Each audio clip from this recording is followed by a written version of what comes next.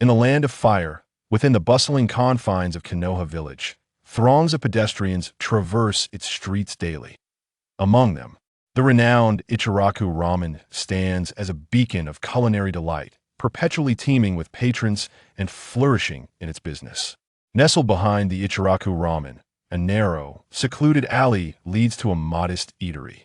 Upon entering the alley and making a right turn, one discovers a humble restaurant. At its entrance lies a large black dog, languidly panting, while the interior remains desolate, devoid of any customers. Suddenly, a young figure emerges from the restaurant. This individual, slender and fair-skinned, possesses an undeniable handsomeness. "Wankai, it's time for your meal," Li Xian calls out, cradling a porcelain bowl in his right hand as he steps outside. He places the bowl before the large dog, which instantly springs to life, eagerly devouring its food.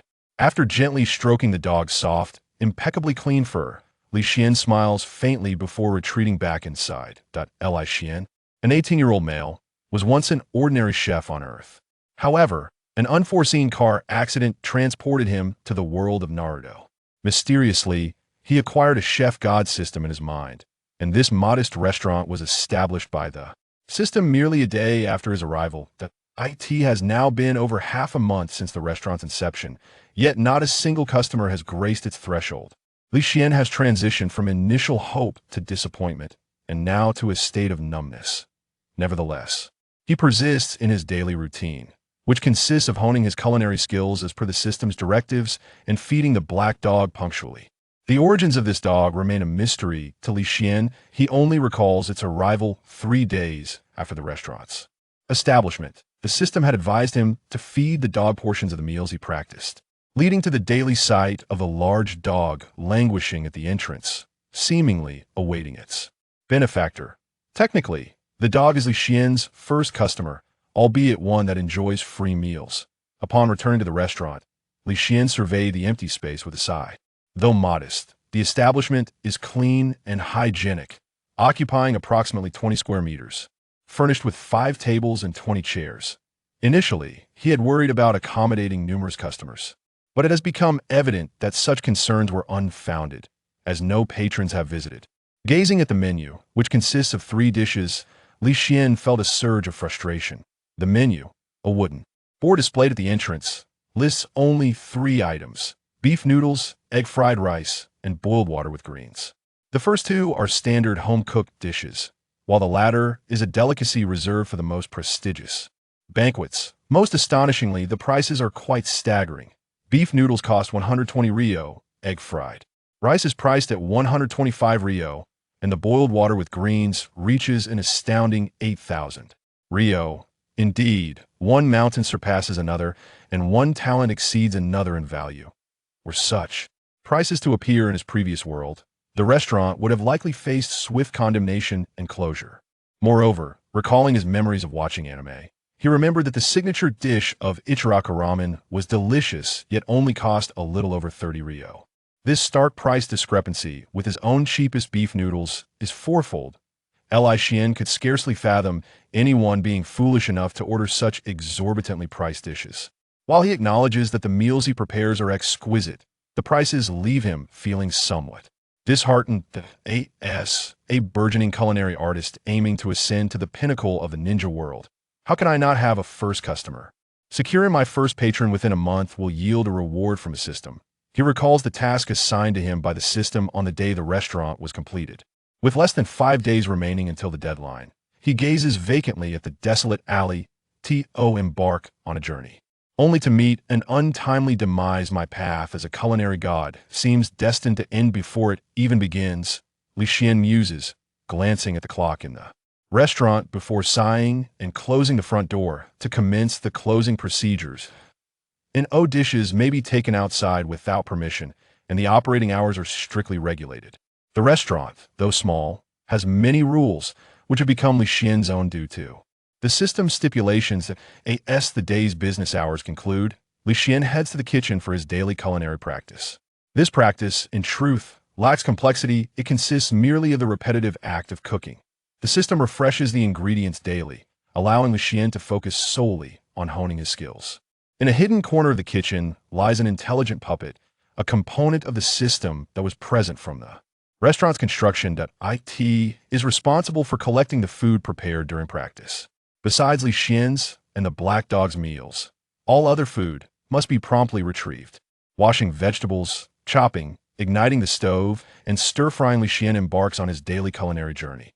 Notably, the kitchen's facilities are equipped with modern amenities reminiscent of Earth, providing Li Xian with a sense of familiarity in this foreign world.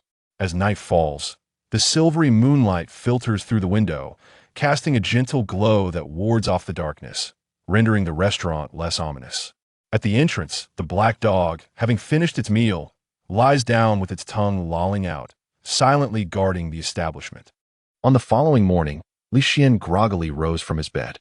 After completing his morning rituals, he opened the doors of his humble restaurant. The entrance remained unchanged, devoid of any patrons, and the large black dog continued to lounge on the ground.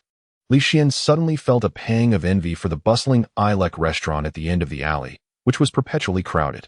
He wondered when his own establishment might flourish in a similar manner. Such a turn of fortune would be a blessing indeed. As the future culinary deity of the ninja world, he understood that if his dishes were exceptional, throngs of customers would surely come to savor them. After all, true talent will always shine through. The mechanical voice of the system resonated in his steadfast mind, offering encouragement. Yet, Li Xian had grown accustomed to this. For the past half-month, whenever he harbored feelings of envy towards Ilek restaurant, the system would respond with motivational platitudes. To him, this aspect of the system felt rather humane. Setting up a reclining chair beside the restaurant's entrance, Li Xian lay down, basking in the warm sunlight with his eyes squinted in contentment. The alley remained as desolate as ever, suggesting another day devoid of customers, he mused. The black dog, still sprawled on the ground, glanced at him and let out a single bark before resuming its languid position. Just as Li Xian was on the verge of slumber, a childish voice startled him awake. "Oh, there's a restaurant here?"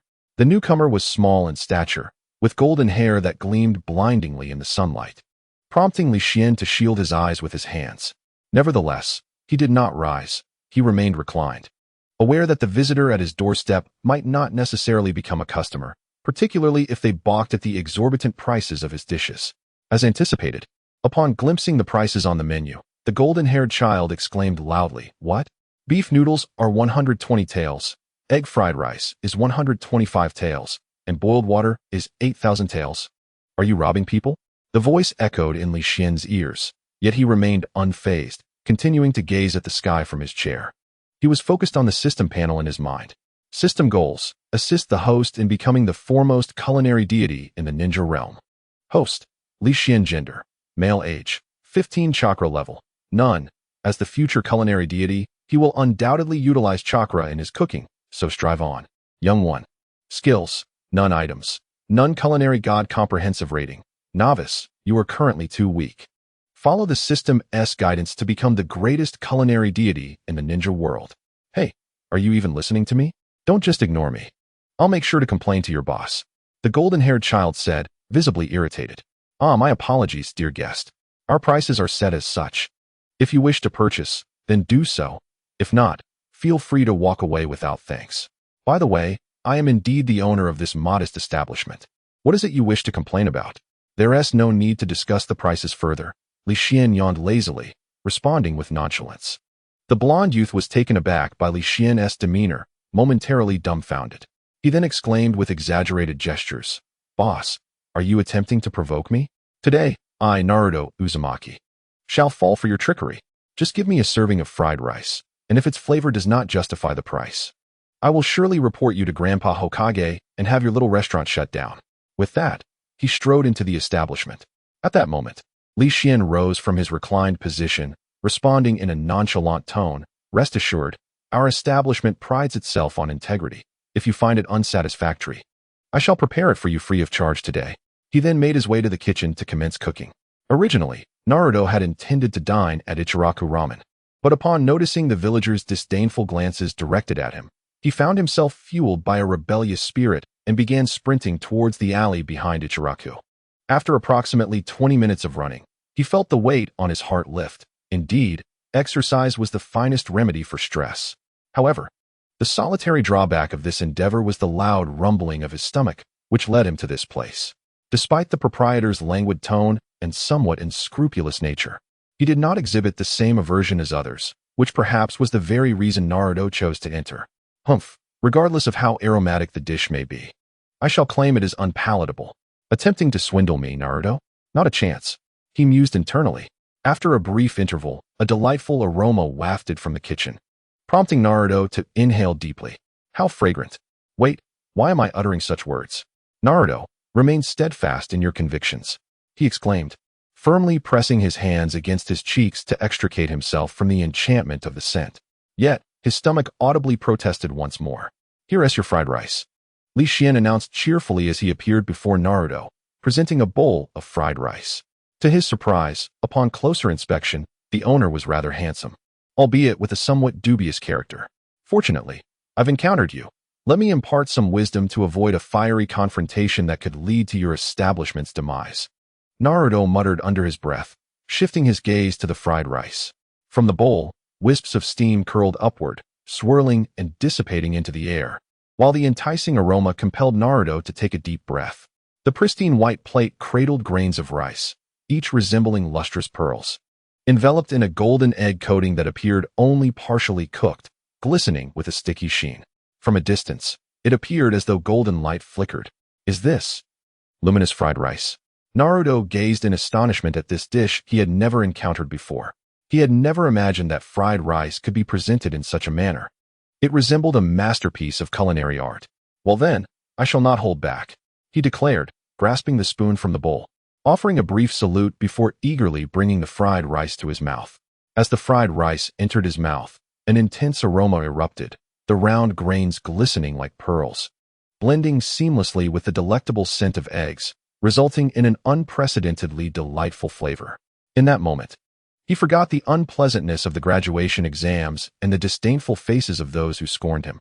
Only the exquisite taste occupied his thoughts. Thus, in the next instant, Naruto buried himself in the bowl of fried rice, indulging heartily. It was divine.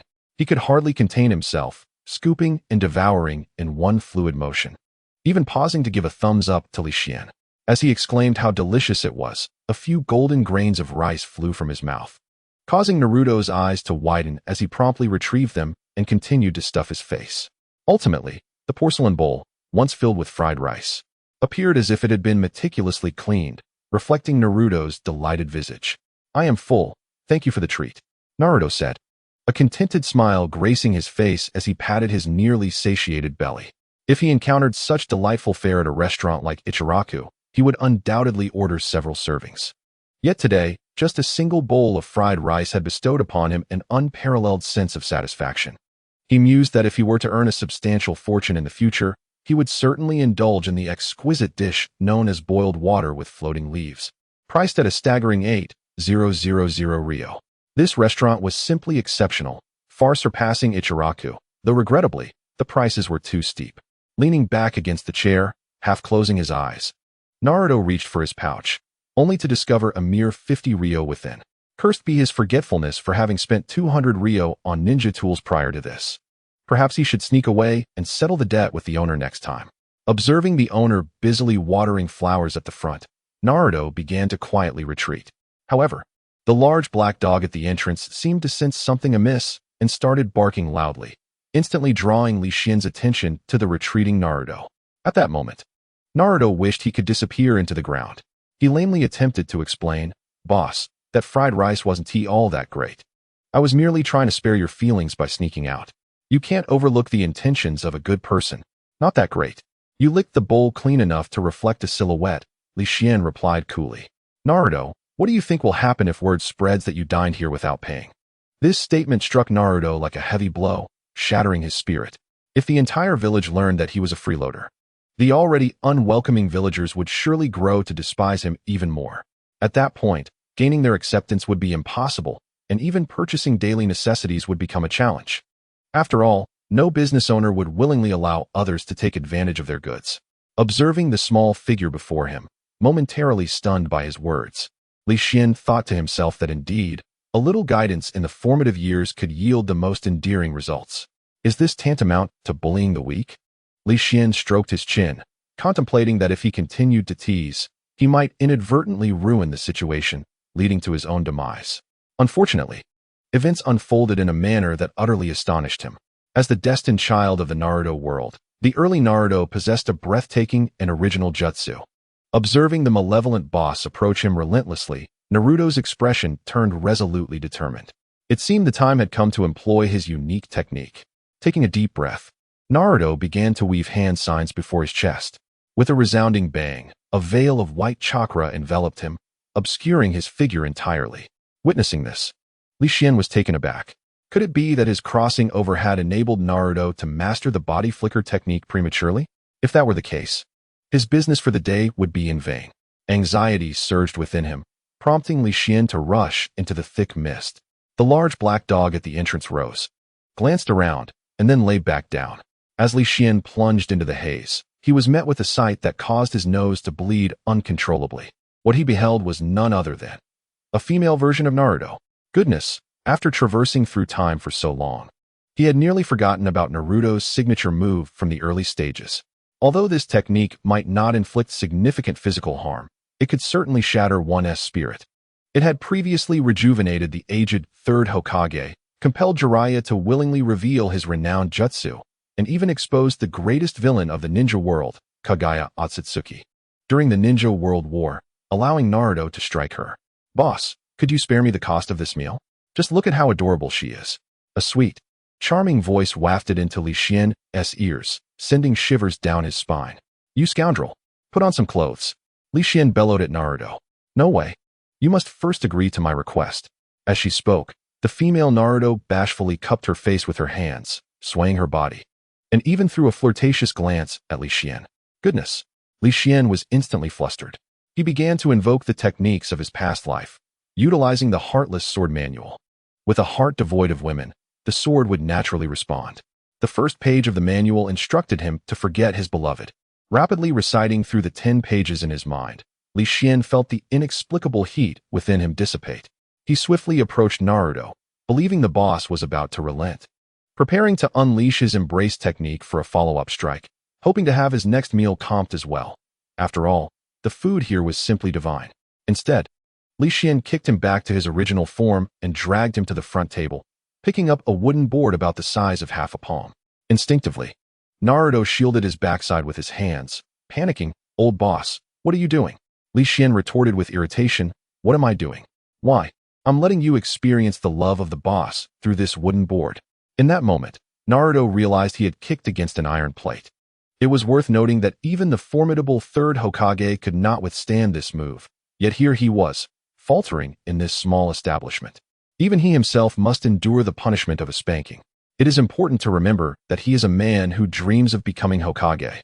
The thought of many years hence, when he becomes Hokage, and the villagers admonishing their children with the words, "Children, when you grow up, never emulate Lord Hokage by dining and dashing, lest you suffer a spanking," is indeed a nightmarish vision.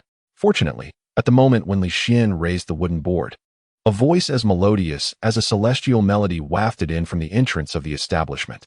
"Please stop this. I shall settle the bill for Naruto, so do not harass him any further." Upon hearing this commanding voice, Naruto was overwhelmed with emotion, nearly moved to tears as he exclaimed with heartfelt gratitude, "Teacher." When Mizuki entered the restaurant, Li Xian was momentarily taken aback, for he had anticipated Irika's arrival and was surprised to see him instead. This master, possessing the strength of a Chunin in the original narrative, was not someone Li Xian could contend with given his current abilities. However, how had he arrived here? Li Xian shifted his gaze to Naruto. At this moment, seeing someone come to his aid, Naruto wriggled free from Li Xian's grasp and stood behind Mizuki, declaring, "You heartless, inconsiderate owner, I shall never return to your establishment." At this juncture, the system also issued a new task. Beep. Triggered special task. Make Naruto happy. As the future culinary master of the ninja world, how could one not forge a profound bond with the protagonist? Task requirement. Inspire the protagonist to worship you. Task reward. Jinin Chakra. Upon seeing the task reward presented by the system, Li Xian's eyes widened in astonishment. He had initially believed that his presence in the world of Naruto would confine him to the life of a humble chef, yet the system was unexpectedly generous, allowing him to embark on the path of ninjutsu. This would grant him the means of self-protection and he expressed a desire to explore other ninja villages in due course. The world is vast, and he yearned to see it. However, the task at hand also left Li Xian in a quandary. After all, Naruto currently harbored a poor impression of the small eatery, and based on his past experiences of watching Naruto, he knew that Naruto was a stubborn individual. Once he set his mind on something, not even 10 oxen could pull him back. Much like how Naruto vowed to bring Sasuke back after his defection. Despite the scorn of many who deemed him foolish, he remained undeterred, ultimately sacrificing his dignity and an arm to return Sasuke to the village. Thus, Li Xian began to ponder deeply. Mizuki, having spent a moment in the restaurant and grasped the situation, suppressed his inner disdain for his own ulterior motives and donned a facade of benevolence. Gently ruffling Naruto's hair, he spoke earnestly, "Owner, your restaurant's pricing is indeed quite unreasonable. I believe you are engaging in illegal operations, disrupting market order. Upon my return, I shall report this situation to Lord Hokage, urging him to shut down your establishment." What? Unreasonable pricing? Suddenly, Li Xian's eyes lit up as an idea dawned upon him. Naruto felt that the pricing of his dishes was rather exorbitant. However, there exists a rationale behind high prices. One receives what one pays for. Reflecting upon the recent changes in his own physique, Li Xian was suddenly imbued with confidence, a smile gracing his face.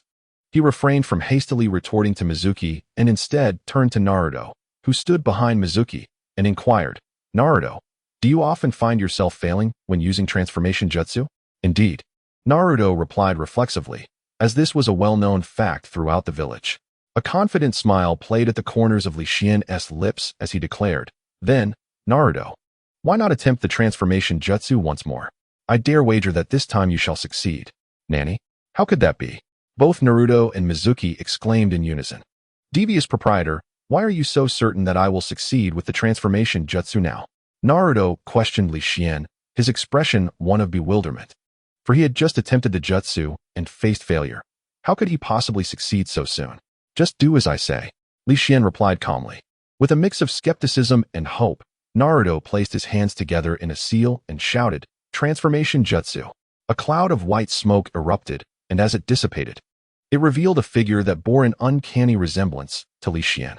Indeed, Naruto's transformation jutsu had succeeded. "How is this possible?" Mizuki gasped, his eyes wide in disbelief as he beheld this astonishing spectacle. This underdog had truly triumphed. "What shall I do with my subsequent plans?" Mizuki pondered anxiously. Naruto, however, was devoid of such convoluted thoughts. He slowly approached a mirror in the restaurant to admire his reflection. This was, after all, his first successful execution of the transformation jutsu. Previously, his attempts had resulted in grotesque distortions, either a misshapen face or missing features. Yet, this time, he had transformed into an exact likeness of the shrewd proprietor. In disbelief, Naruto touched his face with trembling hands, tears of joy cascading down his cheeks. "I have finally mastered the transformation jutsu. I can now become a true ninja." No one knew the depths of Naruto's yearning to become a genuine ninja. Only by attaining the status of a ninja could one aspire to become Hokage. And only as Hokage could one earn the recognition of all. It was this very belief that sustained his optimism and vivacity. Otherwise, he might have turned into a monster akin to Gaara of the Sand Village. At that moment, Naruto emerged from his reverie, fully aware of the source of his newfound success. "Devious proprietor, it must be you, right? How did you accomplish this?" "Apologies, but that's a trade secret, no disclosures," Li Xian replied boastfully from his seat. Naruto stood momentarily stunned, then gazed at Li Xian with admiration, uttering words that left everyone astounded. "Boss, from this day forth, you shall be my leader." Meanwhile, Mizuki began to wander aimlessly within the restaurant, lost in thought. When he stealthily approached the kitchen and spotted a puppet tucked away in the corner, driven by ulterior motives, he quietly slipped out of the establishment. Ding. Special mission, make Naruto happy. Task requirement, inspire the protagonist to revere you. Task reward, Chunin Chakra. Task completed, reward dispensed. As the system's words faded, Li Xian felt a surge of power within his body, enhancing his physical strength beyond the ordinary. This newfound vigor instilled in him a sense of confidence to confront future challenges. At that moment, Naruto rushed over, respectfully stating, "Boss, from today onward, you are my leader." Li Xian uttered a phrase in English that Naruto could not comprehend, then cast a peculiar glance at him. When did this child become so akin to Konohamaru? Casually declaring brotherhood? Nonetheless, he was, after all, the protagonist of this world. Just as Li Xian was lost in contemplation, Naruto grew anxious. Having finally encountered someone formidable, he felt the urgency to cling to this opportunity. Thus, he gazed at Li Xian with pitiful eyes, resembling a child who had suffered a grave injustice. Eventually, spurred by that pleading gaze, Li Xian reluctantly acquiesced. "Boss, could you enlighten me on how I successfully performed the transformation jutsu?" Naruto inquired with eager anticipation. Since he had already become the boss's subordinate, surely the elder brother would not withhold such knowledge. Otherwise, how could he explain to Irika-sensei the reason behind his successful transformation during the upcoming graduation exam? "You genuinely wish to know?" "Yes, boss, please tell me." "The answer lies in the fried rice you devoured." "What?" Naruto's eyes widened in disbelief. Li Xian tapped his head lightly, adopting a serious tone. "The fried rice from this establishment is not as simple as you might think. The rice we use is renowned in the ninja world as Yutian rice, prized for its challenging cultivation and low yield. This rice is exclusively savored by the feudal lords and the strongest shinobi in each village. Yutian rice boasts a dark red hue, exuding a fragrant aroma. When cooked, it glistens with a golden sheen, its texture delicate and moist, offering a tender, elastic mouthfeel and an enduring aftertaste. Regular consumption is said to replenish energy and nourish the blood, harmonizing the 5 internal organs. Upon hearing Li Xian's explanation, Naruto grasped that this delicacy was reserved for the elite but understood little else, as the information was relayed too swiftly for his mind to process. However, one thing was clear to him. This shrewd boss was a concealed expert, capable of procuring rice mint for the Hokage. Truly, Li Xian was worthy of being called my leader. Yet, Naruto remained perplexed as to why his transformation jutsu had succeeded. Noticing Naruto's bewilderment, Li Xian asked, "Do you know what chakra is?" "I do," Naruto replied, having acquired some foundational knowledge during his time at the Ninja Academy.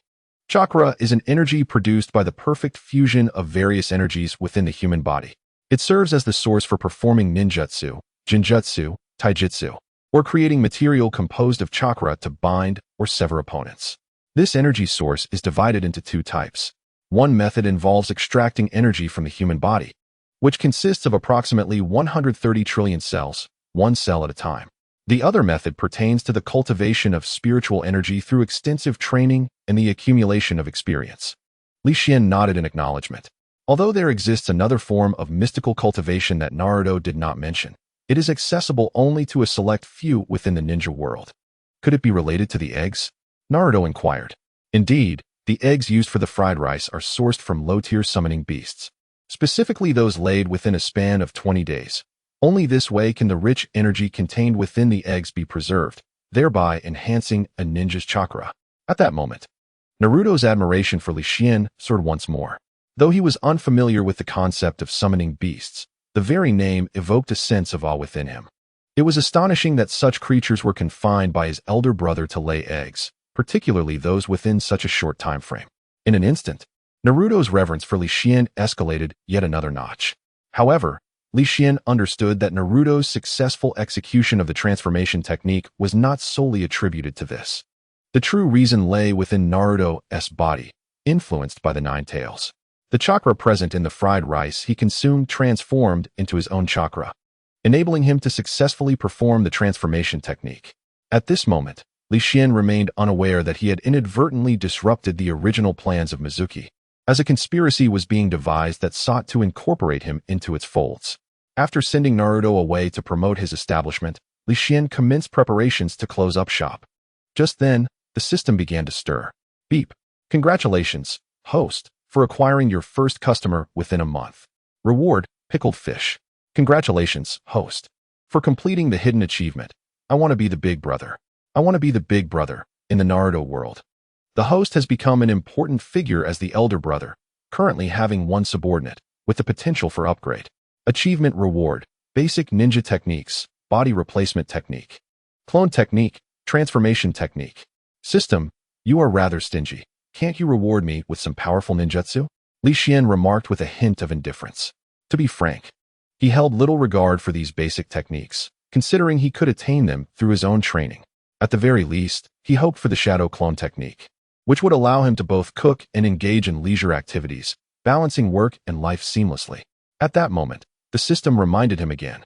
Apologies, host. You cannot acquire any ninjutsu from external sources. Well then, it seems my fate is to be a mere cook. Subsequently, Li Xian channeled his frustration into motivation, deciding to prepare a delectable dish as a reward for himself. After all, it had been several days since anyone dined at his restaurant, marking a momentous occasion. What to prepare?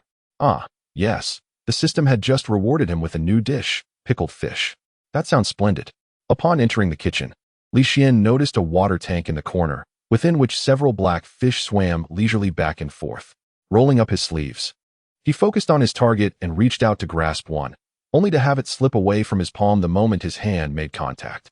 Li Xian retracted his previous casual demeanor and began to focus earnestly. With both hands engaged, he recalled the memories from the anime and successfully manifested chakra upon his palms for the first time. Stirring the water, he aimed at a fish and struck with lightning speed, his fingers gripping the creature firmly. With a splash, Li Xian lifted the fish out of the water tank. The system announced, low-level fish-type spirit beast, black-scaled fish, inhabiting depths below 10,000 meters. Renowned for its lightning-fast speed, it ranks among the swiftest fish spirit beasts in the ninja world. The black-scaled fish has few bones and abundant flesh, making it ideal for preparing sauerkraut fish. At that moment, the method for cooking sauerkraut fish flowed into Li Xian's mind. Firmly grasping the fish, he pressed it onto the cutting board. The fish, still flailing, seemed aware of its impending fate and struggled vigorously. Holding the fish down, Li Xian picked up a sharp knife, expertly striking the fish's head with the back of the blade. The fish twitched slightly before falling still, evidently rendered unconscious. He laid the fish flat and swiftly scraped off its dark scales with the edge of the knife, each glossy scale falling away into the basin before him. Once the scales were removed, Li Xian used the knife's tip to extract the entrails from the fish's gills. With a quick motion, he sliced off the fins, then rinsed the fish in the basin, washing away the traces of blood. Placing the cleaned fish back on the cutting board, Li Xian began to fillet. Lifting the gill cover with his left hand, he executed a precise cut, severing the connection between the head and the spine without damaging the flesh or skin. He then inserted the flat blade into the fish's gills, carefully sliding it along the bones towards the tail, separating the bones from the meat, first addressing the belly, then the back. Flipping the fish over, he employed the same technique on the other side, and finally struck the tailbone to sever it.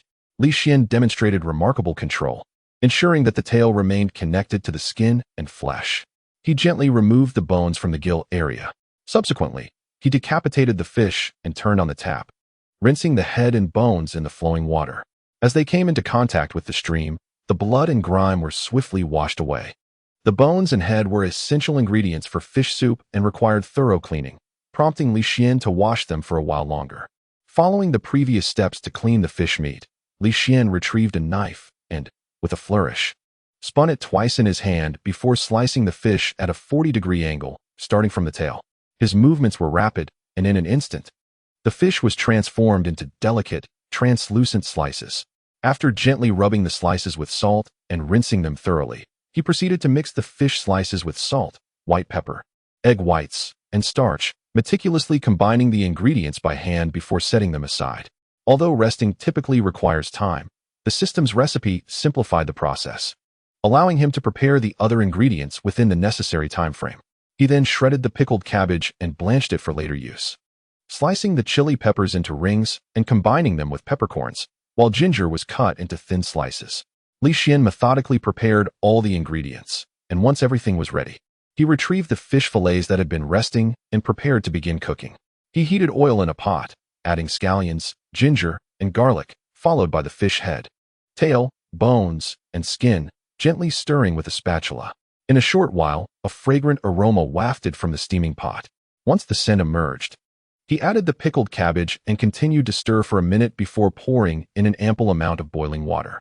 Li Xian assessed the heat, turning the pot's handle 90 degrees to set it to medium, a high temperature that would transform the fish broth into a milky white hue.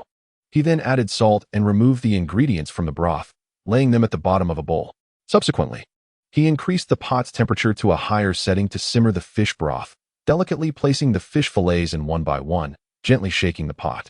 Once the top fillets were cooked to about 80% doneness, Li Xian retrieved them and placed them in the bowl, straining the broth into it. After preparing the dish, he added oil to the pot and, while it cooled, tossed in the peppercorns and chili rings, lowering the heat. As the chilies turned a vibrant red with a hint of yellow and became glossy and crisp, he removed the green and red chilies and sprinkled them atop the fish fillets. The remaining oil in the pot was not discarded. Li Xian adjusted the heat back to high, allowing the oil to heat until wisps of blue smoke began to rise. He grasped the handle and poured the sizzling oil over the fish fillets. In the pristine white porcelain bowl, the tender, succulent fish rested in a golden broth, topped with a layer of red oil and several green and red chilies, resembling playful sprites. The white steam wafted gently upwards, and the enticing aroma was enough to stimulate one's appetite, leaving one yearning for more. Li Xian admired the culinary creation for a moment, savoring the increasingly rich fragrance, and could not resist picking up his chopsticks, eagerly grasping a piece of tender fish. As he anticipated the taste, he brought the fish to his mouth. The texture was delicate, smooth yet not greasy, and the unique tanginess burst forth, stimulating his palate and captivating his senses. Li Xian scooped a spoonful of broth and drank it directly. The soup was sour, fragrant, and delightful, with a mild spiciness that was not overpowering, offering an exquisite taste. The broth was pleasantly warm. The white porcelain bowl was designed to retain heat while also cooling, a testament to the system's quality craftsmanship. Just as Li Xian prepared to serve some rice with the dish, the dog at the door seemed to catch a whiff of the delicious aroma and began barking excitedly. Hearing the commotion, Li Xian took out its designated food bowl and filled it with approximately half a bowl of the pickled fish. Stepping out of the kitchen, he placed the bowl in front of the dog. Suddenly, Li Xian recalled that dogs should not consume spicy food. Just as he intended to take the bowl back, he noticed the dog eagerly devouring the meal. Before long, the bowl was empty. The dog then looked at Li Xian with hopeful eyes, as if to express that it was still hungry. Seeing the dog's pitiful gaze melted Li Xian's heart. He promptly poured the remaining pickled fish from the bowl into the dog's dish. Once the dog finished, wearing a satisfied expression, it returned to its usual spot at the door, panting and ready to rest. As Jing Wankai finally satiated its hunger, Li Xian retrieved its bowl, washed it clean, and began the meticulous process of preparing a new dish of sauerkraut fish. He indulged in 3 generous bowls of white rice, consuming the entire fish, which left his belly pleasantly distended. Just as he was about to step outside to digest his meal, a sudden clap echoed through the air. A shuriken landed before him on the table. Li Xian followed the trajectory of the shuriken and caught a fleeting glimpse of a figure darting past him like lightning.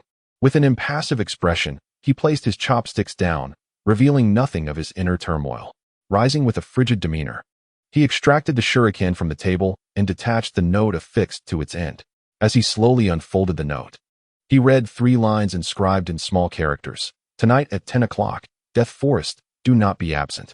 Irritated, Li Xian crumpled the paper into a tight ball. Who was the fool who had delivered such a message? It was clear this was no mere prank, as only a skilled shinobi would possess such a shuriken. And the swiftness of the figure indicated a seasoned individual. This was troubling. Li Xian's mind recalled the scenario where Shuemu had sent Naruto to steal the Book of Seals. But why would he summon me? System, can the puppet in the kitchen be taken outside? Beep. The system replied. The puppet's function is to protect the shop and cannot be taken beyond its confines. However, the host may inquire if the black dog outside is willing to assist. Are you referring to Wankai? Although it has grown larger, it typically appears quite lethargic and is fond of food. If I bring it along, wouldn't it become someone else's delicacy? Li Xian asked in surprise. Beep. The system responded. After assessment, Wankai currently possesses strength at the upper ninja level, with potential hidden dangers. Once healed, it may reach the 6 paths level. Li Xian gasped in disbelief, realizing that the seemingly lazy Wankai, who always appeared greedy, had such a formidable background concealed within. So, system, what if one day Wankai feels discontent and decides to eliminate me? Li Xian questioned, filled with apprehension. Beep. Do not worry, host. Wankai signed a lifelong contract with the system on its first day, pledging to protect the shop and will not harm the host. However, if you wish for Wankai to assist, it will depend on your own efforts. Goodness, how intense. It seems I must employ my silver tongue, Li Xian mused. But system, how can I help Wankai resolve the hidden issues within its body? Simply prepare dishes infused with greater chakra for it to consume, and it will heal. Understood, thank you. System. With that, Li Xian stepped outside, making his way toward Wang Kai. As he approached, Wang Kai maintained its languid demeanor, lying on the ground with its tongue hanging out. In the past, Li Xian would have reprimanded it, but now, armed with the knowledge of Wang Kai's capabilities, he resolved to treat it with the utmost care. Once Wang Kai regained its strength, his own safety would be assured. Wang Kai, Li Xian implored, this evening, I require your assistance with a matter, and as fortune would have it, you find yourself at leisure. Considering the delectable treats I have provided you in recent days, would you lend me your aid? However, Wang Kai seemed oblivious to his plea, continuing its previous actions unperturbed. Frustrated, Li Xian realized he needed to employ a more persuasive tactic. If you assist me this time, I will reward you with an abundance of exquisite delicacies in the future: steamed lamb, steamed bear paw, steamed deer tail, roasted duck, roasted chick, and roasted gosling. He began to recite the renowned dishes from his past life. At the mention of just a few, Wang Kai's mouth began to salivate profusely, akin to a cascading waterfall. Almost immediately, it sprang to its feet and barked excitedly, seemingly urging Li Xian onward. With this, their safety for the venture was assured. Meanwhile, Naruto strolled contentedly towards home. Having never anticipated the existence of cuisine surpassing that of Ichiraku ramen, he had believed that Uncle Ichiraku's culinary skills were unparalleled in the village, only to discover that his elder brother was the true culinary master. The memory of that fried rice lingered, causing Naruto's mouth to water uncontrollably. Wiping his mouth, he shook his head vigorously, and then his thoughts turned to the examination scheduled for the morrow.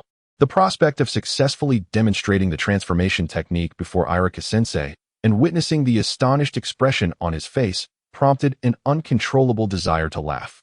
He had suppressed this yearning for too long. Naruto had always longed for the villagers' recognition, which fueled his ambition to become Hokage, despite the relentless setbacks he faced. With the disdainful gazes of those around him and the derogatory label of the tail end, he remained resolute in his pursuit. Now, he was but a step away from becoming a true ninja. I, Naruto, shall undoubtedly become Hokage and earn everyone's respect, he declared, clenching his right fist triumphantly. His eyes ablaze with determination. Huh, you, the tail end, aspire to be Hokage? Are you simply unaware of your limitations, or are you just foolishly ignorant? A sharp, scornful voice cut through the air from behind him. Startled, Naruto whirled around to confront the source of the voice, his pupils narrowing in disbelief. Mizuki-sensei, he exclaimed, astonished. Bah! Mizuki crossed his arms, regarding Naruto with palpable disdain. You, the Nine-Tails Fox, are unworthy to utter my name. In the village of Konoha at 10 o'clock in the evening, due to the recent Nine-Tails incident and the annihilation of the Uchiha clan, a curfew was instituted by the Hokage and several elders. The villagers returned to their homes early, transforming the once vibrant village into an eerie silence.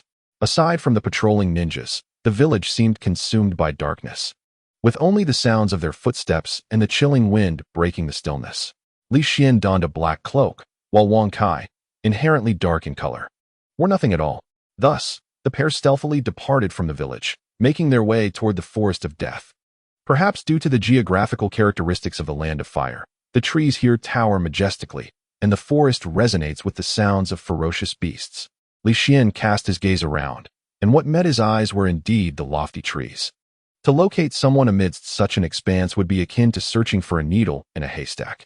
However, Li Xian did not succumb to overwhelming anxiety. Since the other party had summoned him at this hour, there must be a means for their swift meeting. Indeed, shortly thereafter, a series of urgent bird calls echoed from a nearby vicinity. Following the direction of the sound, Li Xian arrived at the designated gathering spot. He found Xuan beneath the trees, holding onto Naruto, whose eyes darted around restlessly. At that moment, Naruto was in a rather unfortunate state. His entire body was bound by ropes, rendering him immobile. His face bore the marks of recent violence, bruised and swollen, making his eyes appear diminutive. Most importantly, the usual vigor of Naruto was entirely absent. He seemed lost, allowing Xuan to manipulate him at will. Li Xian swore he had never witnessed such a lack of fighting spirit from Naruto. Soon, the two began their encounter.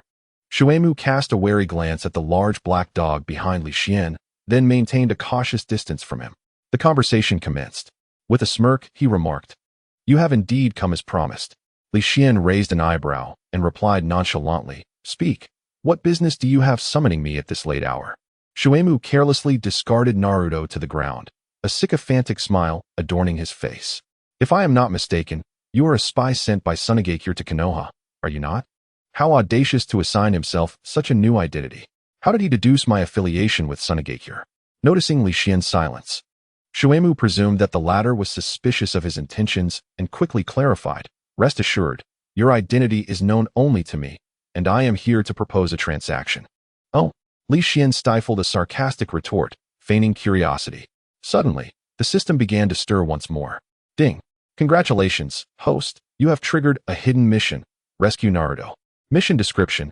At this moment, Naruto's body and spirit have endured tremendous trauma. As his elder brother, it is time to rescue your younger sibling. Mission reward. A recipe for cream cake. With the mission at hand, the discord between Li Xian and Xuan became irreconcilable. Observing Li Xian's continued silence, Xuan mistakenly believed he held the upper hand.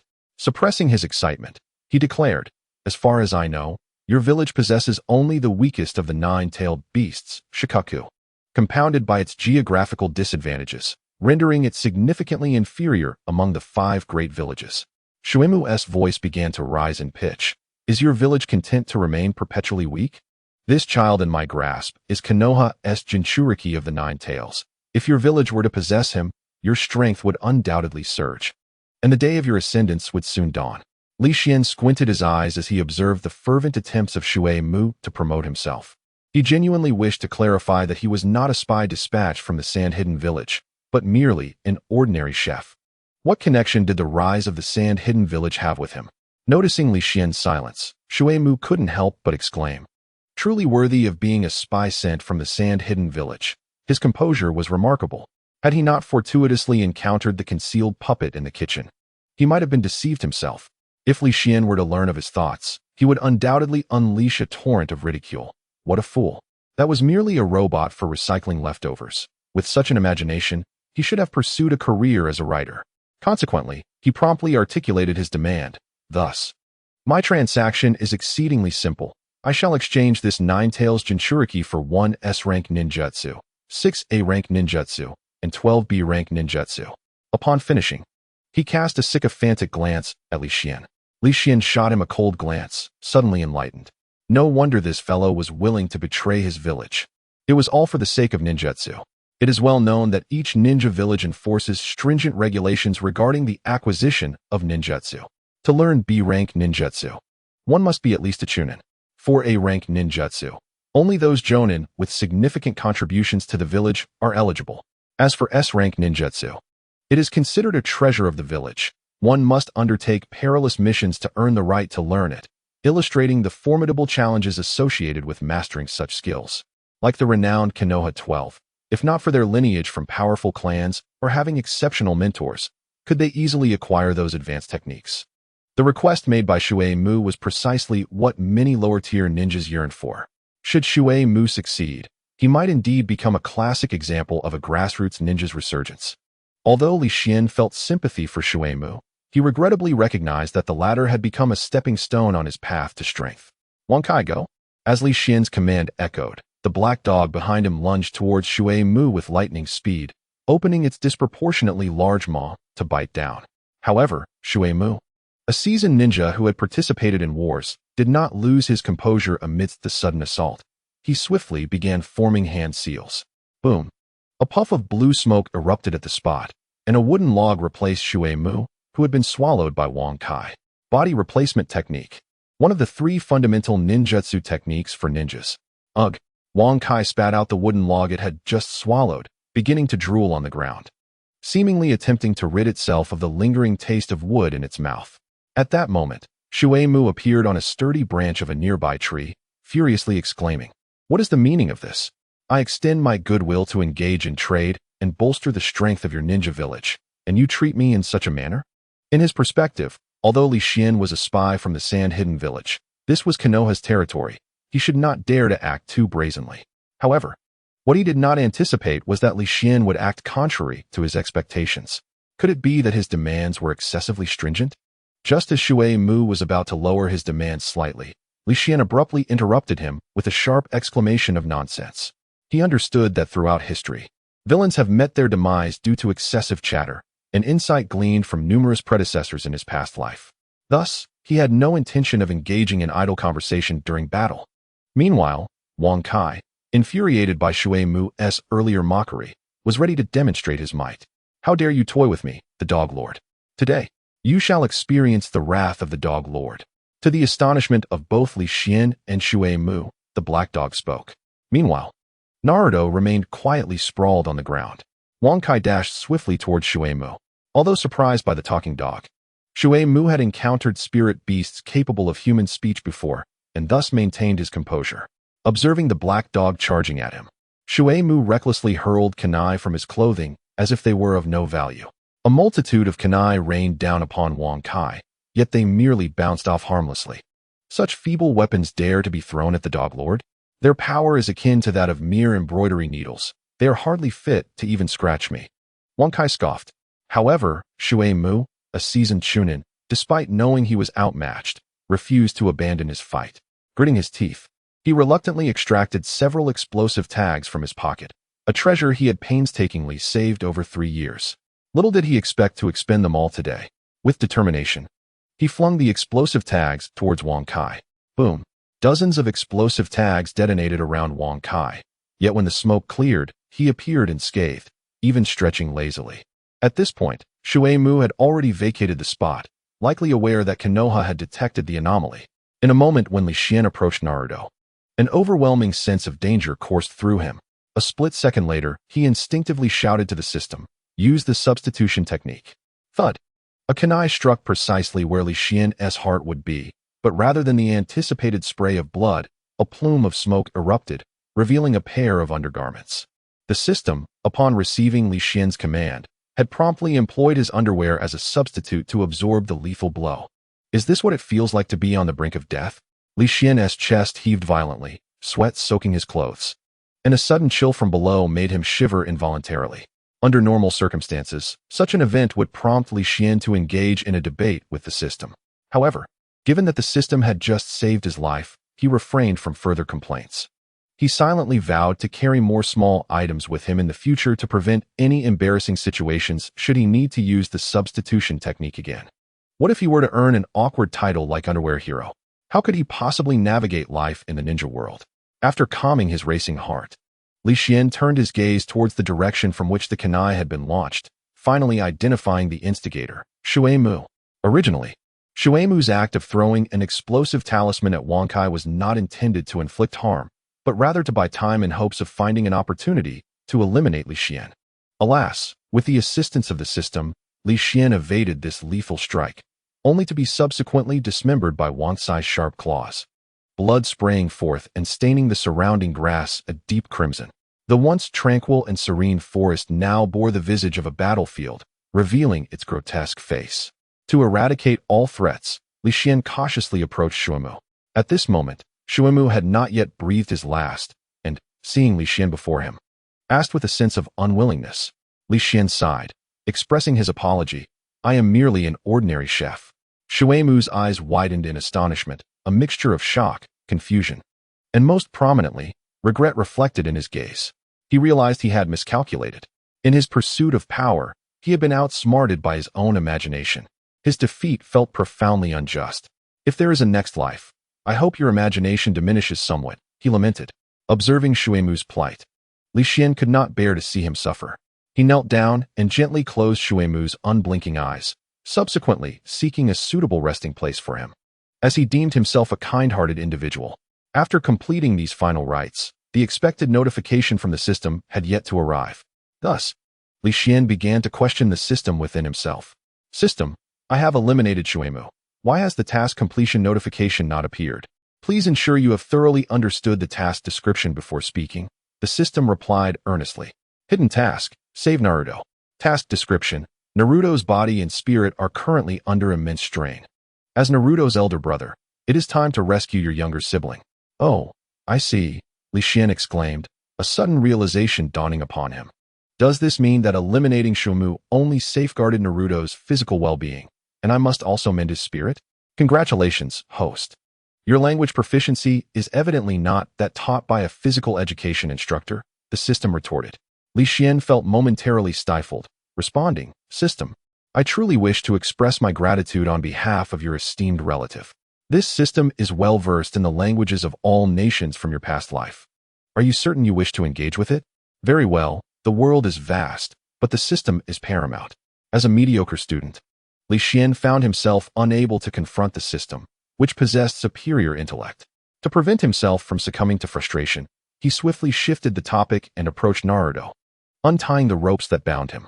However, Naruto appeared as if he had lost his soul. His head hung low, swaying unsteadily, exuding a profound sense of despondency. Witnessing Naruto in such a state ignited a surge of anger within Li Xian, prompting him to command sternly, "Naruto, lift your head." Oh, Naruto instinctively raised his head. Yet his demeanor remained lethargic, his eyes clouded with confusion. His expression resembled that of Junbao and Tai Chizhong Sanfeng after being betrayed by Tianbao, his gaze utterly vacant. Looking at the elder brother he had just recognized, Naruto felt an inexplicable warmth in his heart and could not help but voice his unanswered questions. "Brother, can you tell me, should I not exist in this world?" Naruto questioned, his voice tinged with despair. "Who has ever said you should not exist in this world?" In that moment, a flicker of struggle appeared in Naruto's eyes, and he began to pour out his heart. Teacher Mizuki said, "I am the nine-tailed fox that has caused the deaths of many, including Irika-sensei's parents. That's why everyone despises and loathes me. Brother, wouldn't it be better if I were not here? After all, I have no parents." As he spoke, Naruto's voice grew increasingly agitated. He had once believed that becoming Hokage would alter his fate, yet now, Mizuki had unveiled the harsh truth. At that moment, the belief that had sustained Naruto began to shatter. He questioned whether the goals he had fought so hard for still held any value. Seeing the despondent Naruto before him, Li Xian sighed inwardly. He recalled his own middle school days in a previous life, when he was also shunned and ostracized due to his petty pursuits and the machinations of others. He remembered drinking water flavored with snack seasoning, losing stationery for no reason, and how even the class teacher neglected him, seeing him as a poor student. Fortunately, 3 years passed swiftly, and he managed to rectify his shortcomings, gaining a plethora of friendships. Yet, each time he reminisced about those middle school days, a chill would run down his spine. In that moment, Naruto resembled his younger self profoundly. Li Xian brought his hand down firmly on Naruto's head, a warm smile blooming on his face like the sun. In a gentle tone, he said, "Even if this world forsakes you, Naruto, remember that your brother will always be by your side. You are my little brother, and anyone who seeks to harm you must first step over my corpse." Brother. Naruto could no longer contain himself. He embraced Li Xian, his tears soaking the latter's chest. Li Xian playfully scolded him. "All right, you rascal. As a true man, how can you weep so easily? Remember, you are Naruto Uzumaki of Konoha, the chosen heir to the Hokage. Do you understand?" "Understood, brother. I am destined to become Hokage and will not be deterred by these minor hardships.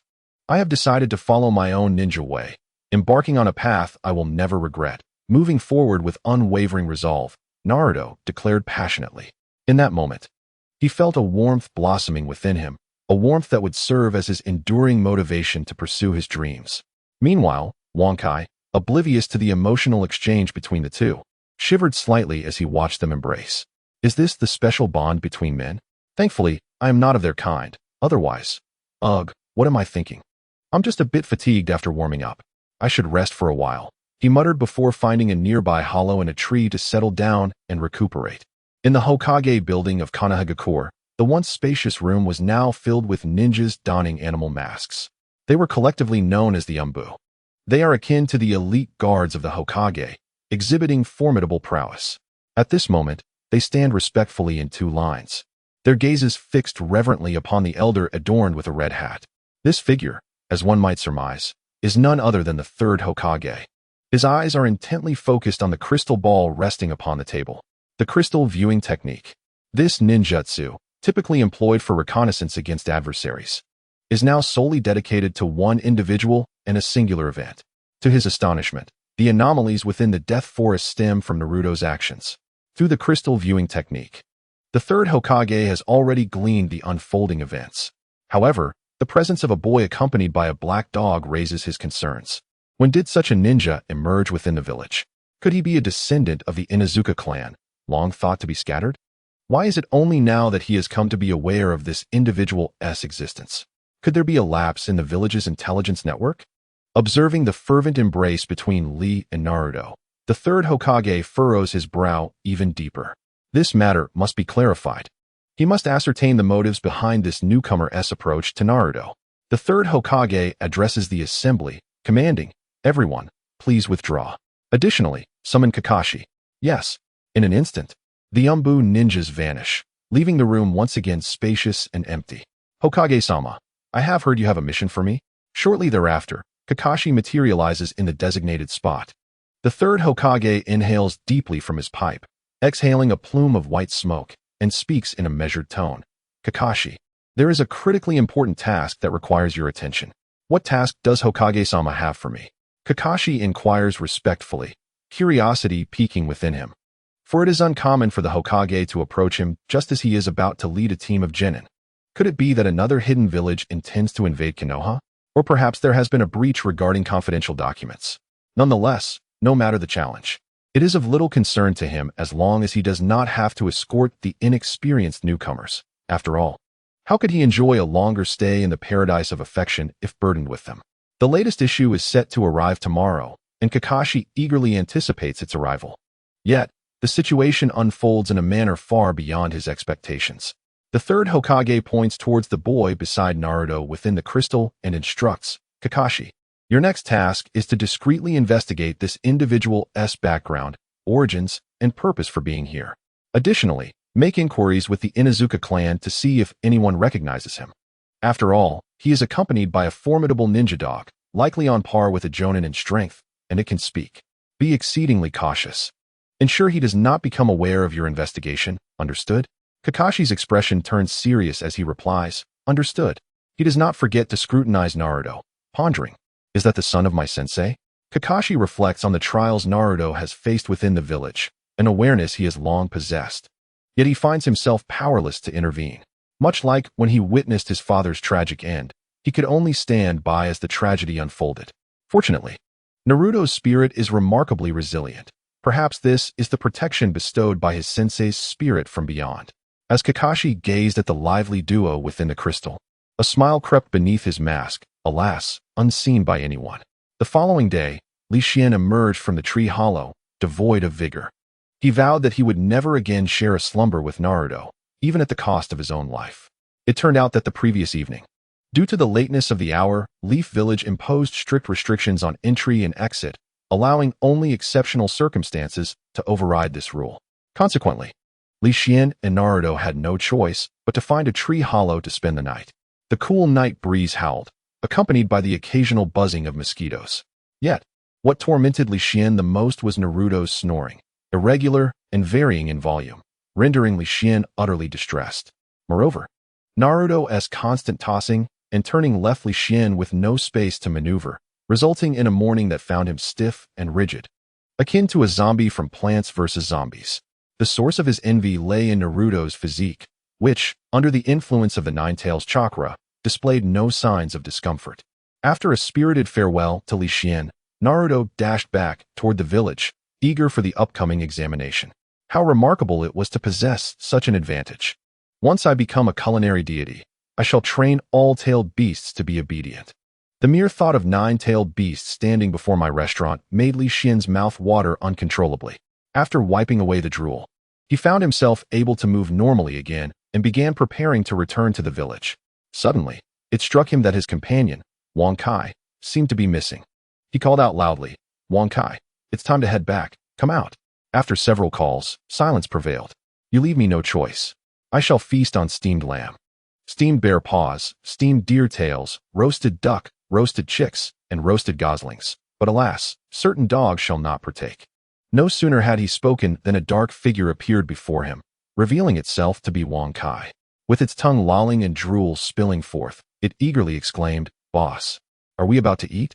Let us hurry back. My stomach is growling with hunger." Looking at Wang Kai, Li Xian felt an overwhelming urge to deliver a flying kick.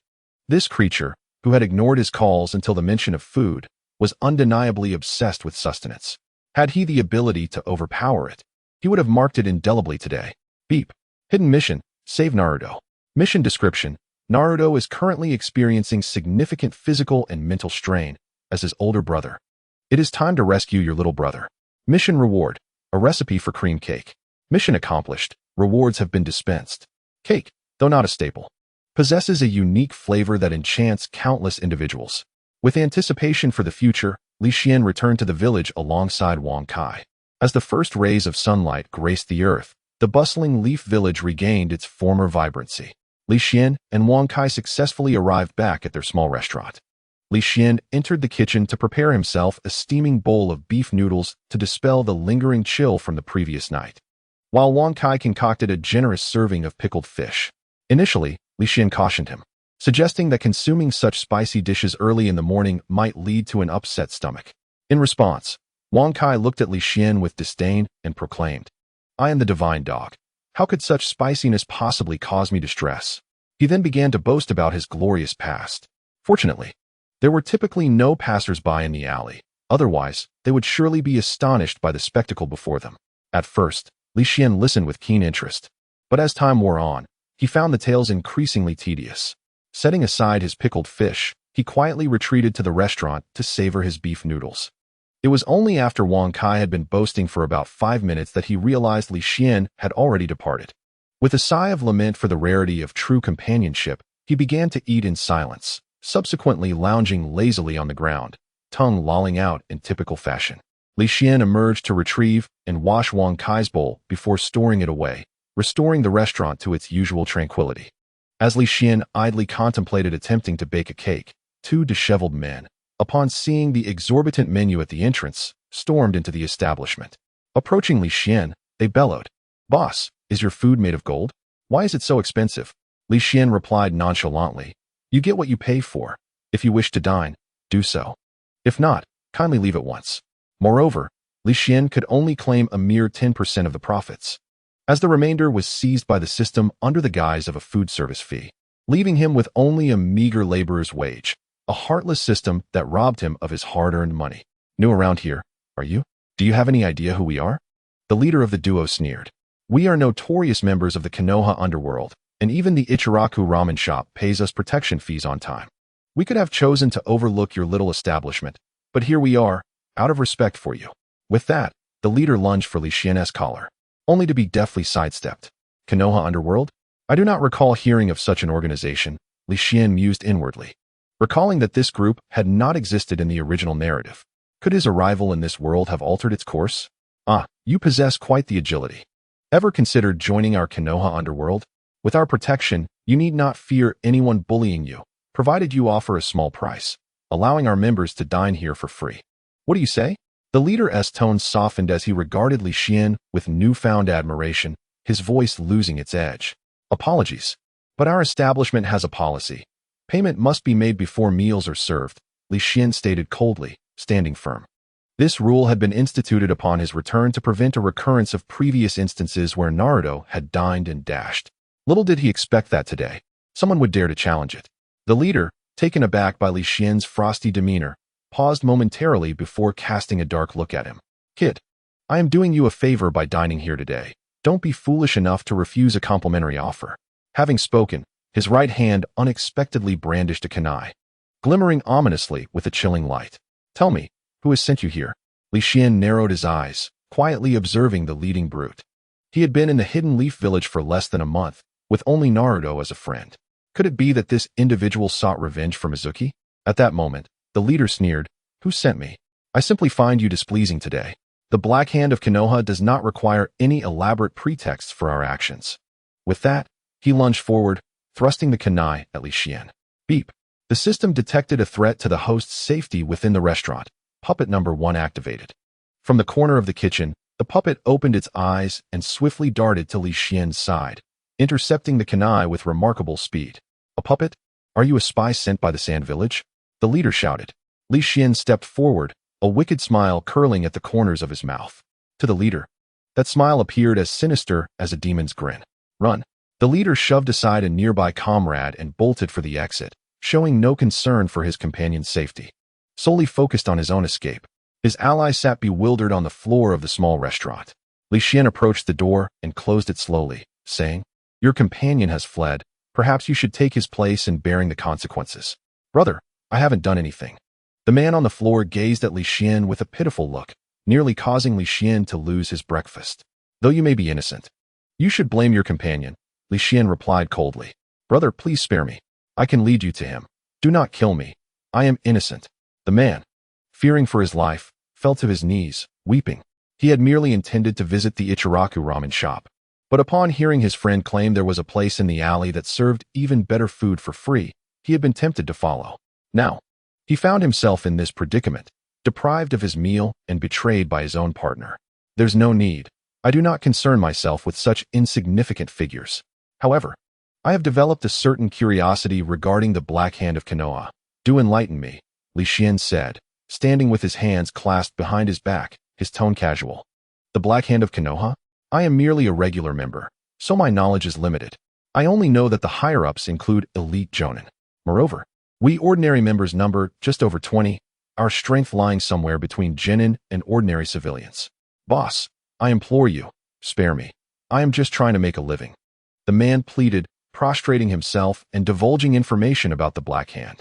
Spare you, perhaps, but Li Xian's lips curled into a slight smirk, leaving his statement unfinished to gauge the man's reaction. Immediately, the man emptied his pockets, producing a total of 500 yuan, which he respectfully handed over to Li Xian. This unexpected turn of events astonished Li Xian. Originally, Li Xian anticipated that he would utter the phrase, "Whatever conditions you have, I shall comply." To his surprise, without uttering a word, the individual relinquished the wealth on his person, demonstrating a commendable sense of propriety. Indeed, I appreciate individuals of such elevated awareness. What is your name? Li Xian inquired coolly. My name is Feng Jianxin. Feng Jianxin replied respectfully, not daring to display even a hint of negligence. Feng Jianxin, a splendid name. Given your commendable demeanor today, allow me to offer you a taste of the special cream cake that our establishment is preparing to unveil. Would you care to try it? Then I shall humbly comply. Feng Jianxin's expression turned sour. At that moment, he had no desire to indulge in anything, yearning instead to depart swiftly from this place. However, he dared not refuse Li Xian, thus mustering the courage to acquiesce. Very well, you may sit there. Li Xian gestured towards a nearby seat. Feng Jianxin promptly complied, sitting upright in the chair, utterly still. Observing this, Li Xian merely smiled faintly before proceeding to the kitchen. At this moment, Feng Jianxin's mind was in turmoil. He yearned to escape while Li Xian was absent, yet the thought of the dire consequences should he fail and be recaptured rendered him immobile, as if his body were laden with lead. Meanwhile, Li Xian had gathered the ingredients for the cream cake on the table: 6 fresh eggs, a small bag of flour, a small tub of cream, still emitting cool vapors, a basin of fresh milk, along with sugar, jam, and other accompaniments. After washing his hands and preparing the workspace, he commenced the creation of his inaugural cream cake since arriving in the world of Naruto. First, he cracked the 6 eggs into a large bowl and added sugar, then, utilizing an electric mixer, began to whip the mixture vigorously. The egg liquid became increasingly airy, swelling to several times its original volume. He continued to whip until lifting the mixer revealed that the drips of egg liquid would not vanish immediately, capable of forming patterns in the bowl. Finally, Li Xian exhaled a sigh of relief, beads of sweat dotting his forehead. Next, he placed these ingredients onto the stove to preheat. Subsequently, he sifted flour into the bowl and stirred. He then added the cream and milk into the blended batter, continuing to fold and mix until achieving a delicate, fluffy consistency. Using a wooden mold that had been prepared by the system, he shaped the batter into a large dough, and once everything was in order, he placed the large dough into the oven. After a considerable time, the cream cake that Li Xian had crafted emerged freshly baked. A rich aroma of cream wafted from the small eatery, permeating even to the entrance of the neighboring restaurant, Ichiraku Ramen. Instantly, it captured the attention of the patrons who were lining up outside. My goodness, what is that fragrance? I feel as if I am surrounded by cows on the prairie. One exclaimed, just a moment ago, I could manage a single bowl of ramen. Now, I could consume 5. Wah! It reminds me of the flavors of my mother's cooking from my childhood, another added. Amidst the lively discussion, a significant portion of the customers even abandoned their lengthy wait in line, drawn towards the source of the enticing aroma. Just then, the uncle from Ichiraku, who had just finished preparing another bowl of ramen, emerged from the kitchen. Noticing the reduced number of patrons outside, He pondered aloud. Could it be that I have been so busy lately that I am imagining things? Why does it seem like there are far fewer customers at the door? When Li Xian sliced a piece of cream cake and brought it out of the kitchen, he was startled to see dozens of villagers rushing into his quaint little restaurant. For a moment, Li Xian was taken aback, fearing that the dark forces of the Konoha organization had come seeking revenge.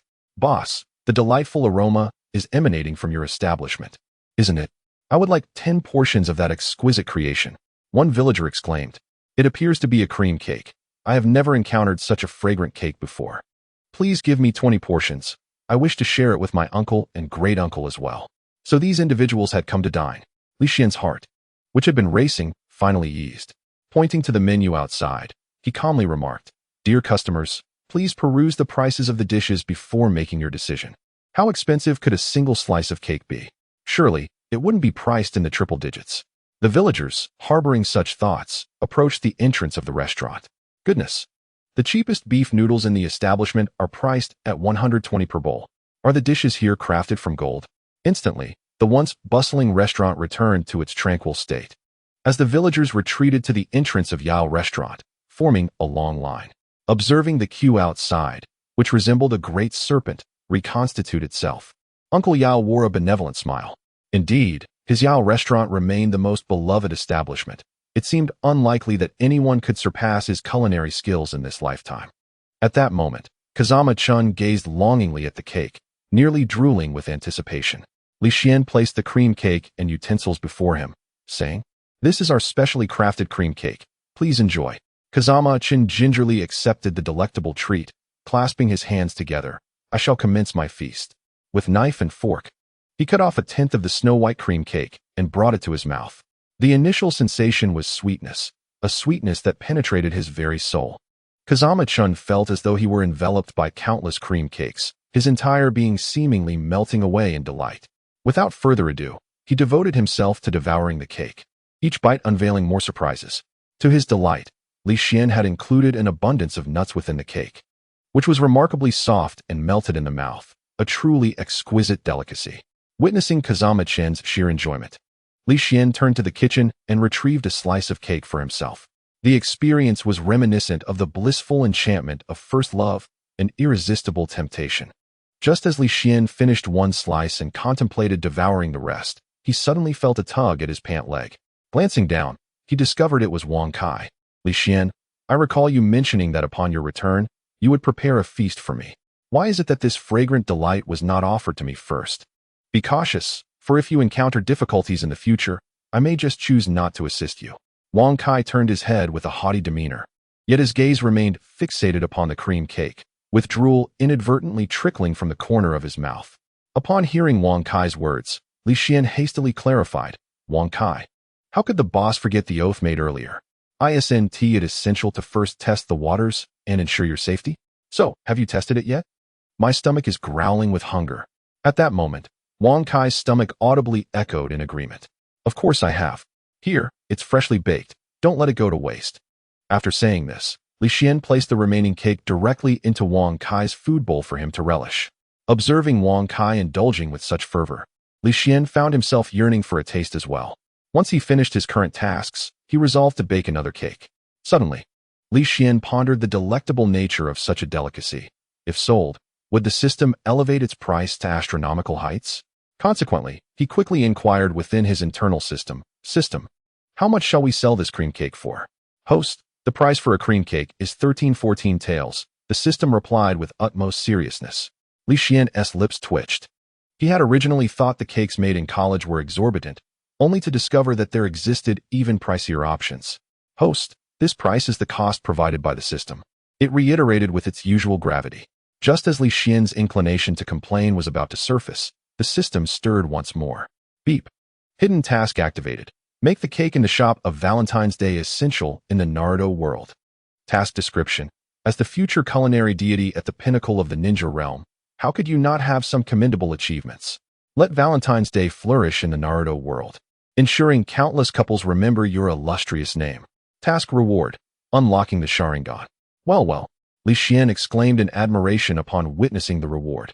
Although the Sharingan may not be immensely powerful in its initial stages, Its evolution into the Mangekyo Sharingan can indeed dominate the battlefield.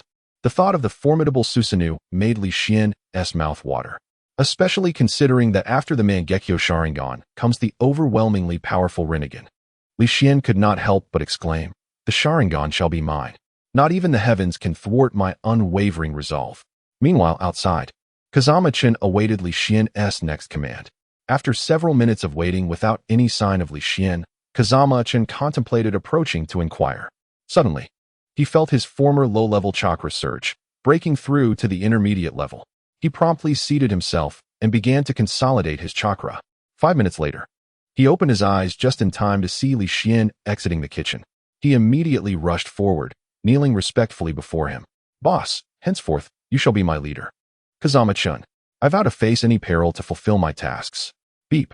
Congratulations to the host for gaining a subordinate through the culinary delight of cake. Reward obtained, dragon beard noodles. "Oh, is that so? I currently have a significant task to entrust to you. Are you truly capable of accomplishing it?" Li Xian spoke slowly, resembling a sage detached from the world. "I would stake my very life to fulfill this mission," Feng Jinshan replied with unwavering determination. At that moment, his conviction was more resolute than ever before. Perhaps this was the power that exquisite cuisine could embody. "Rest assured, the task is not arduous. Simply return to the shadows of Konoha and gather intelligence for me. Remember to relay any crucial information discreetly," Li Xian continued. "Ah, I see. Brother wishes for me to return as a spy, to thoroughly understand their strength before uprooting them. Truly, you are my brother, with such lofty aspirations," Feng Jinshan praised. "Enough now. Hasten back and do not forget to mark yourself as having been beaten by me, so as not to arouse their suspicions easily." Li Xian waved his hand and resumed his leisurely existence. At that moment, the streets of Konoha were enveloped in a cloud of dust, catching the attention of numerous villagers. Upon closer inspection, it was Naruto dragging Iruka along in a frantic dash. Ugh, encountering such a scene early in the morning is truly disheartening. That wretched Ninetales. Why has it not yet vacated the village? One villager grumbled. Indeed, one wonders why the Hokage still allows that fool to remain here. However, when Naruto's ninja headband gleamed in the light, those who had previously derided him as worthless suddenly felt a pang of shame. The disdainful expressions of the villagers began to fade. For a true ninja, even one as weak as a genin, was not to be trifled with by mere civilians. Yet, Naruto remained oblivious to their changing expressions. He only wished to share the news of his official status as a ninja with his brother, Li Xian. Perhaps even Li Xian had not anticipated the high regard in which he was held in Naruto's heart. Soon, the two arrived at a secluded alleyway. Observing the restaurant's remote location, Iruka inquired, "Naruto, is your brother's cooking truly that exceptional? Why, then, has he chosen to open his establishment in such a secluded spot?" Naruto fervently replied, "Rest assured, teacher, if my brother were to claim second place in culinary excellence, no one would dare to claim the first. He chose this remote location solely because he is the legendary recluse in search of tranquility." Recluse? This child has been so easily deceived, Iruka thought, resolute in his determination to reveal the truth to Naruto and prevent further missteps. As a teacher, he felt an obligation to take action for the sake of his student. Before long, they arrived at the entrance of Li Xian's restaurant. Gazing at the exorbitant menu, Iruka nearly choked. Beef noodles, 120 Ryo. Egg fried rice, 125 Ryo. Pickled fish, 300 Ryo. Cream cake, 1314 Ryo. Dragon beard noodles, 500 Ryo. The price for plain water was an astonishing 8,000 Ryo. At the behest of the esteemed readers, modifications have been made. Any suggestions are welcomed in the comments section, and the author shall strive to amend accordingly. This price is utterly exorbitant.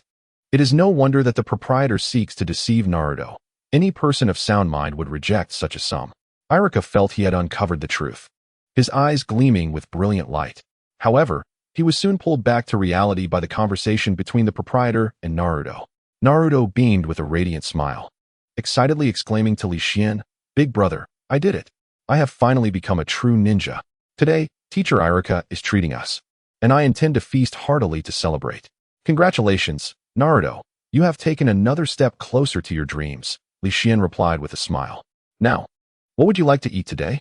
Naruto glanced at the menu and said, "Well, since it's Teacher Iruka treating us, I'll have a portion of sauerkraut fish and egg fried rice." Listening to their exchange, Irika felt as though his heart were bleeding. After all, he was merely an ordinary teacher, earning a monthly salary of around 5 to 6,000 ryo. Naruto's choice would consume a tenth of his entire salary. Irika felt his heartache. Thus, he immediately interjected, "Naruto, wait a moment. I believe we need to consider this more carefully." "What do you mean, Teacher Irika? Are you suggesting we back out?" Naruto glared at Irika, his demeanor fierce. The two locked eyes, and the air thickened with silence. Observing Naruto's ferocity, Irika understood that this was merely a facade to conceal his own vulnerability. After all, he was just a child. In an instant, Irika's heart softened. "Well then, I shall give it a try and see if this establishment is truly as delectable as Naruto claims." Gritting his teeth, Irika reluctantly declared, "Rest assured, today I shall treat." "Yay, Teacher Irika is the best." Naruto's earlier concerns swiftly evaporated as he began to cheer excitedly. Amidst Naruto's laughter, Irika felt his heart begin to settle. As an exemplary teacher, what could be more fulfilling than bringing joy to a student? Having made up his mind, Irika adopted an experimental attitude and said, "Boss, I'll have a bowl of beef noodles." However, he ultimately lacked the courage to order additional dishes, as he did not wish to find himself in a position of eating dust later on. "Very well, please wait a moment." Li Xian, buoyed by the day's success, felt a surge of excitement, believing it to be his lucky day. Meanwhile, Kazama-chun was making his way to one of the Konoha Black Hand's outposts. Recalling the immense trust his superior placed in him, Kazama-chun arrived at a deserted alley, swiftly plunging a kunai into his left arm, blood staining the earth. He then tore off the sleeve of his left arm to bind the wound, struggling onward. Back at Li Xian's table, Irika and Naruto awaited their culinary delights. Inhaling the enticing aromas wafting from the kitchen, Irika began to reminisce about his childhood. "In those days, both my mother and father cherished the act of preparing meals together. It is said that their bond began over a bowl of ramen, fostering a deep affection for this staple dish." Being young, Irika could only observe quietly from the kitchen's threshold, watching his parents create culinary delights while exchanging sweet words. However, what were they truly discussing at that time? Resting his chin on his hand, Irika gazed upward toward the dining area. Those memories felt so distant. Although he could still recall his parents' voices and faces, he knew that, inevitably, time would erode these cherished recollections. "Your beef noodles are ready. Enjoy," Li Xian announced, placing a steaming bowl of beef noodles before Irika, jolting him back to the present. As he beheld the bowl, disappointment crept into Irika's heart. The dish appeared rather bland. The noodles floating in a broth as clear as water, with only a few thin slices of beef. If it weren't for the garnish of green onions, he might have mistaken it for instant noodles. The enticing aroma wafting from Naruto's table only deepened Irika's regret. Had he known, he would have ordered the same as Naruto. Alas, he resigned himself to this culinary misstep. With his hands clasped together, he uttered, "I shall begin," and picked up the chopsticks to grasp the noodles. Perhaps he thought that saving the most delectable morsels for last would alleviate some of the day's disappointments. He blew gently on the noodles before slowly savoring them. Slurp. The flavor. Irika's eyes widened. The moment the noodles touched his tongue, their tender texture exploded with delight. In that instant, he was reminded of the taste of the ramen his parents used to make. It was an experience that even the renowned Ichiraku ramen had never afforded him. Slurp. Irika transformed into a fervent eater, tears of joy brimming in his eyes. In his childhood, countless nights were spent in solitude within the kitchen, for it was there that he felt the warmth of his heart. As he grew older, he sought the guidance of many master chefs skilled in the art of ramen making. Yet, no matter how he tried, he could never replicate the flavors crafted by his parents. He had resigned himself to the belief that such a taste would never grace his life again. Yet now, the flavor that existed only in dreams had manifested in reality. Irika silently vowed to frequent Li Xian's humble eatery in the future, not for any other reason but to relive the distant flavors of home. Meanwhile, Naruto, engrossed in his meal, remained oblivious to Irika's emotional state. Otherwise, he surely would have shared the tale with others the following day. As Irika finished the noodles, only the thin slices of beef and the clear broth remained in the bowl. With high hopes, he picked up a piece of beef and devoured it in one bite. The beef was tender and springy, and as Irika took a bite, the rich broth mingled with the savory aroma of the meat, instantly flooding his senses. The flavor was so captivating that he found himself unable to resist. To his astonishment, his chakra, which had remained stable for many years, began to show signs of increase. It is worth noting that Irika had been at the Chunin level for quite some time, having long passed the prime of ninja training. Without any fortuitous encounters, his life would likely remain unchanged. Yet now, after consuming a piece of beef, his chakra had elevated slightly. If he were to indulge in this daily, Irika excitedly stood up from the table. Boss, does your beef ramen actually enhance one's chakra? Li Xian cast a curious glance at him. Didn't Naruto mention it to you? Irika shot a reproachful look at Naruto, exclaiming, why didn't you tell me sooner? Naruto innocently replied, but, Irika-sensei, you never asked. Anyone else would have been infuriated by such a response, and even the kind-hearted Irika could do little but glare, his heart simmering with frustration. Meanwhile, outside Li Xian's modest restaurant, an unknown figure lingered, muttering to himself, is this the establishment that dared to challenge our Konoha gang? Let me see what gives you the audacity to defy us. Those who provoke our gang must face dire consequences. As Irika finished the bowl of beef noodles, he felt that this was the most delectable food he had ever tasted. After all, what could compare to the taste of home? He rested comfortably against his chair, clutching his satisfied belly.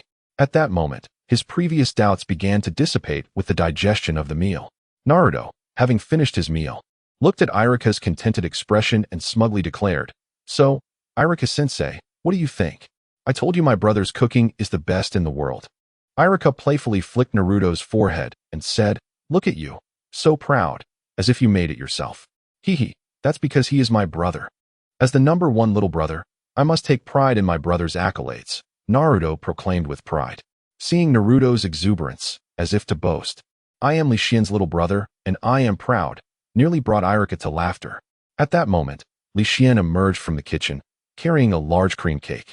A rich, creamy aroma instantly enveloped the restaurant. Upon seeing it, Naruto could not contain his drool, and the previously full sensation in his stomach seemed to vanish, excitedly exclaiming, Brother, I didn't expect you to be so generous today, even giving away this cake worth over 1,000. From now on, I, Naruto, will be your ardent little brother. If you tell me to go east, I shall never go west.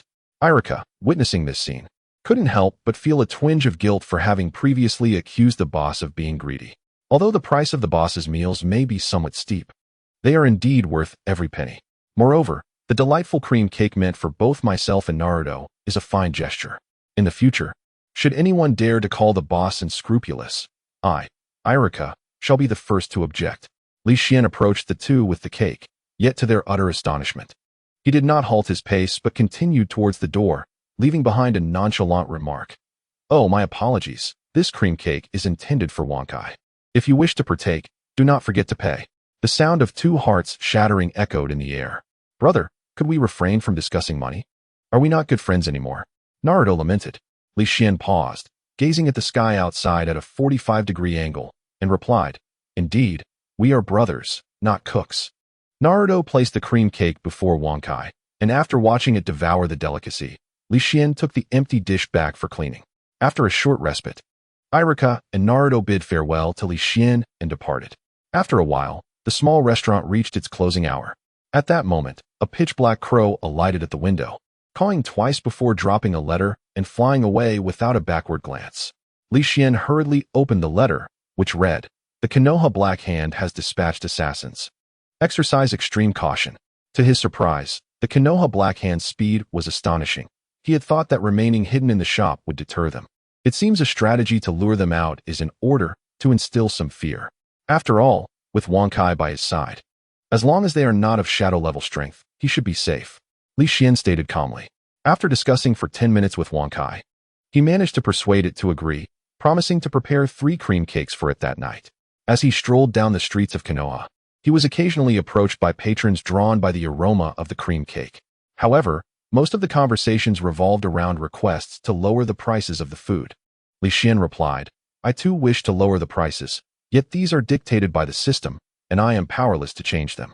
Thus, he engaged in polite conversation before quickly excusing himself.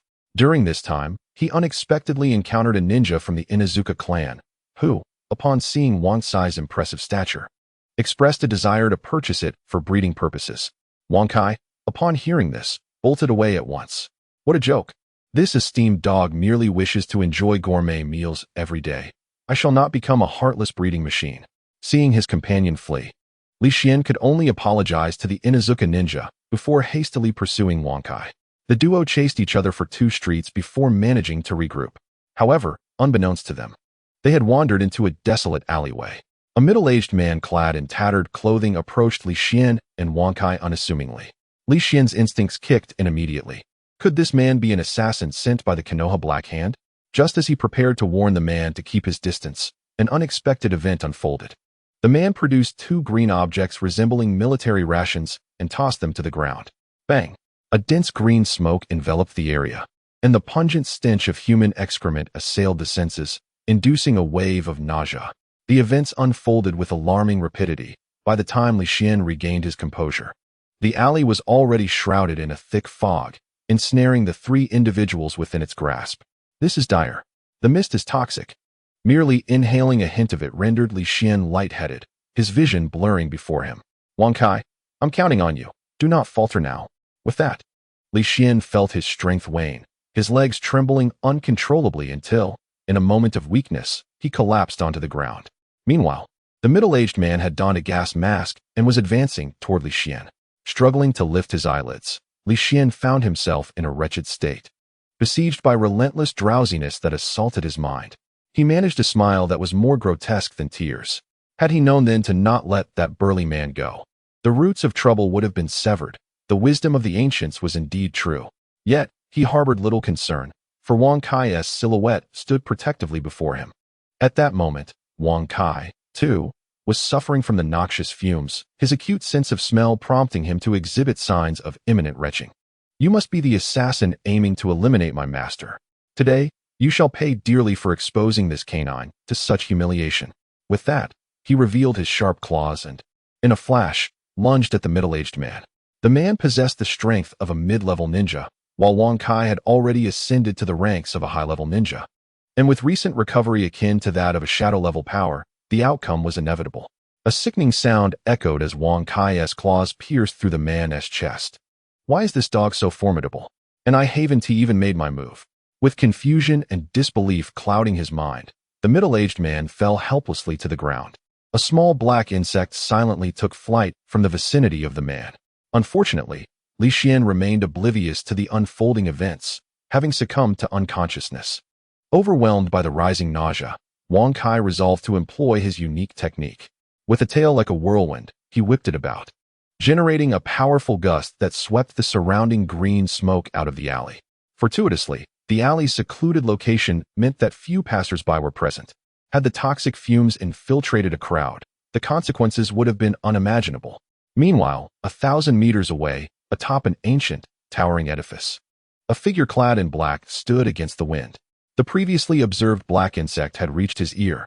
After a moment, the man murmured to himself, "What? The intelligence was erroneous? He possesses a familiar spirit of canine origin with strength rivaling that of a high-level ninja? It seems I shall have to reconsider my plans for next time. After all, my own strength pales in comparison to that of the earlier assassin. I am merely here to report Li Xian's location to him." Just as the figure in black prepared to depart, a voice inquired, "Who are you really? Do you not realize that indiscriminately assassinating others in the village incurs a life sentence?" A calm and unremarkable voice emanated from behind, as a middle-aged man, resembling a member of the Inuzuka clan, appeared at the back of the cloaked figure without notice. He was the very same man whom Li Xian had encountered earlier, intent on purchasing Wang Kai for breeding. The cloaked figure widened his eyes in astonishment and queried, "Who are you?" The middle-aged man formed a hand seal, and with a resounding bang, revealed his true identity, stating, "Kakashi Hitaki, my lord, I must take you to meet Lord Hokage." Upon hearing this, the cloaked figure wasted no time, his entire being disintegrated, transforming into countless black insects that scattered in all directions. Observing this transformation into a swarm of insects, Kakashi furrowed his brow, his expression turning grave. How could this be a member of the Aburame clan? Originally, Kakashi had come to investigate Li Xian under the orders of the Third Hokage. Everything had seemed quite ordinary. So much so that Kakashi had developed an interest in Li Xian's Wang Kai. However, the situation had suddenly taken a drastic turn. Initially, he suspected the individual to be a spy sent from another village, and since Li Xian was now a resident of Konoha, he had acted swiftly without conclusive evidence of treachery. Little did he anticipate that the adversary would employ the Aburame clan's secret techniques. Regardless, the individual had violated the village's laws. Kakashi felt it was his duty to apprehend him and present him before the Hokage for judgment. He removed the forehead protector obscuring his eyes. Sharingan activate. With the aid of the three Tomo, Kakashi's vision significantly improved, allowing him to perceive the trajectory of each insect with clarity. Soon, he identified the source of the massive chakra emanating from the swarm. Due to his limited chakra reserves, Kakashi resolved to conclude the confrontation swiftly. He propelled himself off the ground with great force, akin to an arrow released from a bow, racing towards the swarm of insects. This is bad. He is coming after me. Hurry, faster. The cloaked figure urged himself, fully aware that he could not contend with his opponent. Alas, fate was not on his side. Fire style, great fireball technique. A thunderous shout erupted, and a colossal fireball erupted from Kakashi's mouth, hurtling towards the swarm at breakneck speed. This is not good. Even from a meter away, the cloaked figure could feel the searing heat emanating from the fireball. Moreover, even if he managed to evade the fireball, a significant portion of the swarm would be incinerated, hastening his discovery. Do not underestimate me, the cloaked figure shouted defiantly. He swiftly gathered the swarm of insects and formed seals. Secret technique, heaven-eating worms. The gathered insects coalesced into a massive mouth, devouring the colossal fireball. The fireball rampaged within the vast maw formed by the swarm, incinerating countless insects. However, each time a void was created by the fireball, it was quickly filled by other insects. Thus, in a desperate bid for survival, the swarm ultimately extinguished the immense fireball. Yet, the cloaked figure felt no sense of triumph in this outcome, because he understood that the recent strike from his opponent was merely a C-rank ninjutsu. Yet its potency rivaled that of B-rank techniques, compelling him to unleash his ultimate jutsu. Truly, Kakashi was formidable, just as he was momentarily taken aback. A shadowy figure suddenly emerged from beneath his feet. Got you. Upon uttering this, a hand seized the ankle of the cloaked figure with the ferocity of an eagle capturing its prey. Decapitation technique. The cloaked adversary had barely recognized the technique when he was swiftly dragged into the earth, leaving only his head exposed above the ground. Soon, Kakashi appeared beside him. It turned out that the earlier fireball technique was merely a ruse to divert the enemy's attention. The real lethal move lay in wait. The decapitation technique was undoubtedly the most effective ninjutsu for capturing foes alive. To successfully capture someone, one must master the decapitation technique, which offers an unparalleled experience in apprehending adversaries. Returning to the matter at hand, Kakashi, observing the cloaked figure's characteristic sunglasses, promptly retrieved the sealing technique and inquired, "Why have I not seen you in the village as a Chunin of the Yamanaka clan? Curious? Then seek me in the depths of hell," the cloaked figure retorted fiercely. Secret technique, devouring worms. Alarmed, Kakashi swiftly directed the sealing book at the cloaked figure, but alas, he was a moment too late. In an instant, the remaining worms within the cloaked figure began to revolt, consuming their host entirely. Not a trace remained. Even the fragments of sunglasses and clothing were not spared.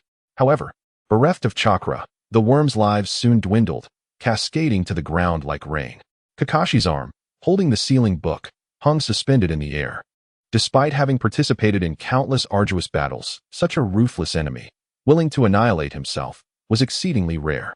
Most crucially, after years of peace in Konoha, many ninjas had long since shed their former brutality. A ninja of such savagery must have engaged in numerous great wars and could not lack notoriety. At that moment, Kakashi's expression grew profoundly grave. When had such a ruthless individual emerged in the village? A member of his own village, no less. Sensing the gravity of the situation, Kakashi wasted no time sealing the remains of the worm horde with the sealing book as evidence to present to the Third Hokage. In the Hokage's office, Kakashi recounted the events in meticulous detail to the Third Hokage. Puffing thoughtfully on his pipe, the Third Hokage took a couple of deep drags to gather his thoughts. "I understand. You may leave now." The Third Hokage's demeanor shifted to one of seriousness as he waved his hand dismissively. Yes. After Kakashi departed, the Third Hokage's gaze sharpened, reminiscent of a long-hidden blade, once more gleaming with resolve. It appeared that someone, believing me to be aging, had begun to stir restlessly. As the dizzying sensation faded, Li Xian gradually regained consciousness. At that moment, the system's voice echoed persistently in his ears, Detoxification function activated, expelling toxins from the host's body. Excluding progress 205-0100. The exclusion is complete. Li Xian, supporting his somewhat dazed head, gradually rose from the ground as memories from before his slumber began to surge in his mind. In astonishment, he exclaimed, "Where is that assassin? Did Wankai deal with him?" At that moment, he beheld Wankai, comfortably displaying its lazy posture, along with a corpse lying a meter behind it. This wretched dog, utterly oblivious to the need for vigilance. It seems I must find someone with superior combat abilities to accompany me. After a moment of lamentation regarding Wankai, Li Xian approached the lifeless body. By this time, the blood oozing from the assassin had already congealed, indicating that he had been unconscious for quite a protracted period. Just then, Wankai appeared to be roused by Li Xian's footsteps and slowly remarked, "You are awake." Li Xian retorted, slightly irked, "Yes, I am awake. By the way, can you dispose of this corpse?" Wankai, bewildered, inquired, "How should I dispose of it?" "Of course, by eating it. Aren't dogs fond of meat?" "I apologize, but I am a kind-hearted dog. I only kill people, not consume them." Left with no alternative, Li Xian sought assistance from the system. "System, can you handle this corpse?" Beep. Detection indicates trace amounts of chakra within the body. The system can reluctantly recover it for research purposes, the system stated solemnly. "Then please expedite the recovery. I truly do not wish to see this corpse any longer." No sooner had he spoken than a beam of light shot forth from within Li Xian, illuminating the body. In an instant, the entire corpse seemed to evaporate into thin air, vanishing from sight, as did the dried blood that had previously stained the ground, as if it had never existed. Beep. Due to the materials provided by the host possessing certain research value, a recipe for meat buns has been graciously awarded. Suddenly, the method for crafting meat buns flooded into Li Xian's mind. His stomach began to rumble in response. Well, Li Xian conceded that after the earlier events, he had grown quite hungry, despite having engaged in little physical activity. Ever since arriving in the world of Naruto, he had longed for those delightful steamed buns. He recalled his university days when he would consume 2 large buns every morning to fuel his day. The flavor was simply unparalleled. With excitement brimming in his heart, Li Xian asked, "System, could you elaborate on these meat buns?" Beep. The meat buns provided by the system are known as dog does not acknowledge buns. The preparation of these buns is meticulous, and their appearance is aesthetically pleasing, particularly when freshly steamed. The buns are succulent yet not greasy, exuding a delightful aroma. It is said that Yuan Shikai, while training new troops in Tianjin, once presented these buns as a tribute to Empress Dowager Cixi. Upon tasting them, she expressed her delight, proclaiming, "Wild beasts in the mountains and geese in the clouds. Cattle and sheep on land, and delicacies from the sea cannot compare to the fragrance of dog does not acknowledge buns. Consuming them grants longevity. Through the improvements made by this system, the meat filling of the buns is sourced from intermediate-level summoning beasts, not only making them delectable, but also increasing the chances of advancing from Chunin to Jonin with prolonged consumption," the system explained earnestly. "Intermediate summoning beasts?" Li Xian inquired, astonished. Prior to this, the beef and beef noodle soup and the eggs and fried rice both originated from so-called low-tier spirit beasts. At that time, Li Xian paid little heed to this fact, but now it appears that the depths of this matter are quite profound. Li Xian, puzzled, inquired, "System, is there a classification for spirit beasts?" To enhance Li Xian's understanding, the system promptly inundated his mind with relevant knowledge. Spirit beasts can be broadly categorized into 5 tiers: low-level, intermediate, advanced, large, and colossal, corresponding to the ranks of Genin, Chunin, Jounin, half-shadow, and shadow-level warriors in the ninja realm. As for tailed beasts, they are not included in this consideration, for even the weakest, the one-tailed Shikaku, can single-handedly confront multiple shadow-level warriors. After glancing around and confirming that no passersby were in sight, Li Xian swiftly led Wankai back to his restaurant. Upon returning, the afternoon meal hour was approaching. As usual, Wankai reminded Li Xian not to forget to prepare a delicious meal for him before lazily resting at the entrance of the restaurant. Li Xian entered the kitchen, ready to commence the preparation of meat buns. The mere thought of indulging in the long-desired large buns filled him with vigor. The flour for the meat buns was the same as that used for the beef noodles, exuding a subtle aroma of rice that evoked the sensation of running through golden fields. Mixing the flour with yeast, he combined it with water to form a dough. which he then placed in the fermentation chamber to rise. During the fermentation period, Li Xian remained industrious. He retrieved meat from a mid-level pork spirit beast from the refrigerator, specifically from the pig's hind leg, an ideal choice for making the filling. After cleaning the pork, he minced it with a cleaver and placed it in a bowl. He then added soy sauce, salt, cooking wine, minced green onions and ginger, MSG, and pepper, stirring clockwise. Gradually, the minced meat began to amalgamate, releasing an enticing aroma that whetted the appetite. Adding a splash of cold water while stirring, the filling was soon complete. Once prepared, the various fragrances no longer permeated the air, but were instead concentrated within the finely minced meat, becoming an integral part of the filling's essence. Next came the task of crafting the bun wrappers. Li Xian kneaded the risen dough, ensuring it was not only uniform, but also thoroughly worked, dividing it into evenly sized portions. This process required considerable strength. By the time Li Xian completed these tasks, he was already drenched in sweat. Had it not been for the superior ingredients provided by the system that enhanced his physique, he likely would have been too exhausted to stand.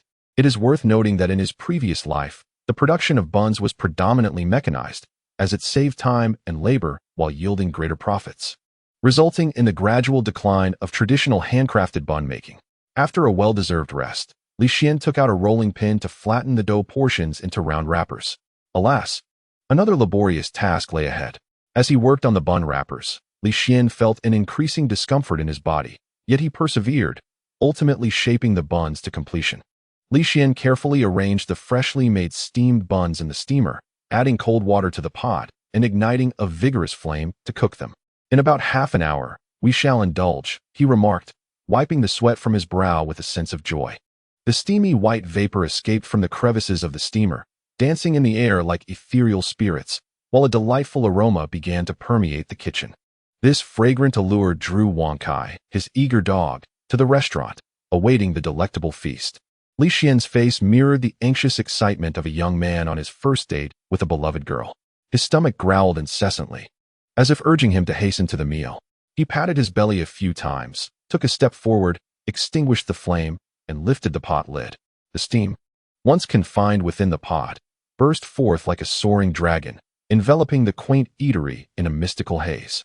Simultaneously, the aroma surged outward with an overwhelming force, reaching even the nearby Yao restaurant, where villagers waiting in line began to murmur in curiosity. Wow, what is that scent? It smells divine. It feels like I've never encountered such a fragrance before. Some villagers, lacking resolve, began to follow the enticing aroma to its source. Upon arriving at Li Xian's restaurant, those who had experienced prior disappointments quickly exclaimed, "Oh no, not from this place again.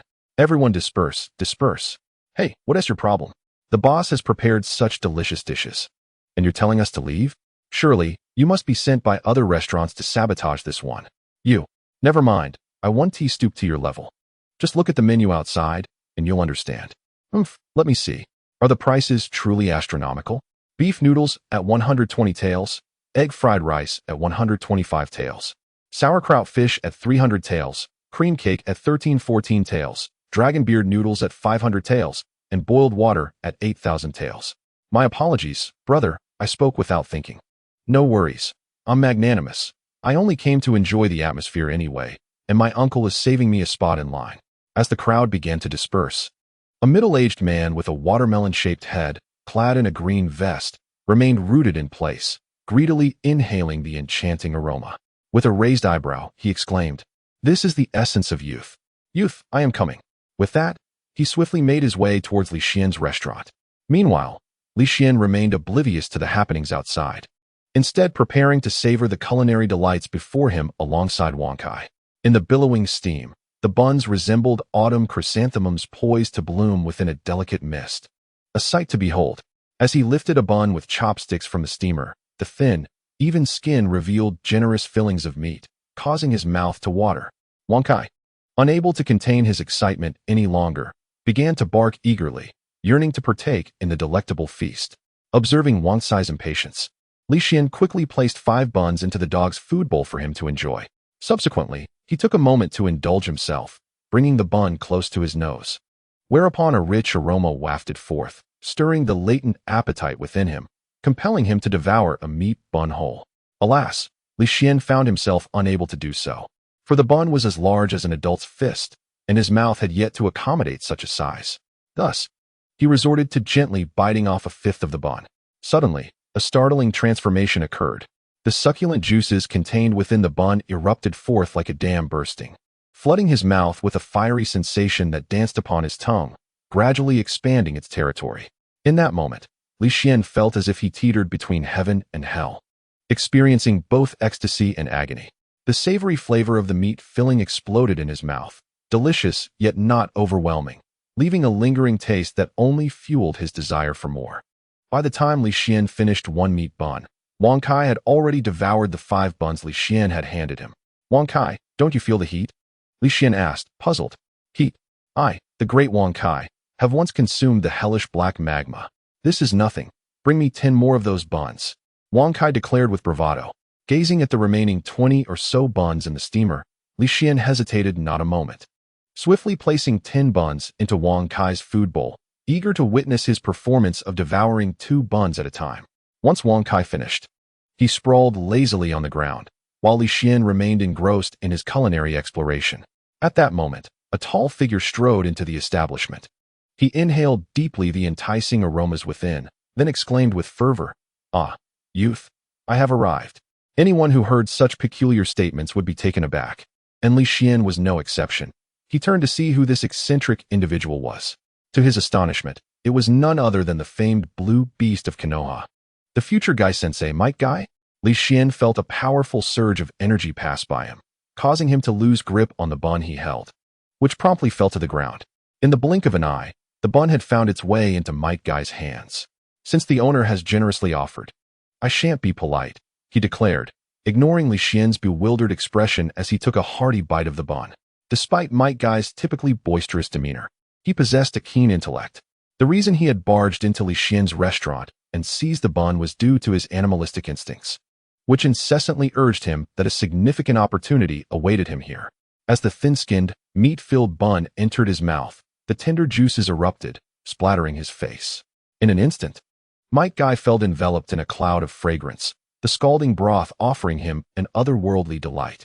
It was as if his soul had ascended to paradise. With just that single bite, he knew he would never forget it. However, this was not the end. As the steaming broth flowed gradually into his stomach, an essence of pure life force began to emanate throughout his body. What is this? Might Gai exclaimed, his eyes widening in disbelief as he sensed the remarkable transformation occurring within his body. The injuries that had once plagued him were now entirely healed, and the previous blockages in his chakra flow had been completely alleviated. Faced with this miraculous change, Might Gai raised his fist in exuberance and shouted, "This is youth. Youth is calling out to me." Li Xian finally understood why. In the anime of yore, Kakashi consistently avoided Might Gai. It was simply too embarrassing. Might Gai smacked his lips a few times and, after wiping the soup off his face with a tissue, squeezed out the remaining broth from the tissue toward his mouth until not a single drop was left. He then expressed a hint of regret, saying, "Ah, if only it could be a bit spicier, the flavor would be even better." "Humph, you, the audacious intruder who steals food from others, have no right to speak so," Li Xian retorted coldly, his expression unyielding. "What, boss, on the path of youth, are we not close friends?" Might Gai flashed his signature dazzling smile, momentarily blinding Li Xian.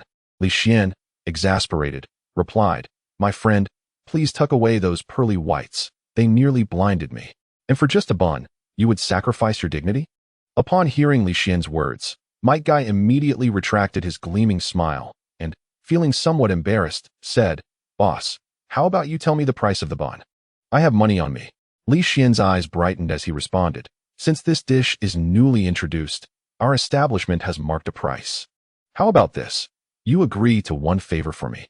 Might Gai scratched his head, contemplating seriously for a moment before responding earnestly, "All right. As long as it's not something against my principles, I can agree." Upon hearing this, a mischievous smile spread across Li Xian's face as he approached and patted Might Gai on the shoulder. A sudden chill coursed through Might Gai's body. Could the boss be about to make an unreasonable demand? As he gazed into Li Xian's aggressive eyes, he felt an even deeper chill. The boss's gaze resembled the way Kakashi looked at Intimate Paradise.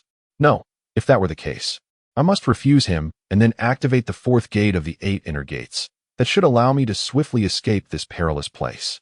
I, Might Gai, will sell my art, not my body. Shoving aside his unsettling thoughts, Might Guy turned to face Li Xian calmly. However, when Li Xian articulated his request, Might Guy's expectations crumbled in an instant. Might Guy, from this day forth, address me as Big Brother, Li Xian stated nonchalantly, completely disregarding the age difference between them. Might Guy stared blankly at Li Xian and exclaimed, Boss, you're joking, right? Apologies, I do not indulge in jest, Li Xian replied with seriousness. Could it be that the illustrious Blue Beast is a ninja who does not honor his word? That would truly disappoint me. Li Xian's words pierced Might Guy's heart like a sword. A flicker of determination crossed Might Guy's eyes, embodying the resolute spirit of a warrior embarking on a perilous journey. As he proclaimed, youth does not permit regrets. I have seen my elder brother. The task is complete. Li Xian cast a glance at the system, his heart swelling with pride. Congratulations, host, for once again completing the hidden achievement of becoming the elder brother. Achievement reward, Abyss Chili Sauce. A single drop invigorates the mind. A spoonful causes explosive reactions, and a jar propels you to celestial heights. This Abyss Chili Sauce, cultivated from peppers grown in the depths of the ninja realm, absorbs the essence of the abyss daily, maturing into a concoction of intense spiciness. Its vibrant red exterior and potent heat have led many wandering souls to meet their demise upon encountering it. However, thanks to the system's enhancements, the spiciness has been significantly reduced and its safety greatly improved. Caution is advised in its use. In an instant, the chili sauce appeared on the counter. Fortunately, Might Guy's full attention was fixed upon Li Xian, otherwise, he would undoubtedly have bombarded him with a plethora of questions. Holding the achievement reward in his hands, Li Xian seemed to have an epiphany and said, Might Guy, since I am your elder brother, could you teach me the art of taijutsu? Li Xian sought to learn taijutsu from Might Guy to compensate for his inability to master external ninjutsu. After all, in the world of ninjas, one must have a few cards up their sleeve for self-defense. What? Might Guy exclaimed in disbelief. So you became my elder brother solely to learn taijutsu? In an instant, he felt as if a flock of crows had passed overhead, leaving 6 dark spots in their wake. The expression on Might Guy's face resembled that of a bride abandoned on her wedding night, evoking a sense of pity that made Li Xian shiver uncomfortably. To placate Might Guy, Li Xian reluctantly placed the chili sauce and the remaining meat buns from the steamer before him. To his surprise, upon seeing the chili sauce, Might Guy lunged forward like a wolf spotting a rabbit or a lecherous man seeing a beautiful woman. He swiftly retrieved a shuriken from his pouch, unscrewed the cap, and dipped the tip into the sauce, spreading it generously over the pristine white bun. The sauce, vibrant and aromatic, wafted throughout the small shop. The contrast of the glistening red sauce against the white bun resembled a masterful painting, captivating the eye endlessly. Just as Li Xian intended to caution Might Guy against overindulgence, it was too late. Might Guy had already taken a bite, and soon felt as though his mouth were ablaze, the intense heat surging towards his throat. The chili peppers within the sauce flared like flames, relentlessly stimulating the root of his tongue. Within moments, Might Guy's complexion transformed dramatically, akin to the theatrical art of Peking opera, shifting from pale to red, then deep crimson, and finally to a shade of purple. Only through the strength of his robust physique did his face gradually return to normal. Yet, the remnants of tears and beads of sweat on his forehead were ample evidence of the preceding intensity. Having finally swallowed the fiery concoction, Might Guy let out a long sigh of relief. Just as he prepared to perform his signature move in response to the earlier query from the proprietor, a sudden sound erupted from behind him. Might Guy cursed his own backside for its lack of consideration, releasing an untimely sound just as he was engaged in conversation with another. Did he not deserve a modicum of dignity? As he attempted to suppress the emerging gas, a sudden release occurred, accompanied by a splatter of liquid from his rear. Excuse me, kind sir, is there a restroom in this establishment? I find myself in urgent need, Might Guy stammered. What do you mean by urgent need? Li Xian queried, perplexed. To relieve my body of solid waste, Might Guy asserted, sensing that his control was slipping. Oh, I see. It's at the back door. Hurry along, Li Xian kindly directed. Without hesitation, Might Guy dashed toward the back door. Ah, the youth of today are so impatient, not even offering a word of thanks. Must they be on the brink of disaster? Li Xian lamented as he commenced tidying up the mess before him. Meanwhile, Wang Kai fixated on the spicy sauce, lost in thought. Before suddenly lunging forward to devour it all, Li Xian made no attempt to stop him. After all, Wang Kai was a creature of exceptional prowess, akin to the legendary Six-Path Sage, and such spice would likely pose no significant threat to him. Besides, Li Xian himself could not endure such heat. 3 minutes later, Wang Kai had polished off the remaining sauce, licking the remnants from his lips before ambling toward his usual resting place. Suddenly, a sound erupted from behind him. Cautiously glancing at Li Xian, who was still preoccupied, Wang Kai bolted like a streak of black lightning towards the restroom. Having been around for years, he was familiar with the layout of the restaurant. Due to the sparse clientele and Wang Cai's infrequent trips to relieve himself, there was but a solitary restroom. Upon reaching the door, he found it firmly shut. With a paw, he rapped on the door and called out, "Is anyone in there? Hurry up. I might have a bout of diarrhea." From within, a voice responded, "Hey there, buddy, find another place. I'm also dealing with a severe case of the runs and can't be quick about it." Wang Kai felt a tightening in his body. His defenses were faltering, and the dam was on the verge of breaking. "Brother, how about we take turns? You expedite your business, and I'll take a moment. I can't hold on much longer." The voice from inside replied sorrowfully, "I'm in no position to switch, mate. I'm struggling with a serious case of diarrhea myself." Realizing he could no longer contain himself, Wang Kai executed a spectacular 360-degree leap into the restroom. The occupant, none other than Mike Kai, was taken aback by the sudden appearance of a black dog. Just as he opened his mouth to voice his surprise, Wang Kai nimbly maneuvered in and squeezed half of his body out of the way. Thus commenced a duet of relief, the noxious odors compelling both to silence as they engaged in their respective evacuations in mutual understanding. Until the following morning, a man and his dog timidly emerged from the restroom. Upon noticing that the restaurant's doors had swung open and that Li Xian was absent, they began to prepare to return home for some much-needed rest. However, just as Li Xian had finished washing up, he unexpectedly crossed paths with them, creating a moment of palpable stillness. Li Xian broke the silence, clearing his throat. "Ahem, I haven't seen you both since yesterday. What have you been up to?" In unison, the man and his dog replied, "Training, bathing, bathing, training." Their responses clearly occupied different wavelengths, and ultimately, under Li Xian's skeptical gaze, they conceded and recounted the events of the previous day. After listening, Li Xian nodded slightly, internally astonished. He had not anticipated the abyssal chili sauce to be so formidable that even a master of physical techniques and the divine canine Wang Kai could not withstand its flavor. Unfortunately, they had consumed all of it, leaving them to hope for its reappearance in the future. Returning to the present, noticing their listless expressions, Li Xian kindly suggested, "Why not have breakfast before you leave?" Upon hearing this, both shook their heads vigorously. With such delectable food within reach, only a fool would refuse. After a brief wait, fragrant beef noodles and steaming meat buns were served at the table. In less than 10 minutes, the food was completely devoured by the trio. The weary faces of Mike Kai and Wang Kai gradually began to revive under the nourishment.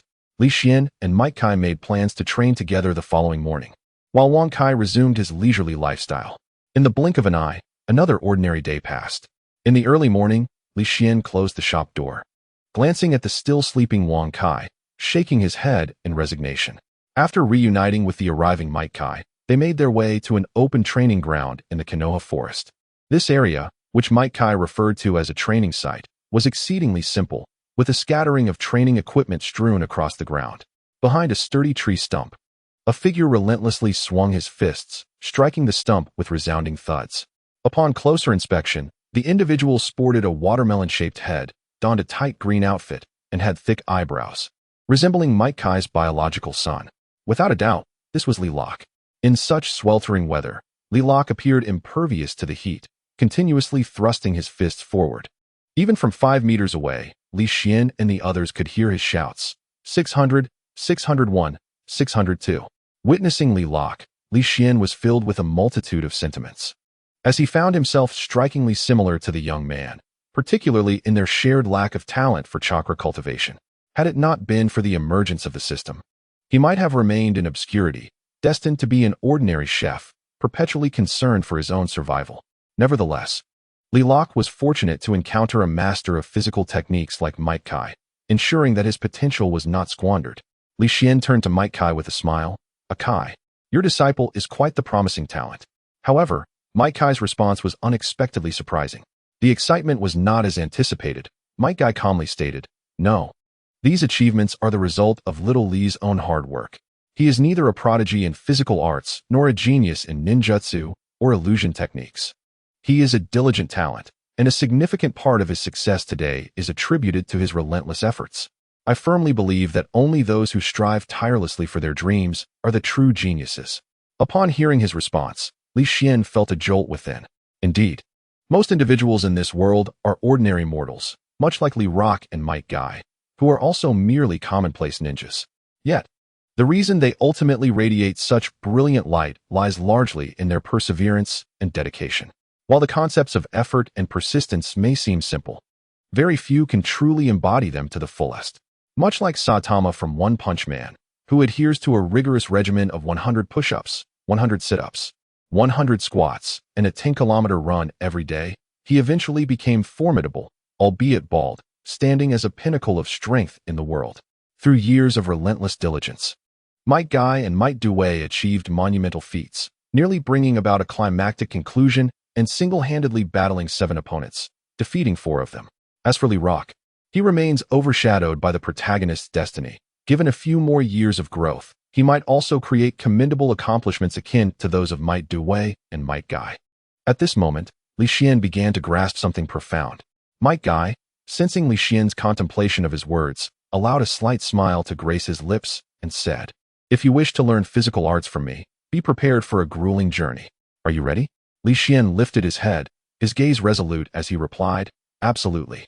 I aspire to become a culinary deity. Such trivial hardships will not deter me." As the two continued their conversation, they soon approached Little Li. Noticing their arrival, Little Li promptly concluded his training, bowing at a precise 90 degrees towards Might Guy, enthusiastically exclaiming, "Teacher Guy, will you engage in a youthful contest with me today? I assure you, I will not be easily defeated as I was before."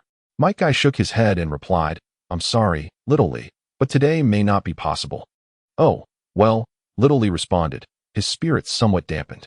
Raising his head, he then noticed Li Xian standing beside Might Guy and curiously inquired, "Teacher Guy, is this your friend?" Just as Might Guy was about to explain, Li Xian interjected, "Hello, Little Li. I am Might Guy's elder brother. My name is Li Xian.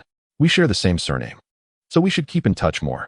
In the next moment, the atmosphere fell silent, to the point that the fluttering of leaves could be heard. Little Li earnestly compared their appearances and physiques, whispering, "This doesn't seem right. They don't look alike, and Teacher Guy has never mentioned having an elder brother." Suddenly, it seemed that Little Li realized something and quickly distanced himself from the two, assuming a combat stance, and warily stated, "Who are you? Why are you impersonating Teacher Guy?" In an instant, countless question marks appeared in the minds of the two. Ahem. Might Guy coughed heavily twice and was about to offer an explanation when Xiao Li, filled with fervor, exclaimed, "How could Teacher Guy, in such robust health, cough so easily? You imposter pretending to be Teacher Guy. Take this. Leaf Hurricane." A swift kick surged forward, threatening to strike the two. Smack. Might Guy effortlessly blocked it with his right arm. Subsequently, without a doubt, Xiao Li received a thorough lesson from Might Guy's youthful martial arts, finally sitting obediently in place, feeling aggrieved as he said, "Teacher Guy, why didn't you mention you have an older brother?" Might Guy's heart was quite conflicted. Could he confess that he was just trying to enjoy a meat bun? Did Might Guy not care about his dignity? At that moment, he wished to find a crevice in the ground to hide in. It seemed that Xiao Li's mental training needed to keep pace as well. Might Guy began to devise a plan for Xiao Li's future. Unbeknownst to him that this would lead Xiao Li to become an imaginative novelist down the line. The anger within Might Guy had not completely subsided. With his arms crossed defiantly over his chest, he glared fiercely at Xiao Li and declared, "Xiao Li, today's training will be doubled, and you shall not rest until it is completed." "Yes, Teacher Guy?" Xiao Li straightened up and responded immediately. Might Guy then turned his gaze towards Li Xian, hesitating. It was quite difficult for him to address Li Xian as older brother in front of his proud disciple. It was simply too awkward. Observing his troubled expression, Li Xian, in an effort to spare his dignity, spoke first. "Guy, just tell me how to train. Xiao Li is here as well, and can help me correct my mistakes during training." Might Guy cast a grateful glance at Li Xian and said to Xiao Li, "Xiao Li, just teach him the techniques I have imparted to you." Suddenly recalling that he had yet to tidy up his clothes at home, he said, "I shall take my leave now." With that, Might Guy swiftly distanced himself from the awkward scene. He feared that if he lingered, the other two students might arrive and learn of the matter. as they would not be as easily fooled as Shaoli. Should it accidentally spread, his reputation in the village would plummet. Shaoli, not thinking much further, stood in place, excitedly exclaiming, "Li Xian, youth is calling us. Are you ready to set sail alongside youth?" Alas, that address of older brother only complicated their relationship further. Li Xian sighed and remarked, "What a pity. This does not count as completing the hidden achievement." After a moment's thought, Li Xian decided that since Shaoli calling him older brother did not activate the achievement, he might as well refrain from it. After all, with so many people in the village, the task would eventually be activated. He then said to Shaoli, "Shaoli, there's no need to stand on ceremony. Just call me Li Xian." "All right then." Shaoli readily agreed, then inquired, "Li Xian, may I ask why you wish to learn martial arts? Is that so strange?" Li Xian asked. Shaoli scratched his head awkwardly and replied, "Because everyone in the village says I'm too foolish, which is why I came to learn martial arts." After a moment of silence, Li Xian spoke. "I embarked on the journey of mastering physical techniques solely to craft more exquisite culinary delights." "Are you a chef?" Shaoli exclaimed in astonishment. "Indeed," Li Xian replied. "And what about you, Shaoli? What drives you to persist in your pursuit of physical mastery until this very day?" "Me?" Shaoli gazed up at the sky at a 45-degree angle and declared, "Naturally, it is to vanquish those so-called geniuses. I firmly believe that effort and reward are proportional. Sooner or later, I shall prove to everyone that even without ninjutsu or illusion techniques, through relentless daily training, I can indeed overcome those prodigies." Upon hearing Shaoli's declaration, perhaps only Li Xian, who had a clear understanding of Shaoli's future, and his mentor, Might Guy, would truly resonate with his words. After all, physical techniques stand in stark contrast to ninjutsu and illusion arts. The former requires a lengthy period of accumulation to flourish, while the latter, granted a modicum of talent, can rapidly yield formidable combat prowess, growing stronger with the passage of time. This is precisely why the current ninja world predominantly venerates ninjutsu and illusion arts. Li Xian, teacher Guy once said, "The path to pursuing one's dreams demands enduring considerable hardship." "Are you prepared for that?" Shaoli asked earnestly. Li Xian solemnly nodded, proclaiming, "I am prepared. Let the storm come with greater ferocity." Inspired by Li Xian's fervent words, Shaoli became invigorated as well, raising his fists and exclaiming, "All right, let us commence with 100 push-ups, 100 sit-ups, 100 squats, followed by a 10-kilometer run to warm up, and we shall gradually increase the intensity thereafter." What? Li Xian felt a buzzing in his head. Wasn't this training regimen characteristic of Saitama's world? Could it be that he had traversed into a new realm that fused two worlds together?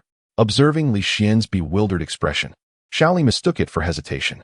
To encourage him, he adopted Guy's signature pose, flashing a brilliant smile and giving a thumbs up, saying, "Li Xian, youth does not permit retreat. Let us strive together." With that, Shaoli forcibly guided Li Xian to commence with push-ups. Thanks to the nourishing influence of his diet, Li Xian's physical condition had seen notable improvement. In his previous life, he could barely manage 20 before succumbing to exhaustion, yet now he completed over 50 without feeling fatigued. However, as time wore on, the aching soreness in his arms and abdomen relentlessly prodded him, each descent becoming a challenge to his limits, an experience akin to torture. Countless times, the thought of surrender flickered through his mind. With a system at his disposal, why exert such effort? What was wrong with simply being a chef? Each time this notion surfaced, it was akin to an interrogation of his spirit and willpower. Struggling to advance, Li Xian's resolve seemed perpetually unyielding. Even with the assistance of the system, he could not ascend to the pinnacle of the ninja world. For true strength is not merely a matter of power. It requires an indomitable will to be deemed a formidable force. Must he truly surrender at this juncture? Li Xian, press on. Believe in your own capabilities. For a grand stage awaits your construction in the future. In his past life, every time Li Xian perused a novel, he would cast envious glances at the protagonists, yearning for a golden opportunity akin to theirs to stand atop the world. Now, he possessed such an opportunity, the qualification to stand at the zenith of existence. He was determined to grow stronger, strong enough to seize control of his own fate. Beads of sweat trickled down his cheeks, soaking the ground beneath him. Li Xian mechanically repeated the motion of push-ups, his mind having drifted into a void. Despite Xiao Li's repeated calls for him to cease, he remained oblivious. It was only when Xiao Li helped him to his feet that he regained a semblance of awareness. His arms had lost all sensation, and he felt intense pain in his abdomen. His entire body was utterly fatigued, devoid of any desire to move. Xiaoli supported Li Xian beside a sturdy tree, allowing him to rest against its trunk. After a brief sprint, he returned with a bottle of azure liquid, presenting it to Li Xian. Li Xian, this is specially formulated water for post-training recovery. It will swiftly replenish your stamina. Li Xian, enduring the aches, attempted to lift his right hand, but it felt as though it belonged to another body, trembling in place. Recognizing that Li Xian had overexerted himself, Xiaoli unscrewed the cap and brought the bottle to Li Xian's lips, gently pouring the liquid inside. The cool fluid flowed down his throat, and Li Xian felt the soreness dissipate considerably. In a short while, he sensed a notable resurgence in his physical state. His arms ceased trembling, responding to his commands once more. Indeed, you have nearly recovered. Now let us continue with the next phase of our training. You've calls upon us. Xiaoli, who had completed 100 push-ups alongside Li Xian, displayed no signs of fatigue, his expression brimming with excitement. Li Xian finally comprehended why Master Saitama became so incredibly powerful. Enduring the bitter hardships was the path to greatness, as the ancients have wisely proclaimed. For the promise of a prosperous life ahead, Li Xian gritted his teeth and immersed himself once more in the arduous training. Meanwhile, in a secluded grove, two figures quietly observed them. Kakashi, I never anticipated you would take an interest in this young lad, remarked Guy with a chuckle. I, too, am surprised you would acknowledge someone younger than yourself as your elder brother, Kakashi retorted, delivering a profound blow to Might Guy. Damn you, Kakashi. Today, I shall issue my 2678th challenge to you. The loser will henceforth be the servant of the victor. Guy exclaimed with fervor. Kakashi responded immediately, apologies. But it seems the Intimate Paradise is holding a press conference. How could I possibly miss such a significant moment? Upon finishing his words, a swift technique rendered him invisible, leaving only Might Guy behind, roaring in anger. Meanwhile, as Li Xian diligently practiced his body techniques, he remained oblivious to the tempest of public opinion brewing in the village due to the culinary creations he had produced. The situation unfolded as follows. After Naruto departed from Li Xian's restaurant, he began fervently promoting his elder brother's establishment, revealing that the delectable dishes crafted by his brother could significantly enhance a ninja's chakra capacity, instantly capturing the attention of the populace. Thus, an increasing number of individuals became involved, and as the tale spread from one person to another, it morphed into something increasingly ludicrous. It was claimed that the proprietor of this restaurant was a master of the Six Paths level, and that the ferocious hound stationed at the entrance could rival the legendary tailed beasts. Furthermore, the owner was said to be exceptionally modest, intentionally pricing his dishes exorbitantly to avoid disturbances in his life. However, like gold that inevitably shines, this master eventually revealed a flaw. Some individuals fervently asserted that they had witnessed a lower-ranked ninja dine at the restaurant, only to emerge with chakra levels comparable to that of a chunin.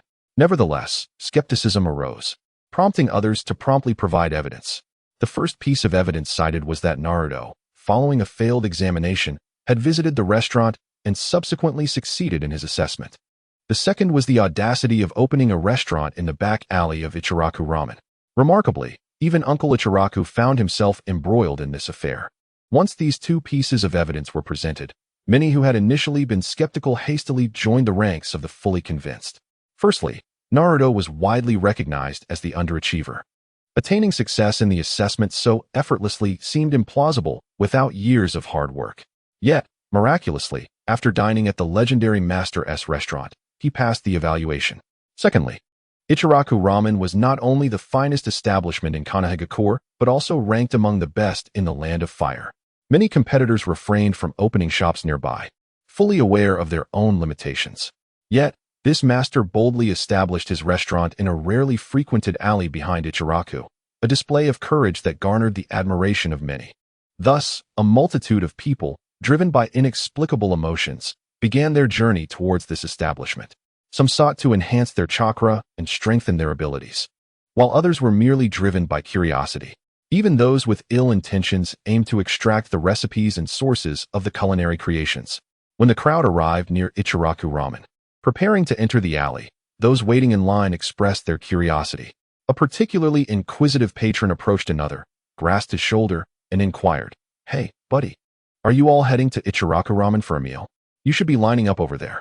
To his surprise, the other replied with confusion, What Ichiraku Ramen? We are headed to the restaurant in the alley behind Ichiraku. What? You're going there?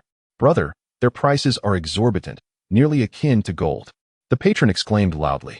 Unexpectedly, the individual he inquired about responded with a face full of excitement, exclaiming, Yes, yes, that's the place, no mistake about it. This revelation left the diner momentarily bewildered. After a brief pause, he turned to leave, for he thought that prolonged company with such a fool might lead to his own folly. However, the other person, recognizing him with a familiar air, hurriedly approached, producing a cigarette from his pocket and offering it to the diner. After lighting it, he asked, Mate, you seem quite knowledgeable about that establishment. Could you lead us there? The crowd behind him gazed at the diner with eager anticipation, each pulling out their own cigarettes to offer him. Noticing their eagerness, the diner accepted a cigarette and led them towards Li Xian's restaurant. Along the way, he explained, You see, although the exterior of that place appears rather humble, the interior is quite intriguing. The crowd responded excitedly, Yes, yes, we've heard similar tales. They say that restaurant is shrouded in mystery. The diner feigned profundity, pondering for a moment before stating, Take, for instance, the black dog at the entrance. Its stature is even grander than the ninja dog of the Inuzuka clan. What's more, he lowered his voice conspiratorially. A few days ago, the esteemed Mike Guy happened to pass by this restaurant and was so enchanted by the aroma that he wept, begging to be acknowledged as the owner's brother. Upon hearing this, the crowd gratefully offered him more cigarettes, saying, Thank you, brother. It's no trouble at all, the diner replied with a smile. Thinking how easily these individuals were deceived, he then returned to the queue at the Yale restaurant, unaware that he had spoken the truth. One could only wonder at the change in Mike Guy's expression were he to overhear. Upon his return, he remarked to others, I wonder where such fools come from. Their brains must have been kicked by a donkey. To which the others responded, Indeed, no matter how excellent that restaurant may be, can their skills possibly surpass those of Uncle Yao? Laughter erupted among them. The group, earlier gathered before Li Xian's restaurant, encountered the closed door without displaying any signs of anger. Instead, they began to scrutinize the exterior of the restaurant seriously. It must be said, the outside truly was quite shabby, and the prices, as rumored, exorbitantly steep. As for the formidable black dog, it turned out to be nestled in a hidden corner, fast asleep. Instantly, they found themselves before the slumbering canine, observing and discussing it. Goodness, that black dog is indeed quite large. It is not even half the size of the Inuzuka clan's ninja dog. If only such a dog could be prepared as a delicacy, the flavor would surely be exquisite. You must be quite unwell. How could you think of eating such a delightful creature? Be careful, or I shall report you to the Inuzuka clan. Merely jesting. No need to take it seriously. Suddenly, a hand emerged from the crowd, slapping the sleeping dog's rear with a loud smack. This startled the slumbering beast awake, causing it to rise, wrinkle its nose, emit a low growl, and raise its tail, adopting a warning stance. The crowd, witnessing this, immediately scattered in all directions. But who is Wang Kai? He is a being of unparalleled prowess, capable of contending with the Six Paths sage. Yet now, he has been inexplicably struck, leaving him in a foul mood. With his keen sense of smell, he soon detected the lingering fragrance of his own essence on the perpetrator's hands. In a swift motion, he delivered a powerful kick, sending the individual flying 10 meters away. Then, as if nothing had transpired, he returned to his original position and resumed his leisurely rest. The onlookers fell silent, for the one who had been cast aside was a well-known Chunin from the village. Although lacking in formidable achievements, he had survived several fierce battles. The fact that such a seemingly powerful figure was so effortlessly dispatched by the black dog at the entrance was a testament to the creature's extraordinary strength. The crowd was astonished, their murmurs dwindling as they feared inciting the ire of the formidable canine, which might result in their own expulsion. Meanwhile, the Chunin, despite his disheveled appearance, was unharmed, thanks to Wang Kai's restraint. Otherwise, he would have surely faced dire consequences. Yet, he harbored thoughts of revenge, vowing to one day stew the foul dog for a meal. At this moment, Li Xian remained oblivious to the throngs of patrons awaiting him at his restaurant's entrance. He was trudging back to the village, utterly fatigued, his body caked in mud, resembling a clay figure. His form bore numerous wounds, and his attire barely concealed his modesty. Regret washed over him for having accompanied Xiao Li for training, The latter was utterly deranged. After completing 100 push-ups, sit-ups, and squats, he had only 10 kilometers left to run and had intended to take a brief respite. However, Xiaoli, in a fit of madness, had thrown a hornet's nest behind him, leading to a frenzied chase by the swarm. Despite skillfully employing the substitution and shadow clone techniques to evade them, he was still stung, most unfortunately, on his posterior. Gazing at his noticeably swollen backside, Li Xian decided to call an early end to his business for the day. Yet, he pondered how Xiaoli had known about the muddy pond at the 10-kilometer mark. Could this be the result of Kai's training? Infuriating Kai.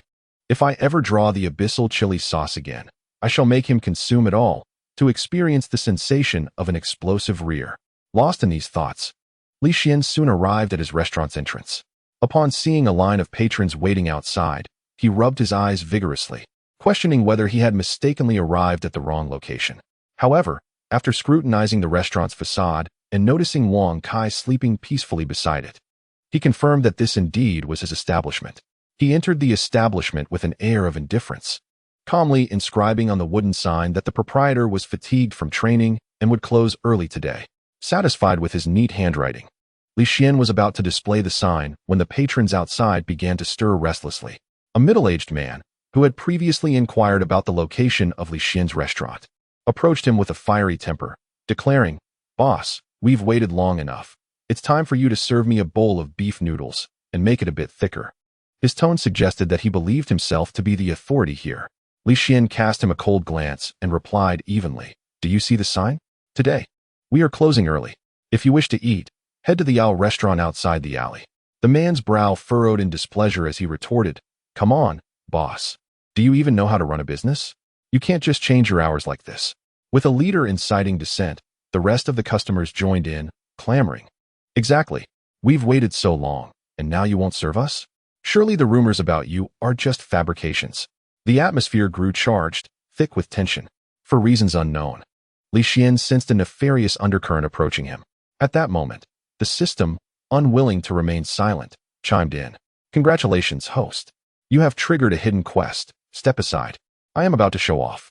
Quest description: for those who dare to provoke the host, destined to become a culinary god. It is time to display your full prowess and conquer them with your culinary delights. Quest reward: expansion of your establishment and new decorations. This reward was indeed enticing.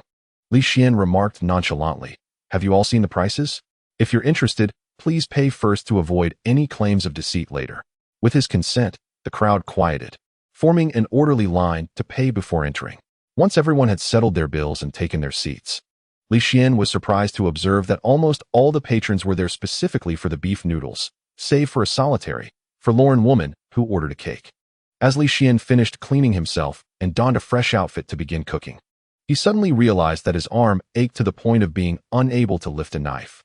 In a hurry, he queried the system, "Can you help heal my injuries? Otherwise, I won't be able to cook." Suggestion: seek assistance from Wang Kai. This system is solely responsible for transforming the host into the culinary god of the ninja realm. All other matters are beyond my purview. Upon hearing this response, Li Xian could only mutter in complaint, "How heartless and cruel."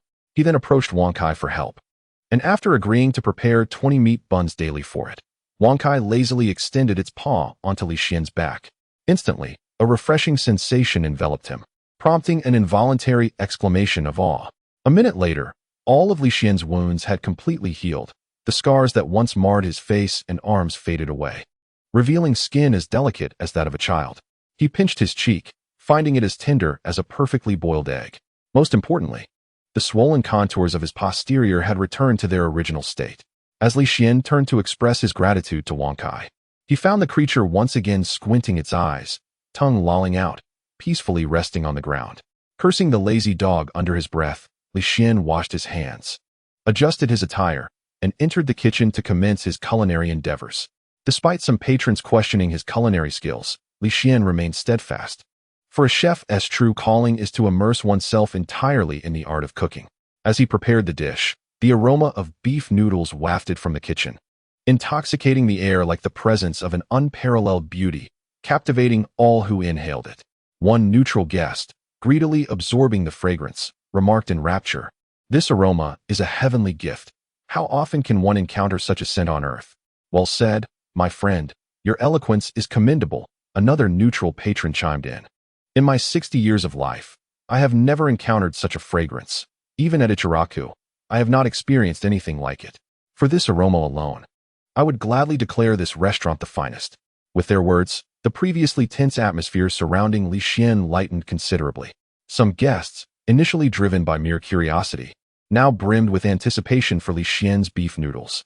Approximately half an hour later, just as the patrons could no longer contain their impatience and were about to inquire about the meal's completion, Li Xian emerged from the kitchen, presenting bowl after bowl of beef noodles. The fragrance of the noodles coalesced, swirling through the air like a celestial being, an enticing aroma that whetted appetites. The previously irascible middle-aged man gazed at the beef noodles before him, his heart racing with excitement. This man, named Jiro, an ordinary name for an orphan, had labored diligently in his training but ultimately remained a mere ninja. Yet, he harbored a lifelong dream of becoming Hokage and protecting his village. Alas, reality was harsh. Confronted with numerous challenges, he had ultimately bowed to the pressures of life.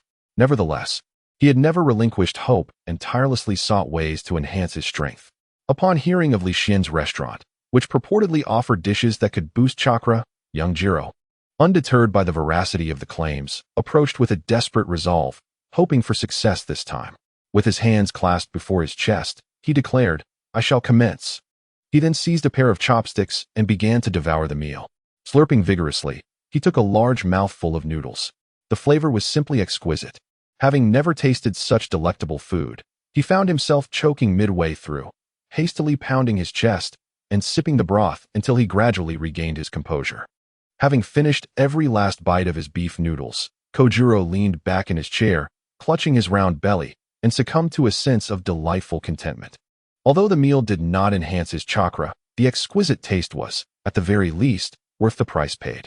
Just as Kojiro rose to exit the restaurant, he suddenly felt his chakra levels begin to incrementally ascend. Tears, unbidden, streamed down his cheeks. A man may shed tears but does so only in moments of profound sorrow. Nonetheless, among the crowd of a dozen or so, his display was considered quite ordinary. Others continued to bow deeply to Li Xian, expressing their heartfelt gratitude in fervent tones. Witnessing such a scene, Li Xian could only assume a lofty demeanor, gazing skyward at a 45-degree angle, silently accepting their homage. Kojiro harbored a lifelong dream of becoming Hokage. Yet his innate talent was tragically lacking, leading him to question his very existence. Having lived the better part of his life, he had barely managed to attain the rank of a genin. He had resigned himself to a mundane existence, destined to be an ordinary shinobi, living a life devoid of distinction. However, Li Xian's beef noodles had indeed propelled him to the rank of chunin. Kojiro, the instigator of this unusual occurrence, gradually approached Li Xian. Thud! To everyone's astonishment, he knelt before Li Xian. It is often said that a man values his dignity above all else. And Kojiro was no exception. Otherwise, he would have long since surrendered to despair and abandoned his training. Most remarkably, he not only knelt, but also bowed deeply 3 times in homage to Li Xian. This act was nothing short of monumental, as in the world of Hokage. Such a gesture is reserved for juniors paying respects to their esteemed elders. Li Xian, taken aback by this unexpected display, hurried to assist him up, saying, "Brother, let us speak calmly, please rise." Yet, Kojiro remained resolute, refusing to stand, his vision blurred by tears as he lunged forward in an emotional embrace. Li Xian, startled, swiftly evaded, jesting that he could perhaps accept such an embrace from a beautiful woman, but as a man, he had no inclination toward such male affection. This dodge caused Kojiro to grasp a nearby bench instead, mistaking it for Li Xian's thigh, resting his face upon it, and exclaiming, "Boss, I apologize. I should never have doubted you. Your immense kindness is something I shall never forget. In the future, should you require my assistance, even at the cost of my own life, I will not hesitate." As his words echoed, the room fell into a hushed silence. Even the sound of chopsticks clattering to the floor was distinctly audible. Everyone was taken aback by Kojiro's declaration, momentarily overlooking the awkwardness of his cheek rubbing against the bench. It is noteworthy that although Kojiro was merely a genin, such a rank among ninjas equates to that of a small team leader in a large nation. In that moment, the previously ill-intentioned patrons fell silent. unaware of the extent to which this humble restaurant had captivated ninjas like Kojiro. They dared not provoke the wrath of the crowd. However, Li Xian remained remarkably composed, for he already possessed a subordinate of Chunin rank. The addition of a genin would merely serve as a delightful embellishment. At that moment, the system began to assert its presence within Li Xian. Hidden task: stand aside, I am about to impress. Task description: for those who dare to challenge the host. Destined to become a culinary deity, the host is to display their full prowess, dispel doubts, and conquer them with exquisite cuisine. Task reward: expansion of the establishment and acquisition of new decor. Task completed. Rewards have been dispensed. Wait. Li Xian hastily communicated with the system, requesting, let us delay the renovations until the guests have departed to avoid unnecessary speculation. Beep. The system complied with solemnity. With the task completed, Li Xian felt a surge of joy. Even his gaze towards the kneeling Kojiro softened with warmth. He then addressed the prostrated Kojiro. Your earnestness is acknowledged. Please rise swiftly, lest I be compelled to place you on my blacklist in the future. Indeed, this remark struck a chord. Kojiro trembled, hastily getting to his feet, not daring to linger. The other patrons, having savored the delectable dishes, prepared to take their leave. Suddenly, Li Xian called out to them, esteemed guests, I kindly request that you refrain from sharing today's events beyond these walls, for the proprietor values discretion. Should anyone contravene this request, they shall be unwelcome in this establishment henceforth. Observing the aloof figure before them, the patrons recalled the village rumors, realizing that the master indeed chose to remain low-key, opening his shop in such a secluded location. Instantly, their admiration for the owner surged like an unending river, profound and unwavering. In their minds, Li Xian's stature resembled the highest peak in the shinobi world, one to be revered from afar, not met at eye level. Yet, Li Xian was not preoccupied with such thoughts. In this moment, he merely wished to cultivate his establishment discreetly until the resurgence of Wang Kai's strength. For in a world where the trees stand tall, the winds are sure to blow. Without absolute strength, one must tread with caution, otherwise, the hard-earned foundation may be seized by merciless adversaries at any moment. Little did Li Xian realize that such actions inadvertently rendered him enigmatic in the eyes of the crowd. Once the patrons departed, Li Xian exhaled in relief and approached the kitchen oven, retrieving the freshly baked cream cake, presenting it before a woman seated at a table. She was a remarkably ordinary woman, the only distinction being her pregnancy. It was uncertain which preoccupied man could neglect to accompany his wife during such a significant time. Truly, a sign of irresponsibility. Yet, would she be able to consume such a large cake? Li Xian mused internally, while maintaining a smile, gently placing the cake upon her table. Throughout the encounter, the woman uttered not a single word. Her gaze was dull and lifeless, fixated on her protruding belly. Clearly, something was amiss. Li Xian pondered to himself, placing the cake down. He then meticulously divided it into 8 equal portions, placing each piece into paper trays, which he arranged in a neat row before the woman. He set the fork for indulging in the cake to her right. Thank you. The woman's voice was incredibly soft, evoking a sense of her possibly being a demure lady before her marriage. With fingers as delicate as white jade, she picked up the fork, and her previously dormant gaze flickered with a hint of brilliance, as if recalling a cherished memory. Her cherry lips parted slightly, scraping the fluffy white cream before bringing it to her mouth. Upon the collision of her tongue with the cream, an overwhelming richness of dairy flavor enveloped her mind. Suddenly, she was transported back to a time before her pregnancy, when her husband had taken her to frolic in the fields. The picturesque scenery, the fresh air, and the incessant mooing of cows filled her senses. She closed her eyes, savoring the cake as if she wished to engrave its taste deeply within her memory. This moment felt like an eternity. After consuming 3 pieces of cake, the woman indulgently licked the remnants of cream from her lips, then took a tissue from the table to wipe away the traces of moisture, reluctantly departing afterward. What puzzled Li Xian the most was her evident reluctance to part with the cake. Why not take some home? Although he had inadvertently glimpsed the millions-worth watch on her right wrist, perhaps this was simply a wealthy person's whim. She arrived quietly, savored silently, and left just as quietly. Fortunately, Wang Kai had quite the appetite. He would surely relish the leftover cake. Li Xian mused, Wang Kai is indeed fortunate to have a master like me. Once the restaurant was left in solitude, Li Xian addressed the system. System, it's time to begin the renovations. Ding. System has received your command. Please commence the selection of the restaurant's decor style. Oh, I must select? I thought it was predetermined. It seems the time has come to test my luck. May heaven bless me. May the 6 paths of the immortal protect me, Li Xian exclaimed, clasping his hands together towards the ceiling. For a player who had spent 3 years playing on Myoji without ever drawing an SSS or a Shikigami, no amount of prayer would be of use. Please come to terms with your unfortunate reality, host, the system retorted. Humph. At least I possess a two-faced Buddha, Li Xian shot back. However, how could the system comprehend such matters? These were mere musings from when Li Xian had just crossed over and was feeling idle, shared with the system for amusement. In any case, one was eager to speak while the other was willing to listen. The speaker never anticipating that their own words would eventually serve as fodder for the system's jests. That was merely acquired through a trade, just a Shikigami everyone desires. The system quipped once more. Li Xian, about to engage in a spirited debate, prepared to spar with the system. In the next moment, a virtual disc materialized before his eyes, capturing his attention. The circle was divided into 12 segments, each representing an aspect of the restaurant's decor. These decorative elements would ultimately define the theme of the establishment in the future. Li Xian expressed profound disdain for several themes. The prison-themed eatery, characterized by a prison aesthetic, features colossal iron cages above each table, granting patrons a taste of the life of an inmate. The anime-themed cafe, adorned with audacious depictions of various two-dimensional beauties, has garnered fervent admiration from enthusiasts. The hellish-themed establishment, enveloped in a chilling darkness, is complemented by an occasional breeze, instilling a sense of terror, making it an unparalleled choice for those seeking to test their courage. The prairie-themed venue, dominated by lush greenery, beckons those who might be feeling a tad nauseous. If someone nearby appears green, it's time to escort them here. The abundant verdure is a clear indication.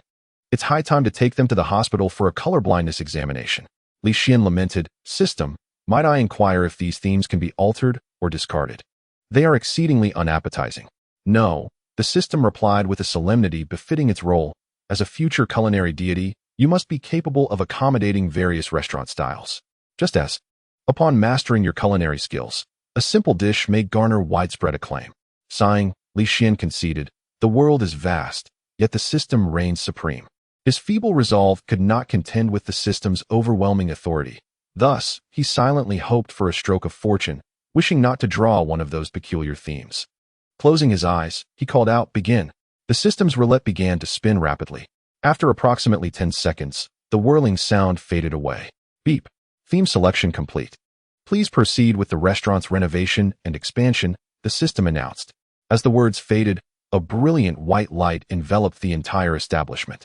When the radiance dissipated, a brand new and spacious restaurant materialized before Li Xian.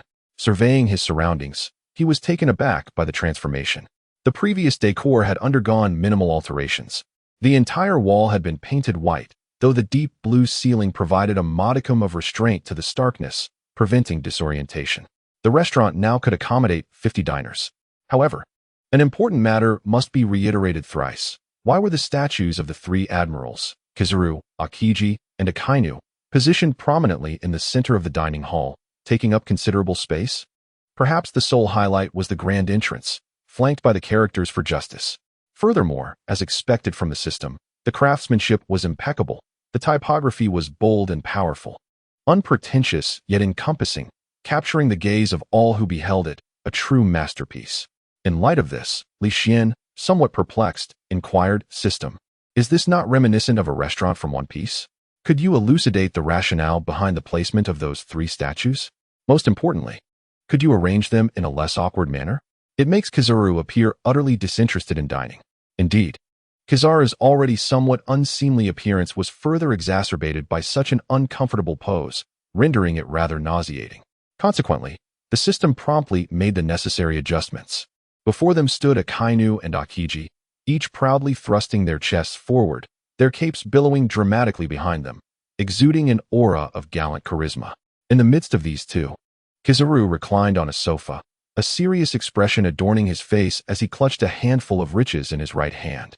This sight inevitably brought to Li Xian's mind the remarks from his previous life regarding Kizaru. As long as the salary is sufficient, even the 4 emperors can be brought to their knees. Indeed, while Kizaru often appeared nonchalant, the The sheer might he unleashed when fully engaged was undeniably formidable. As Li Xian pondered over the statue before him, the system suddenly stirred to life once more. Ding! Congratulations, host, for acquiring the marine-themed restaurant from One Piece. Ding! Congratulations, host, for triggering an SSS-level hidden task. However, due to the host's insufficient strength, this task will only unlock upon the host attaining the status of a culinary deity in the ninja realm. We encourage the host to continue striving. Upon reading these notifications, a spark of realization flickered within Li Xian. Yet, he refrained from voicing his thoughts. After all, the most pressing matter at hand was to execute the current task effectively. If he could not manage even this small endeavor, how could he hope to tackle grander challenges in the future? Consequently, he lifted the wooden board, inscribing the words temporarily closed upon its surface, before retreating to his quarters for rest. Tomorrow would require an early rise to prepare steamed buns for Wankai. Most importantly, if he awoke early enough, he could avoid being hindered by customers and would be free to train joyfully. For every boy harbors the dream of becoming a formidable warrior within his heart. As for the patrons who had long since departed, there would inevitably be those who would dismiss Li Xian's warnings. The village was expansive, populated by countless individuals. How could one ascertain the source of any rumors? Thus, this matter once again stirred a sensation within the village. At the Hokage Tower, Kakashi presented a report to the Third Hokage, a grave expression etched upon his face. Hokage-sama, the recent disturbances in the village appear to be closely linked to this restaurant. Should we not? The Third Hokage took several deep puffs from his pipe, releasing a cloud of smoke, and replied coolly, Kakashi, you've been working hard lately. I will assign someone else to handle this matter. What I need from you now is something different. Yes, Hokage-sama. Kakashi accepted the document with a serious demeanor, expecting a challenging task, only to be taken aback upon opening it. Before him lay the roster for Team 7, and to his astonishment, he discovered his name listed as the guiding instructor. The students were Uzumaki Naruto, Uchiha Sasuke, and Haruno Sakura. To find himself teaching a class with two problematic students was indeed a challenge. Kakashi felt a headache coming on at the thought of what lay ahead. Alas, he could no longer indulge in extended visits to the hot springs paradise as he once did. Noticing Kakashi's silence, the Third Hokage assumed he was dissatisfied with the assignment and quickly offered reassurance. Kakashi, I understand that this task may be somewhat demanding for someone of your typically laid-back disposition. However, I cannot entrust Sasuke and Naruto to anyone else. Upon hearing the Third Hokage's words, Kakashi instantly grasped his intent. Naruto is not only the son of his teacher, but also the Jinchuriki of the Nine Tails, a figure of significant strategic importance. It is only natural that such a potent individual would be entrusted to someone of formidable strength. As for Sasuke, the intention was to silence certain individuals within the village, but more importantly, to safeguard Sasuke, as this was the wish of a particular person. Only the Third Hokage was privy to this matter.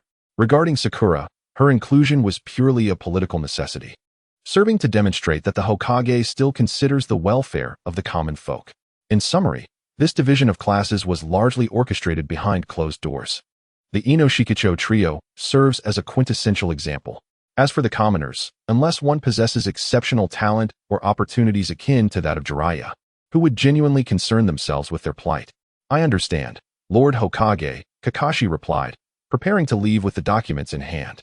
However, the Third Hokage suddenly added, by the way, regarding that child Sasuke, I hope you can guide him to develop a correct worldview, steering clear of the path once trodden by the Uchiha clan. Understood. After Kakashi departed, a masked Umbu ninja emerged from the shadows, kneeling before the Third Hokage.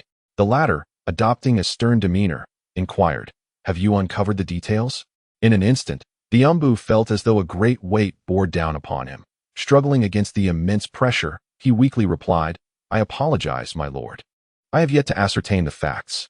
In a moment of disorientation, the oppressive aura that had enveloped the Umbu suddenly dissipated as if it had never existed. With a faint sigh, the Third Hokage remarked, this is not your fault. You may take your leave and rest. The Umbu, not daring to linger, exited the office promptly, retreating to a concealed location where he removed his mask, beads of sweat having thoroughly drenched it.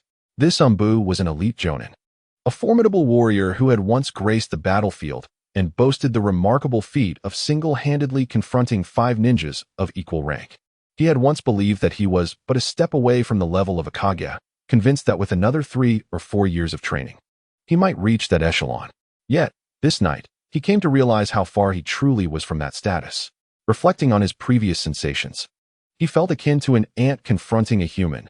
No wonder villages refrain from deploying their Kage-level warriors during conflicts, as they are akin to strategic weapons of nuclear caliber.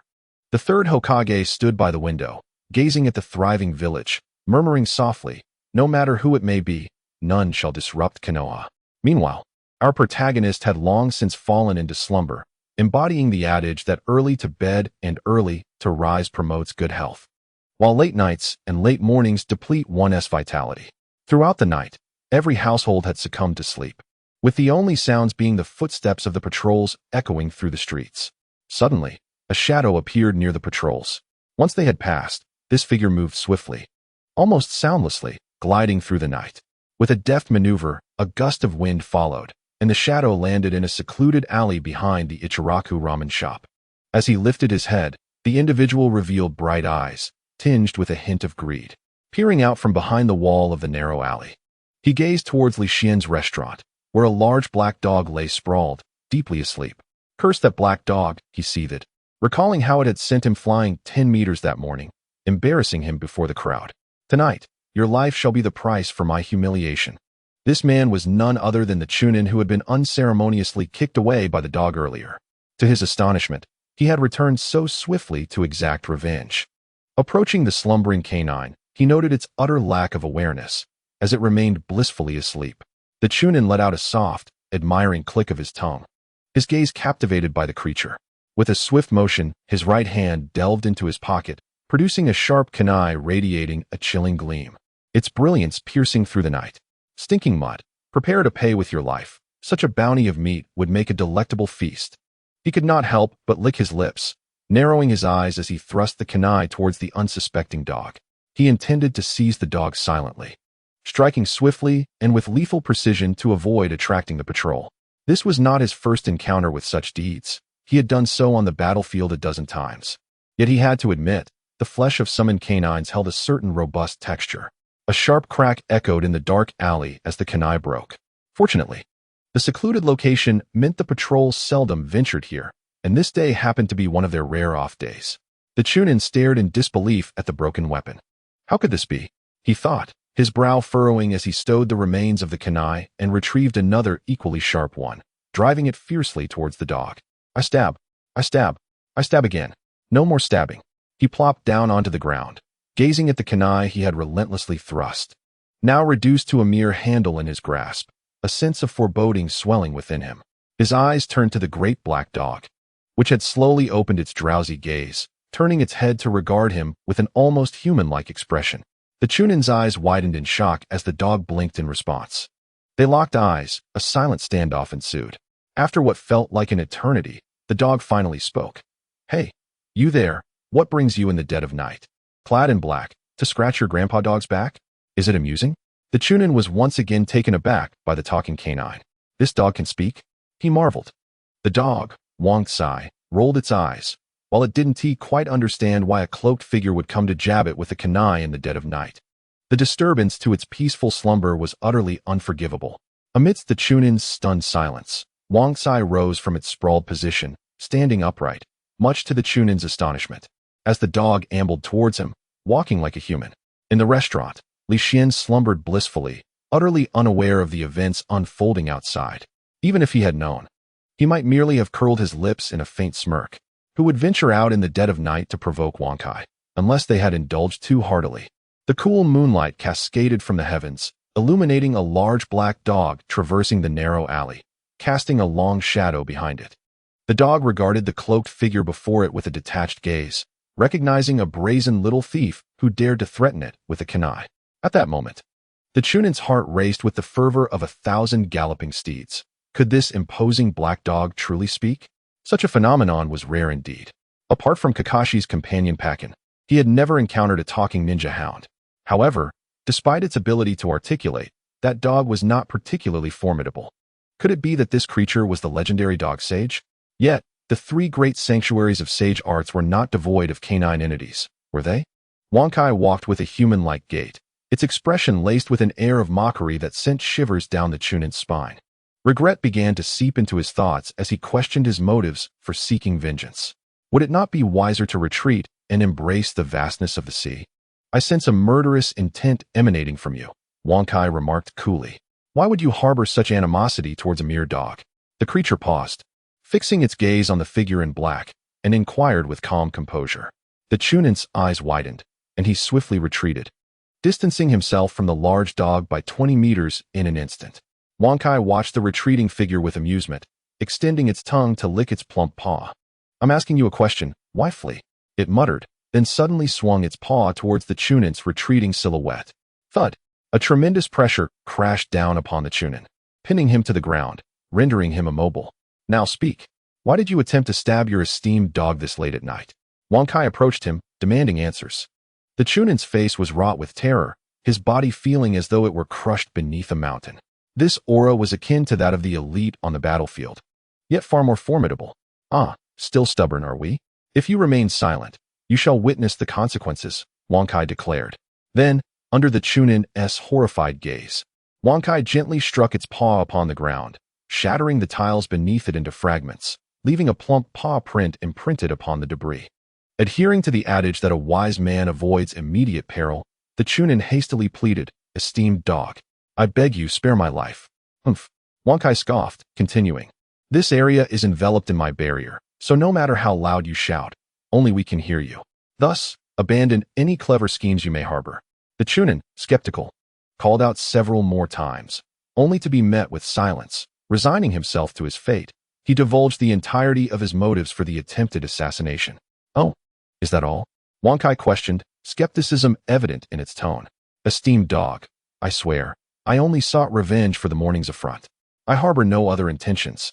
The middle ninja feigned calmness, yet a flicker of panic at the corner of his eyes was still captured by Wang Kai. Since that is the case, there is no need for you, dog lord, to exert yourself further. I shall leave this place immediately, the middle ninja hastily responded. If you wish to depart. It is not so simple, Wang Kai replied, locking his gaze onto the middle ninja's eyes. With his paws gripping the ninja's head, Wang Kai forced him to meet his gaze. During this eye contact, the ninja's eyes turned vacant, staring blankly at Wang Kai, as if his memories were being read. After a moment, Wang Kai, filled with fury, exclaimed, Do you intend to serve me as a dish? Such audacity. Boom. The middle ninja was once again pressed deeply into the ground by the overwhelming pressure. As he faced such formidable external stimuli, he began to regain his senses and quickly pleaded, Dog lord, let us converse amicably. Bang. Before he could finish his sentence, Wang Sai's plump paw struck him, causing blood and flesh to splatter, staining Wang Sai's originally dark body with crimson. Humph. Those who wish to devour me must perish, he muttered, then fell into contemplation, gazing at the ravaged and blood-stained street before him. However, how was he to restore everything to its former state after such a commotion tonight? If someone were to pass by tomorrow and witness this scene, it would surely be reported, and should that happen, the formidable beings of this world would come to investigate. Wang Kai's strength had only just returned to a sub-shadow level. He was troubled. At that moment, a voice from the system suddenly resonated in Wang Sai's mind. Beep. Difficulty detected in Wang Sai's current situation. Assistance required? Upon hearing the system's words, Wang Kai roared, Cursed old thing, stop pretending to be a system. That little fellow does not know my name. After all these years together, you still do not know it? Address me by my true name, the majestic, carefree, handsome Lord Xiaodian. Very well, Wang Kai. The system repeated the previous title, but this time, the mechanical tone had transformed into that of an elderly man, imbued with warmth. Old ghost, do you think we can return to our original world?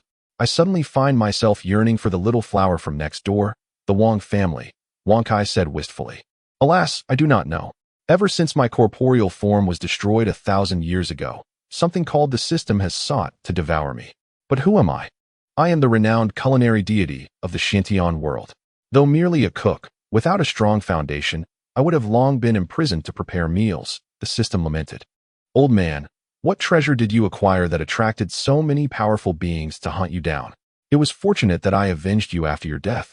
However, just as I eliminated a few of your enemies, I fell into their trap. Had it not been for my superior skills, I would have perished there, Wang Kai reminisced. Humph. Ultimately, It was I who intervened and brought you to this world, helping to restore a bit of your injuries. Otherwise, you would have long since become a mere skeleton. The system retorted. The venerable dog master acted thus to avenge you. You ought to express your gratitude to me, declared Huankai, baring his teeth. The two stood in a tense standoff. After 2 minutes, it was the system that first lowered its head and spoke.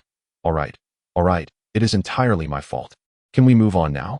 Upon hearing the system acknowledge its error, Huankai, with a hint of pride, responded, As your esteemed dog master, I shall reluctantly accept this. He then inquired, By the way, when shall we return to our world? Have you restored your strength yet? The system replied coolly, To return to our world. We must wait until that little ghost's culinary skills reach a level that can entice thousands to emerge from their homes, akin to a taste of paradise. As for my strength, it has approximately returned to the equivalent of a half-step 6 paths level in this world. While achieving the full 6 paths level will require some time. Sighing, he remarked, It seems our return is still far off. I recall that it took you 100,000 or even 200,000 years to reach that level. Such a lengthy duration has made me nearly forget. Alas, I shall leave this predicament to you. I am off to resume my slumber. With that, Huangsai's aura surged, his form reverting to its original black hue as he returned to his previous resting place, embarking once more on his journey through dreams. Observing this, the system chose not to say more. Soon, an ethereal figure appeared in the alley, hands clasped together, murmuring incomprehensible words. Subsequently, the dilapidated alley restored itself to its former state. Next, it was time to erase everyone's memory of this individual. Power of time, erase. As the command was uttered, a flurry of luminous points emanated from the alley, silently merging into the minds of those acquainted with this Chunin, obliterating their recollections of him, including that of the Third Hokage. Shaking his head, he muttered, Why am I so fatigued today? It seems I must retire early. He then made his way home. After completing these tasks, the system reverted to its original mechanical voice, and the ethereal figure dissipated into the air, as though nothing had transpired. The night continued to unfold with its usual tranquility. The following day, Li Xian, adhering to his established schedule, rose from his bed just as the first light of dawn broke through the sky. After attending to his morning routine, he began preparing meat buns. Thanks to his physical training and the extraordinary strength imparted by Huankai, Li Xian found himself devoid of fatigue after completing the meat buns. Once he placed 50 meat buns beside Huankai, he closed the restaurant's door and hung the previously crafted wooden sign at the front, setting off with the remaining 25 buns for his day's training. 10 minutes into his departure, the regular customers from the previous day, along with some newcomers drawn by curiosity, arrived at the restaurant's entrance. However, upon their initial glance at Li Xian's establishment, a flicker of disappointment crossed their eyes. The restaurant was exceedingly simple. In contrast to the distinctly Japanese-themed Ichiraku ramen, Li Xian's little shop boasted no external embellishments or unique style. Perhaps its pristine white exterior could be considered a feature? Pray tell, how is it that in this modern era, one still resorts to such a singular hue? Even the most modest of homes would typically adorn themselves with at least 3 distinct shades. However, one cannot entirely blame them. In this age that places such emphasis on appearances, the facade often dictates the limits of one's career. Most disheartening, they had previously envisioned Li Xian's restaurant in an excessively favorable light, only to have that illusion ruthlessly shattered by the harshness of reality, leaving them with a palpable sense of disappointment. Yet, there are those with keen observation who have noticed the 2 prominent characters at the entrance. An elderly gentleman, sporting gold-rimmed reading glasses, approached to scrutinize the inscription intently, reciting, Justice. Soon, a flush of excitement spread across his aged visage as he exclaimed, Excellent. A splendid character indeed. It is only natural for anyone witnessing a septuagenarian so animated to be drawn in by curiosity. A young man stepped forth, inquiring, Old sir, what is so remarkable about this character? It is merely larger and more square than others. My own handwriting is quite similar. Shall I write one for you to alleviate your fatigue? To his surprise, the elder shot him a disdainful glance and retorted, You, young man, are woefully ignorant. Perhaps a few more years of cultivation would serve you well before you speak again. Feeling slighted by the elder's words, the young man, fueled by indignation, replied, You, old man, are ungrateful for my kindness, and you dare insult me? Who do you think you are? The elder stood his ground, brimming with pride, and declared, I may be unremarkable, but 3 years hence, In a place where leaves danced in the air, a fire would blaze. The flames illuminated the village and fostered new life in the trees. The will of fire is indomitable. Those words were penned by none other than myself. Such pretentiousness, such an air of the reclusive master. Upon hearing of the elder's past endeavors in the village, the young man realized he had encountered a formidable opponent. Yet, what is youth without a touch of audacity? With the bravado of the unseasoned, he retorted, "If that is the case, enlighten me on what makes these two characters so extraordinary." Though the elder's appearance was that of age, his spirit remained youthful, and the fire of competition ignited within him. He cast a scornful glance at the young man and disdainfully responded, "Youngster, you ought to be grateful that my temperament has mellowed with age. Otherwise, I would have delivered a few punches for your insolence." Ignoring the young man's scowl, he continued, "Listen closely. First, these two characters have already attained the level of a master calligrapher. Their form is precise, and they exhibit a myriad of subtle variations. I would wager that even after a century, they shall remain vivid and unblemished, having penetrated the very essence of the wood. Secondly, do you not feel the spirit of justice igniting within your heart upon gazing at these characters? My penmanship transcends mere aesthetics. It possesses the power to transport those who behold it into a realm of profound meaning, a state of existence I have long aspired to achieve." Upon hearing the elder's words, apart from the young man, the rest felt a twinge of shame for their previous actions. Indeed, how could one merely assess matters based on superficial appearances without delving into their deeper significance? At that moment, Li Xian's imposing figure rose once more in the hearts of the onlookers. A true master is indeed a master. Even his casual handwriting exuded elegance and sophistication. The young man expressed his discontent, exclaiming that the old fellow had audaciously slapped him in public. Were it not for the village's rule against striking the elderly and children, he would have unleashed his 20 years of martial arts prowess upon the man's face. Sullenly, the young man cast his gaze around and suddenly caught sight of the inscription on the wooden board at the entrance. Instantly, he felt rejuvenated, like a withered tree regaining spring, and excitedly urged the elder to explain the characters on the board. Under the young man's teasing gaze, the elder scrutinized the board with utmost seriousness. Due to training, the proprietor is exhausted and has closed early today. The elder felt a surge of crimson liquid threatening to erupt from his mouth. "Goodness gracious, is this a jest?" he exclaimed. "And here you are, a chef, neglecting your culinary duties to train? How utterly inattentive." Moreover, he had just proclaimed the proprietor a master calligrapher, only to be met with a display of writing that even a child barely learning to write would surpass. After having so painstakingly tried to impress, he found himself swiftly rebuffed, and at his age, his heart could scarcely endure such humiliation. Yet, wisdom comes with age, and after a brief 10 seconds, the elder had devised a strategy. Clearing his throat gently, he calmly remarked, "Young man, throughout history, geniuses have often exhibited peculiar quirks. The proprietor's behavior merely indicates a certain obstinacy." Indeed, this explanation was quite satisfactory, and the elder silently commended himself. Meanwhile, the young man, bewildered by this unexpected counter, felt dazed. His mother had been correct. He was still too young, too inexperienced in the art of verbal sparring. He resolved to retreat and hone his skills further before engaging in future contests. With a demeanor akin to a victorious rooster, the elder strode proudly, feeling his vigor undiminished. It was indeed a cause for celebration. He would indulge in a feast later. However, something seemed amiss. He glanced back at the wooden board once more. Due to training, the proprietor is exhausted and has closed early today. Upon hearing this, everyone present felt a pang of inexplicable sorrow and their spirits dimmed. At the ninja school, Naruto peered out, surveying the corridor, and complained, "Why is it taking so long?" In response, Sakura, visibly annoyed, retorted, "Naruto, can't you just stay still for a moment?" Yet, why was it that only their teacher from Team 7 was so slow? The other classes had already moved on with their new teachers. Even Irika-sensei had left. Naruto replied, while internally he fretted, wondering if this new instructor would be as disapproving of him as the others had been. "How should I know?" Sakura replied, exasperated. Blushing slightly, she inquired, "Hey, what are you doing, Naruto?" The stoic Sasuke, silently seated on a chair, was also disturbed by her voice and turned his gaze towards Naruto. There, he observed Naruto sporting a mischievous grin as he wedged a chalk-covered eraser between the door and its frame. After completing his task, he leaped from the bench. proclaiming with pride, "If anyone should be blamed, it's him for being late." Sakura, with a resigned tone, remarked, "Honestly, I'm not responsible for this." Though inwardly she cheered, secretly enjoying the prank.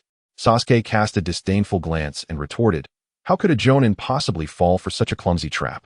Immediately aligning with her idol's sentiment, Sakura echoed, "Exactly, Naruto is such an idiot."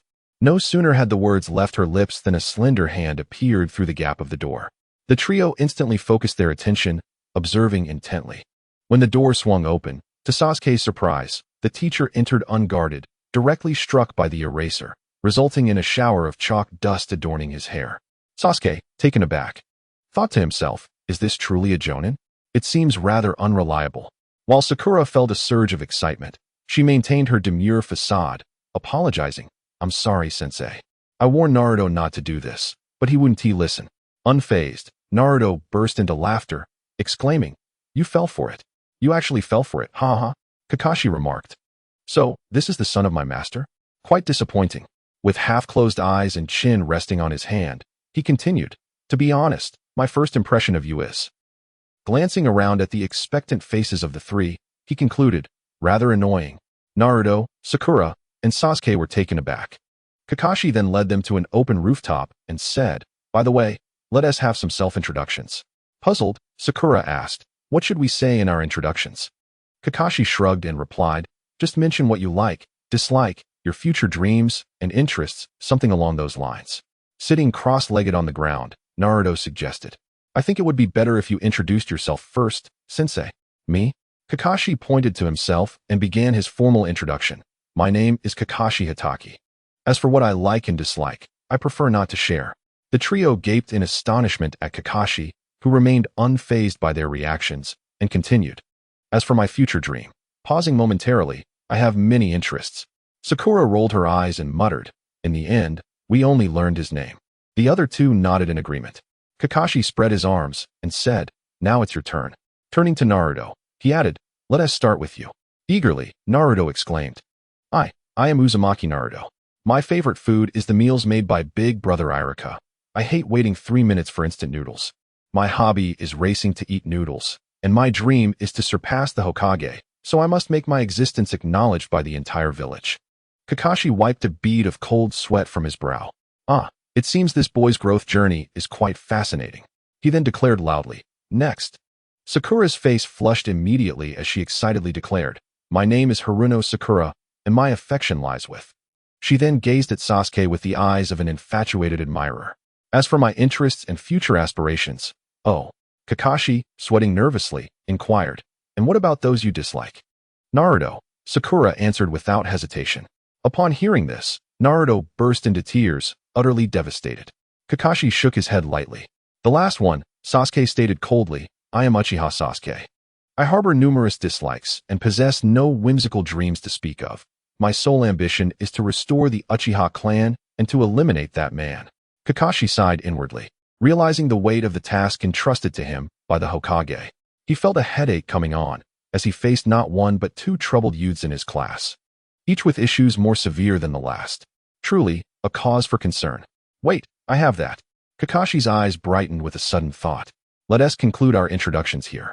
From tomorrow afternoon at 5 o'clock, we shall commence our mission." "Teacher, what kind of mission?" Naruto was the first to inquire. Kakashi, concealing a mischievous smile beneath his mask, replied, "We will be undertaking a wilderness survival exercise. This is no ordinary drill." Observing the indifferent expressions of the trio, he felt a thrill of mischief and added, "Your opponent will be me." "What?" the three exclaimed in unison. Naruto, with a bewildered expression, asked, "Teacher, what kind of exercise is that?" Kakashi let out a sinister chuckle before adopting a serious demeanor. "This test is exceedingly challenging, with a failure rate exceeding 66%. Out of 27 graduates, only 9 will be recognized as genin. The rest will be sent back to the academy for further training." "What?"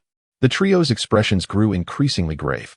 Kakashi reveled in their trepidation, reminiscent of his own experiences under the fourth Hokage. Rumor had it that this tradition was established during the second Hokage's time. Could this be a peculiar privilege of the Hokage lineage? Kakashi's thoughts wandered. Once Kakashi departed, the 3 students dispersed to prepare for the upcoming exercise. Only Naruto remained. sitting alone on a park bench, his face a canvas of anxiety. Due to Li Xian's intervention, Naruto had not mastered the signature jutsu of shadow clone technique as he did in the original narrative. It could be said that Naruto was currently facing a hellish challenge. What should I do? I don't want to return to the ninja school, Naruto lamented, tugging at his hair in frustration, hoping that the pain would inspire a solution. Finally, he conceived a notion that was not quite a solution. That's right, I still have brother Li Xian. He is so powerful.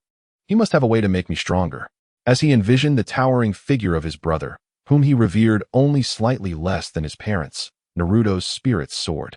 He was resolute in his belief that only Li Xian could help him overcome the obstacles before him.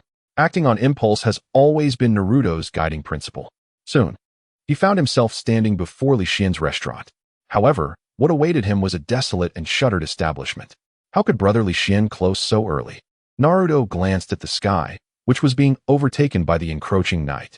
Typically, it was at this hour that brother Li Xian would be closing up.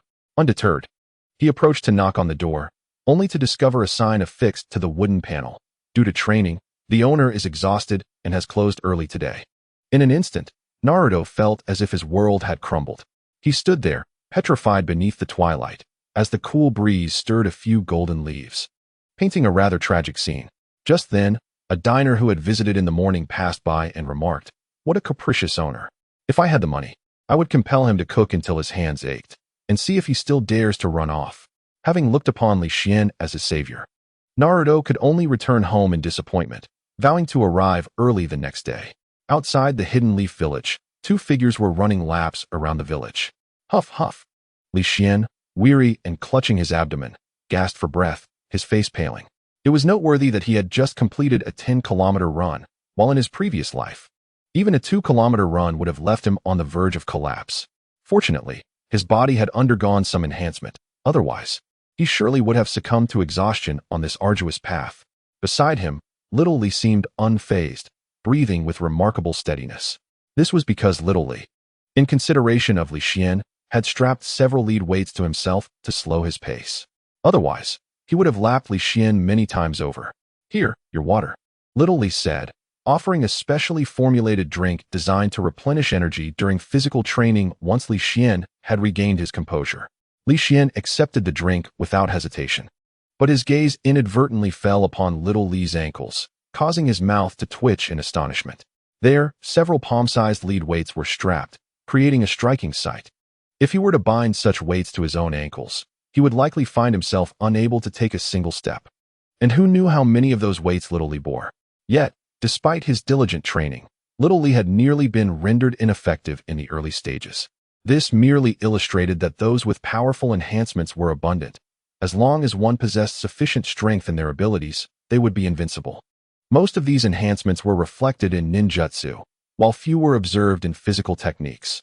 This was due to the immense resources required for training in physical arts, as well as the slow rate of progress. Take the drink in Li Xian's hand, for instance. It was a secret concoction crafted within the village, currently available only to Jonin. As for Chunin and Jinin, they were not fortunate enough to partake. This particular bottle had been provided by Might Guy for little Li's training, and little Li's decision to share it with Li Xian stemmed from the latter's notably fragile constitution, which, if left unaddressed, could lead to permanent physical harm. Upon noticing that Li Xian had nearly recovered, Xiao Li remarked, "Let us conclude today's training. It has been rather excessive. You should rest for a while." Li Xian nodded, recognizing Xiao Li's intentions were for his benefit. He understood that overexertion could be detrimental to one's health, and thus replied, "Thank you for your efforts, Xiao Li." It was a rare moment devoid of mockery regarding his martial arts practice, and Xiao Li suddenly found Li Xian quite likable. With a bright smile, he added, "If you truly wish to express your gratitude, do bring more meat buns for breakfast next time." Li Xian nodded earnestly, assuring him, "Certainly. I will ensure you have your fill." "It's a deal," Xiao Li exclaimed, revealing his radiant smile as he extended his fist in excitement, proclaiming, "Youth without regrets." Li Xian chuckled, responding with a fist bump, "Youth without regrets." Such is the simplicity with which camaraderie among men is forged. After bidding farewell, Li Xian returned to the restaurant. As expected, everything remained unchanged. Wang Kai was still lazily sprawled in a shadowy corner, squinting with sleepy eyes. Li Xian shook his head in exasperation and prepared a simple meal. The moment Wang Kai caught the aroma, it jolted awake, following the scent to Li Xian's side. Upon entering the establishment, Wang Kai noticed the changes within the restaurant but felt no surprise, for it was well acquainted with the system, and such alterations were mere trifles. Even if the place transformed into a paradise, it would remain unfazed. Observing Wang Kai's gluttonous arrival, Li Xian sighed, aware that the amount he had prepared would barely suffice. Consequently, he returned to the kitchen to prepare a meal for Wang Kai. The attentive creature patiently sat on the floor, awaiting its feast. After approximately 10 minutes, Li Xian presented Wang Kai's meal in its bowl. Instantly, the delectable food stirred excitement within Wang Kai, who sprang to its feet, panting rapidly, its tail erect, resembling a village dog in heat. Seeing the overzealous Wang Kai, Li Xian worried it might suddenly nip at him. He quickly placed the bowl beside it, and then began to eat his own meal. However, Wang Kai devoured its food with astonishing speed, finishing within 10 bites before contentedly wandering outside to resume its languid existence. It was not until 10 minutes after Wang Kai finished that Li Xian completed his own meal, subsequently washing the dishes and Wang Kai's bowl. He then attended to his personal hygiene and, exhausted, laid down on the large bed, drifting into slumber. Morning soon arrived again. But perhaps due to the onset of autumn, this particular morning was especially chilly. A small, yellow-haired figure stood shivering at the door, muttering, "Why hasn't brother Li Xian opened yet? Achoo, it's so cold." One must recognize that at this hour, most people were still ensconced in sleep. However, Li Xian had recently developed a habit of rising early, and at this moment, he suddenly found himself devoid of sleepiness. Not yet time for business to commence. He decided to venture outside for a brief exercise. After all, a man's physical well-being hinges on diligent training. After muttering an encouraging phrase to himself, Li Xian began his morning routine. As for nourishment, he could indulge after his workout. Donning the spirited battle attire gifted by Kai, he felt invigorated and, with head held high, bellowed towards the ceiling, "Youth calls to me." Upon opening the restaurant's door, he was met with the sight of Naruto, shivering uncontrollably from the cold. "Naruto?" Li Xian rubbed his eyes vigorously, questioning his own wakefulness. Once the redness in his eyes faded, he confirmed that the trembling figure at the door was indeed Naruto, and he quickly ushered him inside. Stripping off his battle garb, he donned a chef's uniform and prepared a generous bowl of beef noodle broth to fend off the chill. As Naruto savored the steaming, fragrant broth, his previously restless heart found solace, fully immersed in the warmth of the soup. Li Xian observed Naruto intently. Although his broth was known for rapidly dispelling internal coldness, he was astonished to see Naruto expel the chill almost instantaneously after his first sip. Reflecting on his own experience upon arriving in this world, he recalled a time when he had caught a chill from kicking off his covers at night, only to find relief after consuming an entire bowl of beef noodle soup. Truly, the strength of the Nine-Tails Jinchuriki was remarkable. "Naruto, what brings you here so early today?" Li Xian inquired, puzzled. Upon hearing the question, Naruto, disregarding the delectable meal before him, leaped into Li Xian's embrace, exclaiming, "Big brother, I've missed you terribly." Taken aback by Naruto's words, Li Xian instinctively retorted, "Goodness, are you wishing for my early demise? Are you perhaps coveting the thousands of QQ coins in my account?" Naruto, momentarily stunned by Li Xian's remark, blinked and replied, Big brother, what exactly is a QQ coin?" At that moment, Li Xian remembered that this was not his former life and quickly explained, "QQ coins are a fascinating currency. But what brings you to me today?" He hastily shifted the topic, realizing that further explanation would only lead to confusion. Fortunately, Naruto was somewhat absent-minded and soon forgot the previous conversation. Without hesitation, he pleaded, "Big brother, please teach me some ninjutsu." "What?" Li Xian was taken aback. "I heard from Xiao Li during training that after graduation, you would be assigned a teacher. Didn't your teacher instruct you?" Then, Naruto recounted the entire sequence of events leading to this moment. Li Xian finally grasped the context of the situation, recalling the storyline. However, he had no intention of revealing the outcome of the assessment to Naruto, for some experiences are best understood through personal encounter. The survival exercise this time marks the inception of the bonds formed by Class 7. Should I intervene forcefully, the consequences could be dire. Furthermore, the ninjutsu at my disposal is limited to the fundamental techniques of shadow clone, substitution, and transformation. Even if I were to teach them to Naruto, their impact would be negligible. Most importantly, It was my earlier actions that prevented Naruto from mastering the shadow clone technique, for otherwise, he would not be in such a state of panic now. As I berated myself, the system's mechanical voice resounded once more. Beep. As the destined elder brother, how could I disregard my younger sibling's plea for help? I hereby announce a new task, practice by slicing radishes. Task description: the host must slice 50 white radishes within 10 minutes, ensuring each piece is uniform in shape and size. Task reward: the multiple shadow clone technique, which can be passed on to my younger sibling. 10 minutes to slice 50 radishes, all of which must be identical in shape and size. Though the challenge is somewhat daunting, it is merely a trivial task for me. After calming Naruto, I swiftly entered the kitchen, intent on a quick resolution. My heart brimmed with gratitude toward the system as I approached the cutting board, ready to express my appreciation. However, I was met with the sight of a large, hefty kitchen knife beside the 50 radishes. In an instant, my intended words of praise transformed into another form of exquisite expression. What a lunatic! After nearly a minute of silence, the system failed to respond at all. I began to suspect that it might possess a speech-blocking feature. In my previous life, once I began to vent, even a stubborn ox would grow weary and emit plaintive sounds, let alone a human. Realizing my words were futile, I resigned myself to grasp the knife. Yet, it was unclear what material it was crafted from, as it was exceedingly heavy. I could barely lift it with one hand, managing only a few awkward swings. A feat made possible by my recent physical training. Attempting to complete the task of deftly slicing the radishes with such a tool seemed overly ambitious. System, I must lodge a complaint. This difficulty does not correspond to the reward, I said to the system with a stern expression. At that moment, the system regained its vigor and responded, as one destined to become the culinary god at the pinnacle of the ninja world. Cannot you overcome such a minor difficulty? The path to becoming a culinary deity is long, young lad.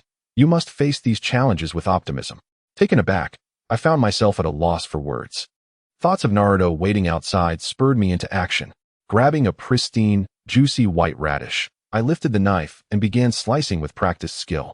Although the radish was ordinary, its quality was exceptional, crisp and succulent. Upon finishing one radish, I expressionlessly reached for the second and began slicing anew. Since I had successfully practiced, I may as well commence the task. An ancient proverb states, with the first effort, one gains momentum, with the second, one wanes, by the third, one exhausts. Thus, the sounds of the knife clashing against the cutting board echoed continuously through my restaurant early that morning. Naruto believed that his elder brother was forging a unique ninjutsu for himself. The initial flutter of anxiety within him had now settled into a serene calm as he awaited patiently. Half an hour passed, and just as Naruto was on the verge of succumbing to impatience and heading to the kitchen in search of Li Xian happened to emerge from the kitchen. In an instant, Naruto's head collided with Li Xian's abdomen, resulting in a resounding yelp. Alas, Naruto had bumped his head, leaving a significant lump. Li Xian immediately extended his trembling hands, intending to comfort Naruto, but upon seeing those hands, Naruto's eyes welled up with tears. Ignoring the pain from his injury, he emotionally exclaimed, "Brother, I never imagined you would make such a great sacrifice merely to create a ninjutsu suited for me. Please allow me to pay my respects." With that, he prepared to bow his head to Li Xian. However, Li Xian could not permit the protagonist to bow to him so easily. What if such an act entangled him in future consequences? Finally, under Li Xian's firm stance, Naruto ceased his bowing. Wiping away his recently shed tears, Naruto eagerly inquired, "Brother, what ninjutsu have you created? I heard such a fierce commotion outside. It must possess at least the might of an A-rank technique." Just as Li Xian was about to provide an explanation, a gentle stream of energy suddenly surged into his arm from the system, alleviating the soreness and discomfort he felt. Ding! Congratulations, host, on completing the latest task, chopping radishes. Task description: the host must slice 50 white radishes into uniform shapes within 10 minutes. Task reward: the technique of shadow clone jutsu has been successfully awarded. However, Li Xian was not easily swayed and promptly questioned the system with fervor. "Damn it. So you can restore my fatigue? Why didn't you do that during my previous training sessions?" The system replied earnestly, "This system aims to benefit the host. Only by experiencing true exhaustion can the host gain a better grasp of physical techniques. As the saying goes, when heaven is about to confer a great responsibility upon a person, it must first temper their mind and body. Good heavens, even classical literature is invoked. If this system doesn't become a teacher, it would be a waste of its talents. With the thought of Naruto's impending evaluation in the afternoon, Li Xian cut to the chase, saying, "All right, system, enough of the dilly-dallying. If you keep this up, we might delay Naruto's assessment. Tell me how to impart this ninjutsu to him." The host need only place a hand upon Naruto's head and silently recite the transmission of the ninjutsu. And this system will automatically transfer the detailed information into Naruto's mind, the system prompted. Wow, I didn't realize the system was this powerful. No wonder they say technology is the primary driver of development. It certainly holds some truth. Thus, Li Xian instructed Naruto, "When I impart the ninjutsu to you shortly, no matter what occurs, remain calm and still. Do you understand?" Upon hearing Li Xian's words, Naruto understood that his elder brother was about to unleash his power. He promptly stood still like a statue and earnestly replied, "Understood, brother." "Very well." Li Xian nodded in satisfaction, secretly admiring Naruto as his most fervent disciple. Following the system's instructions, he proceeded to make a gesture.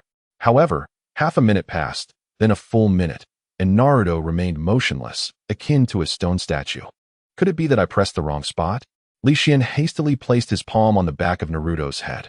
Confused, Naruto wondered why his brother was still pressing down on him, even though he had mastered the shadow clone technique. Was there another jutsu he wished to impart?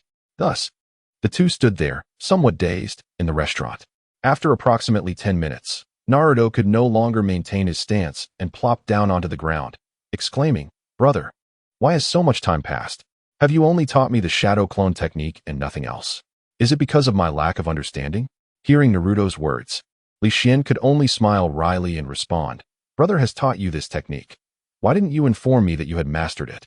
Yet Naruto, perplexed, retorted, "But brother, didn't you tell me to remain quietly in place?"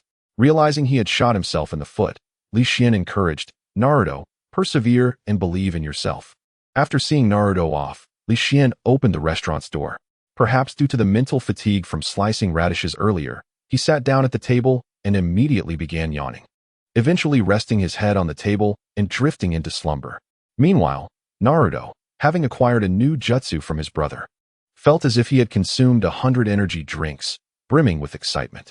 Upon returning home and eating a packet of instant noodles, he intended to rest for a while. However, his exhilaration left him restless, and after tossing and turning, he felt utterly awake. Thus, he gathered his tools and set off. Outside, the temperature was unusually oppressive, and after taking a few steps, he was drenched in sweat. "Hey, why are you two here so early?" Naruto asked in surprise upon seeing his two companions who had already arrived. He had thought that arriving 40 minutes early was sufficient, yet they had come even earlier. "I got here at 3 o'clock. For this assessment, I skipped lunch," Sakura complained. "What? You arrived at 3? Why didn't you eat lunch beforehand?" Naruto questioned, puzzled, as he contemplated the disconnect between the assessment and lunchtime. "A beautiful girl must maintain her figure. I only eat 2 meals a day, breakfast and dinner," Sakura retorted, rolling her eyes at Naruto. "Hee, Sakura, you're so beautiful, you don't need to lose weight," Naruto said cheerfully, scratching the back of his head in admiration. "Humph," Sakura scoffed, choosing to ignore Naruto. No matter how much he praised her, she would never harbor affection for him, as her heart had long been set on the handsome Sasuke. As Sakura pondered, her gaze shifted to Sasuke, and she suddenly recalled that he seemed to have arrived even earlier than herself. Unable to contain her curiosity, she inquired, "Sasuke-kun, may I ask when you arrived?" 1 o'clock. Sasuke replied coolly, yet his words left the two others nearby in astonishment. The examination was scheduled for 5 o'clock. What could Sasuke possibly be doing here since 1 o'clock? The trio commenced a discussion, entirely oblivious to the fact that time had already passed 5 o'clock, while their teacher, Kakashi, remained lost in dreams. Where on earth is that infuriating Kakashi-sensei? If I hadn't had some beef soup at Lies this morning, I would be so hungry I could barely stand, grumbled Naruto. "Well, at least you had some noodle soup. I haven't eaten anything at all. I should have eaten more this morning," Sakura lamented. "Sakura, didn't you say you wanted to lose weight? Losing weight requires being well fed. How can one lose weight without energy?" she retorted dismissively. Ugh, what a waste of time. Even Sasuke began to exhibit impatience. After all, he was the earliest to arrive. How could this wretched Kakashi still not have shown up? Was he even a teacher? Oh, There you are, everyone. What a coincidence. Kakashi's figure materialized before the trio, greeting them with a smile. Kakashi-sensei, you are late. Naruto glared at Kakashi, his teeth clenched, as if he would not rest until he received a satisfactory explanation, or else he might just pounce on Kakashi right there. Ah, it's just a little late. Don't be so petty, Kakashi said, scratching his head innocently. A little late? You said 5 o'clock, it's already 9. Is your little late a whole 4 hours? Sakura interjected, her irritation palpable. Had it not been for her desire to maintain a ladylike demeanor in front of Sasuke, she would have likely approached Kakashi with fists raised. Well, you see, a black cat crossed my path this afternoon, and I got lost on my way. Kakashi casually fabricated an excuse to brush off his tardiness. Despite the trio's furious glares, they were at a loss for a response. Cough, cough. Kakashi cleared his throat, adopting a serious demeanor. All right, you three. It's time to begin the examination. Let me explain the rules. Your task is exceedingly simple. You must steal the bells from me. If you fail to obtain them by midnight, the village's curfew, you shall forfeit your dinner and be forced to watch me eat. With that, Kakashi produced 2 bells from his waist, waving them before the trio, then gestured towards 3 wooden posts not far away. Wait a moment, Kakashi-sensei. There are 3 of us. Yet only 2 bells? Sakura queried, puzzled. That's precisely how this examination works. One of you is destined to be tied to a post, and should you fail, you will lose your status as a ninja and be required to repeat the Ninja Academy. Kakashi's gaze swept over the 3 individuals, and even with his black mask obscuring his face, they felt as though they could perceive his sinister smile. Well then, the assessment officially commences. Use all your strength to seize my bells, Kakashi taunted, beckoning the trio with a flick of his hand, igniting their anger once more. That insufferable Kakashi-sensei. Just wait until I teach you a lesson. Naruto charged directly at Kakashi. Unfazed, Kakashi remained composed, standing still as he awaited Naruto's approach. Naruto swiftly formed hand seals. Shadow Clone Jutsu. Hundreds of Naruto's clones surrounded Kakashi, encircling him in a vast formation, leaving him with no escape. Ah, Shadow Clone Jutsu, is it? Kakashi chuckled lightly, then landed a punch on the original Naruto, sending him flying. As the true Naruto was struck, the remaining clones dissipated into smoke due to their unstable chakra. How is this possible? Exclaimed the stunned Naruto as he regained his footing. Logically, under the cover of so many clones, he shouldn't have been exposed so swiftly. How did Kakashi-sensei find his true self so quickly? Before Naruto could ponder further, Kakashi suddenly appeared before him, delivering a kick that sent him soaring, then launched a shuriken connected to a thin wire that ensnared Naruto's hands. He bound him to a sturdy tree, effectively incapacitating one of the trio. Impressive, Sasuke thought to himself. Based on Kakashi's displayed prowess, none of them could inflict any harm on him. Indeed, they would need to work together to stand even a semblance of a chance. Fire style, Great Fireball Jutsu. Sasuke positioned himself behind Kakashi, rapidly forming hand seals as a massive fireball erupted from his mouth. Just as it was about to strike Kakashi, he suddenly transformed into a wooden stump, an art of substitution. However, Sasuke's target was not Kakashi. Whoosh! The fireball maintained its ferocity, colliding with the wire binding Naruto. As the wire ignited, Naruto was freed from his constraints. Listen up. We have no chance in isolated combat. Only through unity can we hope for victory, Sasuke urged, gathering Naruto and Sakura close. Sasuke-kun, whatever you say goes. I'm all ears. Sakura declared, her infatuation evident, prompting simultaneous frowns from Naruto and Sasuke. Naruto then turned to Sasuke, saying, Sasuke, you devised the strategy. I will follow your lead. The 3 huddled together, murmuring strategies, while Kakashi stood aside, allowing them to converse, fully intending to impart the significance of teamwork. Go. Moments later, the trio shouted in unison as Naruto led the charge with his Shadow Clone Jutsu. Yet, Kakashi dispatched each of Naruto's clones with a single punch, resolving the onslaught in less than 6 seconds, engulfed in a cloud of smoke. Die! Sakura shouted fiercely as she burst forth from the smoke, leaping into the air and delivering a devastating punch infused with all her might. Just as Kakashi attempted to evade, a slender line ensnared his feet, rendering him immobile. Thud! Sakura's fist struck down, yet the sound of flesh meeting flesh did not resonate. Before her eyes, Kakashi dissipated into a cloud of smoke. Alarmed, she realized it was a shadow clone technique. As she prepared to retreat, Kakashi's true form suddenly materialized behind her, crackling with electricity that danced across his hand. He then gently pressed it against Sakura. Despicable. Sakura knelt on the ground, immobilized and stripped of her fighting capability. Even movement became a daunting challenge. At that moment, Naruto and Sasuke, having arrived, witnessed the scene. Naruto shouted at Kakashi, "Sakura, what happened to you?" "Kakashi-sensei, what have you done to Sakura?" Kakashi chuckled, waving his hand dismissively. Now, we're currently in an assessment. Our relationship is that of enemies, so questioning an adversary like this is quite improper." With that, he vanished into the earth, leaving no trace behind. Naruto and Kakashi stood back to back, vigilant as they scanned their surroundings, while Sasuke quietly activated his Sharingan, ready to perceive any disturbance in the air. A flaw. In his mind, he conjured the decapitation technique. A large hand erupted from the ground, forcibly dragging Sasuke beneath, leaving only his head above the surface. In this predicament, Sasuke could not form any seals and could only await Naruto's rescue. "Sasuke!"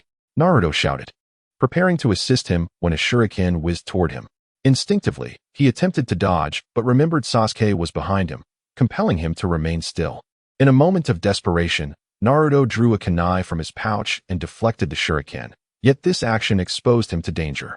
Kakashi appeared before Naruto, delivering a powerful kick that sent him flying.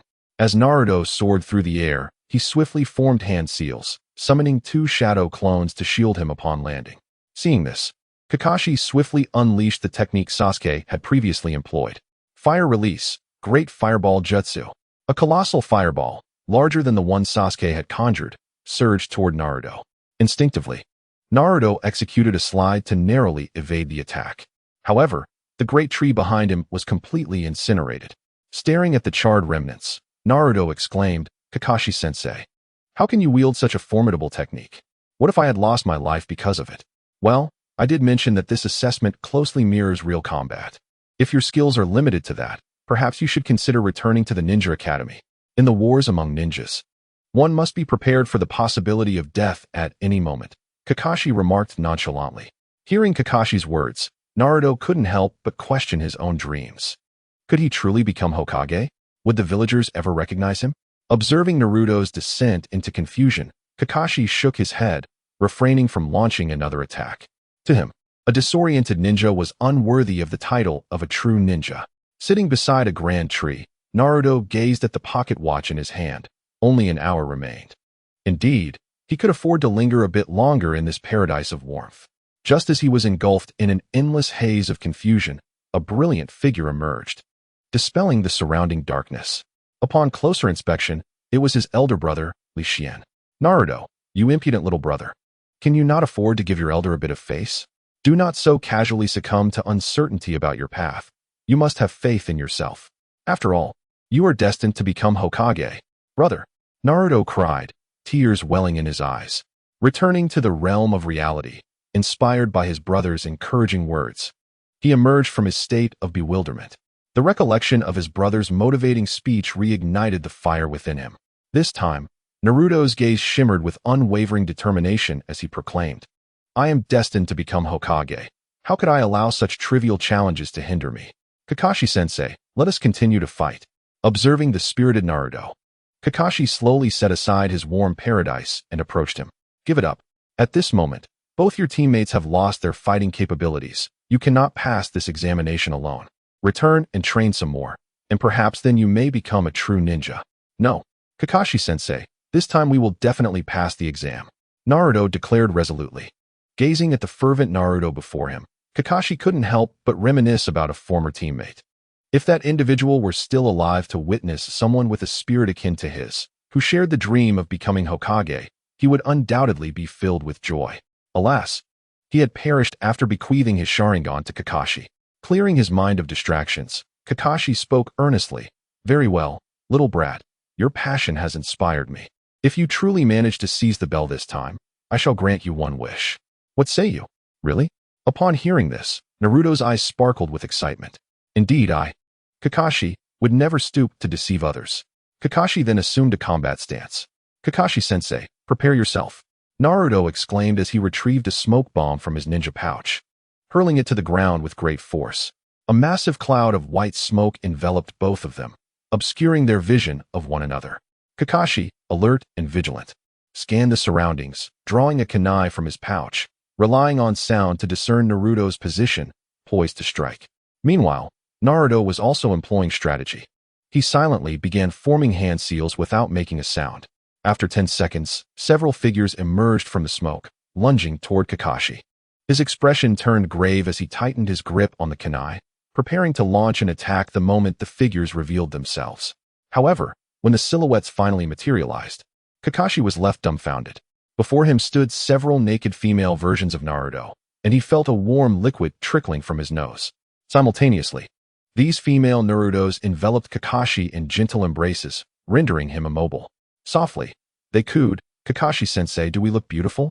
As Kakashi beheld the enchanting and innocent figures of the lovely young maidens before him, he was instantly reminded of the romantic tale between the girl next door and the neighbor, Wong, from the third volume of Intimate Paradise.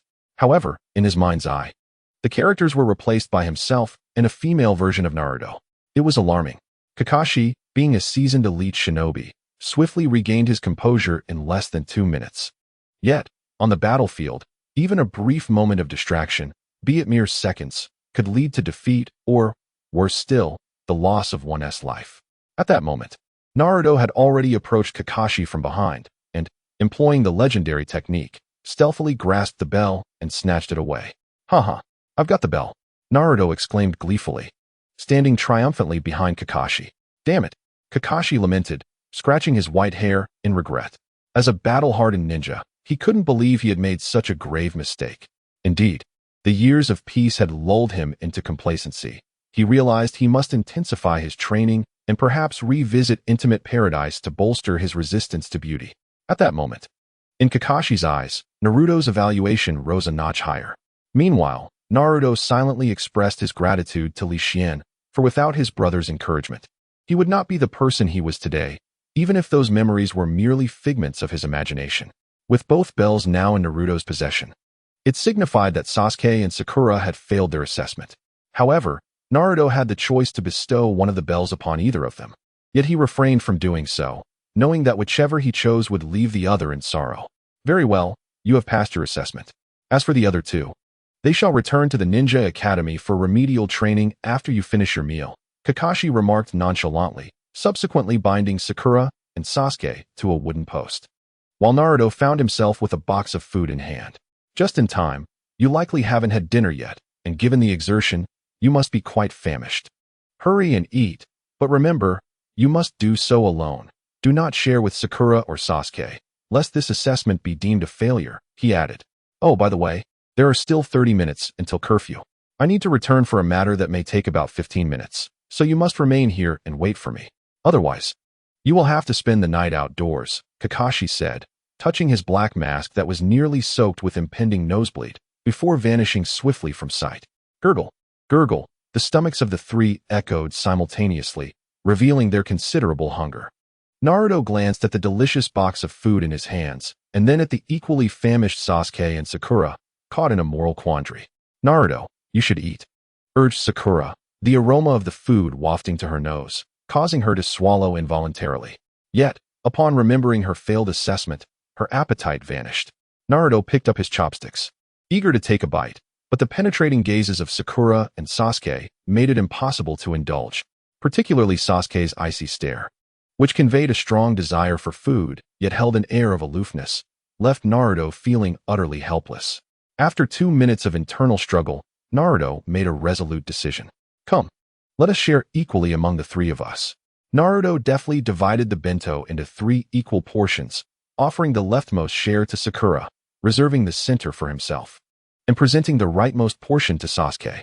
As a fervent admirer of culinary delights, his decision was not solely influenced by the longing gazes of Sakura and Sasuke. Rather, the anticipation of indulging in a hearty meal at Li Xian's restaurant loomed large in his mind. After all, Kakashi-sensei had previously asserted that if Naruto managed to seize the bell, one wish of his would be granted.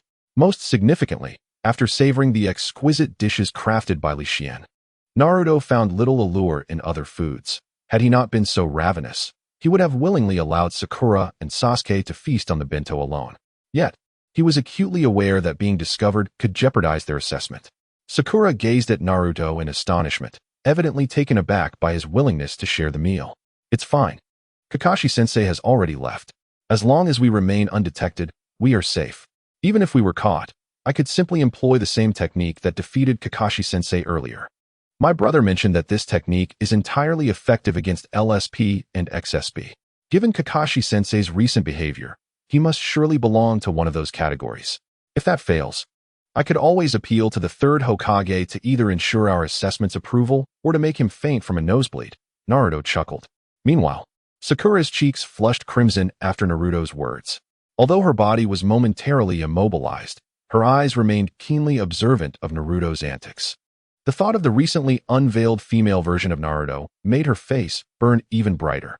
Sasuke, on the other hand, muttered a disdainful remark about boredom and opted to remain silent. Naruto retrieved a rice ball from the bento and presented it to Sakura's lips. Delicious. Why aren't you eating, Naruto? Sakura inquired after taking 2 bites, noticing the same hunger reflected in Naruto's eyes. I will eat after you are finished. I'm not particularly hungry at the moment, he replied, shaking his head, before feeding another morsel to Sakura. After tending to Sakura, Naruto turned his attention to Sasuke, continuing his role as a caregiver. At that moment, a flicker of emotion finally crossed Sasuke's typically stoic features. Suddenly, Kakashi appeared behind the trio, having donned his mask anew, his gaze seething with fury, which sent a chill down their spines. All of you, he exclaimed, deliberately elongating his words, causing their hearts to race with trepidation. Assessment completed. The abrupt shift in Kakashi's tone allowed the tension in their chests to ease. Kakashi-sensei, why is that? The trio queried in confusion, as they had braced themselves for elimination, only to be met with the unexpected announcement of success. Ninjas must not adhere to conventional reasoning. Those who shatter the rules of the ninja world are deemed worthless. However, those who disregard their comrades are even more despicable, Kakashi reflected solemnly, his thoughts drifting back to the haunting memories of Obito trapped beneath the rubble. The significance of companionship is a lesson imparted to him by Obito. From this moment forth, you shall be members of Team 7. Assemble here tomorrow morning at 10 o'clock. I shall treat you to a meal, and the choice of venue is yours. Kakashi remarked with a cheerful smile directed at the trio, oblivious to the grave consequences that his words would soon invoke. Naruto's mind began to race, devising ways to ensure that Kakashi would indulge in substantial expenditures at his leader's restaurant.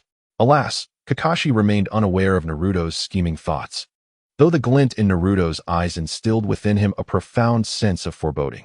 Simultaneously, Li Xian, who had been dozing on the table, welcomed an unexpected visitor. By noon, the elderly gentleman who had previously praised Li Xian's establishment returned to the restaurant. Upon observing the open door and the desolate interior, the old man rubbed his eyes vigorously, nearly convinced he had arrived at the wrong location. After a careful inspection confirmed his suspicions, he stepped inside. Noticing the slumbering Li Xian, he murmured, "No wonder no one comes here. The staff is fast asleep at the table. If I were the proprietor, I would certainly dismiss such an employee. Nevertheless, I came here solely to sample the legendary dishes purported to enhance chakra, so it would be best to refrain from causing any disturbances." The old man approached the sleeping Li Xian, intending to rouse him. Meanwhile, Li Xian remained lost in a dream of conquering realms, entirely unaware of the approaching figure. The system, too, felt concern for Li Xian's predicament, yet it was determined to cultivate its chosen host, no matter how unpromising. In the next moment, the system initiated its function. A crackling sound of electricity resonated around Li Xian. In an instant, he jolted awake. What on earth? Who seeks to harm me? Beware, I shall unleash my wealth. Alert! A customer has arrived at the restaurant.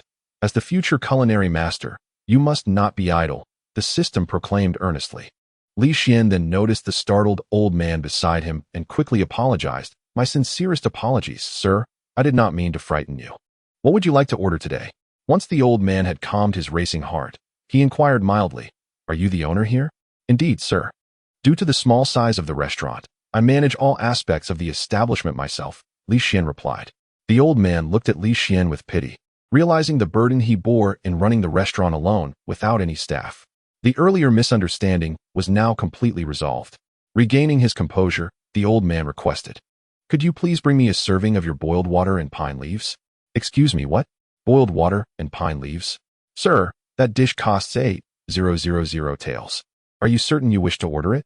Li Xian exclaimed in astonishment. It was not surprising that Li Xian was taken aback after nearly a month in this world. He had yet to encounter someone ordering the most expensive item on the menu. He had assumed that such a dish would only be requested upon the arrival of the Hokage, but to his surprise, this seemingly ordinary old man was the first to make such a request, which had led to the earlier scene. The elderly man merely smiled and nodded, then retrieved a stack of silver notes from his garment. After counting them, Li Xian, filled with excitement, slipped the money into his pocket. With a smile, he said, "Please, take a seat here, old sir. It is spacious, and the preparation of this dish may take a little longer. I hope for your understanding." The old man responded, "Rest assured, good things take time. I am aware of this principle." After settling the old man comfortably, Li Xian entered the kitchen to commence the culinary creation. The countertop was already prepared with the necessary ingredients, awaiting Li Xian's deft hands. He meticulously chopped the chicken, duck, and pork knuckle, rinsing them repeatedly until no trace of blood remained. Next, he placed them into a pot, bringing the water to a roaring boil. After skimming off the impurities, he boiled the contents again, adding ample fresh water. After a while, he introduced various seasonings and ingredients, allowing the mixture to simmer gently for over an hour. Throughout this process, Li Xian diligently skimmed the foam that floated to the surface, also adding several chicken and pork meatballs, which had been sterilized in boiling water, to the pot. These meatballs absorbed the suspended impurities in the broth until it became crystal clear, resembling pure water. The control of heat during this phase was crucial. The next step was of utmost importance. Li Xian selected the tenderest hearts of the vegetable, washed them, and placed them in a strainer, dousing them with hot water from above. The vegetable hearts blossomed gradually under the heat, and he continued to pour until they were completely soft. Li Xian also made sure to separate the broth used for the vegetable from the original soup, although both were still classified as fresh broths. The former could no longer be used for the dish. Once everything was in order, Li Xian placed the vegetable hearts in a bowl and ladled the broth over them, thus completing his masterpiece. This dish was worth an impressive 8,000 taels, and at that moment, Li Xian felt it was worth every coin. After all, the time invested in this dish alone could have yielded him a dozen bowls of beef noodles, and the most crucial aspect of this dish was meticulous attention. Otherwise, it would lead to culinary failure. When Li Xian set the bowl of clear, slightly yellow broth and vegetable on the old man's table, the old man gazed at it, momentarily taken aback, wondering if it was merely soaked cabbage. However, upon catching a glimpse of Li Xian's eager expression, he lowered his head to inhale the aroma, and then exclaimed with delight, "Ah, this dish appears as clear as water and emits a fragrant aroma. Indeed, it is remarkable." Eagerly, he lifted the soup spoon to taste the broth, his eyes lighting up as he remarked, "This soup, clear as water, possesses a rich flavor that is neither greasy nor heavy. It is simply irresistible, truly exquisite." With that, the elderly gentleman began to savor his meal with great pleasure. Observing the old man's enjoyment, Li Xian felt his own anxieties dissipate, realizing that this endeavor had indeed been successful. Subsequently, he returned to the front, ready to resume his routine. After finishing the vegetable broth, the old man, whether due to the exquisite taste of the food or some other reason, felt a peculiar sensation of youthfulness enveloping him. He then retrieved a palm-sized mirror from his pocket and began to inspect himself. To his delight, he noticed that some wrinkles on his face had indeed vanished. It seemed that the owner of this restaurant was indeed a master of his craft. Had it not been for his modest appetite, he would have surely indulged in every dish available. Eventually, he left the restaurant with a lingering reluctance.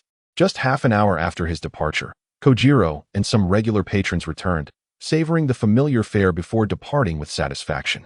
Unbeknownst to them, the hour for closing had arrived, marking the end of yet another uneventful day. With the dawn of a new day, the sun radiated its gentle warmth. As Li Xian opened the restaurant door, he heard Naruto's boisterous voice echoing from afar. "Kakashi-sensei, you promised, no backing out." A slightly exasperated voice followed. "I know, Naruto, you've repeated it nearly 10 times. If I say I'm treating you to a meal, I will indeed do so." As footsteps approached, 4 figures soon appeared before Li Xian: the spirited Naruto, the aloof Sasuke, the infatuated Sakura, and Kakashi, whose expression was obscured by a black mask and seemingly lifeless eyes. Upon seeing Naruto and the others enter his establishment, Kakashi felt a flicker of regret. Having once surveilled Li Xian, he was acutely aware of the prices here. Yet, he had boldly proclaimed his intent to treat Naruto and company, leaving him no choice but to fulfill his own ambitious declaration. Wow, brother. So many new dishes have emerged in my absence. I must take a good look. Naruto's eyes sparkled with excitement as he meticulously scrutinized the menu prices. With each uttered price, Kakashi felt his heart quiver, for here, dishes were not just expensive, they were exorbitantly so. He anticipated that after this meal, he would be subsisting on instant noodles for at least 3 months. Sure enough, after perusing the menu, Naruto triumphantly declared, "Brother, aside from the birthday cake and plain water, I want one of everything else except for the dragon beard noodles and fried rice." Very well, what would the rest of you like?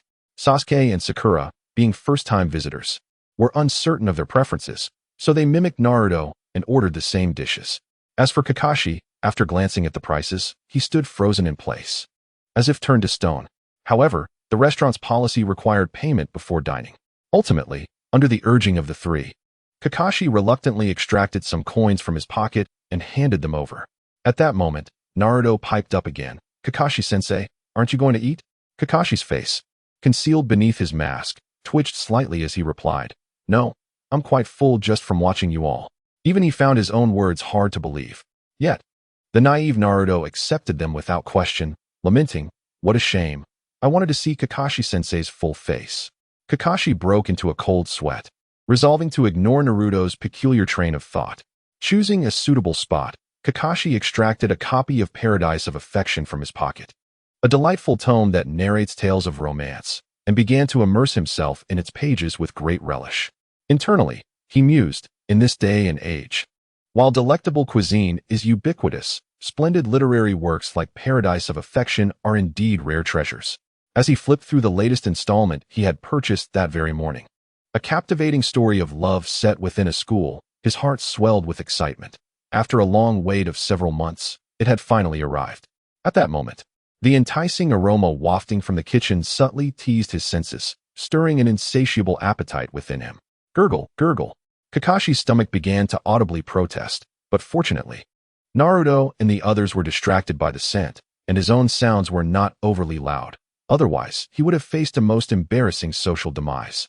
Grant me strength, O literature, to remain impervious to the allure of food, he thought, valiantly suppressing his hunger, recalling his earlier boast that reading Paradise of Affection would satiate him. He could not afford to reveal his weakness so easily. Meanwhile, Li Xian had placed bowls of beef noodles before them. "Your beef noodles are ready. Please enjoy." The aroma, as enchanting as a beautiful woman, beckoned him incessantly. Kakashi swallowed hard, turning his gaze away, resolutely asserting, "No matter how fragrant the food, it shall not sway my desire for literature."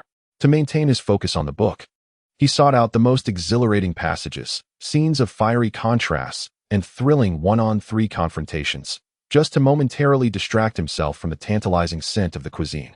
Alas, the thrilling excerpts were limited, and soon the slurping sounds of noodles echoed like the formidable roar of a tailed beast, striking deep within his consciousness.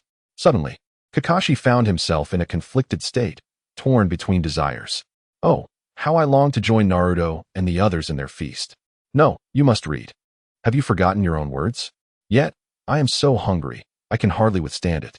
He reminded himself that as a teacher, he must uphold his commitments and project a commendable image to his students. On the other side, Sasuke regarded the beef noodles before him with a cold disdain, inwardly scoffing. "This bowl costs 120 taels. It seems no different from the 30 or 40 tael ramen outside. Fortunately, this time Kakashi-sensei is the one being duped, otherwise, I would have walked away immediately. Is this not a scam for fools?" He lifted a piece of beef, as thin as a sheet of paper, and his dissatisfaction intensified. Just 5 or 6 flimsy slices of beef. They wouldn't even suffice to fill the gaps between my teeth. As he continued to grumble about the inadequate beef, a pair of chopsticks suddenly darted in from the side, snatching the beef away. "Haha, since you won't eat it, allow me to savor it instead. I absolutely adore the meals prepared by Brother Li Xian," Naruto declared triumphantly, opening his mouth to devour the stolen morsel. "That insufferable underachiever," Sasuke retorted angrily, even as he discarded the piece of beef, unwilling to let the person he despised feast upon it with ease. In the next moment, Sasuke's chopsticks darted forward like lightning, successfully snatching the beef from a mere 5 millimeters away from Naruto's gaping mouth. In the face of Naruto's furious glare, he swiftly devoured the morsel. "Damn it, you scoundrel! How dare you steal my beef?" Naruto exclaimed, rising from his seat with sleeves rolled up, brimming with indignation. Sasuke, undeterred, stood his ground defiantly. "What's this? Do you, the perennial underachiever, wish to challenge me? Your so-called feminine technique holds no sway over me.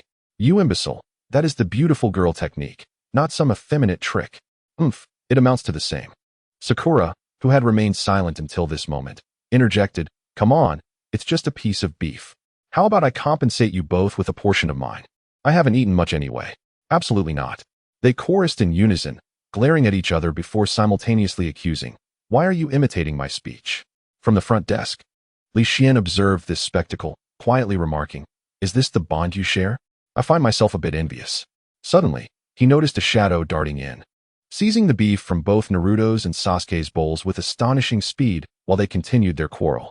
When the shadow came to a halt, Li Xian was left speechless, for the culprit was none other than Kakashi.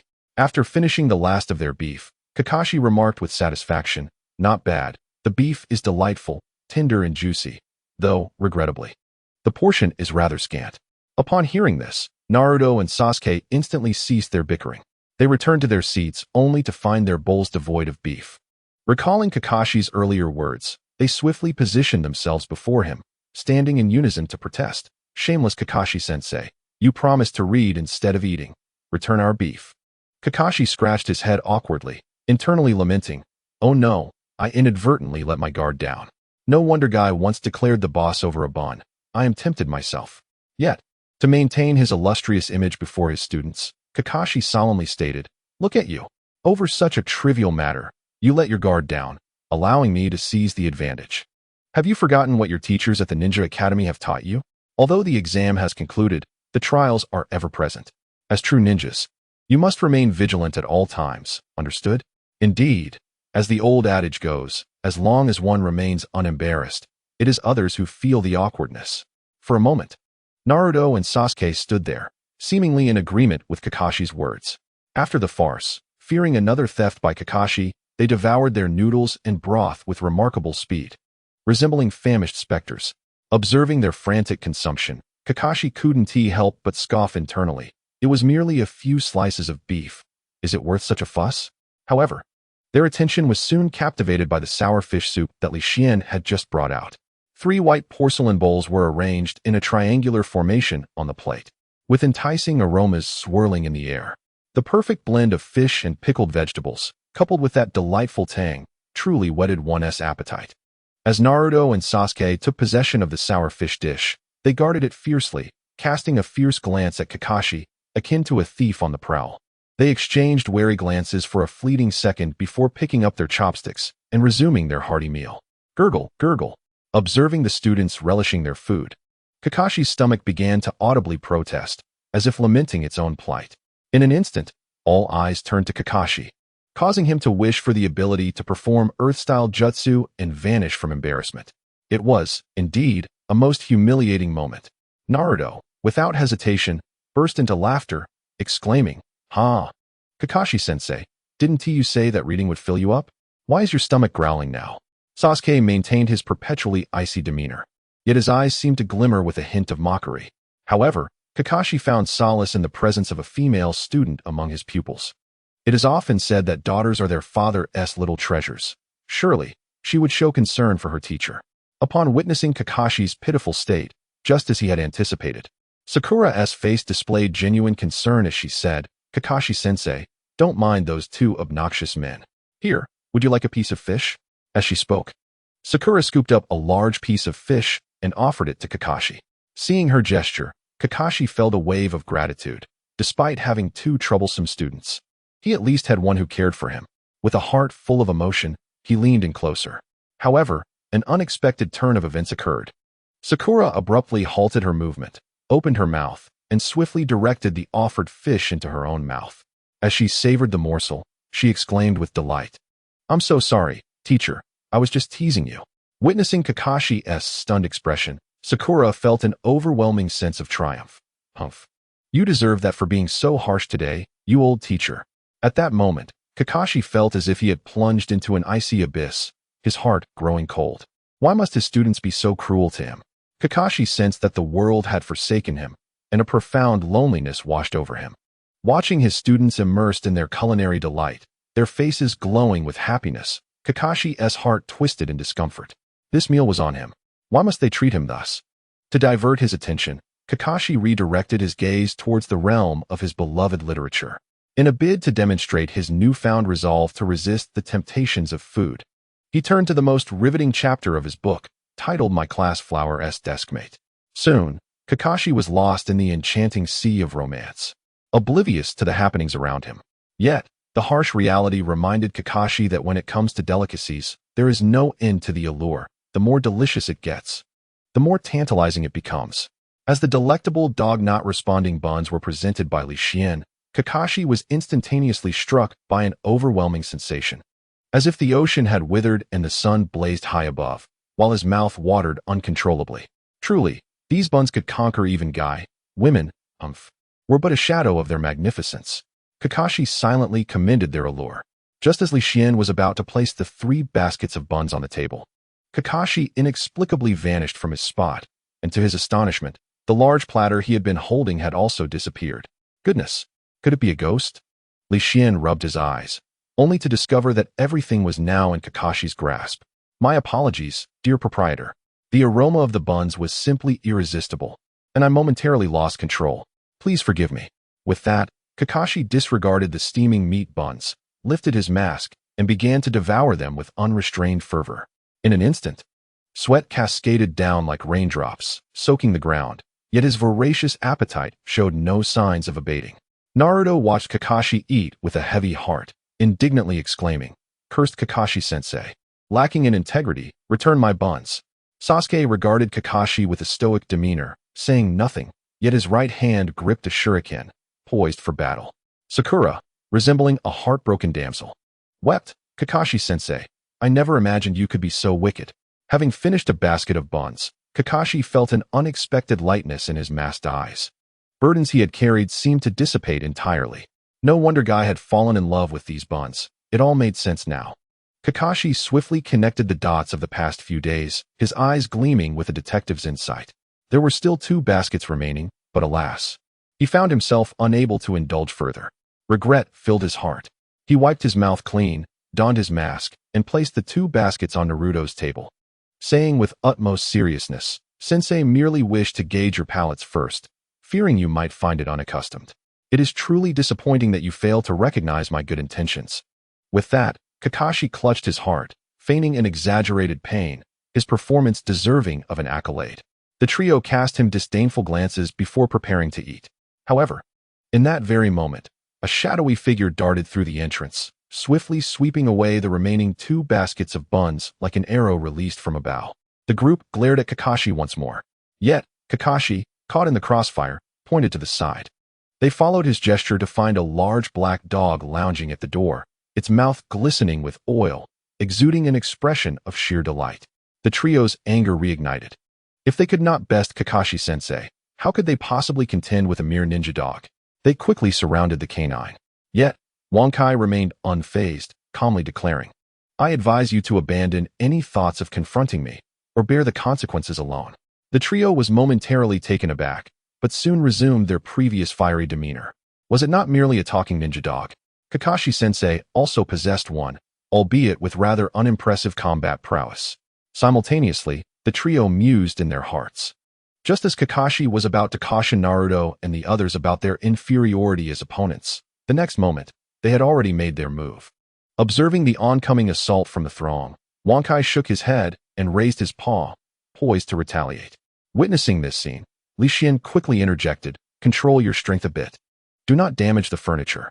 The 3 assailants, believing he was addressing them, instinctively tempered their force. Wankai, however, calmly replied, "Fear not. Esteemed dog has a sense of measure. Given that they have partaken of my buns, I shall allow them a couple of days of repose at home." In a flash, Wankai vanished from his spot. Reappearing before the trio, and using his pudgy paws, he dispatched them one by one outside the establishment, rendering them unconscious. Kakashi, witnessing this, promptly offered his apologies. employing the shadow clone technique to carry the three, and after bidding farewell to Li Xian, he returned them to their abode. This day was undeniably bustling. In stark contrast to the lively atmosphere of Li Xian's restaurant, Ichiraku's situation was rather dire. Early in the morning, Uncle Ichiraku had closed the restaurant, sitting alone in silence upon a chair, clutching a letter. The letter read, "Your daughter is in the clutches of our Konoha underworld. To ensure her survival, procure the secret recipe from the restaurant behind the alley." Initially, he suspected it might be a prank, but 3 hours later, when his daughter should have returned from her grocery errands, her absence stirred anxiety within him. Uncle Ichiraku, frantic, rushed out to search for her, only to find no trace after scouring the entire village. He also inquired with the village guards, Zidi and Xuan, but received no better news. Upon returning to the restaurant, Uncle Ichiraku realized the abduction might indeed be genuine. Just as he resolved to seek assistance at the Hokage's office, a chilling voice emerged from behind him. "You are the owner of Ichiraku S, I presume? It would be wise to follow the instructions on that note, or prepare to retrieve your daughter's remains." Infuriated, Uncle Ichiraku spun around, eager to confront the voice's owner, yet found nothing but emptiness. "Who I am is of no consequence. What matters is that if you wish for your daughter to return unscathed, you must fulfill your task diligently." Ha. Immediately, an overwhelming pressure bore down upon Uncle Ichiraku, pinning him firmly to the ground, rendering him immobile. "Remember, complete the task we assigned without complicating matters, or you and your daughter shall meet in the afterlife." Echoed the sinister laughter, gradually fading from his ears. After what felt like an eternity, Uncle Ichiraku finally managed to recover from the oppressive force, rising from the floor. Drenched in perspiration, as if he had just emerged from a pool, Uncle Yao slumped onto the floor, gasping for breath, his legs trembling incessantly, as if his body had yet to recover from the recent shock. How infuriating! Why was I not the one captured? Changpu is still so young. With a long journey ahead, I must ensure her safety at all costs. Resolutely, Uncle Yao's gaze hardened. Meanwhile, atop a dilapidated building near Yao Restaurant, a ninja clad in an umbu mask stood silently. Clearly, he was the source of the earlier ominous voice. If the third Hokage were present, he would be utterly astonished. For this individual was one of the umbu ninjas dispatched to investigate Li Xian's restaurant. However, what the third Hokage could not anticipate was that his most trusted subordinate had betrayed him. More critically, this person held another identity, the mastermind behind the shadows of Konoha. Suddenly, another figure cloaked in black appeared behind the umbu ninja, kneeling respectfully. "Leader, the traitorous Chunin Kazama Chun has been captured. Should we eliminate him?" the black-robed figure inquired. The umbu ninja shook his head slightly and replied coolly, "First, imprison him. I sense he may prove invaluable in the future." Acknowledging the command, the figure vanished in an instant. The umbu ninja gazed toward the Hokage building, extending his right hand as if to grasp it. "Old man, after so many years in power, isn't it time for a change?" At that moment, the umbu ninja finally revealed his ultimate intention. Indeed, he sought to leverage the miraculous ingredients from Li Xian's restaurant, which could enhance chakra, to propel himself beyond the shadow level and challenge the position of Hokage. Surely, in any realm, power ignites desires within the hearts of some. Previously, it was this very individual who had instigated Mizuki to kidnap Naruto in exchange for ninjutsu. Furthermore, Mizuki was to provide a copy of the acquired jutsu to him as part of their arrangement, ensuring that he would divert the umbu ninja monitoring Naruto. The plan had initially progressed smoothly, but unfortunately, they ultimately found themselves at Li Xian's doorstep, returning empty-handed. Returning to Li Xian's restaurant, after Kakashi and his companions departed, the elderly man and several regulars re-entered. Regrettably, this time they ordered only fried rice and beef noodles. As they expressed, with the month drawing to a close, funds were rather tight, necessitating some frugality. Li Xian wholeheartedly agreed, recalling his past life, when he too had experienced similar circumstances in college. Just after receiving his allowance, he would indulge in whatever he desired, only to find by month-end that his funds were nearly exhausted. Ultimately resorting to pooling resources with friends for instant noodles, a truly unforgettable time. After bidding farewell to the customers, time unwittingly slipped away, and closing time arrived. After securing the restaurant's doors and preparing meals for Wankai and himself, Li Xian once again succumbed to slumber. Unbeknownst to him, a wave of unfavorable rumors concerning him was beginning to spread throughout the village. A new day dawns once more, and the streets of Konoha are once again filled with lively chatter. In a modest eatery, two acquainted patrons engage in conversation about the recent commotion within the village. Have you heard about the incident at the back alley of Ichiraku Ramen? One inquires. I've known for some time. The owner of that establishment is notoriously arrogant, declaring that the poor and dogs are not permitted entry. Have you seen the dog that always lies in front of his restaurant? That serves as a prime example. Goodness. Is this owner truly so formidable? Is there no one who can bring him to justice? The volume of their voices gradually escalates, drawing the attention of nearby diners. Noticing the ire reflected in the eyes of the patrons, the two realize their scheme has succeeded. At that moment, a burly man interjects. Who says no one can deal with that unscrupulous owner? Just yesterday afternoon, Uncle Ichiraku publicly announced that under the auspices of the Hokage, he challenges the owner to a fair contest. It is said to commence tonight at 8. What? The two instigators exclaim in astonishment. They quickly apologize to the surrounding diners and dash from the restaurant, for the unfolding events have significantly surpassed their initial plans. They must report this matter immediately and await their leader's directive. Indeed, these two are operatives under Konoha's shadowy organization, originally dispatched to sow discord and create an unfavorable situation for Li Xian, thereby compelling him into a confrontation with Ichiraku. However, they did not anticipate the Hokage's involvement, which has completely altered their expectations. As the news spreads, it circulates from person to person, rapidly reaching the ears of the entire village. Tonight at 8. In front of the Hokage building, a culinary competition like no other is poised to commence, presided over by the Third Hokage as the referee, all under the watchful gaze of the villagers. The victor shall be awarded the opponent's culinary secrets, while the loser will be exiled from Konoha. To ensure fairness, all ingredients for the competition will be provided by the village itself, underscoring the Hokage's commitment to the event.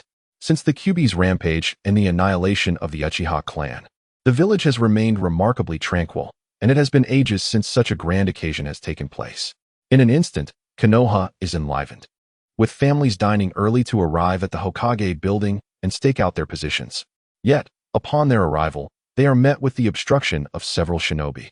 Suddenly, the ground trembles as a colossal arena materializes in mere seconds, an occurrence so swift that even the most skilled craftsman would struggle to replicate it. The arena, shaped like an ellipse, resembles a school playground, with the competition area at its center and seating for spectators encircling it, capable of accommodating thousands. The abrupt emergence of such a grand structure instills a sense of trepidation among some villagers who contemplate retreating. Just as they prepare to depart, dozens of entryways appear around the arena, from which numerous shinobi emerge to guide the villagers in an orderly manner.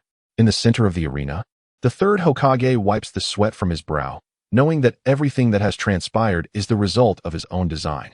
The earth itself has been molded for the contest. This is a unique ninjutsu he created based on advanced earth techniques, allowing the practitioner to conjure structures from the depths of their thoughts. However, this technique demands an immense amount of chakra, without a reserve akin to that of a Hokage. Its successful execution becomes nearly impossible. The Third Hokage gazed upon the newly formed arena, his eyes gleaming with a chilling intensity. I shall not permit anyone to disrupt this rare piece. I hope to successfully apprehend the mastermind behind these events. Little did he realize that all of this was orchestrated by a trusted confidant he had personally elevated. Otherwise, he might have spewed blood on the spot. After all, who would remain unperturbed upon being betrayed by their most trusted ally? Meanwhile, Li Xian seemed utterly oblivious to the fact that he too had been ensnared in this colossal vortex from which he could not extricate himself. Truly, one could say he was sitting at home while trouble fell from the sky. Once a carefree soul, now caught in the crossfire. Oh, woe. The carefree days are gone. How painful it is. At the Ichiraku ramen shop, the doors remained firmly shut, enveloping the interior in darkness, saturated with an overwhelming sense of solitude and dread. Uncle Ichiraku fixated on a photograph of his daughter, his face appearing more haggard, yet his gaze emanated a sharp intensity reminiscent of a blade. Suddenly, an enraged voice pierced the silence. Ichiraku, are you seeking death? Do you believe your daughter's corpse will not soon appear nearby? Ichiraku did not turn to seek the voice's owner, for he knew the outcome would mirror the previous encounter. Only the voice would be heard, but not the speaker. Calmly, Ichiraku replied, you should be aware that I have not disclosed this matter to the Hokage building. However, you have summoned the third to act as a referee. Have you not? The Yanbu ninja roared in fury. A sardonic smile crossed Ichiraku's face. Were I to refrain from such actions, my daughter and I would likely vanish from the village, would we not? I recall how Uncle Ganzhan from the Food Ninja village met his end 5 years ago at your hands. How dare you know of this? The Yanbu ninja exclaimed in astonishment. It should be noted that when Uncle Ganzhan first arrived in Konoha, his famed Gan-style ramen garnered him considerable renown, attracting countless diners to his establishment. At that time, the Gan-style restaurant was as popular as the current Ichiraku ramen shop, becoming a notable attraction in the village. This incited envy among many of his peers, who, through rumors and slander, spread tales that the Gan-style restaurant could create miraculous dishes that enhanced chakra. This immediately caught the attention of Konoha's underworld. Ultimately, on a dark and stormy night, Ganzhan, facing a shortage of ingredients for the next day's cooking, hastily gathered a few assistants to procure supplies. They were ambushed en route by their own comrades, and the following day, news of Ganzhan and his staff's departure began to circulate. Since Ganzhan had chosen his employees from among orphans, the villagers harbored no suspicions, merely lamenting how wonderful it would be if they could remain in Konoha for a long time before resuming their daily lives. In the realm of Ganzhan, under the weight of a cruel punishment, the proprietor and his associates steadfastly maintained that their restaurant served no culinary delights capable of enhancing chakra. However, the Yanbu ninja were not easily swayed by their claims and promptly dispatched 2 loyal confidants to accompany Ganzhan back to the establishment in search of evidence. They assured him that should it be revealed that they were indeed mistaken, they would release him, albeit with the stipulation that he could never again set foot in the Hidden Leaf village. The group readily nodded in agreement, willing to accept even the harshest conditions if it meant preserving their lives. After an exhaustive search lasting 2 days and nights, during which they nearly unearthed the very foundations of Ganshan's restaurant, the 2 confidants returned empty-handed alongside Ganzhan. Upon relaying the events to the Yanbu ninja, no further words were exchanged. The ninjas simply instructed the duo to escort all members of Ganshan's restaurant to a secluded cabin nestled between the land of fire and the land of wind, where compensation and relocation fees awaited them. As the 2 confidants prepared to return after escorting the restaurant's staff to the designated location, 2 shuriken pierced their hearts with chilling precision. In their final moments, they gazed upon their assailant and, in agony, uttered, "Boss, why?" It was revealed that an Yanbu ninja had arrived at the scene. "I'm sorry, but you know too much," he replied before ruthlessly kicking them inside, their eyes wide open in death. As the members of Ganshan's restaurant met their fate, they could only lament their own weakness. Fire-style, fireball jutsu. The room was engulfed in a fierce blaze, vanishing into the ether. Listening intently to the recollection, the Yanbu ninja wiped the cold sweat from his brow, astonished. "Wait, everyone who knew about this should be dead. How do you know?" Taking a deep breath, the narrator replied, "After you executed your jutsu, Ganzhan, being near the rear window, and due to your negligence, managed to escape severely injured. 3 days later, he succumbed to his wounds. In those 3 days, he divulged everything to me, urging me not to seek vengeance. Only upon my agreement did he find peace. My original name was Okamura. To avoid drawing your attention again, I adopted the name Ichiraku. Oh, and why are you now revealing everything? Do you not fear that I will eliminate you to prevent future complications?" The Yanbu ninja retorted cruelly, "Because I have fulfilled my father's wish to restore the renown of Ichiraku ramen within the Hidden Leaf. At this moment, I harbor no regrets. I hope that after you take my life, you will spare my daughter, for she is entirely unaware of these events." With that, Ichiraku opened his arms wide, as though inviting the embrace of death. The Yanbu ninja, witnessing Ichiraku's fearless acceptance of his fate, finally displayed a flicker of emotion. His tone softened as he remarked, "Indeed, you possess greater wisdom than your father. Should I take your life now, the Third Hokage would undoubtedly turn his gaze upon me as the distinguished guest of the evening. Should anything happen to you, he would surely order a thorough investigation, would he not, Ichiraku?" Ichiraku appeared to be struck by the truth of these words, beads of cold sweat cascading to the ground. The dark-clad ninja hurriedly reassured, "Rest assured, once I acquire the opponent's culinary secrets, I shall return your daughter to you unscathed." After that, no further sounds emerged, and once it was confirmed that the adversary had completely departed, Ichiraku collapsed to the ground, realizing that everything prior had merely been a facade. "I cannot remain passive. I must seek formidable external assistance. Ichiraku silently resolved. Meanwhile, Li Xian remained blissfully unaware, languidly seated and indulging in a life akin to that of a salted fish.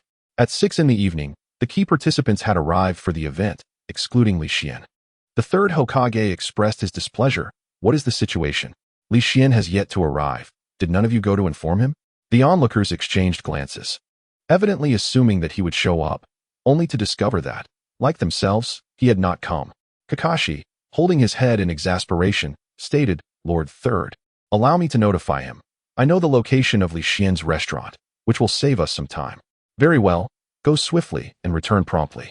The third Hokage replied with a hint of indifference. Upon hearing these words, Kakashi sprang into action, leaping onto the rooftop and sprinting away with great speed. Meanwhile, Might Guy, having learned from other ninjas that Li Xian had not yet arrived, was sweating profusely in anxiety. Damn it, boss.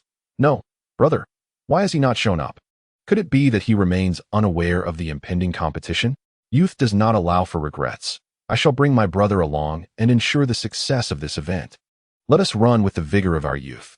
With that, Might Guy dashed through the village like a whirlwind, creating a powerful gust that revealed the alluring garments of several lovely maidens, captivating the gaze of numerous men with this fleeting beauty. Shortly thereafter, Kakashi and Might Guy arrived simultaneously at the entrance of Li Xian's restaurant, both shouting in unison, Boss, come out. We must attend the event. After exchanging glances, Kakashi broke the silence. Ahem, Guy, I didn't expect you to be here as well. To his surprise, Guy did not acknowledge Kakashi's words but instead exclaimed excitedly, Ha, Kakashi. This time you lost. You spoke first. Ha ha. Kakashi rolled his eyes, realizing that Guy's foolishness had not waned over time. At that moment, Li Xian was roused from his slumber. Rubbing his sleepy eyes, he emerged from the establishment and grumbled loudly. Hey, who is making all this noise? Do you not know that disturbing someone's peaceful dreams is unseemly? Just as he was about to voice his thoughts, a shuriken suddenly shot towards him, piercing through paper. Not good. Kakashi and Might Guy exclaimed in alarm. Unfortunately, the incident occurred so abruptly, and with the shuriken's proximity and speed, it swiftly reached Li Xian's vicinity, leaving the two standing frozen, offering silent prayers for his safety. As the shuriken hurtled towards him, Li Xian did not hesitate for a moment and swiftly began to weave hand seals. Substitution jutsu. A pair of leopard print underwear intercepted the lethal strike. Beside him, Kakashi and Might Guy gazed at the exposed leopard print garment, their lips curling into mischievous grins, followed by boisterous laughter. Under the threat of Li Xian's delectable culinary promises, they managed to restrain themselves, yet their smirks remained uncontainable, particularly Kakashi's, whose small mask quivered incessantly at the corners of his mouth, causing a slight annoyance for Li Xian. Upon removing the paper attached to the shuriken, he discovered it bore a message. The traitor Kazama Chun has been captured. To rescue him, surrender the cooking secrets. After handing the note to Kakashi and Might Guy, Li Xian inquired about their purpose for visiting. Once Kakashi and Might Guy divulged their tale, Li Xian swiftly connected the dots. He roused the sleeping Wankai at the doorway, urging it to sniff the paper. As soon as Wankai approached the note, it recoiled, exclaiming, Goodness, the stench is overwhelming. My nose is nearly overwhelmed by the odor. After promising several culinary delights, Li Xian finally coaxed Wankai to endure the scent. Once it indicated readiness to proceed, Kakashi incinerated the note with lightning release. Subsequently, Li Xian began task assignments. He and Kakashi would venture forth initially, with Kakashi returning for reinforcements, while Wankai and Might Guy would scout the situation and act accordingly. As for why they wouldn't inform the third Hokage, who could say whether there were spies among his ranks? After distributing the tasks, they glanced at the time. Only 10 minutes remained before the event commenced. Kakashi revealed a special technique that could teleport him and Li Xian instantly. Amid the astonished gazes of one man and one dog, a flash of lightning illuminated the air, and the two vanished from sight. Moments later, Might Guy flexed his muscles and assured Wankai, Fear not. Given our shared experience on the same toilet seat, my brother, I shall surely. It was then that Wankai, during Might Guy's speech, gently pawed at the wall of a dilapidated building. Instantly, spiderweb-like cracks began to spread rapidly across the surface. Observing Might Guy's astonishment, Wankai smugly retracted its paw and strutted towards their destination. After a brief pause, Might Guy hurriedly followed, murmuring to himself, I never imagined the boss's guard dog possessed such formidable strength. Just how powerful is the boss himself? Yet, why would he seek my guidance on martial arts? Truly perplexing. At 7:30 in the evening, with half an hour remaining before the event commenced, all participants, save for the heavyweight guest Li Xian, were prepared. Trusting in Kakashi's abilities, the Hokage announced that the event would officially commence at 7:45. As the clock struck 7:45, the event began. The expansive bird's nest was already teeming with people, bustling with excitement. Teams of ninjas had dispersed, guiding the crowd while maintaining order. In a secluded corner, a masked shadow ninja stood alert, eyes scanning the surroundings with vigilance. At the very center of the arena, a row of empty spaces awaited, surrounded by numerous ninjas standing guard. This was the position designated for the Hokage, who would serve as the judge. At that moment, a middle-aged man clad in a suit ascended the stage, microphone in hand, testing the sound before passionately addressing the audience. Good evening, dear friends and esteemed guests. Instantly, thunderous applause erupted from the crowd. After approximately 3 minutes, the host gestured for the audience to cease their applause. I am your host, Ichiro Miyamoto, and I warmly welcome you to the Culinary God Championship. He continued, now, let us introduce the contestants of this illustrious competition. On one side stands the renowned Uncle Iroh of the Ichiraku Ramen, who within a mere 3 years has garnered a legion of devoted fans, resulting in long queues outside his establishment every day, a true culinary deity of the village. On the opposing side is the recently ascendant newcomer, Li Xian, emerging seemingly from nowhere. He had once been a silent figure in the alleys, but is now rapidly gaining fame, rivaling Uncle Iroh. It is rumored that the dishes served at Li Xian's restaurant possess the ability to enhance a ninja's chakra. Tonight, we anticipate a thrilling showdown between these two culinary titans. Let us welcome their arrival. As the final words left his lips, the entire arena was engulfed in darkness. Suddenly, a brilliant light appeared, illuminating a towering figure. Dressed in a pristine white chef's uniform, Uncle Iroh stood calmly on stage, as though victory was already within his grasp. The host then brought the microphone to Uncle Iroh's lips and inquired, Uncle Iroh, do you have anything to say regarding this competition? With arms crossed and an air of nonchalance, Uncle Iroh replied, I apologize, but I am resolute in my pursuit of first place. As for Li Xian, I suggest you return to your training for a few more years if you wish to surpass me. Upon hearing this, many loyal patrons of Ichiraku began to cheer wildly, exclaiming their fervent admiration for Uncle Iroh. Unfazed by the commotion, he remained composed, embodying the demeanor of a sage beyond the fray. As the applause gradually subsided, host Ichiro Miyamoto continued, who would have thought that Uncle Iroh would exhibit such confidence? Now, how will our other contestant respond? Let us welcome the enigmatic Li Xian. The customers who had previously visited Li Xian's restaurant erupted into applause, with one elderly gentleman's dentures nearly dislodging from excitement. Meanwhile, a man named Kojiro stripped off his shirt in a frenzy, only to be escorted out by nearby ninjas for indecency. 5 minutes passed, yet our protagonist had yet to make an appearance. Just as the audience was about to express their discontent, a blinding flash of lightning illuminated the arena. A youthful voice rang out from the brilliance. With a resounding clap of thunder, I make my grand entrance. I am Li Xian from Foshan at your service. Beside him, Kakashi expressed his confusion, inquiring, Boss, where exactly is Foshan? I have never heard of this place. Foshan, Li Xian replied, is a realm teeming with formidable warriors. Notably a martial artist named Yip Man, who once boldly proclaimed his ability to take on 10 adversaries single-handedly, and ultimately, he achieved that remarkable feat. Kakashi silently resolved that he must seek out Yip Man and learn from him. After bidding farewell to Li Xian, Kakashi swiftly vanished from sight, hurrying to provide assistance to Wang Kai and Might Guy. A delayed beam of light finally illuminated Li Xian, contrasting sharply with the imposing figure of Uncle Yao. Li Xian appeared to be at a distinct disadvantage, his slender physique suggesting he could be easily toppled with a single punch. This prompted many spectators, who previously held neutral positions, to gravitate towards Uncle Yao, as it is widely acknowledged that success in the culinary profession demands a robust physique and strength. After all, a large pot can weigh dozens of kilograms. Could someone of such slight stature possibly lift it? Unbeknownst to them, Li Xian possessed the legendary physique that appears slim when clothed yet reveals muscularity when bare. Had he exposed his 8-pack abs at that moment, he likely would have garnered a legion of admirers. The host, Yamamoto Ichiro, regained his composure and eagerly inquired into the microphone, "Boss Li Xian, Uncle Yao has seemingly claimed the championship as his own. Do you have any response?" With a subtle smile, Li Xian gazed directly into Uncle Yao's piercing eyes and calmly remarked, "Have you heard the saying, 'The waves of the Yangtze River push the waves ahead, while the former waves perish upon the shore'? Uncle Yao, you have grown old. It is time for a new generation to rise." Such audacity was nothing short of brazen. Though many in the audience were unfamiliar with the proverb, those with a modicum of education could discern its meaning after a moment of contemplation. "Oh, so you disdain us elder folk, do you?" The audience was predominantly comprised of middle-aged individuals, and Li Xian's words ignited their ire. An uproar erupted in the stands, with shouts of brat and impudent youth reverberating throughout the venue.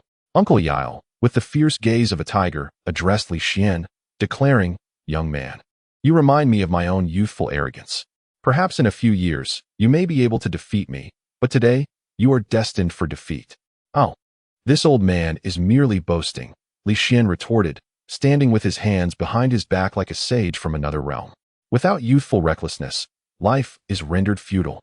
Permit me to speak candidly. Everyone present is merely a novice." This declaration ignited the crowd into a fervor, as they began to express their disdain for Li Xian with elaborate gestures and eloquent insults.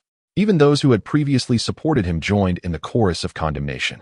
The host, Yamamoto Ichiro, and Uncle Yao, positioned nearest to Li Xian, felt their chests swell with indignation, driven by an almost primal urge to retaliate.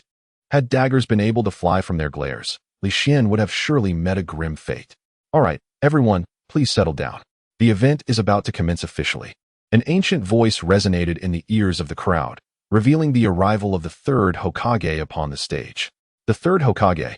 His mere presence ignited the audience into a fervent uproar, akin to the adulation reserved for a celebrity. "Third Hokage! Third Hokage! Third Hokage!" With a gesture for silence, the tumultuous cheers of the crowd fell into an immediate hush, underscoring the formidable authority he commanded. At the behest of the Third Hokage's gaze, Ichiro Miyamoto stepped forward, microphone in hand, and proclaimed, "Esteemed guests, the competition is about to commence. Let us unveil the theme for today's culinary showdown." He then approached the spinning wheel and set it in motion. Ultimately, the pointer came to rest upon the dish of clear soup noodles. Miyamoto, brimming with excitement, announced, "Today's competition theme is ramen, a true specialty of Uncle Ikaku. Let us see if the young contender, Li Xian, can defy the odds and triumph over Uncle Ikaku. I hereby declare the contest officially underway." As his words faded, stone platforms emerged on either side of the stage, their centers concaving to form cooking stations. A team of staff swiftly arranged the necessary ingredients and tools for the culinary endeavor. Gazing at the rudimentary cooking implements, a bead of cold sweat trickled down Li Xian's forehead. After all, transitioning from modern culinary tools to this antiquated, almost primitive outdoor cooking equipment was a daunting adjustment for anyone. It was akin to being accustomed to a sophisticated smartphone, only to be abruptly handed a Nokia. One could hardly remain composed. At that moment, Li Xian's emotions mirrored this turmoil, for he had never wielded such cooking tools before. In stark contrast, Uncle Ikaku remained steadfast, his demeanor unchanged, though a subtle smile revealed the confidence brewing within him. The situation began to turn unfavorable for Li Xian. In his heart, he implored the system, could you kindly instruct me on the usage of these cooking devices?" Ding. The system responded, 108 methods for utilizing outdoor cooking equipment have been compiled and are now being transmitted to the host. As the transfer commenced, 10, 20, 80, 90, 100, the process reached completion. Wishing the host success in this endeavor. A mysterious grand prize shall await you upon victory. Upon hearing of the mysterious grand prize, Li Xian felt a surge of excitement. The allure of the prize was of little consequence. What truly mattered was his desire for triumph. He murmured softly to himself. As soon as his words fell, Li Xian sensed a torrent of knowledge flooding his mind, which he began to quietly absorb. However, to the onlookers, he appeared almost dazed, standing motionless as if in a trance. This only served to further diminish the hopes of those who had initially doubted him. Some spectators, seizing the moment, began placing bets. Uncle Ikaku's odds stood at 1-1, while Li Xian's were set at 1-10. Had Li Xian been aware of this, he would likely have found it utterly amusing. Furthermore, the odds against Li Xian reflected the backing of loyal patrons. Without their support, the odds could have easily soared to 1 to 20. Among them, the old man and Kojiro placed the highest bets. Kojiro, seated in the audience, whispered, "Boss Li Xian, I have faith in you. You shall surely emerge victorious. Let your culinary skills shine brightly here." The old man, enjoying cheerful banter with his family, occasionally glanced at Li Xian, silently urging, "Boss, do not let me down today." Uncle Ichiraku was the first to take action. Kneading flour into a ball and placing it in a bowl to rest, he then set firewood beneath the stove and ignited the flames. Watching the timer at the center of the arena, he determined it was time to knead the dough. Gradually, the dough was shaped into a long strip. Subsequently, Uncle Ichiraku grasped each end of the strip with both hands, pulling and tossing it repeatedly, and a wondrous transformation occurred. The strip morphed into thinner strands, growing ever longer, until finally, he plunged them into the boiling water. 3 minutes later, he retrieved them, adding a touch of sesame oil and chopped scallions to complete the dish. Although the preparation was simple, the aroma that emanated was profoundly rich and lingering, causing many nearby spectators to salivate involuntarily. When Uncle Ichiraku presented the freshly made clear soup noodles to the third Hokage, he savored the fragrant steam, seemingly transported back to the days of his youth when he first encountered his beloved wife. It seemed that he had been captivated by a bowl of her clear soup noodles back then. "Lord Hokage, please enjoy," Uncle Ichiraku said softly. "You have worked hard." The third Hokage replied kindly, picking up the chopsticks and lifting a noodle to his mouth. Each strand released a delightful fragrance as he chewed.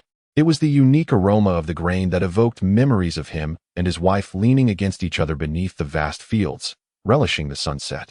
After finishing, he set down his chopsticks, still savoring the taste, and remarked slowly, "Ichiraku, this bowl of clear soup noodles is quite splendid. Thank you for your praise, Lord Hokage. I shall strive even harder in the future," Uncle Ichiraku responded, filled with excitement. For a chef, nothing could bring greater joy than receiving accolades for one's culinary creations. However, the third Hokage turned to Li Xian and cautioned, "Ichiraku, do not underestimate that young friend. Rest assured, Lord Hokage, the reason he was able to create such delectable dishes must largely be attributed to his mysterious ingredients. Now that we are both using the same ingredients, I cannot believe his culinary skills surpass mine," Ichiraku replied. "Is that so? Then let us await the outcome with bated breath," the third Hokage responded enigmatically. After several days of investigation, the third Hokage had gained a fair understanding of Li Xian. The primary purpose of organizing such a grand event was not only to allow the village to unwind, but also to ascertain whether Li Xian's culinary techniques could enhance a ninja's chakra. To thoroughly observe his cooking methods, the third Hokage had arranged for several highly attentive and exceptionally memory-skilled ninjas to position themselves in the closest seats to the competition venue. "Achoo! Is someone thinking of me?" Li Xian mused after sneezing. "Since Uncle Yao has completed his task, it is now time for me to take my turn." After performing some preparatory activities, Li Xian officially immersed himself in the competition. Following the same steps as Uncle Yao before him, he began to exert force as he grasped the dough at both ends. With a graceful motion, Li Xian stretched the dough, shaking it up and down, interchanging positions and crossing it repeatedly until it took on the form of twisted dough. He then pressed the strands on the cutting board, with his left hand pushing inward and his right hand pulling outward, rolling the strands with vigor, lifting both ends, shaking and stretching them once more before placing them on the board. He folded the two strands, dusted them with flour to prevent sticking, and with a deft motion, he twisted them together, doubling them, then quadrupling them, and so forth. With each fold, the noodles became increasingly delicate. By the time he reached the 10th fold, the audience held their breath, fearing that even their slightest exhalation might sever the hair-thin strands of noodles. At that moment, Uncle Yao's earlier pride had vanished, replaced by awe as he gaped at the strands in Li Xian's hands. The onlooking Hokage mirrored this expression of astonishment.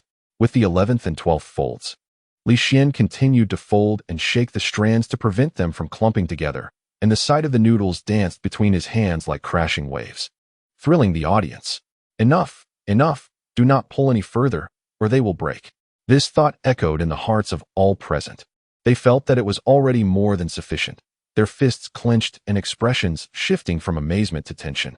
Yet, Li Xian remained oblivious to their concerns. wholly focused on his noodle-pulling performance.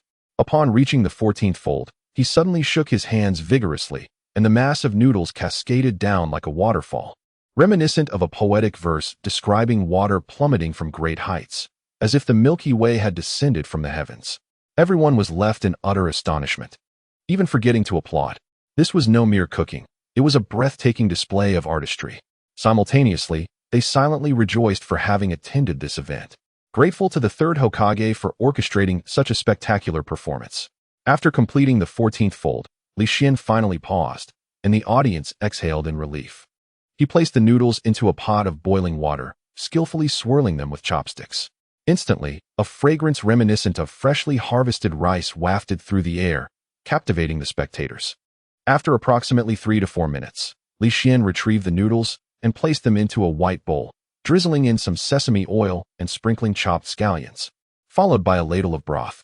An enticing aroma filled the air, causing the stomachs of many audience members, who had come here on an empty stomach, to rumble. Li Xian personally presented the dish to the Third Hokage, witnessing for the first time the legendary figure up close. The Third Hokage, now in his twilight years, bore wrinkles etched deeply into his skin, and age spots adorned his face. Were it not for the formidable aura he exuded, one might mistake him for an ordinary elderly man. What captivated Li Xian the most were his eyes, deep, dark, and filled with wisdom. Alas, while cunning abounds, vitality wanes. Is this not a common affliction of all who enter their later years? Li Xian exhaled deeply, adjusting his demeanor and placing the noodles before the Hokage. Esteemed Hokage, please enjoy, he said, expressing his gratitude. The Third Hokage, with his characteristic benevolence, surveyed the bowl of clear broth noodles before him. The primary distinction between these noodles and those crafted by Ichiraku lay in their delicate thinness, akin to his own silver hair. They appeared quite appealing. Yet he remained uncertain about their flavor. With a steady hand, the Third Hokage picked up his chopsticks and cautiously lifted a strand of noodles to taste. This flavor, he exclaimed, his eyes widening in disbelief. Observing this, Uncle Ichiraku hurriedly approached, inquiring, Hokage-sama, is something amiss? Are the noodles not to your liking? No. The Third Hokage shook his head slowly, his eyes gently closing as if he were savoring the taste lingering on his palate. He had indulged in the most exquisite delicacies the world had to offer. Yet the dish he cherished most was that humble bowl of clear broth noodles made by Uncle Ichiraku. As the noodles graced his tongue, an explosion of grainy essence erupted in his mouth, overwhelming his senses. Vivid memories of pastoral bliss danced before his eyes. With a gaze filled with complexity, the Third Hokage turned to Li Xian and inquired, "Pray tell, how did you craft this clear broth noodle to perfection?" With serene composure, Li Xian replied, "It is a labor of love. Only when one pours their heartfelt dedication into their craft can they create culinary delights that bring happiness." This was akin to a struggling student asking a top scholar how to excel, to which the scholar replies, "Simply apply yourself." Indeed, the intangible essence of earnestness is profoundly impactful. Yet, the Third Hokage seemed to resonate with this sentiment, nodding slightly before returning to relish the exquisite meal before him. As the noodles slid down his throat, distant memories resurfaced in his mind. During his days as the second Hokage's apprentice, he was neither the most gifted nor the most talented among his peers, but he was undoubtedly the most diligent. Whenever he found a moment of respite, he would train alone, embracing solitude as his companion.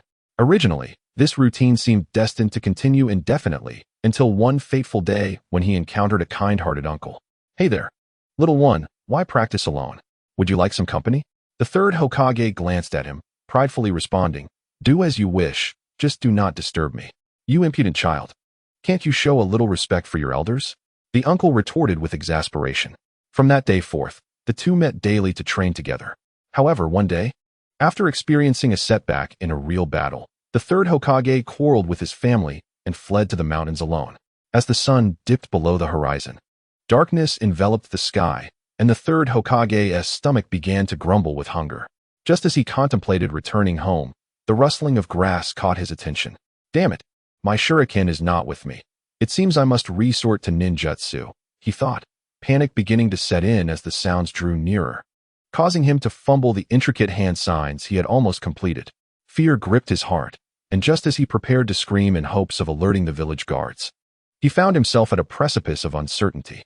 A shadow suddenly appeared beside him, holding a steaming bowl of clear soup noodles, and said, "Little ghost, I was wondering why you took so long to arrive this afternoon. It turns out you were here." It was the uncle who had trained with him all afternoon, and tears began to flow uncontrollably from the third Hokage's eyes. Once he had finished shedding his tears, he recounted the events of the day while enjoying the clear soup noodles brought by the uncle. Eventually, comforted by the uncle, he returned home. For reasons unknown, he found himself yearning for the uncle's clear soup noodles each day. Subsequently, during their afternoon training sessions, he would voice his thoughts, and the uncle, being a straightforward person, promised to bring him a bowl of clear soup noodles every day. Unfortunately, this bliss was short-lived. War erupted. The two were forced apart, dispatched to their respective battlefields, and soon they clandestinely met, vowing to survive and uphold their promise. 2 years later, the war concluded, but the third Hokage never saw the uncle again. Despite leveraging his connections and family influence, after 3 arduous months of searching, he learned the devastating news of the uncle's demise. The flavor of the clear soup noodles vanished along with the uncle's passing, yet today, that taste was inexplicably rekindled. He longed to inquire whether Li Xian was a descendant of that uncle, but recalled that the uncle had seemingly remained single, and thus fell silent. Savoring the delicacy before him, he finished the bowl of clear soup noodles amidst a swell of emotion. The third Hokage consumed not merely noodles, but the essence of longing for the uncle. Gradually, he opened his eyes, and within his weary gaze, a sense of relief emerged. No matter how powerful or high-ranking one may be, if time could rewind, he would choose the uncle's safe return without hesitation. "Li Xian, thank you for allowing me to taste such exquisite clear soup noodles," the third Hokage said earnestly, his tone respectful. However, he felt this was insufficiently sincere, leading him to perform an astonishing act that left the audience in awe. The third Hokage actually removed his Hokage hat and bowed respectfully to Li Xian. Boom. At that moment, the venue erupted. Countless spectators sprang from their seats, faces etched with disbelief. The third Hokage bowed to a mere chef? This was a gesture reserved for those who had made monumental contributions to the village, akin to the fourth Hokage's sacrifice in battle. Yet today, for a bowl of clear soup noodles, Li Xian received such honor. What merit did he possess? It was worth noting that at the grand ceremony for the late feudal lord 5 years prior, the third Hokage had merely lowered his head. In this instant, those who had previously looked down upon Li Xian were left speechless, while his steadfast supporters cheered for him. Witnessing this, Uncle Yao collapsed to the ground, appearing even older. Nonetheless, he could not help but tremble as he asked, "Hokage-sama, may I inquire about the reason for the failure?" The third Hokage replied slowly, "Your dish lacked the most essential element, the soul of the cuisine." The soul of the cuisine? To everyone's astonishment, this young lad achieved the legendary state of unity between the culinary and spiritual realms, as his master had foretold. Uncle Yao, with a touch of self-deprecation, remarked on the unexpected turn of events, before grasping the right hand extended by Li Xian and rising from the ground. The two exchanged glances, feeling a profound sense of camaraderie, as if they had known each other for ages. "Oh, we extend our heartfelt gratitude to the two esteemed chefs for presenting us with such an exhilarating competition, particularly our young friend Li Xian, who showcased his remarkable skills. Now, let us invite the third master to announce today's champion of the event." The host, Ichiro Yamamoto, exclaimed with palpable excitement, handing the microphone to the third master. With the microphone in hand, the third master spoke slowly. "I hereby declare that the champion of this event is Li Xian. Let us give him a resounding round of applause to celebrate his ascension to the title of culinary deity." At that moment, whether it was the audience who had previously underestimated Li Xian or the others present, they all stood in unison, erupting into fervent applause. The thunderous ovation of thousands resonated throughout the vicinity. This day would undoubtedly be etched in history. Years later, as the participants recounted their past to their descendants, they would pridefully declare, "Your father and grandfather witnessed this remarkable competition." Indeed, good fortune often comes in pairs. After Li Xian's victory, a stirring within his mind indicated that the system had awakened. Ding! Congratulations, host, for successfully securing the championship. Your culinary deity comprehensive rating has advanced to entry level. Entry level? Li Xian glanced at the system. System objective: assist the host in becoming the premier culinary deity of the ninja realm. Host: Li Xian. Gender: male. Age: 15. Chakra level: Genin chakra level: as the future culinary deity of the ninja realm. Chakra will undoubtedly play a role in your culinary endeavors. Strive diligently, young one. Skills, none items. None culinary deity comprehensive rating, entry level, at this moment. You have merely embarked on the path to becoming a culinary deity. Continue your efforts, young one. Ding. Detection of the host's culinary deity comprehensive rating upgrade. Reward, Chunin chakra level. Instantly, Li Xian felt a surge of formidable power within him.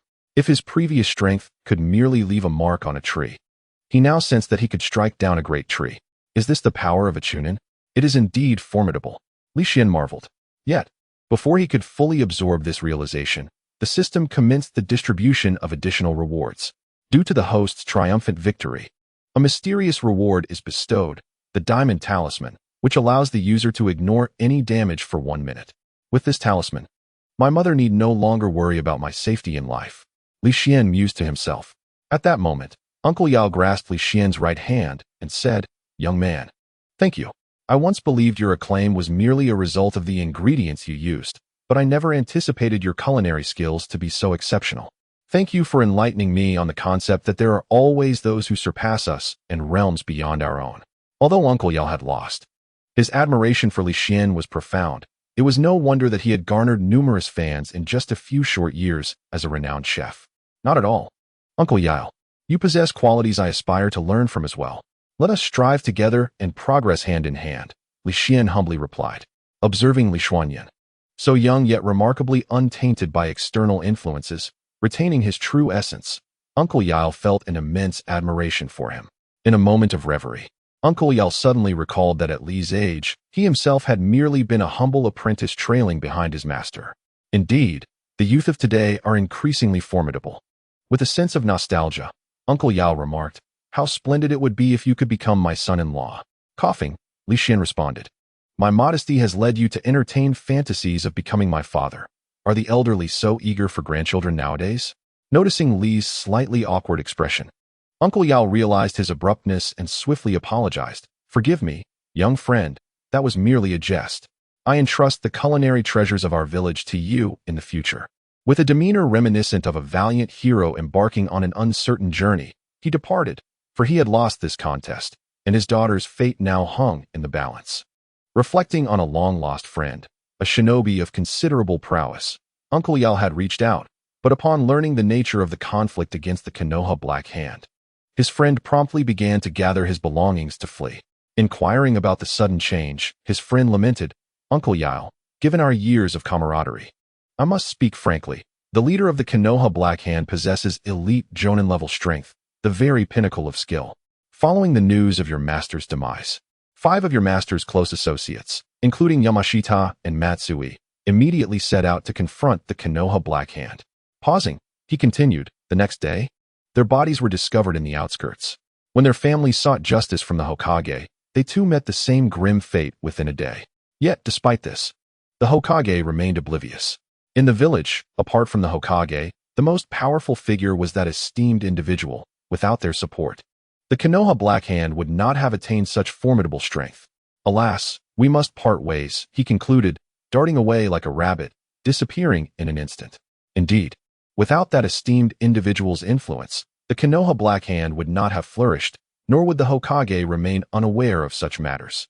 Uncle Yao, in a moment of self-deprecation, remarked with vacant eyes, as if merely a corporeal being adrift in the world, mechanically trudging forward, disregarding the attempts of passers-by to offer consolation. In that moment, onlookers assumed that this defeat had shattered Uncle Yao's pride, believing he would recover after a few days of respite. They then turned their attention to Li Xian, offering their congratulations. At this juncture, the system within Li Xian's mind stirred to life once more. Ding! Congratulations, host, you have triggered a hidden quest. Save Uncle Yao. Quest description: for reasons unbeknownst to many, Uncle Yao has developed suicidal tendencies. As one destined to become the culinary god of the ninja world, how can you turn a blind eye? Quest reward: recipe for abyssal chili sauce. Unexpectedly, today has proven to be a fortuitous day for me, Li Xian. At long last, the potent hot sauce is poised to make its grand reappearance in the world. One wonders what reaction a tailed beast would have if it were to consume it. Just as Li Xian intended to chase after Uncle Yao to dissuade him from his suicidal thoughts, The third Hokage approached and intercepted him, warmly proclaiming, "Young friend Li Xian, you have truly worked hard today. I wonder if you would spare some time to visit my humble abode for a chat. This old man has many inquiries to make of you." Given the third Hokage's unusually humble demeanor, Li Xian would have typically acquiesced to his request without hesitation. However, with matters of life and death at stake, he felt compelled to apologize in advance. Li Xian replied earnestly, "Honorable third Hokage, I sincerely apologize. Just as I finished cooking, I felt a sudden breakthrough in my culinary skills, so I must return to solidify my newfound mastery." Li Xian had braced himself for failure and began concocting a new excuse in his mind. To his astonishment, the third Hokage readily accepted his words.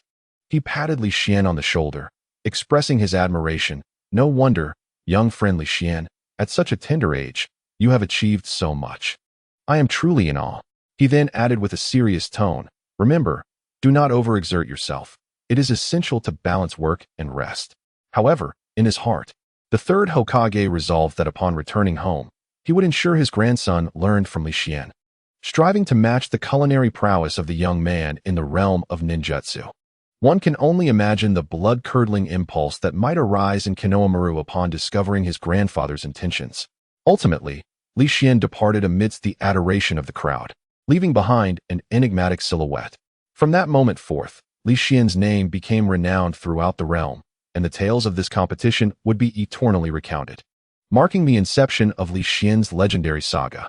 Upon returning to the restaurant, Uncle Yao locked the doors securely. He retrieved a sharp kitchen knife from the kitchen and approached the window, despondently uttering, "Changpu, father is coming to join you." No sooner had he spoken than he attempted to take his own life. "Hold on." A deafening voice erupted from the window, startling Uncle Yao and causing the knife to clatter to the ground. Almost immediately, a youthful figure executed a sliding maneuver through the window, propelling himself into the scene. "Uncle Yao, it's me, Li Xian. Please, don't despair," Li Xian called out loudly. It turns out that Li Xian had been closely trailing Uncle Yao until they entered the restaurant. Upon finding the front door locked, he began to scout for alternative entrances. Coincidentally, he discovered a window that was just the right size for him. As he prepared to enter, he overheard Uncle Yao's suicidal remarks, prompting an impulsive decision to slide in dramatically, inadvertently injuring Uncle Yao in the process. Yet, in his fervor, he remained oblivious to the fact that he had harmed Uncle Yao. Indeed, it seems that in moments of excitement, one can easily forget the actions they have taken. "Uncle Yao, why have you collapsed onto the ground? It is rather cold down there, and considering your age, you could easily catch a chill. Please, rise from the ground at once," urged Li Xian, pulling Uncle Yao up with genuine concern. Uncle Yao longed to inform Li Xian that he had been kicked to the ground by him, yet recognizing the good intentions behind his actions, he refrained from further comment and instead asked, perplexed, "Young man, what brings you here?" Li Xian promptly replied, "Uncle, I noticed your pallor when you were leaving just now. If you are facing any difficulties, do not hesitate to share. Perhaps I could offer some assistance." Upon seeing the sincerity in Li Xian's eyes, Uncle Yao, feeling despondent, revealed the entire truth. "I have but one daughter, and now she is gone. What am I to do? Oh, my dear wife, I am so sorry. Let us meet again in the afterlife." As he spoke, Uncle Yao prepared to throw himself against a wall in despair. Fortunately, Li Xian's quick reflexes prevented a tragedy. To dispel Uncle Yao's suicidal thoughts, Li Xian's mind began to race. Suddenly, an idea struck him. "Uncle Yao, have you considered why the leader of the Konoha Black Hand organization has not captured me directly, but instead goes to such lengths to achieve their goals?" Indeed, this revelation stirred Uncle Yao from his despair. If the adversary could stealthily abduct Changpu, why not also capture Li Xian? For the first time, a glimmer of hope flickered within Uncle Yao's heart. "The answer is simple," Li Xian continued, adopting a pose reminiscent of Conan. "There is but one truth. The leader of the Konoha Black Hand is not as formidable as we had imagined.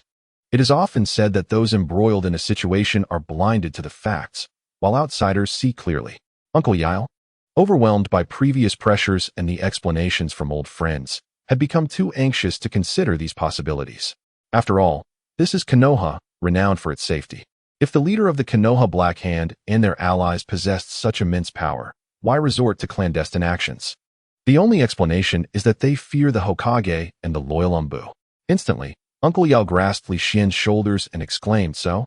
We still have ample time to rescue them, and in such a short span, they should still be in their lair.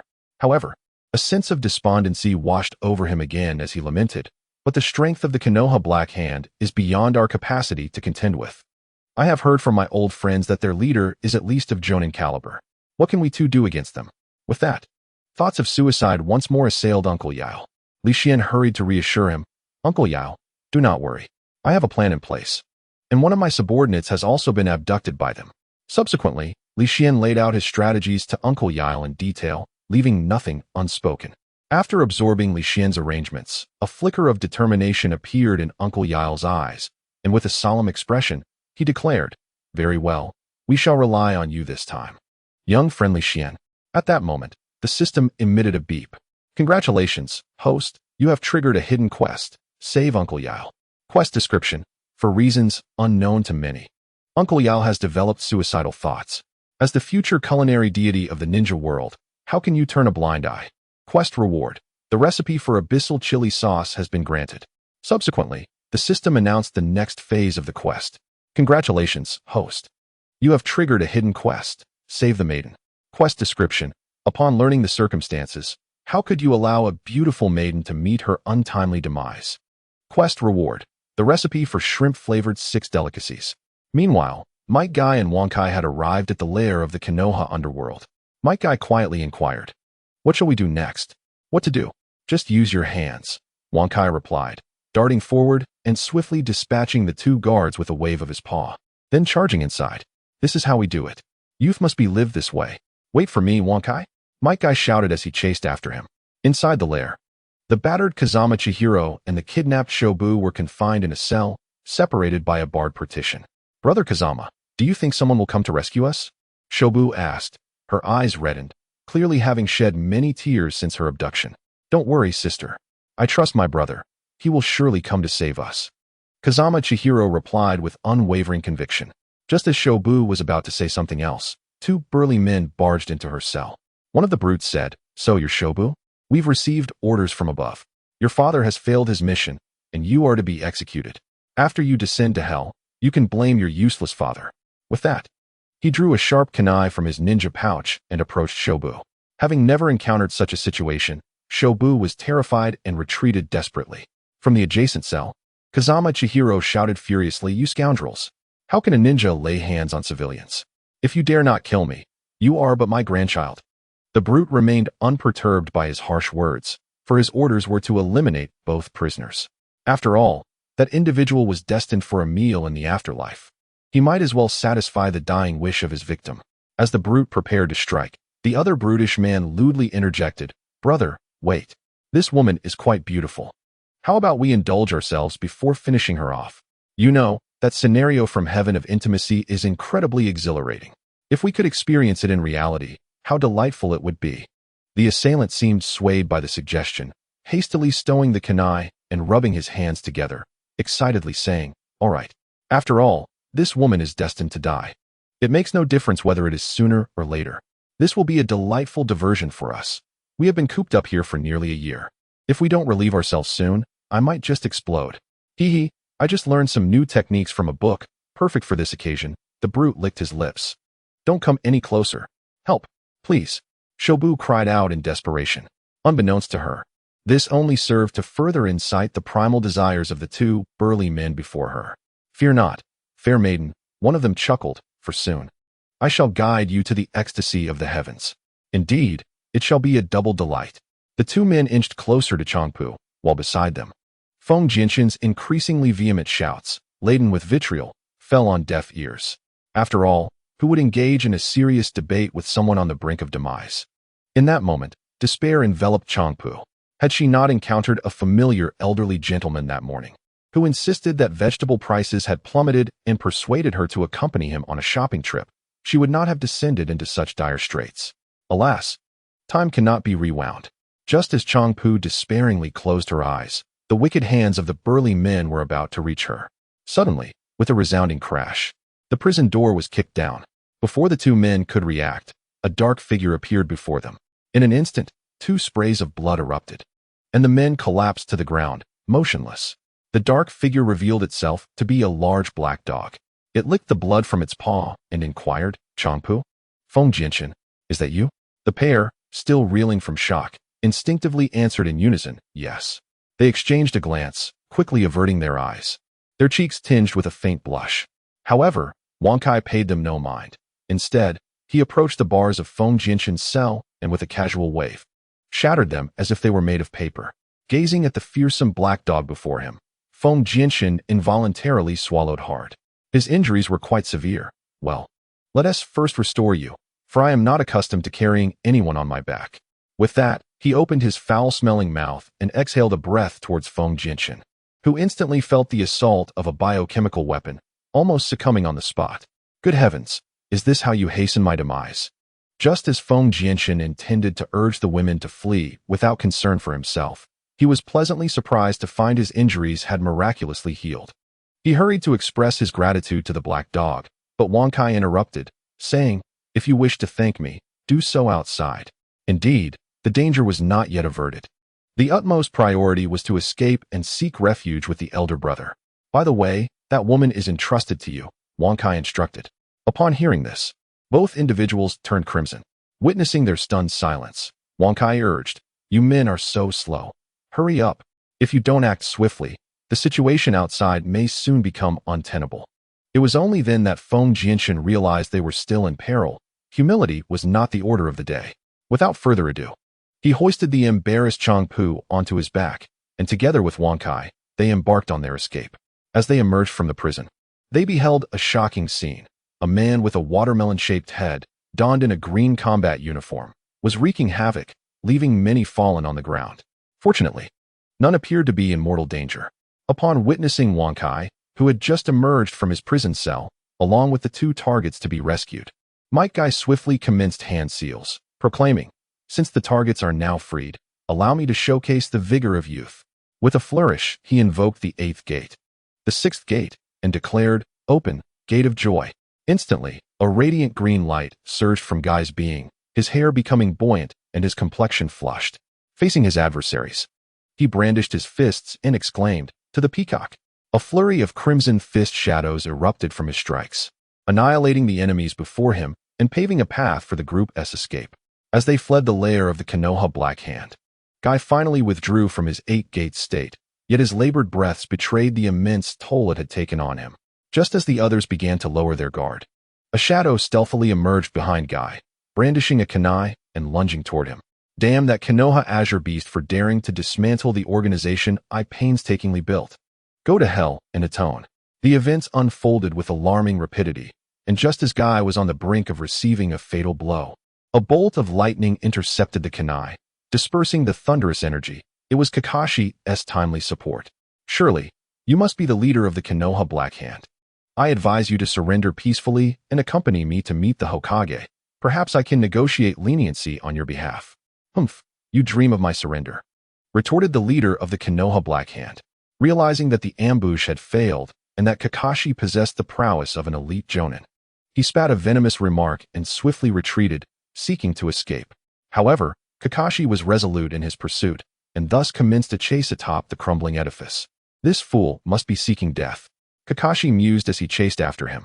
Did this man not realize that the village was under watch by Ambu operatives? Indeed, it was not long before two cloaked figures, their faces concealed by masks, appeared before him. Yet upon seeing them, the man's expression transformed into one of delight.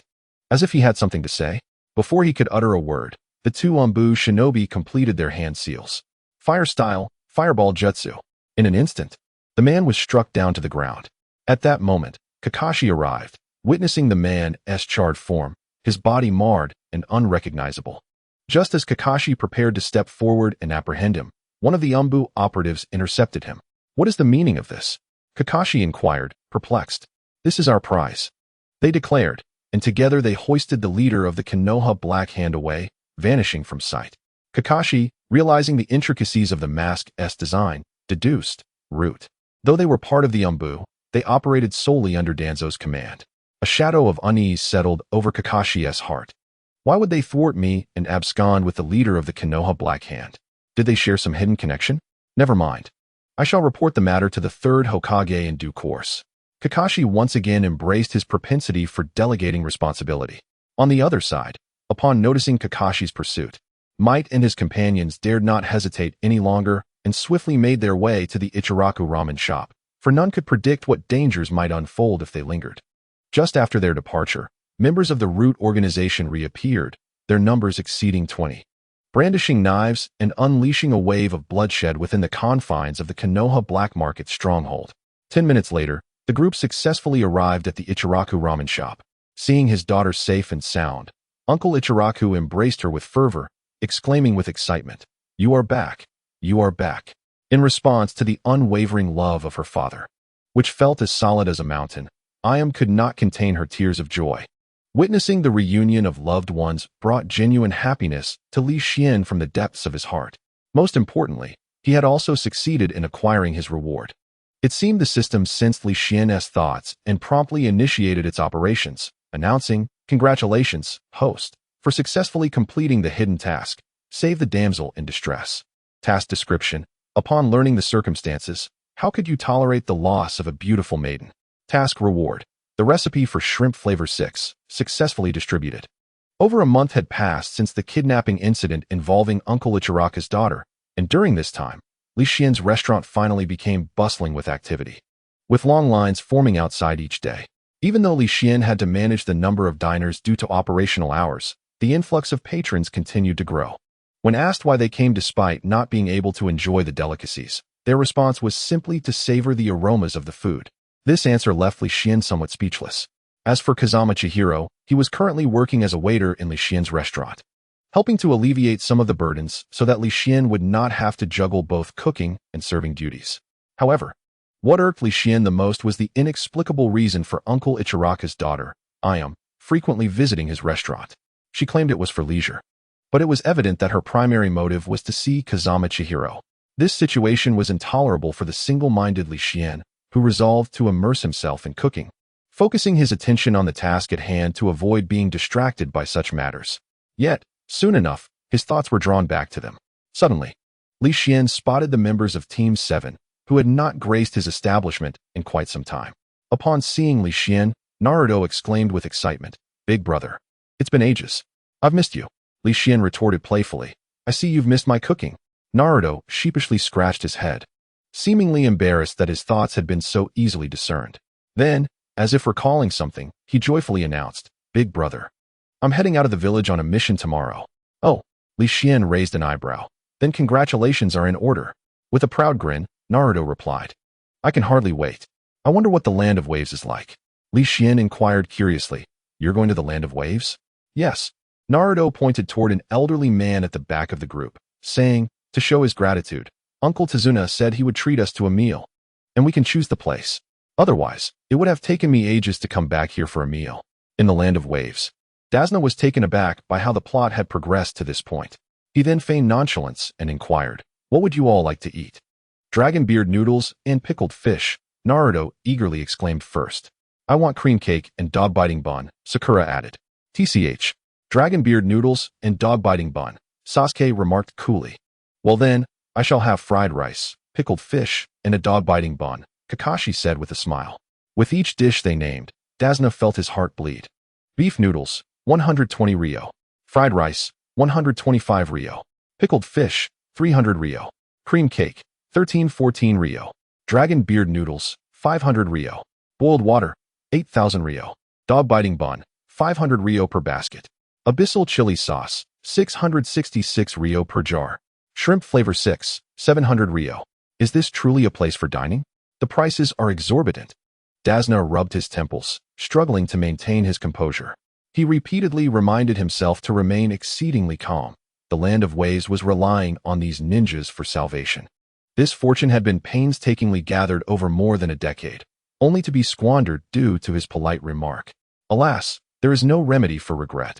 At that moment, Li Xian delivered another blow to his heart, asking, "Sir, what would you like to eat?" "Me? I don't want anything." Dazna wished to shout his thoughts aloud, but for the sake of his pride and the dignity of the people of the Land of Waves, he tremulously replied, "A bowl of beef noodles. Thank you." Upon uttering these words, Dazna felt utterly drained, collapsing into his chair. This seemingly light statement had consumed the hard-earned money of countless individuals. Perhaps this is the sorrow of small nations. However, as long as they could drive away Kato, the land of waves would surely flourish again, Dasna silently resolved. When the beef noodles arrived at the table, Dasna's mind was still adrift in turmoil, with an abundance of anxiety. The delicious taste of Li Xian's beef noodles felt merely like an ordinary bowl of noodles to him. He hastily gulped down the noodles, barely chewing, as his mind was preoccupied with a singular thought: to expel Kato and restore normalcy to the land of waves. At that moment, Li Xian's system began to issue a new task. Ding! Congratulations, host. You have triggered a hidden mission to find the culinary utensils once used by the Sage of Six Paths. Task description. In the early days of the ninja world, the Sage of Six Paths left behind legendary kitchenware. According to system detection, this kitchenware may be located in the land of waves. As the future culinary deity, how could the host not seek it out and equip themselves? Task reward: the method to prepare Mapo tofu. It seems I must embark on an outing with Team 7 this time. He then glanced at Kakashi, who suddenly felt a chill run down his spine. The following day, spring bloomed, and the sun shone brightly. The third generation leisurely puffed on his pipe as he strolled down the street, warmly greeting the passers-by. Today was no ordinary day. He had completed his official duties ahead of schedule, eager to return to Li Xian's restaurant to indulge in the exquisite cuisine he had savored during his last visit. Although the dishes at the restaurant were reputedly expensive, their flavors undeniably justified the cost.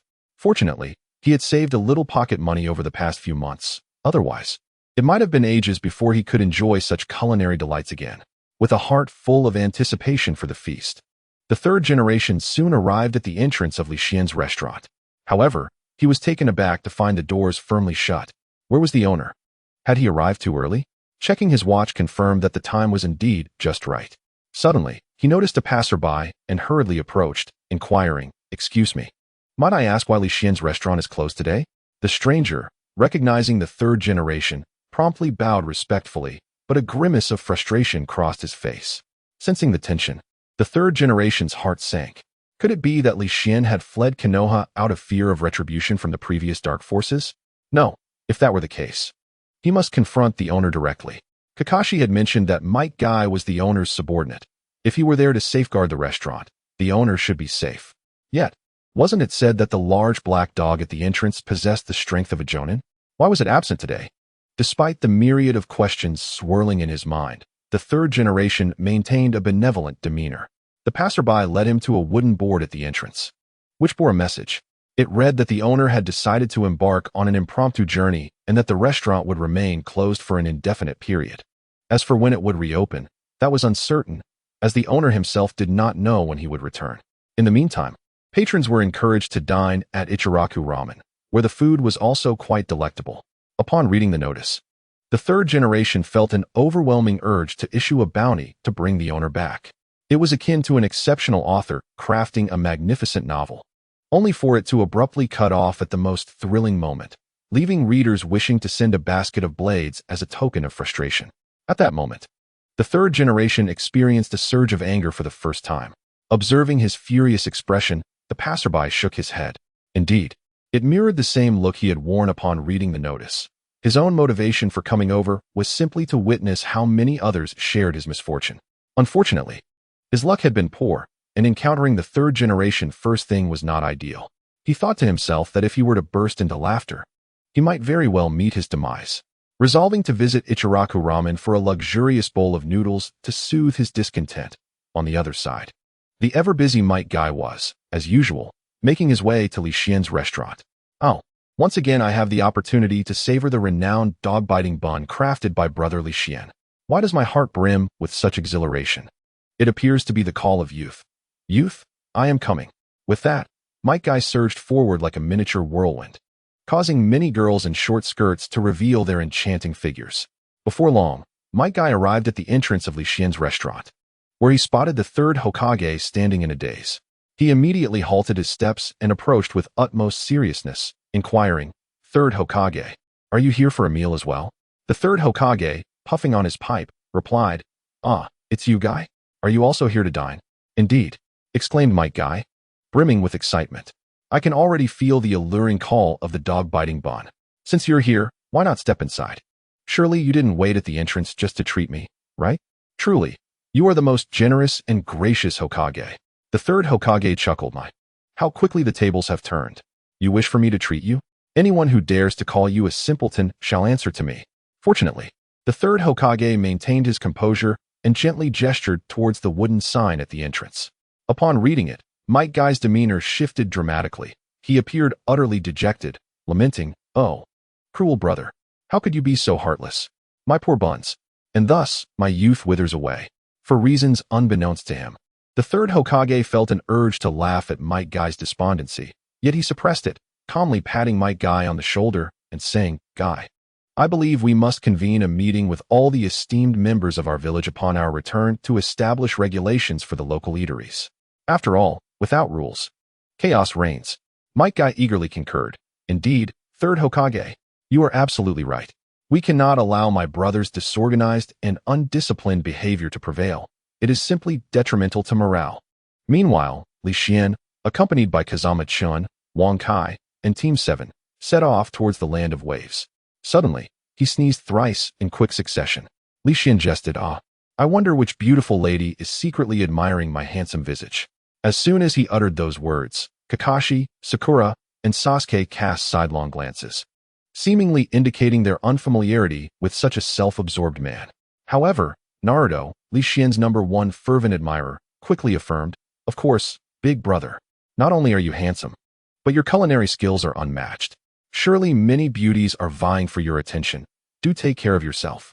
Behind them, Kazama Chun mumbled to himself, "Why didn't I sneeze twice? Does I am not think of me anymore? No, upon my return, I must have a proper conversation with her. It's only fair that we both miss one another." Suddenly, Kakashi seemed to notice something amiss. He glanced at the puddles along the road, the corners of his mouth beneath his mask curving into a subtle smirk as he instinctively reached for his ninja pouch. However, he reconsidered, realizing that Team 7's members were still quite young and had yet to see real combat. Perhaps it was time to allow them to test their mettle. Thus, Kakashi relinquished his intention to intervene and began to observe the unfolding events. At that moment, Li Xian, noticing the puddles on the road, seemed to have an epiphany and immediately summoned Kazama-chun to follow him. Kazama-chun said nothing and commenced his tasks in silence. Indeed, it was Kazama-chun who executed the actions most adeptly.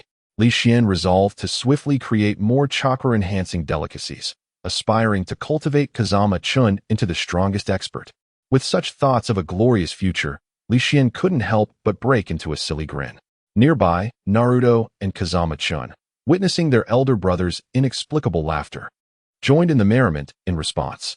As for Kakashi, Sasuke, and Sakura, they merely cast the duo a sidelong glance before returning their attention to the surroundings. Meanwhile, Wang Kai, suddenly beset by an urgent need, focused entirely on finding a suitable spot to relieve himself. Spotting the puddle by the roadside, Wang Kai instinctively rushed over to urinate, departing with a sense of satisfaction. Little did he notice that his yellow stream had produced a few bubbles, just as the group passed by the puddle. An unexpected turn of events transpired. Two ninjas, clad in unusual attire and adorned with the headbands of rogue ninjas, sprang forth from the water. It is worth noting that the puddle was scarcely large enough to conceal a human face, theoretically incapable of hiding anyone. Yet, this was the world of Hokage, where special ninjutsu could allow for such ambushes. The members of Team 7, having never encountered such a scenario, stood frozen in place. The enemy's chain struck with the swiftness of a serpent ambushing its prey, slicing through the air with a sharp hiss. Kakashi, seemingly paralyzed by shock, stood alongside the others, only to be ensnared by the chains of the rogue ninjas. Ultimately, in the horrified gaze of his comrades, he was taken down, marking the first blood loss of the encounter. Kakashi-sensei, Naruto, and Sakura cried out in sorrow, for they had never imagined that their elite Jonin-sensei could be so easily subdued. Yet, before they could fully grieve, the enemies commenced their next moves. First, the Ghost brothers remarked with sinister grins, as if they had merely dispatched a mere animal. They ceased their exchange, for the brutalities of war had taught them that excessive chatter could lead to their own demise. Now, their sights were set on Naruto, and they charged towards him with alarming speed.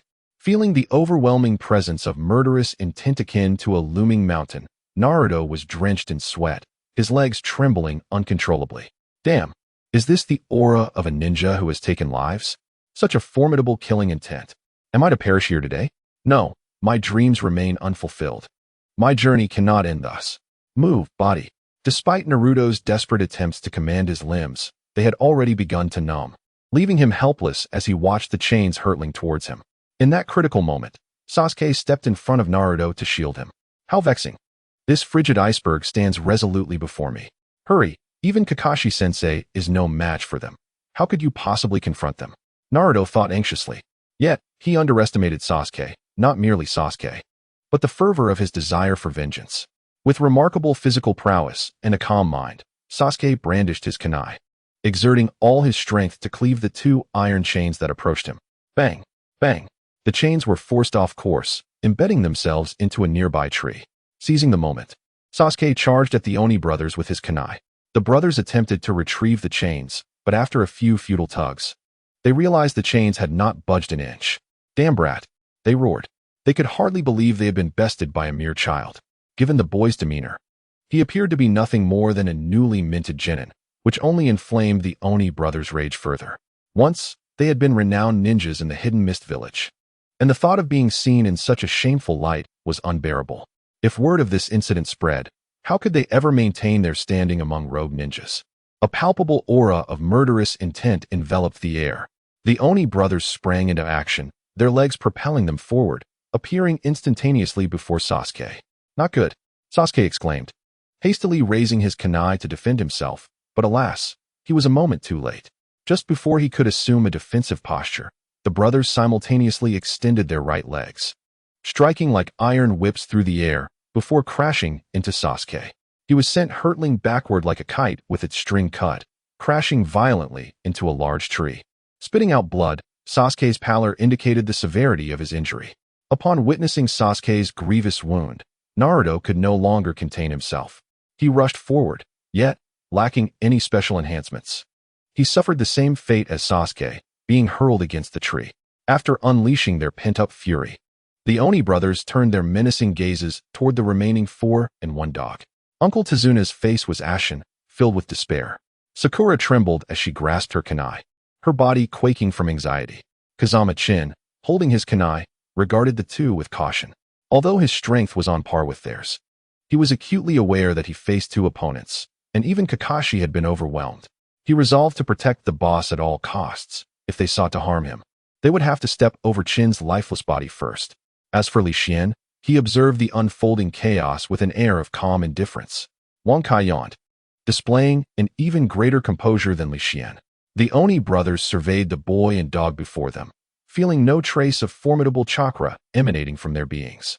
Suddenly, a man with slightly yellowed hair gazed at Wang Kai and exclaimed, "Damn that big black dog. You were the one who urinated on my head just now, and today, I shall demand your life as recompense. I intend to braise you for my meal." With that, he swiftly drew a shuriken from his pouch and lunged fiercely towards Wang Kai, exerting all his strength. Bang! The shuriken struck Wang Kai, inflicting no harm whatsoever. Instead, it shattered upon impact. Before the man could comprehend the situation, Wang Kai calmly remarked, "I detest when others speak of consuming dog meat, especially when it pertains to me. Are you prepared to meet your demise?" At the sight of Wang Kai's eyes, the man was suddenly engulfed by a sense of dread, as if he had glimpsed the gates of hell. Just as he contemplated retreating to his companions, Wang Kai had already preempted him, gently placing his plump paw upon the man's body. In an instant, the man began to bleed from all 7 orifices and collapsed to the ground, his body lifeless. Observing this, another member of the ghostly brotherhood immediately recognized the extraordinary nature of the dog. He turned to Sakura, contemplating using her as a hostage to ensure his own safety.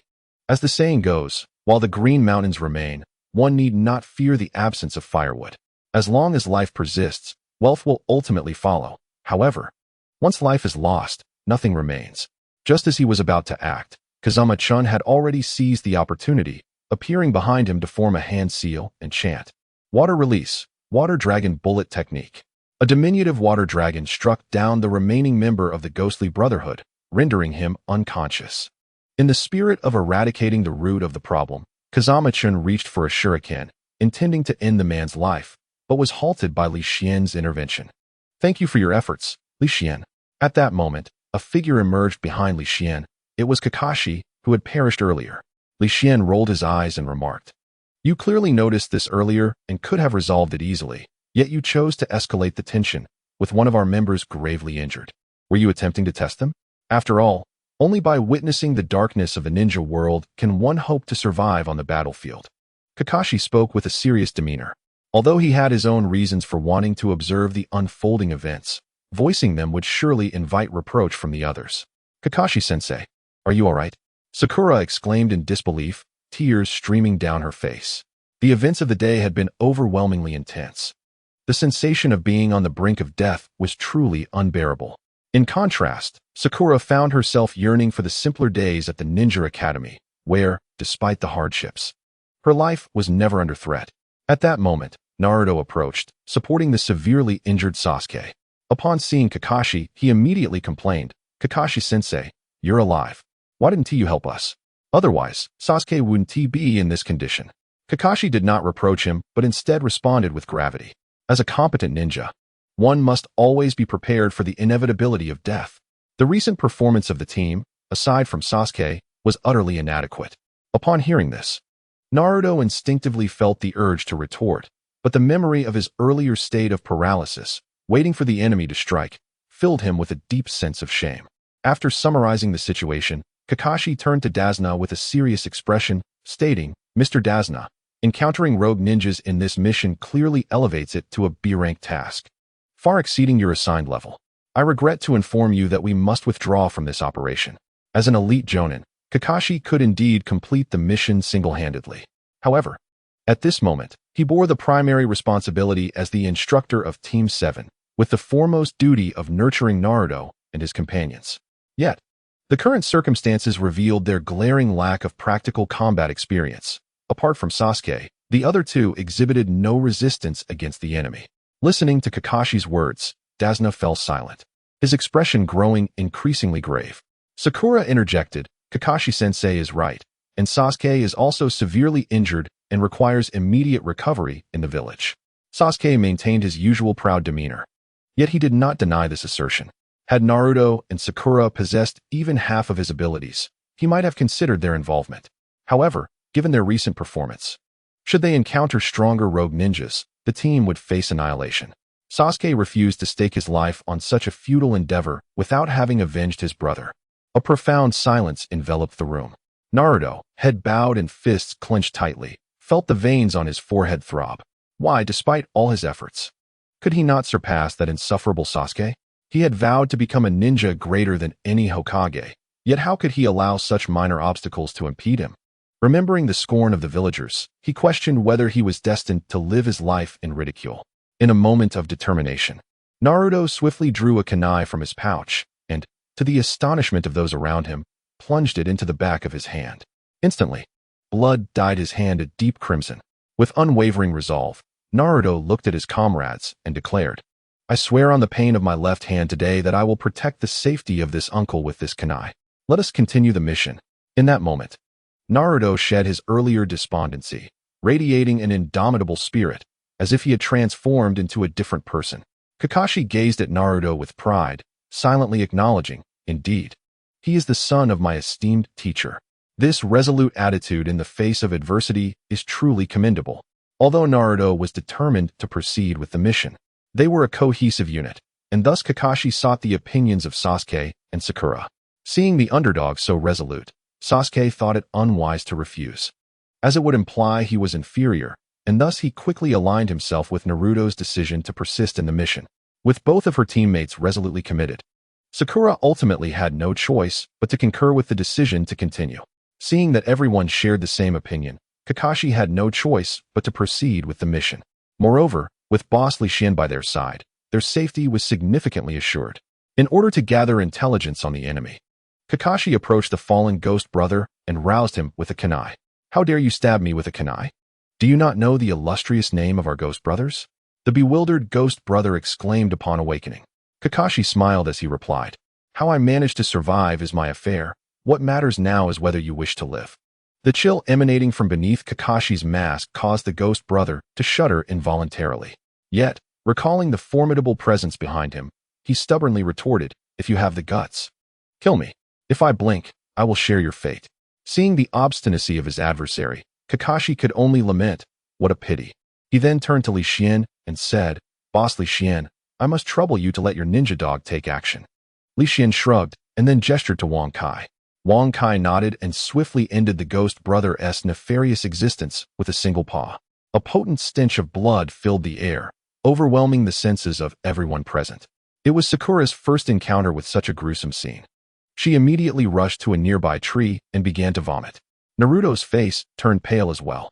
As for Sasuke, having witnessed his family being slaughtered by his brother, he regarded this as mere trifles, displaying no signs of discomfort. Kakashi observed the scene with an indifferent expression, uttering no further comments. He was not a caretaker of Team 7, constantly needing to shield them. Reflecting on his own youth, he had been amidst battle with enemy ninjas at their age. Indeed, after a prolonged peace, the new generation seemed to be showing signs of regression. His responsibilities felt all the more weighty. Once Naruto and the others regained their composure, Kakashi took the corpse to a secluded location to employ a special ninjutsu for intelligence extraction, opting not to perform it before the others due to its gruesome nature. During this interlude, Li Xian approached Naruto with concern, saying, Naruto, extend your injured hand so that I may examine it. Obediently, Naruto presented his wounded hand, and to his astonishment, the previously grotesque injury was healing at a visibly rapid pace. In less than 10 minutes, the scar had nearly returned to its original state, leaving only residual bloodstains. Although Li Xian maintained a calm demeanor, his heart was tumultuous. Is this the power of the Nine Tails chakra? The speed of recovery is indeed terrifying. Though they were all human, this formidable ability set people apart in various tiers. Reflecting on his own recent week of training with Shaoli, he had only managed to marginally enhance his physical abilities. Yet, even if he were to inflict a wound like Naruto's, it would take him over a month just to heal. The protagonist truly deserved his title. It was profoundly enviable. Cough, cough. Sasuke, seemingly weakened by his grievous injuries, coughed up a few flecks of blood. Upon witnessing this, Li Xian promptly instructed Wang Kai to attend to Sasuke's wounds, for he was indeed a pivotal character in the protagonist's relentless pursuit of strength. Wang Kai, demonstrating his resourcefulness, discreetly stood on his hind legs and formed a circle with his front paws, subsequently gesturing A5 with his paws. Li Xian understood that Wang Kai was considering his dignity while conveying the conditions for treating Sasuke in a code of sorts. The stipulation was merely for an additional 5 dog ignored buns daily.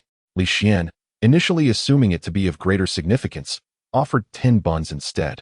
With such generosity from Li Xian, Wang Kai gleefully scampered over to Sasuke. Using his ancient canine breath, he exhaled towards Sasuke, who, already battered and mentally exhausted, succumbed to unconsciousness amidst Wang Kai's breath. Was it due to the fact that this venerable canine had just enjoyed a meat bun that morning, rendering the youth unable to withstand even this faint odor?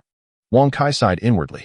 After surveying the surroundings to ensure no one was watching, he quietly withdrew. Upon Kakashi's return, he appeared weary and stated, "The time is getting late. Let us rest here for the night and set off at dawn." The others readily agreed, eager for a moment of respite, and soon began to collaborate on creating a conducive environment for their evening recovery. At that moment, Naruto, with a glint of eagerness, approached Li Xian and said, "Big brother, could you prepare dinner tonight? Everyone is counting on you." As he spoke, his stomach rumbled in agreement, prompting the others to pause their tasks and gaze at Li Xian with anticipation. Not wishing to dampen their spirits, Li Xian pondered over suitable dishes that could be prepared outdoors with available ingredients, ensuring they would fill everyone's bellies. Rice and noodles were out of the question, for this desolate area likely lacked nearby villages. Suddenly, he spotted a wild chicken passing by, which inspired him with a delightful idea: beggar's chicken. With this thought, Li Xian began delegating tasks, while he and Feng Jianshan crafted some rudimentary cooking utensils. Feng Jianshan employed earth techniques, which seemed quite effective. As for Wang Kai, Li Xian assigned him to the hunting party, confident that Wang Kai would exert himself for the sake of food, bolstered by his keen sense of smell. If he failed to procure 5 or 6 wild chickens, Li Xian would deem him unworthy of being a true dog. It must be noted that the efficiency of ninjas was truly remarkable. In no time, the group completed their respective tasks, particularly Kakashi and Wang Kai, who returned with 20 wild chickens and a few mushrooms they had gathered along the way. Once all preparations were made, Li Xian commenced his culinary exhibition. Firstly, let Kazama-chun place the prepared earthen pot upon the stove. Then let Kakashi perform a small-scale water release to fill the pot with water. Next, Naruto should place the freshly gathered firewood beneath the stove. Observing this, Kakashi promptly employed a fire release to ignite the wood below. Before long, bubbles began to rise gently in the water. Without waiting for the water in the pot to reach a boiling point, Li Xian instructed Kazama-chun and Kakashi to remove the pot, dipping a ladle into the water to check its temperature, which was around 70 degrees Celsius, perfectly adequate for removing the fine feathers from the wild chickens without scalding their skin. Subsequently, Li Xian directed everyone to swiftly slaughter 20 wild chickens, offering a prayer for their souls to find peace in the afterlife. The chickens were then immersed in the hot water for feather removal, and once cleaned, they were prepared for gutting. An incision was made under each wing, allowing for the simultaneous extraction of the entrails. After gutting, Li Xian and Kazama-chun proceeded to the riverbank to wash the 20 chickens thoroughly, trimming their nails and severing their tails, while using a knife to break their leg bones. Once prepared, Li Xian began to gather soil from the vicinity, grinding it into a fine powder, and fetch some river water to mix with the earth. This step was crucial in the preparation of the beggar's chicken, ensuring the soil's adhesive and compact qualities, a task not easily accomplished by an outsider. If only one could use clay from wine jars, the flavor would undoubtedly elevate to new heights. However, for now, they would have to make do. After mixing the mud, Li Xian noticed the presence of lotus leaves in the river and promptly instructed Kazama-chan to retrieve 20 leaves. He then placed the chickens atop the leaves, tucking their heads, wings, and legs beneath their bodies, with their backs facing upwards. The chickens were carefully wrapped in the leaves, after which Li Xian began to coat them with mud. Once this was completed, he and Kazama-chan returned to the camp to place the wrapped chickens over the fire to roast. Naruto, witnessing this, immediately inquired, "Brother, will the mud coating make the chicken taste good?" Li Xian confidently replied, "Just wait and see. It will surely leave you with an unforgettable memory." He then began to prepare mushrooms, plucking them one by one and skewering them onto wooden sticks, placing them on a prepared stone slab to roast. The anticipation of the meal was an excruciating trial for the heart. Crackle, crackle. The firewood crackled and popped as it burned, while everyone sat in a circle, quietly awaiting the culinary delight, their minds already envisioning the deliciousness of the feast. What flavor would it possess? Wiping the drool from his lips, Naruto believed that no matter the taste, anything crafted by his brother's hands would undoubtedly be the finest delicacy in the world. At that moment, Li Xian's mushrooms were perfectly roasted. The enticing aroma of the barbecue filled the air, causing everyone's stomachs to rumble in harmony, akin to a grand chorus. They were convinced that this beggar's chicken would be exceptionally delicious. Setting down the roasted mushrooms, Li Xian approached and pushed aside the burning wood. It was time to eat. Naruto was the first to rush in, disregarding the hot mud, and eagerly dug in with his hands. Instantly, a rich aroma of chicken infused with the fragrance of lotus leaves wafted through the air.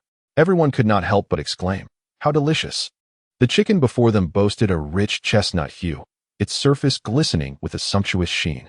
This exquisite fusion of flavor and presentation truly ignited the appetites of all present. Ultimately, the assembly began to allocate the delicacies. While Wankai claimed 6 chickens, the others received merely 2 each. One might ponder whether anyone begrudged Wankai his generous portion of beggar's chicken, yet under the formidable pressure of his prowess, dissent was silenced. The remaining 2 chickens were reserved for the unconscious Sasuke. After Naruto savored his own chicken, he attempted to stealthily pilfer one of Sasuke's, only to discover that Sasuke had inexplicably awakened from his stupor and was now voraciously devouring his chicken. In astonishment, Naruto exclaimed, "Sasuke, weren't you gravely injured? How did you suddenly end up here without prioritizing your recovery?" Sasuke replied nonchalantly, "I was overwhelmed by an unpleasant odor that led to my fainting." Upon regaining consciousness, this was the result. Kakashi, overhearing this, mused internally, "It is highly likely that the large black dog is the cause. Look at the owner's formidable canine. Despite its insatiable appetite, it can both fight and heal. And then there's my own dog. What a stark contrast, truly infuriating." Just as Kakashi reached for his second beggar's chicken, a black hand snatched it from his grasp. Looking up, he was dismayed to find it was Naruto. Kakashi's frustration surged, and he promptly executed his recently devised technique. The 1,000 years of pain, delivering a fierce strike to Naruto's posterior. Ow! Naruto yelped, feeling the impact and collapsing onto the grass, tears of regret streaming down his face. Sasuke, observing this spectacle, scoffed, "A loser is always a loser, unable to secure even a beggar's chicken." After finishing his own, Sasuke silently approached Kakashi. Then, akin to an arrow released from its bow, Sasuke darted to Naruto's side, also shedding tears of regret, finally experiencing the unspoken agony. Meanwhile, Kakashi, nonchalantly wiping his fingers on his trousers, resumed his feast on the beggar's chicken. Nearby, Li Xian remarked quietly, "How unsanitary," before returning to his own battle. However, Uncle Dazna stood in stunned disbelief, feeling as though his worldview had been irrevocably altered. Is it truly just a beggar's chicken? Is it worth such fervor? Ninjas are indeed formidable beings. Days later, Li Xian and the others boarded a small vessel, arriving beside a magnificent bridge. By traversing this structure, they could reach the land of waves. The ferryman turned to them with a look of regret, saying, "I can only take you this far. If I venture further and am discovered by Kaido, my family and I would be doomed." Just how powerful is this Kaido? Naruto queried incredulously, for he believed that only the Hokage could possess true strength, dismissing Kaido as merely an inconsequential figure. Clearing his throat, Dazna interjected, "Allow me to enlighten you all." With the memories etched in his mind, he began to speak slowly. Kaido is one of the rare billionaires in the world, ostensibly managing a shipping company. Yet behind the scenes, he employs thugs and ninjas to serve him, trading in goods banned across nations and even daring to encroach upon the territories and enterprises of others, embodying the very essence of wickedness. Just a few days ago, Uncle Dazna's expression turned grave as he whispered, "A merchant caravan from the Hidden Mist village had come under scrutiny. It was said that a Chunin led the group. Yet after being targeted by Kaido, the entire caravan vanished the very next day.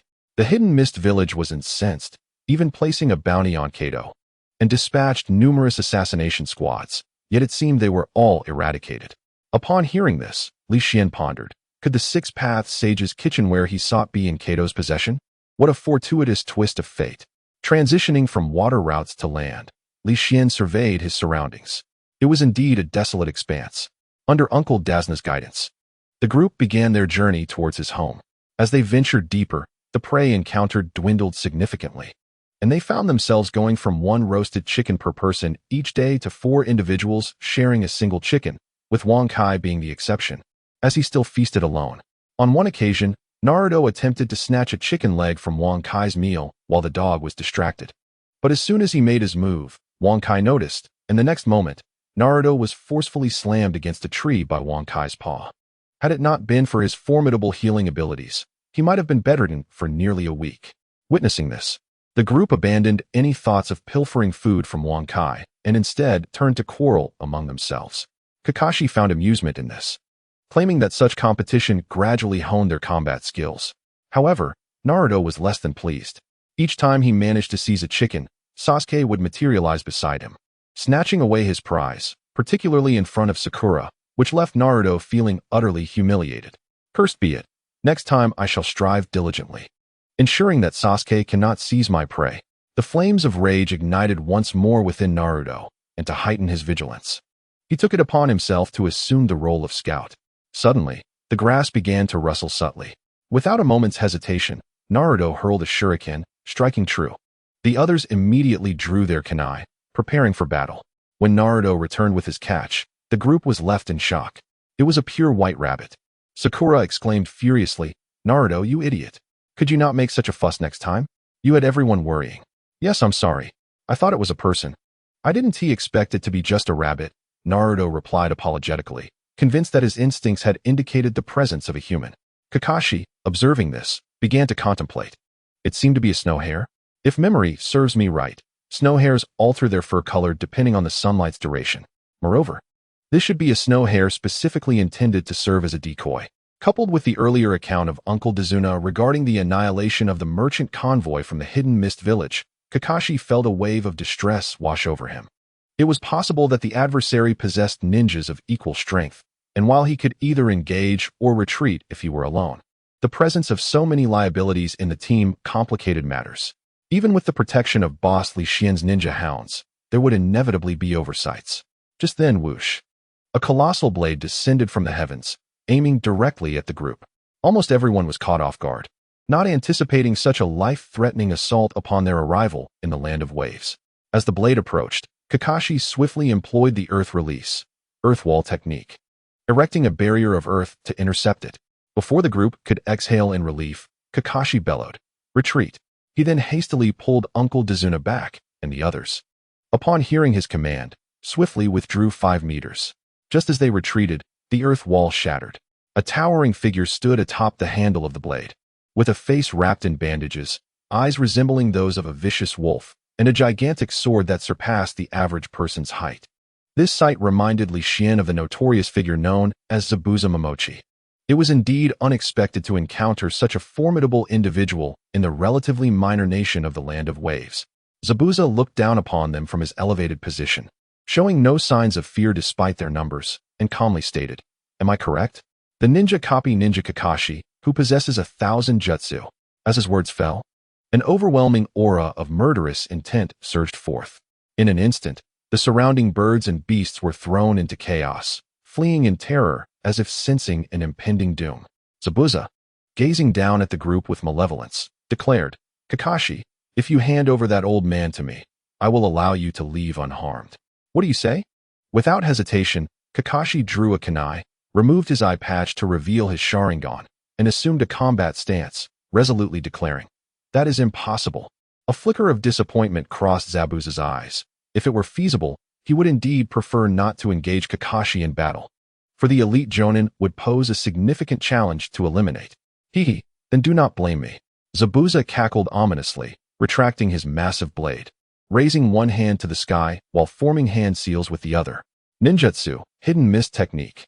Instantly, a thick fog manifested, enveloping the entire area. Zabuza's figure vanished from sight amid the mist. Within moments, the visibility for the group began to blur, rendering them barely capable of distinguishing the silhouettes of one another.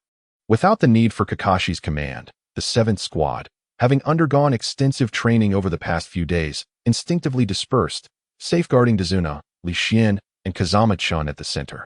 As for the ninja hound, it had vanished the moment the mist appeared, but through their shared experiences over the past few days, the group had come to understand its capabilities, alleviating their concerns. "Hee, 8 positions." Zabuza's chilling voice echoed from all directions, making it impossible to discern his location by sound alone. Throat, spine, liver, lungs, kidneys, heart, carotid artery, and subclavian artery. How would you choose to meet your demise? In the past, Li Xian had observed the art of mist concealment in anime, failing to appreciate its true potency. However, now, as he found himself enveloped in the haze, perceiving the blurring of his vision, coupled with the chilling words echoing in his ears, he could not help but shudder. Li Xian swallowed hard and inquired, "May I choose to die of old age?" The crowd, even the owner of the voice, was affected, his breath altering in response. What an opportunity! In a battle of experts, even a single moment of miscalculation could spell the end of one's advantage. Kakashi seized this rare moment, discerning Zabuza's position, and swiftly launched several shurikens. With a piercing sound, one shuriken sliced through flesh, but before Kakashi could pursue, Zabuza had deftly shifted his position, vanishing once more into the dense fog.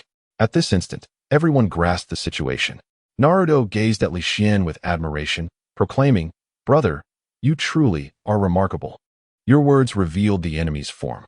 Kakashi also gave Li Xian a thumbs up, sincerely stating, "Boss, you are nothing short of extraordinary."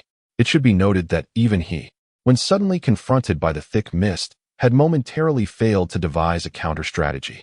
Yet, the boss, a true master, had effortlessly exposed their flaw with just a single remark. In the face of their accolades, Li Xian maintained his composure, though internally he began to critique himself. Is there something wrong with my response? Wasn't he the one who asked how I would choose to die? Is dying of old age not a form of death? Is a snail not a creature? A fool not a man? A brother not a sibling? And a horse not a beast? Suddenly, the temperature of the air plummeted once more, a palpable aura of killing intent enveloping Li Xian. In an instant, his entire body grew numb. A large blade materialized behind him, aimed directly at his head. Zabuza, wielding the sword, seemed to envision Li Xian perishing beneath his strike, a subtle smirk curling beneath the bandages, as if mocking him silently. Yet, An unexpected turn of events occurred. In that critical moment, Kazama Chin appeared, brandishing a shuriken that intercepted the deadly blow, thereby saving Li Xian's life. Regrettably, due to the vast disparity in their strengths, Kazama Chun was sent hurtling away by the immense force, crashing violently against a tree. Damn it! If only he had been a fraction quicker, he could have dispatched this ordinary person who had brought him harm. The uncle could endure, but the aunt could not. With no one else around, Zabuza was determined to ensure his strike would not miss. He shifted his stance, raising the executioner's blade once more. A fierce gaze locked onto Li Xian. The specter of death surged within, rendering breathing an arduous task. Just as Li Xian prepared to invoke the Vajra talisman to defend against this lethal strike, a figure stepped in front of him. Kakashi. With unwavering resolve, Kakashi declared, "If you wish to kill Boss Li Xian, you must first contend with me." He swiftly formed hand seals and pressed his palms to the ground. Earth style, earth flow wall. A formidable earthen wall erupted from the ground. However, the strike from Zabuza was exceedingly ferocious. Upon mere contact with the wall, it fissured extensively. Kakashi hastily grasped Li Xian and retreated. Boom! The decapitating blade cleaved through the wall, crashing onto the earth, accompanied by a resounding crimson alert. As the smoke gradually dissipated, a gaping fissure, over a meter wide, marred the once pristine terrain. If it had struck a human, it likely would have severed them in two. Huffing, Zabuza paused to catch his breath after the devastating blow, then fixed his wolf-like gaze upon Li Xian. A cruel smile curling at the corners of his mouth as he gestured a throat-cutting motion, disappearing once more into the thick mist. That was a close call. Kakashi wiped the cold sweat from his brow. He excelled in ninjutsu, not taijutsu. Had he been afforded a moment longer, he could have summoned a more powerful earth technique. But alas, Zabuza's blade was far too swift, leaving Kakashi unable to channel more chakra for his jutsu. The remaining members of Team 7 gasped in shock, their faces betraying their astonishment. They had not anticipated encountering such a formidable foe, and even the seemingly invincible Li Xian had nearly fallen to Zabuza's hands. A wave of fear washed over them once more. Choose your demise: throat, spine, liver, lungs, kidneys, heart, carotid artery, or subclavian artery. The demonic voice echoed through the mist, instilling dread in their hearts. After witnessing that terrifying strike, no one dared to disregard Zabuza's words. A careless misstep could indeed cost them their lives. The heartbeats of Naruto and his companions quickened. Yet, Li Xian felt exhilarated, for he had long desired a powerful guardian to protect his restaurant. While Wang Kai was exceptionally strong and occasionally lent a hand, he was often demanding and required at least 12 hours of sleep out of every 24. In contrast, Zabuza increasingly appealed to him. Though not as strong as Wang Kai, he was not far behind Kakashi. Most importantly, his fierce demeanor would likely intimidate any potential wrongdoers eyeing the restaurant. Moreover, if Li Xian succeeded in recruiting Zabuza, he could also secure the ice-wielding youth, Bai. As a bonus, such an opportunity was rare indeed. Besides, Bai's appearance, though masculine, would undoubtedly serve a purpose in Li Xian's establishment. The more he pondered, the more excited he became. He suddenly shouted through the mist, "Zabuza, would you like to be a guardian at my restaurant?" The declaration stunned the entire arena. Not only did Zabuza's ominous words falter, but the others also gazed at Li Xian in disbelief, as if he had lost his mind. After all, he had nearly perished at Zabuza's blade moments before. Did he possess some hidden trump card? Even if he did, what made him believe he could persuade such a formidable individual? The traitorous ninja, who has betrayed the village that nurtured him for so many years, is a testament to his unyielding nature. Anyone with a modicum of intelligence understands the extent of his rebellious spirit. Even if one were to forcibly suppress him and subsequently treat him with utmost kindness, he could still turn against you like a vengeful wolf, striking when you are at your weakest. After Li Xian finished speaking, the system stirred once more, signaling a new development. Ding! Congratulations, host. You have triggered a hidden mission. Recruit Zabuza Momochi. Mission description: as the future culinary deity of the ninja world, how can one be without formidable guards to ensure personal safety? The mission will be deemed complete once the host elicits from Zabuza the words, "I agree to the offer from Boss Li Xian." Mission reward: Zabuza's unwavering loyalty. Seeing the system's notification, a slight smile crept onto Li Xian's lips. Indeed, it seemed that hidden missions could be actively triggered by oneself. With the system's assurance, Li Xian felt no trepidation regarding Zabuza's loyalty in the days to come. Upon hearing Li Xian's words, Zabuza was engulfed in a fiery rage. When did he become so underestimated? Was his 20-meter-long blade not sufficiently sharp? Or had his recent lack of bloodshed diminished his reputation? Gripping his beheading sword tightly, an even more intense aura of killing intent erupted from him, revealing his true form. His blood-red eyes glared menacingly, akin to a ravenous demon, as he hissed each word. "Boy, do you wish to descend into hell prematurely?" Under the overwhelming pressure of Zabuza's murderous intent, everyone except Kakashi and Li Xian felt as if they were frozen in place, paralyzed by fear. The most unfortunate was Dazna. The ordinary man, the nearly 70-year-old, was so terrified that he collapsed to the ground, lamenting that had he known such a powerful ninja was in Kato's employ, he would never have sought help from Konoha. Now he had unwittingly dragged them into this perilous situation. What a grave sin. Despite the terrifying aura of death surrounding him, Li Xian stood tall and resolute, even approaching Zabuza. Observing Li Xian's fearless demeanor, Naruto silently vowed to become a person like his elder brother, unafraid of challenges and willing to confront difficulties head-on. Little did he know, Li Xian's boldness stemmed from possessing something that guaranteed his survival. Otherwise, no amount of courage would have dared him to act so recklessly. When Li Xian was merely a meter away from Zabuza, he halted, composedly stating, "Zabuza, I will remain here for 1 minute, allowing you to attack me. If you cannot defeat me in that time, will you agree to my terms?" Upon hearing this, his allies internally praised Li Xian, realizing he was about to showcase his true strength, wondering if he could indeed vanquish Zabuza. Zabuza, filled with fury, retorted, "You can speak such bravado once you manage to survive." With that, he swung his beheading sword towards Li Xian. Just as Zabuza was about to strike, Li Xian discreetly pressed a talisman of invincibility to his palm. In an instant, a dazzling golden light erupted, compelling everyone to shut their eyes momentarily. When their vision cleared, they opened their eyes once more. At this moment, Li Xian radiated with golden light, while Zabuza relentlessly struck his mighty blade against the shimmering aura. Yet he could not advance an inch. Subsequently, perhaps in a moment of bravado, Li Xian instinctively raised his middle finger, just as Zabuza's assault arrived. Bang! To everyone's astonishment, Li Xian's middle finger remarkably intercepted his own offensive, causing Zabuza's expression to darken instantaneously. How could this seemingly frail individual exhibit such formidable strength all of a sudden? Surely, he must be employing some arcane technique. Humph. I refuse to believe that you can withstand hundreds of strikes. Withdrawing his decapitating blade, Zabuza commenced a frenzied barrage. 1 hit, 2 hits, 3 hits, 100 hits. In a mere 40 seconds, Li Xian endured 100 of Zabuza's lethal strikes, and Zabuza's hands began to tremble from the relentless onslaught. "There are still 20 seconds left. You must push harder, Zabuza," Li Xian remarked casually as he scratched his ear. Infuriatingly, Zabuza felt as though his chest might explode from the mounting pressure. Yet he quickly regained his composure, for he understood that when a ninja becomes impulsive, failure is not far behind. If the decapitating blade could not harm you, then what could ninjutsu accomplish? Creating distance, Zabuza positioned himself near a small river. Forming hand seals. Water release. Water dragon bullet technique. In an instant, a colossal water dragon emerged behind Zabuza, surging ferociously towards Li Xian.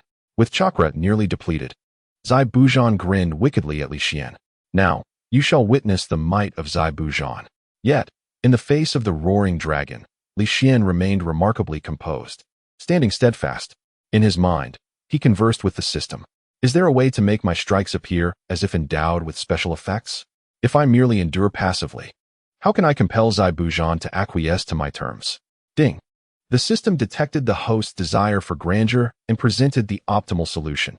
Integrate the 10 seconds of invincibility from the Vajra talisman into an advanced martial technique, the 18 Dragon Subduing Palms.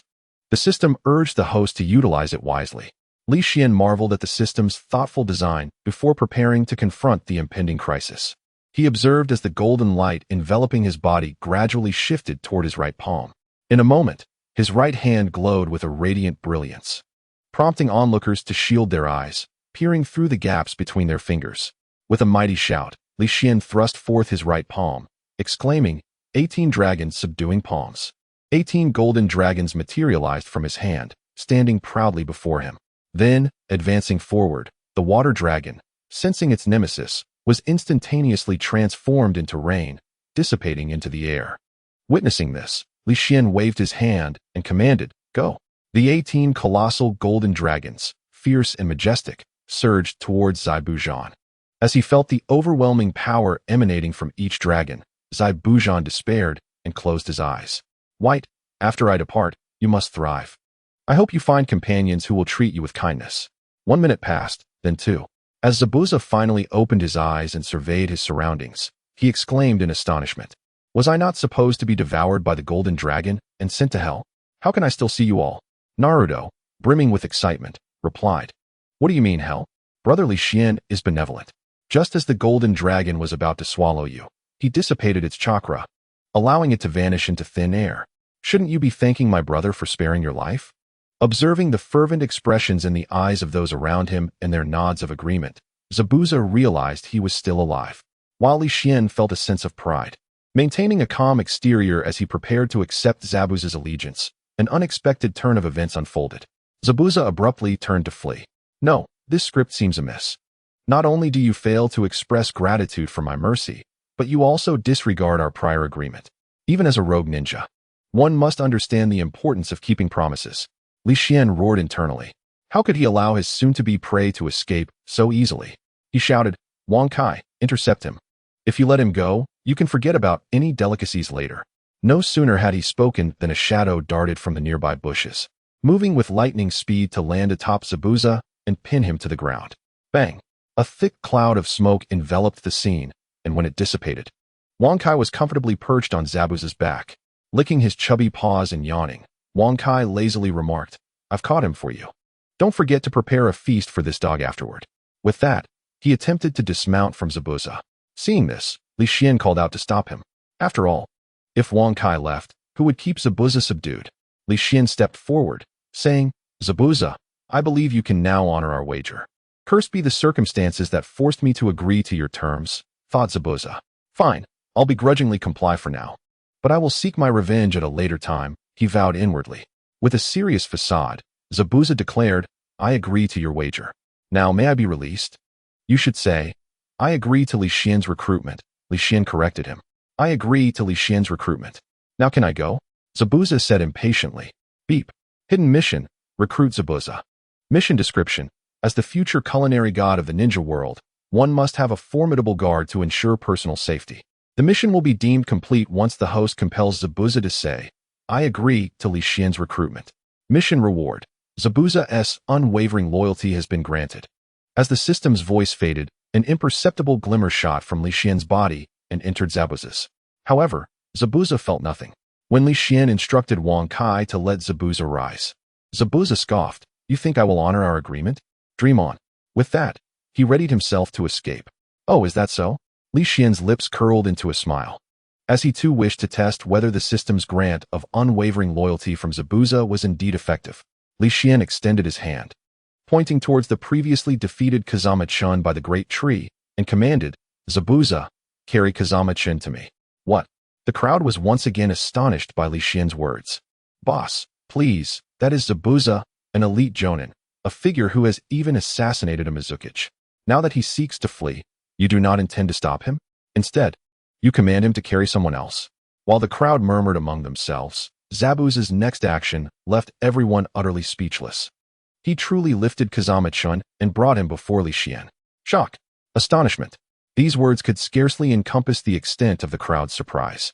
Even the seasoned Kakashi could not resist the urge to activate his Sharingan to scrutinize Zabuza, for he had never witnessed an illusion capable of controlling another's actions.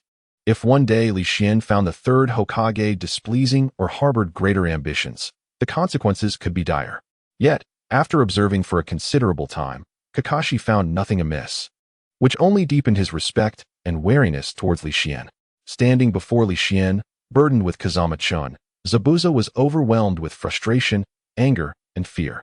Having traversed the shinobi world for so many years, even shadow-level powers dared to confront him head-on, but in this moment, he felt utterly powerless. What have you done to me?"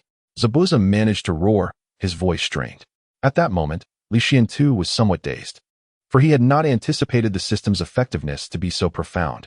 If he were to encounter Itachi or Kisame, whom he admired, he mused with a chuckle. After a minute, Li Xian regained his composure.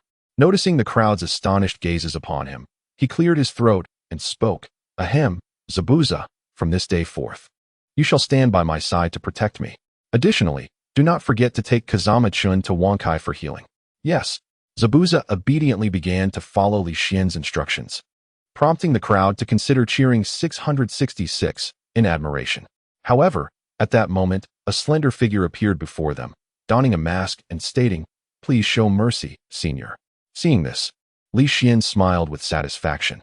Indeed, everything unfolded as he had anticipated, and the restaurant's attendant had come forward.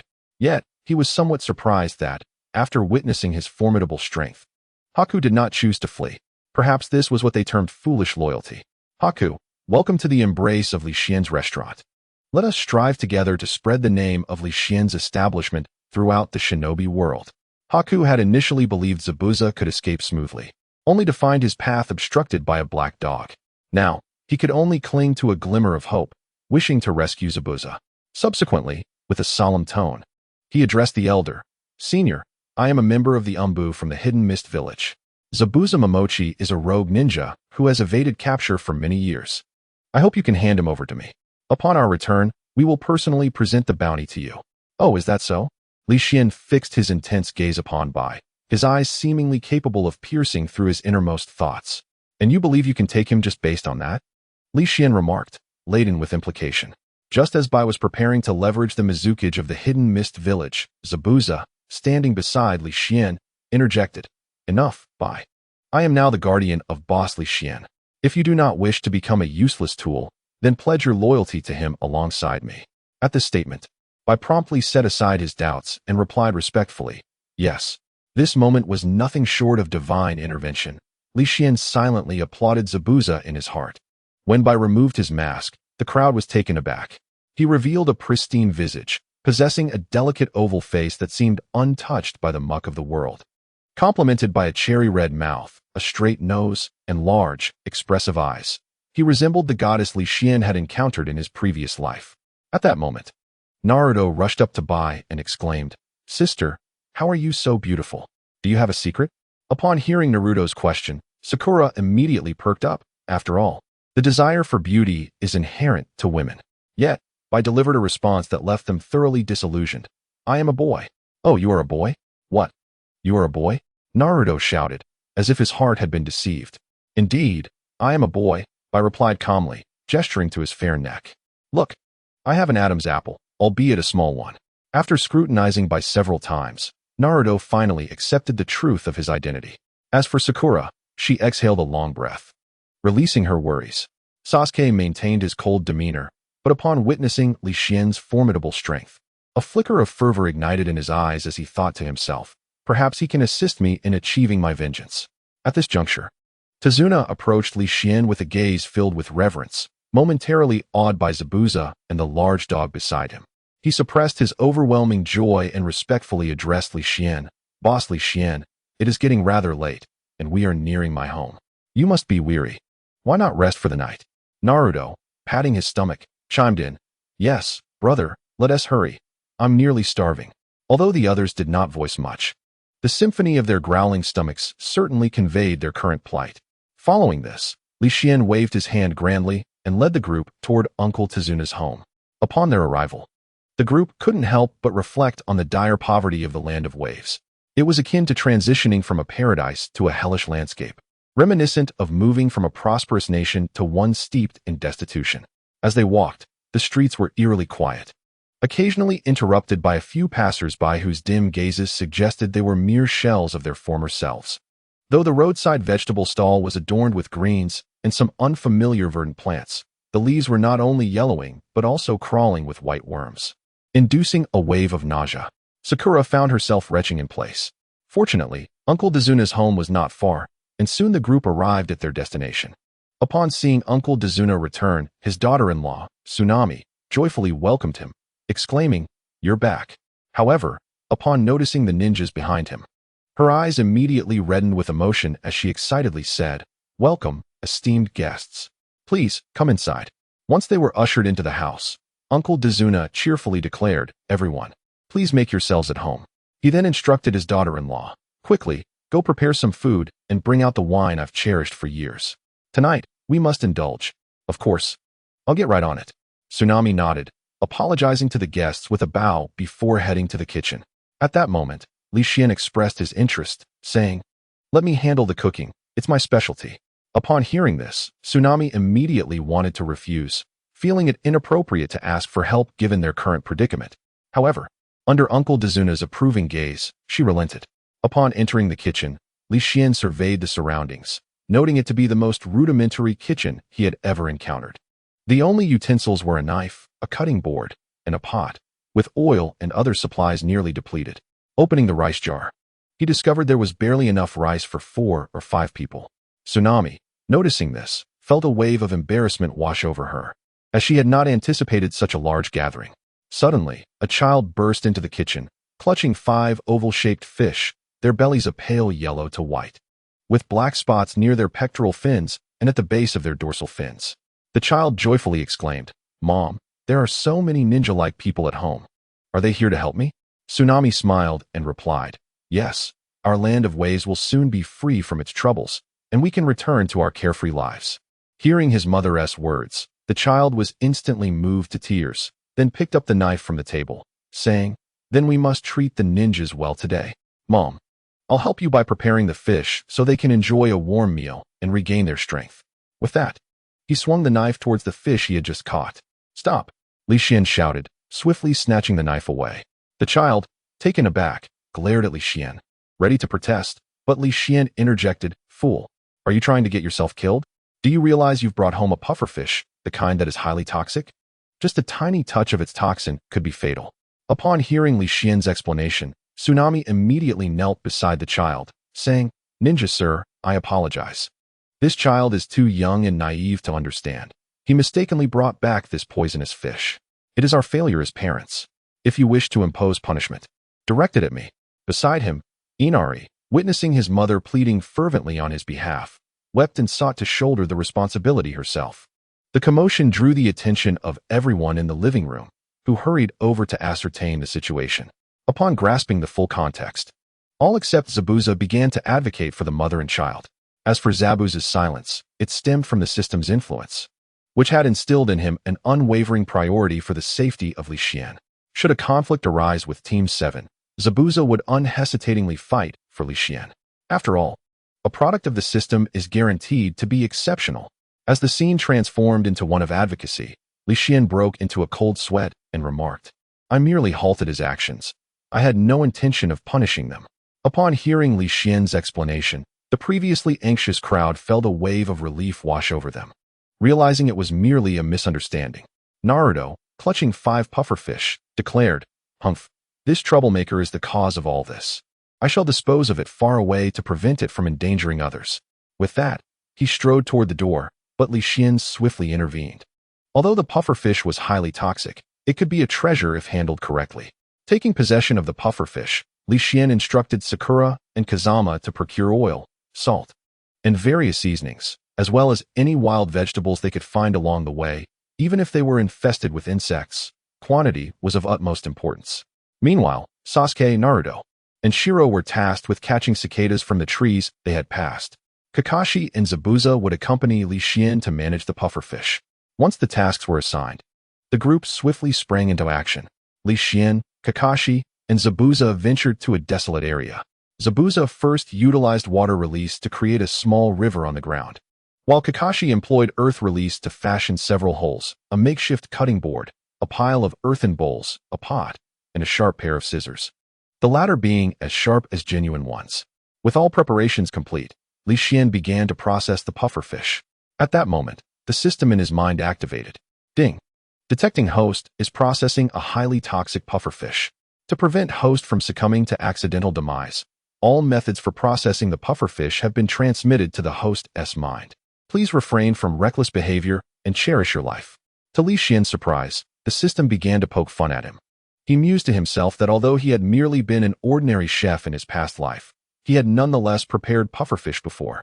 With a sigh, He felt a surge of vast knowledge instantaneously fill his mind. Outside, Kakashi and Zabuza observed Li Xian standing still, concerned that something was amiss. Just as they were about to approach him for a check, Li Xian had already absorbed the knowledge within his mind. If previously he had only an 80% confidence, now, having received the system's guidance on handling the pufferfish, he felt entirely assured. Regaining his composure, Li Xian smiled at the approaching duo, alleviating their concerns. He then proceeded to adjust his focus to its utmost peak as he began to tackle the task of preparing the pufferfish before him. Li Xian first placed a pufferfish on the cutting board, its belly facing upwards, and meticulously made an incision from the cloaca towards the head.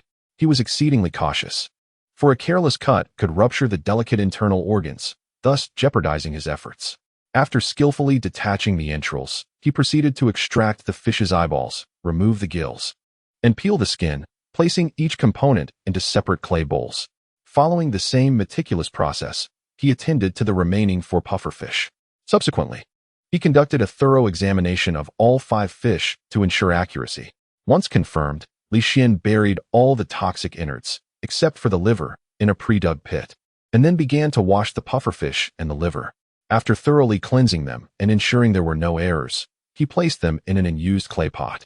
Only after Naruto and Kakashi had incinerated everything at the scene with fire techniques did he feel secure.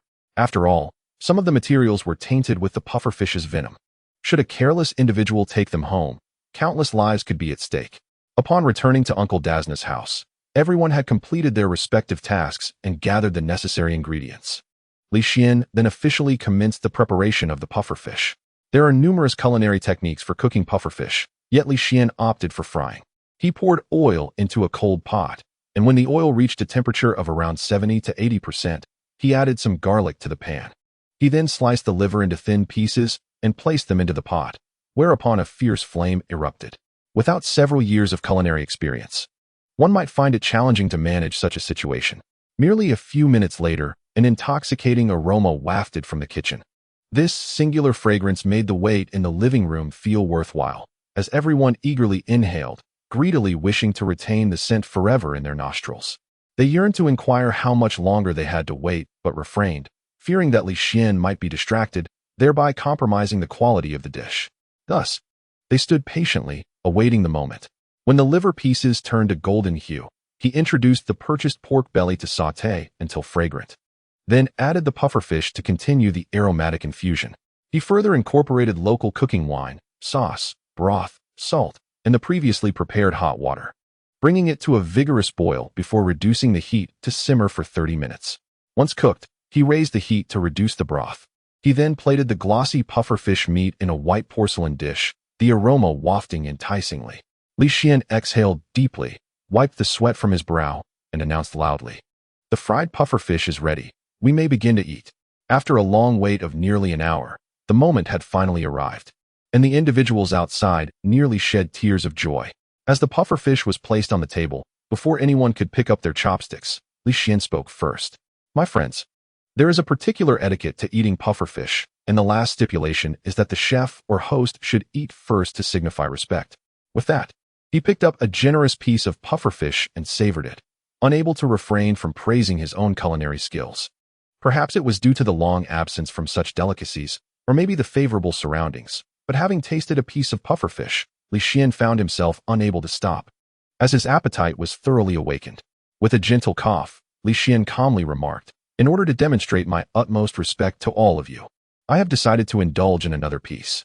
Upon finishing his statement, he deftly picked up another slice of pufferfish and savored it. The onlookers were momentarily taken aback, gazing at him in a state of astonishment. In the blink of an eye, 4 pieces of pufferfish had vanished into Li Xian's stomach. Yet he showed no signs of halting. Indeed, his appetite appeared to grow. Understanding his older brother's tendencies, Naruto promptly called out, "Brother, your sincerity is more than enough. If you consume any more, there won't be enough pufferfish for everyone." Cursing inwardly, Li Xian shot Naruto a disdainful glance. Turning to the others, he was met with scornful looks. Even Zabuza was among them. Although the dish appeared plentiful, containing 5 pufferfish, it was also mixed with a significant amount of pork belly. And considering the multitude of attendees, even Li Xian's thick skin could not withstand such relentless bombardment. He hastily set down his chopsticks and retreated to the kitchen to prepare other dishes. Once Li Xian departed, the others immediately seized their chopsticks, ready for battle. To their astonishment, a streak of black lightning zipped across the table, and upon closer inspection, 6 pieces of pufferfish had disappeared. The group turned to the source of the swift movement, discovering it was Wang Kai, who had 2 pieces clamped in its mouth and 2 more gripped in its paws, now squatting on the ground, relishing its feast. Witnessing this, the others plunged back into the fray at the table. To compete with Wang Kai for food was akin to hurling an egg against a rock, an exercise in futility. The first to seize a piece of pufferfish was Kakashi, who placed it in his mouth, triggering a flood of deep-seated memories. "Lin, Obito, how I miss you both," he murmured, a tear unconsciously escaping from the corner of his eye. Nearby, Zabuza, witnessing this, scoffed. "Oh, so the legendary Kakashi can shed tears too. What a curious sight." Wiping away his tear, Kakashi replied nonchalantly, "I merely touched upon the softest part of my heart. Do you not possess such a thing?" Zabuza snorted derisively. "Pa? What use is that? It would only serve to hinder my quest for strength." With that, he resumed his assault on the pufferfish. Bang! A chopstick was blocked. Zabuza looked up to find Kakashi had intervened. Beautiful memories never serve as stumbling blocks for others. On the contrary, they are the very foundation upon which I stand today, Kakashi stated solemnly. Zabuza glared fiercely at Kakashi, declaring, "Then let us settle this beneath our hands." With that, the two engaged in a fierce duel with their chopsticks. On another front, after consuming a piece of pufferfish, Naruto began to undergo a transformation. He closed his eyes, and a crimson mist rapidly emanated from his body, a sinister aura radiating outward. Kakashi, noticing this, immediately ceased his conflict with Zabuza and rushed to Naruto's side. The remaining individuals paused their activities, encircling Naruto. "Kakashi-sensei, what is happening to Naruto?" Sakura inquired, puzzled. As Kakashi contemplated how to deflect the situation, Zabuza solemnly declared, "This aura is that of a tailed beast. This little brat must be the Jinchuriki of the 9 tails." To his dismay, he had been discovered. With the truth laid bare by Zabuza, Kakashi ceased to conceal the matter any longer. Fixing a piercing gaze upon the assembled crowd, he threatened, "What transpires today must remain confidential. Should any of you divulge this, you shall face expulsion from the village. Furthermore, Zabuza, if I discover that you have revealed Naruto's identity as a Jinchuriki, I will hunt you down, no matter the distance." The onlookers, feeling the weight of Kakashi's chilling presence, swallowed hard and nodded in agreement.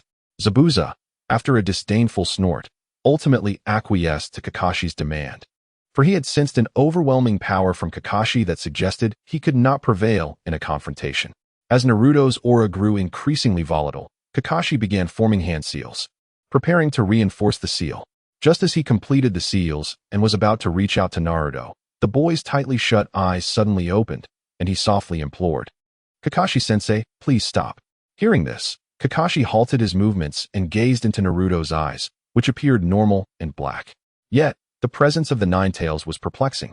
At that moment, Naruto explained, "Just after I finished eating pufferfish, a red fox with 9 tails appeared before me. However, it was confined within a large iron cage. It proposed a deal, to release a fraction of its chakra so we could savor the exquisite delicacy together, and in return, it would grant me access to 50% of its chakra in critical moments." The revelation stunned the crowd. It was well known that even the weakest-tailed beasts could contend with Kage-level shinobi, let alone the 9 tails, the most formidable of them all. With access to that 50% of chakra, Naruto could potentially face opponents of Kage rank. In an instant, envy arose among the spectators, save for Sasuke, whose eyes were filled with jealousy. If only he could possess such immense power, even his formidable brother would stand no chance against him. While the crowd buzzed with speculation, Naruto interjected, "Oh no, the 9 tails says it can no longer hold back. If it doesn't get to eat soon, it will go berserk." Upon hearing this, Kakashi hastily presented the pufferfish before Naruto. The crowd gathered around him, eager to witness the spectacle. "Hello everyone, I'm Naruto. When it comes to food, I'm serious. Now please enjoy my eating broadcast." As Naruto slurped down the delicacy, many in the audience could not help but drool. Watching others indulge while being unable to partake themselves was truly a torment. Once Naruto finished his meal, the crimson aura enveloping him gradually dissipated. He then exclaimed with delight, "Kakashi-sensei, My chakra has reached the level of a Chunin. What a remarkable feat. A mere meal has elevated one's chakra to that of a Chunin. A testament to the formidable prowess of the Nine Tails. Just as the crowd was about to engage in discussion, Li Xian emerged with a new array of culinary creations, fried cicadas and wild vegetables braised with white worms. The former was somewhat more visually appealing, while the latter nearly caused Sakura to regurgitate the meal she had just consumed. However, due to the scant portions of pufferfish they had previously tasted, the gnawing hunger in their bellies compelled them to devour the offerings before them. The sound of crunching echoed as Kakashi took the initiative, declaring the cicadas delectable. Witnessing his enjoyment alleviated much of their initial trepidation, prompting them to eagerly join the feast. As they continued to eat, their boldness grew. Even Sakura cast aside her aversion to the wild vegetables braised with white worms. Influenced by Li Xian's assertion that the worms were rich in protein and could enhance one's complexion and beauty, throughout the course of the meal, she consumed the largest quantity of the white worms, a testament to a woman's relentless pursuit of beauty. In the following days, Li Xian and his companions resided with the Dazuna family. After a day of rest, Kakashi led the members of Team 7 to undertake their mission, while Wankai, Bai Zabuza, and Kazama-chan stayed behind with Li Xian to ensure the safety of their group. Thanks to Li Xian, Uncle Dazuna's family learned the art of frying all manner of creatures, those that soar in the sky, scurry on land, or swim in water, as long as they were not venomous. They could be relished. Uncle Dazuna, an astute leader, discerned a clever means to uplift their impoverished nation. Indeed, while the land of waves was destitute, they could catch cicadas and forage for edible insects. What's that? Finished eating? Then let us seek more. Any living creature devoid of toxins is fair game. We simply need to consult the great master on how to prepare them. Thus, under Uncle Dazuna's enthusiastic promotion, his doorstep became a bustling hub. Ragged and emaciated villagers approached Li Xian with respect, seeking his guidance on the creation of dark cuisine. One elderly woman presented a few frail rats, stating, "Master Li Xian, I caught these from the grain bin. They, too, are starving and dared to invade my meager supply. It was fortunate I discovered them." Seeing the pitifully thin creatures, Li Xian felt a pang of sympathy, reflecting on their unfortunate fate in pursuit of a few grains. After a moment of contemplation, he advised, "Return home, skin them, and add some spices to eliminate the odor for a stir-fry. You might even try frying them. Both methods are quite palatable." The woman beamed with joy, exclaiming, "Thank you, Master Li Xian. I shall prepare half by stir-frying and half by frying. The thought alone makes my mouth water." After silently offering a prayer for the unfortunate rats, Li Xian continued to provide detailed explanations to the eager crowd behind her. As the day came to a close, Li Xian bore witness to the epitome of culinary repulsiveness, realizing that there exists not the most disgusting food, but rather an endless spectrum of revolting delicacies. He found himself marveling at the imaginative spirit of the people of the Land of Waves. Initially, he encountered relatively mundane fare such as rats, caterpillars, earthworms, and locusts, which he could somewhat tolerate. However, as the day progressed, the offerings grew increasingly bizarre, with items such as flies and cockroaches nearly causing him to regurgitate his breakfast. Once he had addressed the concerns of these impoverished citizens and bid them farewell, Li Xian sank wearily into a chair. Indeed, such dark culinary arts are not suited for the faint of heart. Nevertheless, his efforts bore fruit, as his explanations began to rekindle the people's yearning for a better life. The once quiet streets now buzzed with life and vitality, bustling with individuals hurrying about, small bags in tow, eager to venture into the wilderness. Along the way, familiar faces would greet one another, exchanging pleasantries before swiftly getting to the point. "Hey, old Yang, what delicacies are you hunting today?" one would inquire. "I plan to catch more locusts. Ever since the kids had fried locusts yesterday, they've been clamoring for another feast. This time, I intend to catch enough to share for breeding, ensuring we have a steady supply of fried locusts." Truly, the merchant's wit shines through. If only the cicadas did not have such a short lifespan, I too would consider capturing them for a daily feast.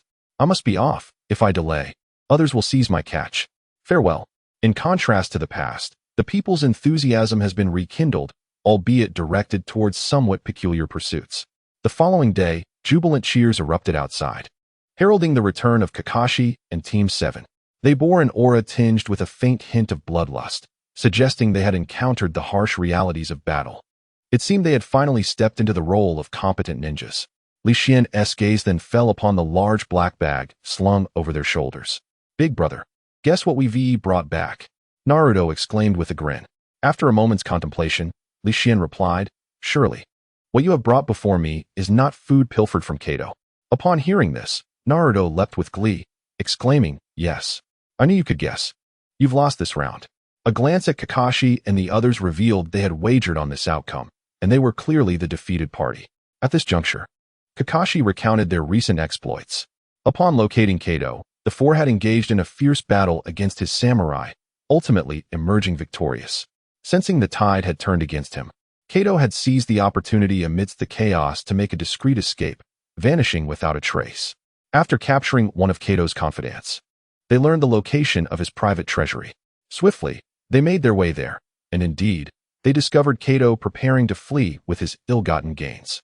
After apprehending him, Kakashi and his team collected the stolen funds, intent on returning them to the people of the Land of Waves. As they delved deeper into their search, they unexpectedly uncovered a trove of exquisite ingredients. Adhering to the principle of enjoying a proper meal, the group decided to pack them up for later. As for the trusted aide, Kakashi employed an illusionary technique, ensuring he would forever reside in his own world, a fitting reward for his guidance. Upon opening the large black bag, they found it brimming with an abundance of food and seasonings. Delicacies such as sea cucumbers, abalone, shark fins, and scallops made for an opulent feast. As they rummaged deeper, Li Xian's hand brushed against what felt like a pot handle, prompting him to hastily extract and arrange the food on the cutting board. Once the food was laid out, Li Xian finally beheld the grand pot's form. It resembled an ordinary large pot, yet its edges were adorned with intricate, mystical patterns and totems. After observing intently for a while, Li Xian discerned that the designs faintly mirrored the youthful forms of the tailed beasts. A profound, archaic weight enveloped him, causing his heart to tremble and his gaze to widen. Indeed, this was no ordinary cookware. It had once been utilized by the Sage of Six Paths. At that moment, the system chimed in once more. "Ding! Congratulations, host, on completing the hidden task of locating the cookware used by the Sage of Six Paths."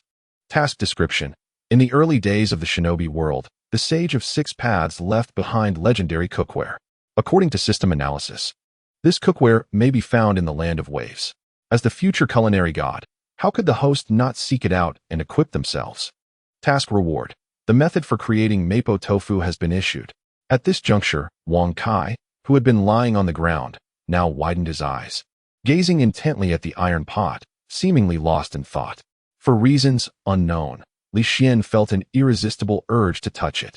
As his right hand made contact, a searing heat surged through him. Moments later, the grand pot vanished from sight, transforming into a tattoo that appeared on Li Xian's right arm. The system's voice resonated once again. "Congratulations, host, on successfully forming a contract with the tailed beast's pot. Henceforth, the host can summon it with but a thought. No one else can wield this pot." "Ah, this bears a resemblance to Thor's hammer," Li Xian mused. He then summoned the iron pot again, leaving those around him utterly astonished. "Zabuza, why don't you give it a try and see if you can lift this pot?" Li Xian instructed. "Oh, all right," Zabuza replied. Snapping back to reality, he gripped the pot's handle tightly, summoning a formidable strength reminiscent of a legendary hero attempting to uproot a willow tree. "Ugh," Zabuza exclaimed, veins bulging on his forehead and arms. After 10 seconds, he wiped the sweat from his brow and feigned nonchalance, saying, "This beheading sword is a bit heavy, making it difficult for me to lift. Once I set it down, I'll easily be able to raise it." After placing the sword, which stood as tall as a person, on the ground, Zabuza's expression grew serious once more. He gripped the handle tightly again and bellowed, "Lift." 10 seconds passed, then 20, then 30. Zabuza collapsed to the ground, his face flushed with confusion. What had happened to him? He could hardly lift a cast iron pot, a clear indication of his lack of training for quite some time. Upon returning to Li Xian, he resolved to push himself rigorously. Otherwise, how could he ensure the safety of Li Xian? Kakashi, noticing this, became intrigued and stepped forward to try his hand at it. A minute later, he too lay bewildered on the ground, succumbing to self-doubt. This spectacle piqued the interest of Team 7, including Bai and Feng Jianchen. They procured a length of rope to secure the pot's handle and fashioned a lever-like contraption in front of it. The adage, "master physics and chemistry," and fear no journey, perhaps encapsulated the essence of their endeavor. Under the leadership of the academic prodigy Sasuke, they swiftly assembled a tug-of-war formation and thus commenced the grand pot-pulling contest. 1-2. Pull. 1-2 pull. At Sasuke's rallying cry, the group began their coordinated effort. 30 seconds passed, yet the pot remained stubbornly unmoved. At this juncture, the recovered Kakashi and Zaibujan rejoined the fray. Time flew, and before long, an hour had elapsed. Just then, the joyous Dazuna family, freshly rewarded with compensation, returned home. Upon seeing the sprawled figures on the floor, they nearly fainted, mistaking it for a vengeful return of Kado.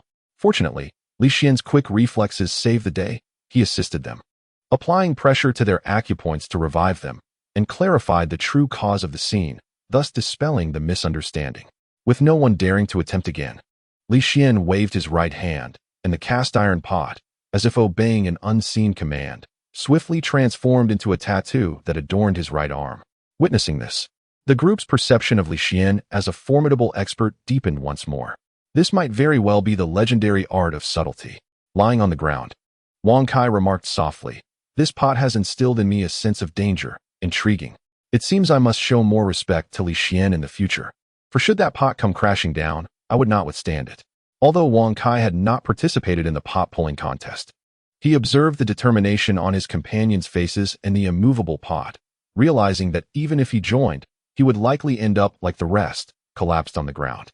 It was wiser to maintain his status as an expert. As the others took a moment to rest, Li Xian began to review his personal panel. System objective: assist the host in becoming the foremost culinary deity in the ninja world. Host: Li Xian. Gender: male. Age: 15. Chakra level: Chunin chakra level. As the future culinary deity, chakra will undoubtedly play a role in his cooking endeavors. Keep striving. Young one.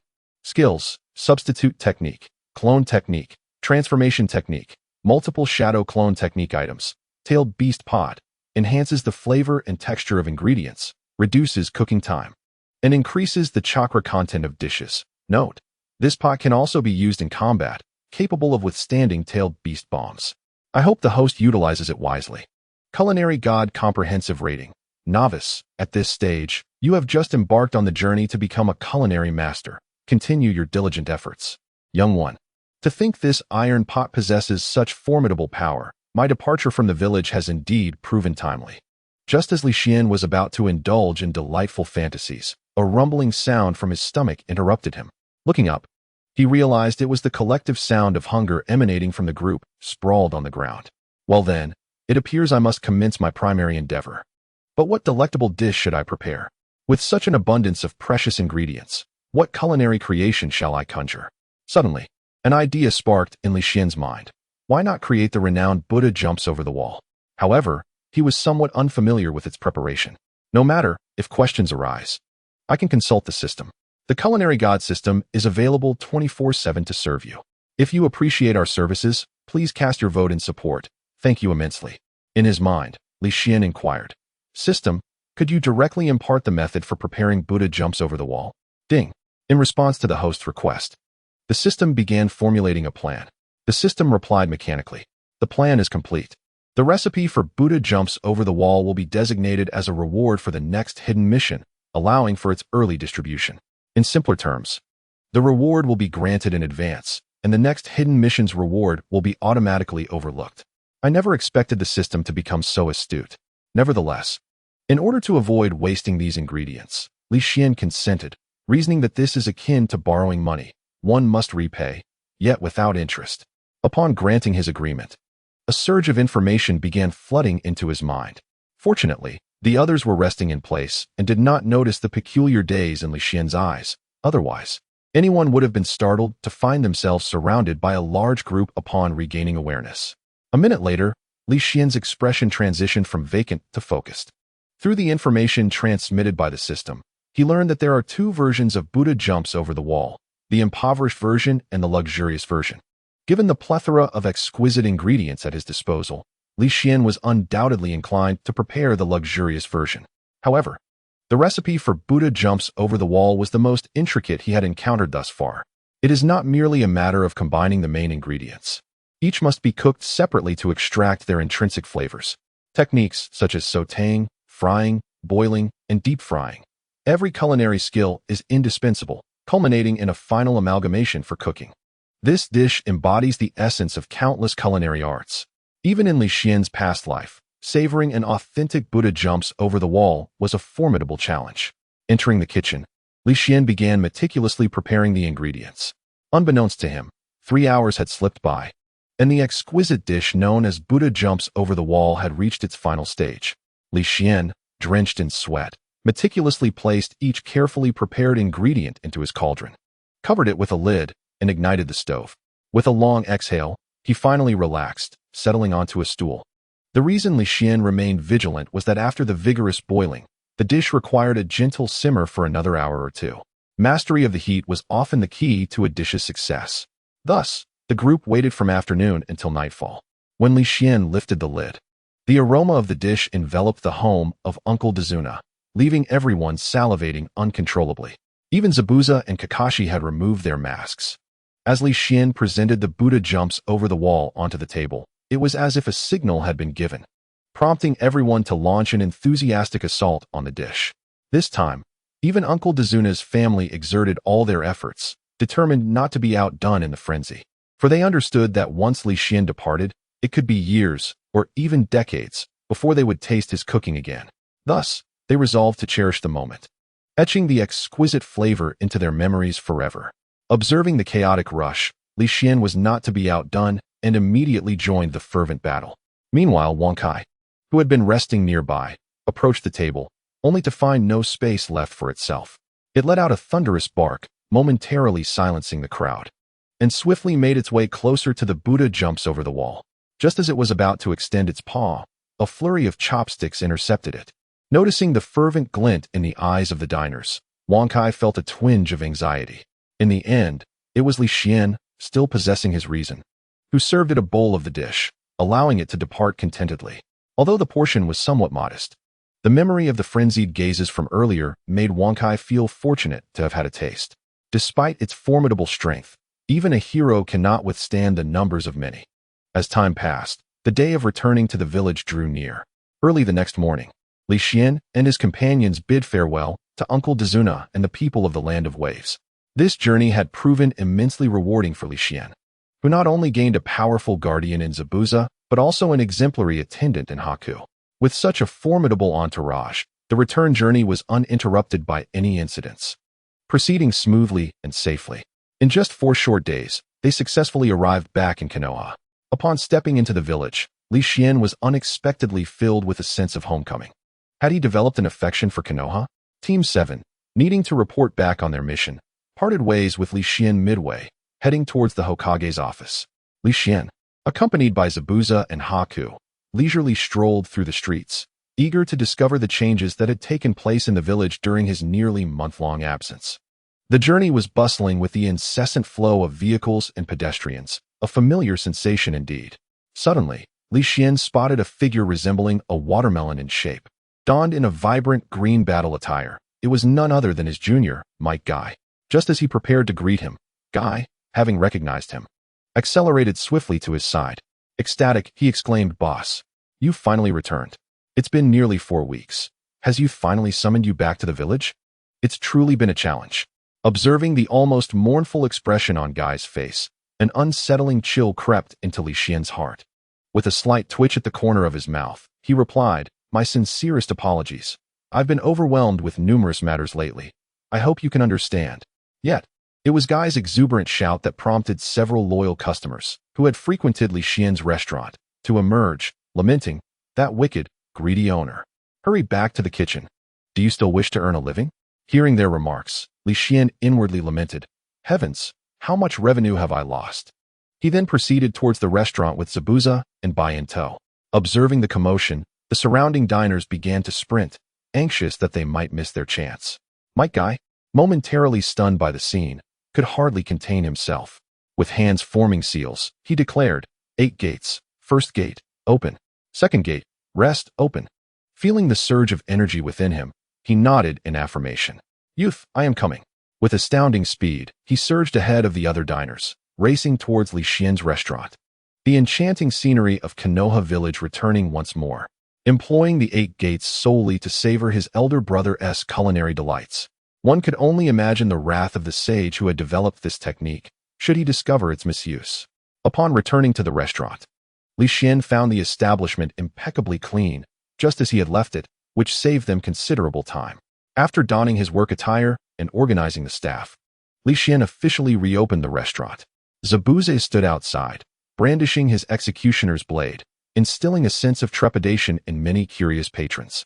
The first to rush in was none other than Might Guy, who eagerly raised his right hand and said, "I'd like a basket of dog-ignoring dumplings and some sauerkraut fish, please." During Li Xian's absence, he had been inexplicably preoccupied with these 2 dishes, and today he could finally fulfill that craving. "Certainly," a melodious voice responded. Oddly, it did not belong to Li Xian. Might Guy, puzzled, looked up to find a beautiful young waitress clad in a standard uniform. Her grace and demeanor resembled a rose blooming amidst weeds, captivating all who beheld her. Even the patrons behind her were entranced, their attention wholly focused on Bai. As for Kazama, he was left to tend to the female customers. After all, they desired charming young women to serve them, and men were best kept at a distance. Bai found himself the object of affectionate gazes from numerous gentlemen for the first time. Just as he contemplated clarifying that he was indeed a male, he recalled Li Xian's admonition to keep his gender a secret. With a sense of gratitude for Li Xian's kindness, he chose to endure in silence.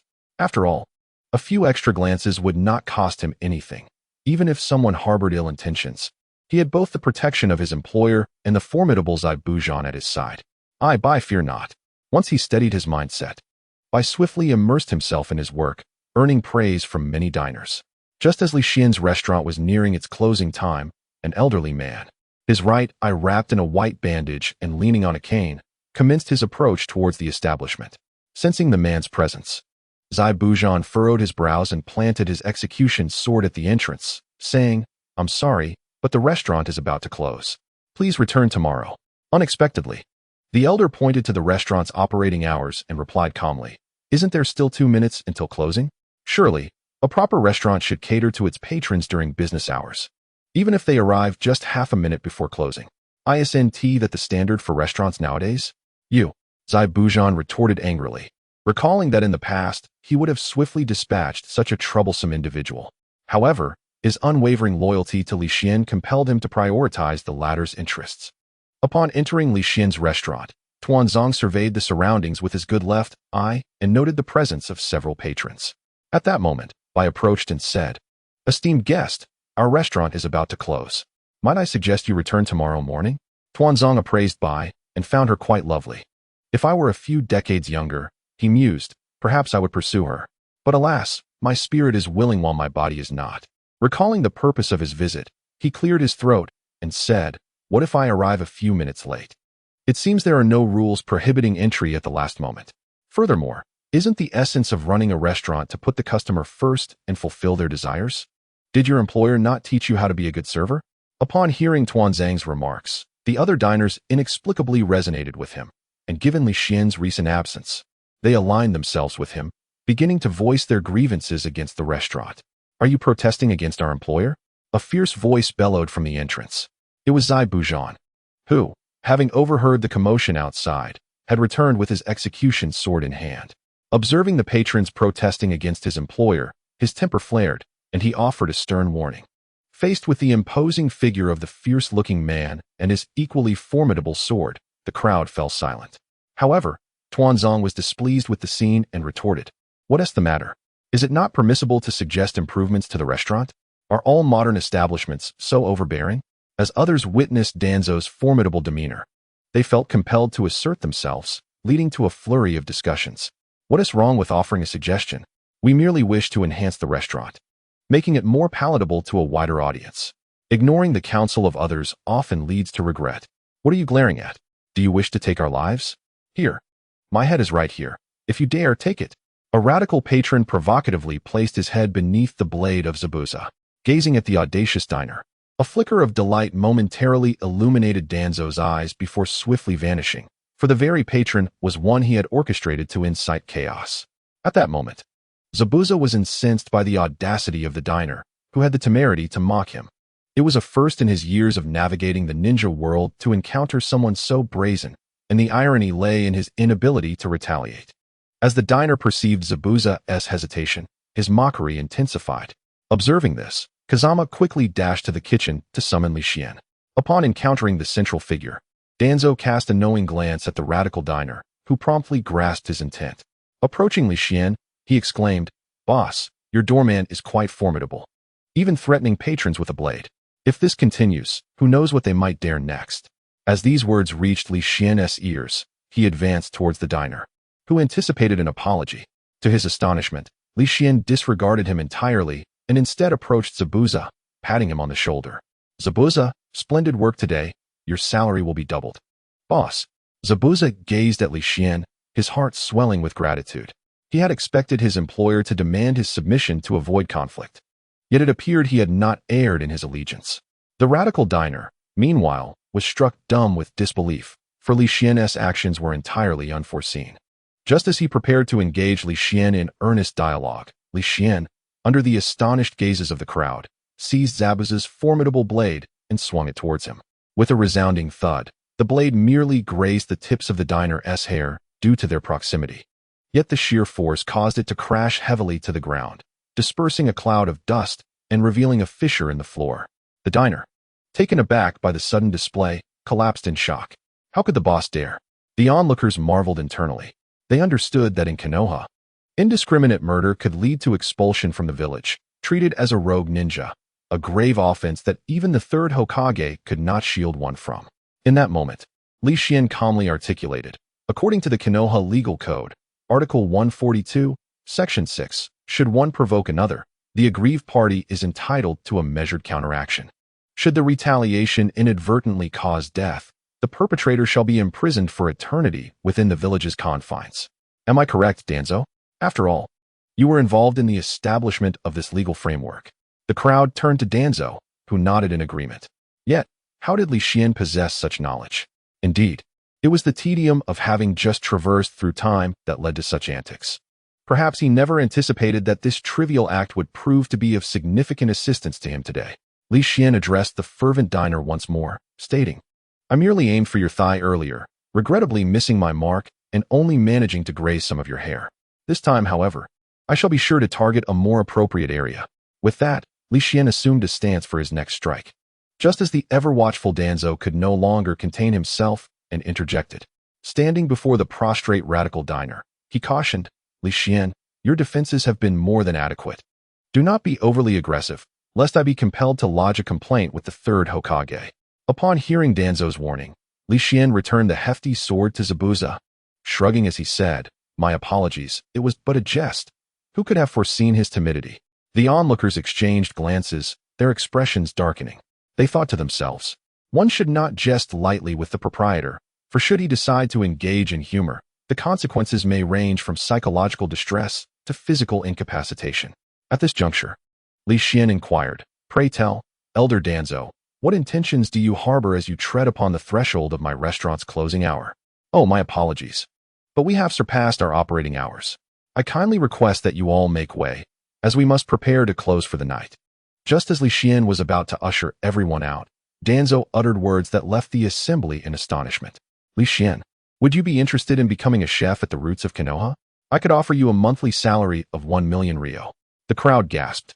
1 million ryo a month was nearly equivalent to the salary of an elite jounin for 2 months. As a wave of envy washed over the onlookers directed towards Li Xian, he delivered a response that left them utterly speechless. "I am afraid I must decline. Truly, the proprietor was worthy of his title, consistently managing to astonish those around him. 2 million ryo. Danzo raised his offer further.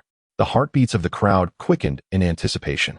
"I regret to reiterate, I must decline," Li Xian replied, unmoved. Danzo, assuming that the initial offer was insufficient, promptly revealed his lowest price. 5 million ryo. How does a monthly salary of 5 million ryo sound?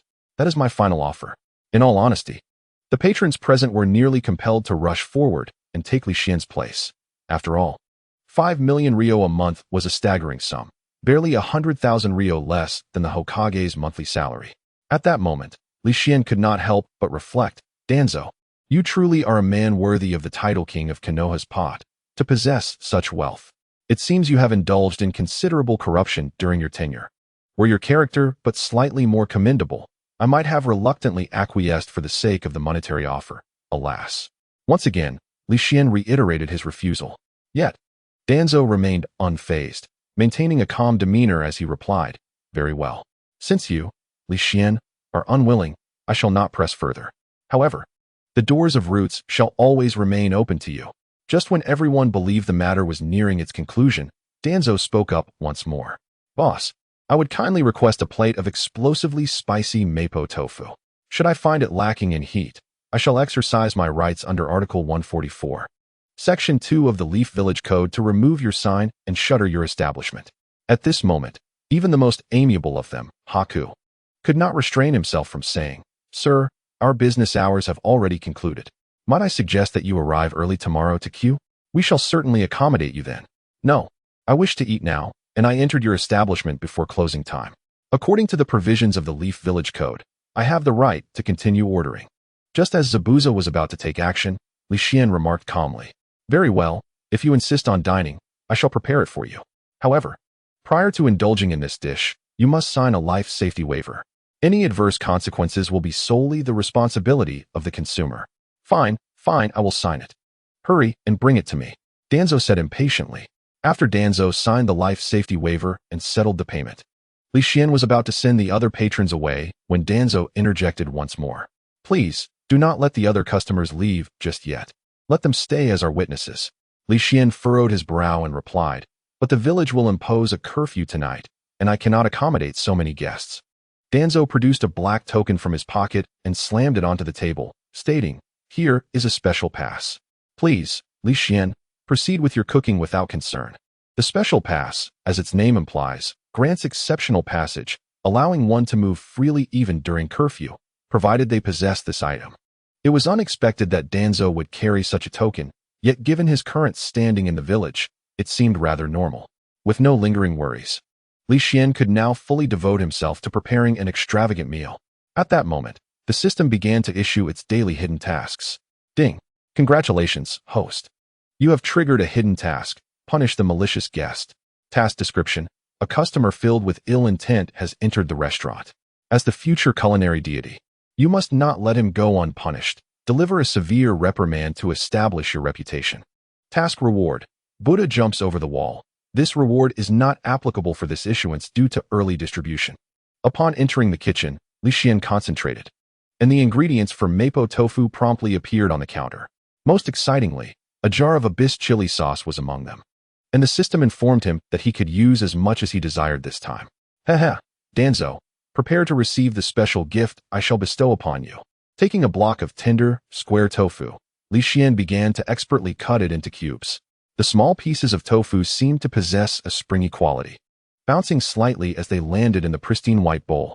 Next, Li Xian grabbed a piece of low-grade beef from the summoning beast and proceeded to dice it into small cubes. He then took a handful of peeled garlic and sliced it into pieces that matched the size of the diced low-grade beef. After blanching the small blocks of tofu, Li Xian commenced the formal preparation. He first added minced garlic to the pan, followed by the diced low-grade beef from the spiritual beast, engaging both ingredients in a vigorous stir-fry. The aroma of meat intertwined with the fragrance of garlic, rich and intoxicating. Subsequently, Li Xian donned a gas mask and began to open the abyssal chili sauce, ultimately cracking open 6 bottles, pausing only when he felt satisfied. 6. What a splendid number. If this time I do not leave you in a state of utter disarray, disoriented and unrecognizable, I shall change my surname to yours, Li Xian declared fiercely. Were it not for the fear of repercussions following the demise of Tuanzo, Li Xian would have undoubtedly added an outrageous 666 bottles of abyssal chili sauce, ensuring a fiery end for him. He poured the 6 bottles of abyssal chili sauce into the pan, the sight reminiscent of lava being poured into a fire, the color intensifying with each addition. Li Xian surmised that without the protective gas mask provided by the system, he might have succumbed during the preparation. After stir-frying the contents for a while, he added the blanched tofu to the pan, continuing to toss and turn. Once a rich sauce was formed, he triumphantly completed the mapo tofu. "Hello, your mapo tofu is ready. Please savor it slowly," Li Xian announced, placing the dish before Tuanzo. As Tuanzo beheld the steaming, vibrant mapo tofu, he inhaled deeply, A wave of intense spiciness surged into his nostrils. However, he believed he could withstand it. No matter how spicy this dish was, Tuanzo resolved that it would not deter him. I have claimed the signboard of Li Xian's restaurant. Not even the 6 Path Immortals can stop me. With 6 bottles of abyssal chili sauce infused in this mapo tofu, I can assure you, there is no dish spicier in the entire shinobi world, Li Xian elaborated. Humph. Whether it is spicy or not is determined not by you, the proprietor, but by me, a true connoisseur, Tuanzo replied coolly, picking up the white spoon beside the porcelain dish and confidently scooping a generous spoonful of mapo tofu. As he lifted the tofu, the rich red sauce stretched into a vivid thread. Li Xian, intrigued, grabbed an unoccupied stool nearby and joined the others, eager to observe Tuanzo's culinary tasting live. With deliberate slowness, Tuanzo placed the dazzling red tofu into his mouth. The initial burst of spiciness nearly caused him to cough, yet he managed to suppress it. The tofu was extraordinarily tender, crumbling effortlessly upon the slightest bite, releasing a delightful essence unique to tofu. Suddenly, as he chewed, his expression froze. His intact left eye widened in astonishment as he gazed at Li Xian. Upon swallowing that mouthful, a wave of intense spiciness enveloped his taste buds. Tuanzo's entire being flushed as if he had spent an extended period in a sauna, his complexion visibly reddening at an astonishing rate. Beads of sweat instantly formed on his forehead, and Tuanzong swallowed deeply, feeling as though his entire throat were ablaze. Coughing, he expelled a few wisps of vapor from his mouth. Tuanzong, how spicy is this mapo tofu? Hesitantly inquired a previously fervent diner. Tuanzong slowly turned his gaze toward the speaker, ready to respond, when Li Xian interjected, spicy? You must take a few more bites to truly know. This dish becomes more flavorful with each taste. Tuanzong, you ought to partake generously, as I have sworn in the kitchen that should this dish be deemed not spicy, I would take your surname and change mine to Tuanxian. Heaving, Tuanzong glared at Li Xian. If this mapo tofu isn't spicy enough, watch how easily I finish it. With a thud, he slammed his hand on the table, sweat pouring down his brow, and once again scooped a generous spoonful of mapo tofu into his mouth. The spiciness ignited his taste buds anew, acting as a catalyst. Hissing, Tuanzong inhaled sharply, attempting to suppress the heat, but the cool air only intensified the burn, much like oil igniting upon contact with water. How's the flavor? Not spicy enough. Shall I serve you a few more spoonfuls? Li Xian chuckled. Tuanzong, however, paid no heed. Instead, he began to mimic a dog, sticking out his tongue and panting. For he realized this was the only way to alleviate the searing sensation on his tongue. You, the proprietor, must have added some poison to the dish. Transforming Tuanzong into this state, the earlier fervent diner spoke harshly. Li Xian shrugged and replied, Dear patron, I advise you to be kinder. Have you lost your sight, or have your eyes migrated to your posterior? Tuanzong is clearly suffering from spiciness. If I had poisoned him, wouldn't he have perished right here? Umph, this must be due to your slow-acting poison. Haven't you noticed how its effects have already manifested? Were it not for Tuanzang's formidable strength, he would have succumbed to your poison long ago. The fervent diner insisted passionately. May I ask your name, dear diner? Banmu Ichiro. And how may I prove that I did not poison Tuanzong? A glint of cunning flashed in Banmu Ichiro's eyes as he suggested. How about I consume an antidote first, then take half a spoonful of your mapo tofu? Sound fair? Li Xian pondered for a moment before asking. Are you certain you can represent all the diners present? Absolutely. Just ask everyone. Banmu Ichiro winked at a few patrons, and immediately a chorus of agreement surged forth. Seeing the eager anticipation in the crowd, Li Xian felt it prudent not to dismiss their enthusiasm and promptly nodded in agreement. Upon receiving Li Xian's consent, Banmu Ichiro swiftly retrieved several antidote pills from his ninja pouch, chewing them rapidly as if they were peanuts. He then grabbed the new spoon offered by Li Xian and scooped half a spoonful of mapo tofu into his mouth. Clatter! The spoon clattered onto the table, and Banmu Ichiro's body swiftly transformed into a deep crimson hue, his face contorting in agony. His visage shifted from pale to red, then to a purplish shade. Coughing violently, he forced down the remaining half-spoonful of mapo tofu, collapsing to the ground, hands clutching his throat as he struggled to articulate his torment. A series of hoarse and desperate sounds escaped him. Banmu Ichiro cursed himself, wishing he could slap his own face for seeking out such chaos. He had not only failed to enjoy the dish but had inadvertently ensnared himself in a fiery ordeal. He genuinely feared that he might perish from the intense spiciness, perhaps becoming the first elite ninja in history to be slain by chili peppers. Meanwhile, Danzo's eyes began to glisten with moisture, a stream of hot tears cascading from his left eye. The surrounding diners were left utterly astonished. The illustrious Danzo, leader of the Root, had never shed a single tear even when gravely injured. Now, he was undone by a mere dish of mapo tofu. Danzo retracted his tongue, attempting to form words, but his throat was nearly scorched, rendering him incapable of voicing his thoughts. The tears flowed more freely as he longed for ice-cold water. Li Xian, witnessing the spectacle, found himself in a state of bemusement. He called upon Zabuza to fetch some ice water, a testament to his inherent kindness.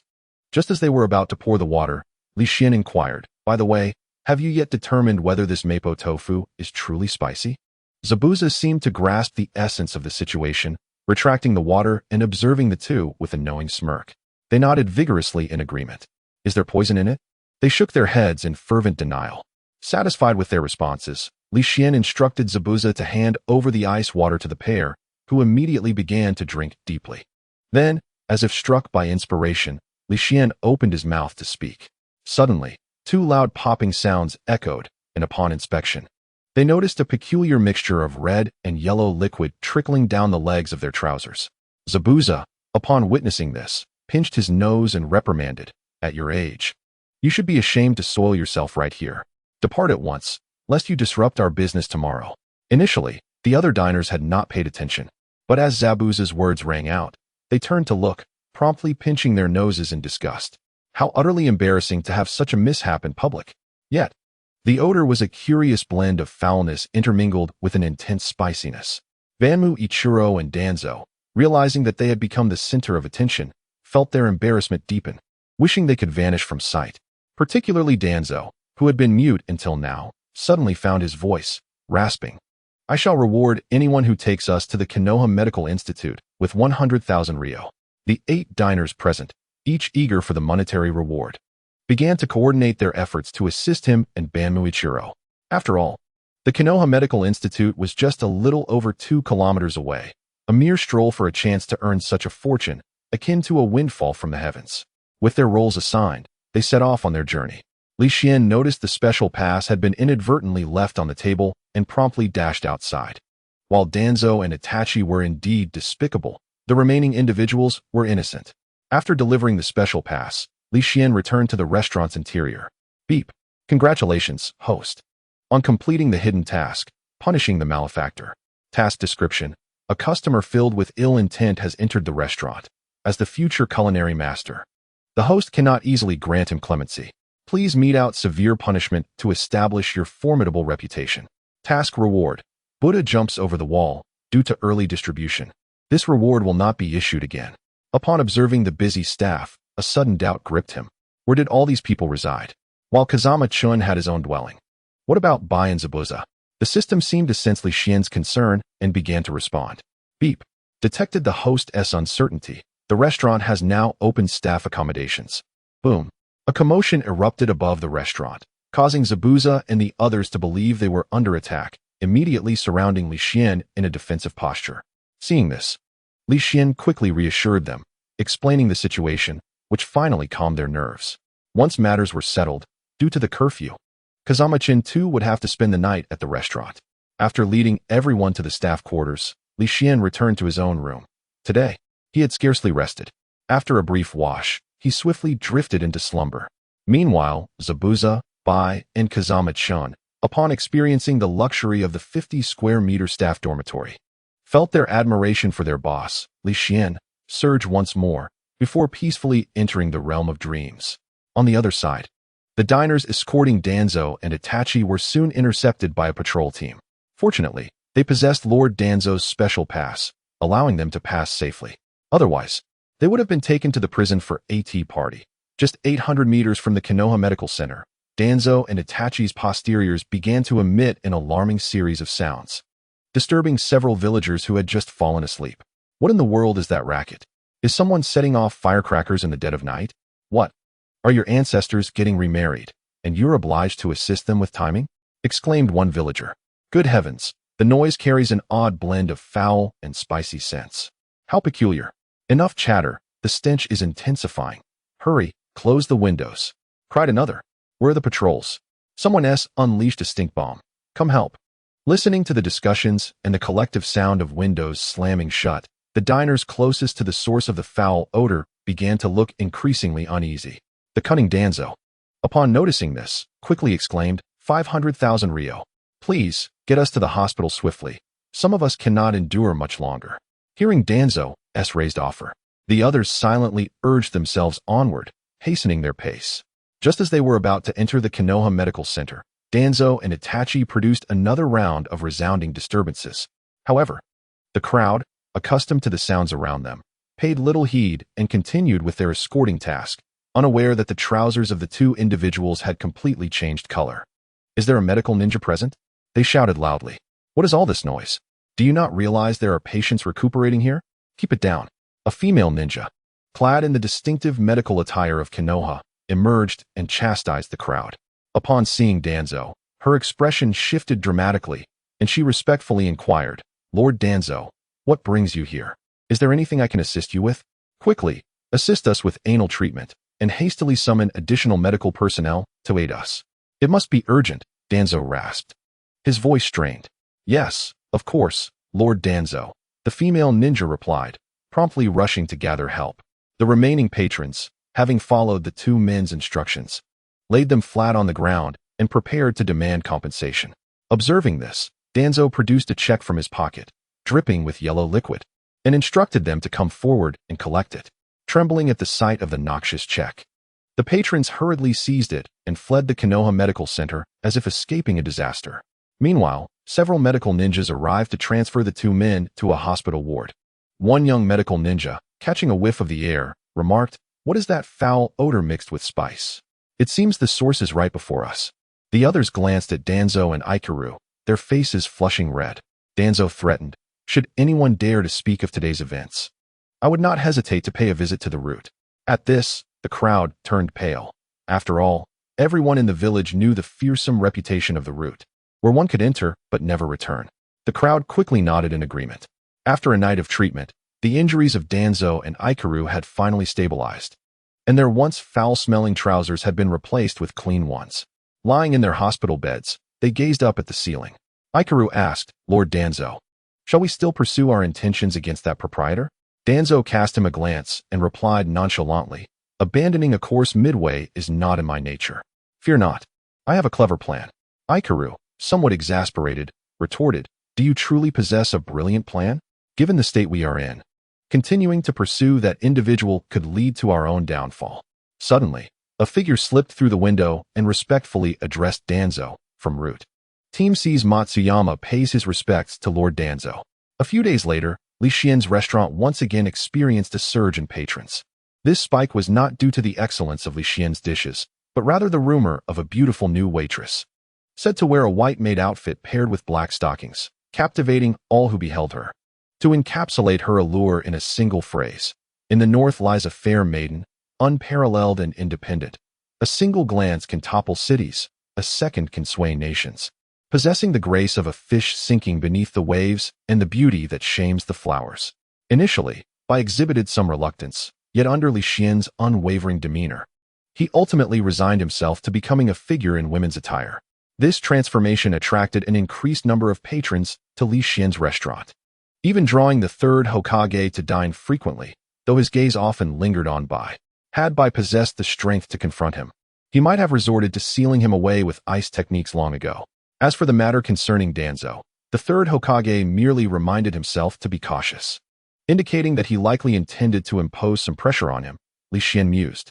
Meanwhile, for Zabuza, Li Xian outfitted him in an ancient general's uniform, exuding an imposing aura that suggested he could single-handedly hold back legions. This spectacle evoked admiration from the diverse array of diners who gazed upon him. Relishing the envious stares from the crowd, Zabuza felt invigorated, standing tall and calmly surveying the patrons, as if to convey that there was no need for envy. He was merely a legend. Just as Li Xian anticipated another day of tranquility akin to the previous ones, an unexpected event transpired. A patron clad in fisherman's attire entered the restaurant, and Zabuza, having guarded the entrance for days, did not pay him particular heed. Upon entering, Kazama-chan approached him warmly, inquiring, "Good day, are you here to dine?" The fisherman shot a sidelong glance behind him, retorting, "Is there someone else behind me?" Kazama-chan, momentarily taken aback, quickly regained his composure and smiled. "Very well, please follow me this way." As he attempted to guide the fisherman to a nearby table, the fisherman disregarded him entirely, striding directly to a solitary table in the center, unceremoniously dumping his fish basket, fishing rod, and straw hat onto the surface. A pungent odor of fish immediately permeated the air, causing the expressions of nearby diners to sour. Kazama-chan, upon witnessing this, displayed a flicker of discontent but quickly masked it, saying, "Dear patron, could you kindly move to a side table? The fishy smell is rather overwhelming. I hope for your understanding." In response, the fisherman impatiently replied, "What? Is it forbidden to sit in the middle just because of a little fishy odor? This is an affront to the working class and a violation of my rights." Listening to the fisherman eloquently articulate his grievances, Kazama-chan felt the atmosphere shift, prompting him to dive straight into the matter at hand. "What would you like to order?" Upon hearing the inquiry, the fisherman paused, then retrieved 4 small shrimp from his basket, placing them before Kazama-chan, stating, "I just finished laboring and am quite hungry. 1 dish surely won't suffice. I noticed you have a dish called Shrimp Delight 6 ways, so let us prepare it in that style." Unable to contain himself, Kazama-chan retorted angrily, "Are you here just to create chaos? For tiny shrimp, smaller than my fist, and you expect them to be transformed into 6 different dishes? If you have the audacity, go ahead and attempt it yourself." Yet the fisherman remained composed, seated in his place, and remarked, "If you cannot deliver, do not blame me for removing your restaurant sign." Beside him, I furrowed his brow and inquired, "Are you sent by Danzo?" The fisherman merely glanced at the ceiling, offering no further comment. Clearing his throat, Xuan interjected, "Esteemed guest, while it is feasible to create 6 dishes from 4 shrimp, the price must still adhere to the original rate of 6,000 taels as listed on the menu." Without hesitation, the fisherman produced a substantial stack of banknotes, promptly counting out 6,000 taels and placing them in Xuan's hand. After verifying the sum, Xuan retreated to the kitchen to commence his culinary endeavor.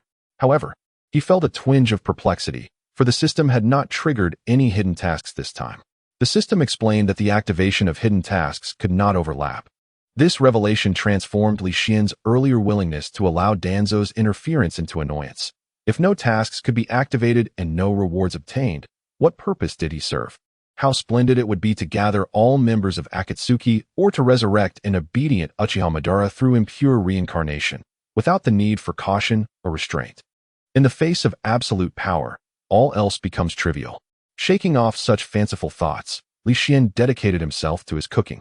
After all, a competent chef must remain focused and wholly committed to the dish at hand. 20 minutes later, Feng Jinshin emerged, proclaiming, "The dishes are ready." As his words echoed, everyone began to gravitate towards the fisherman. 6 dishes completed?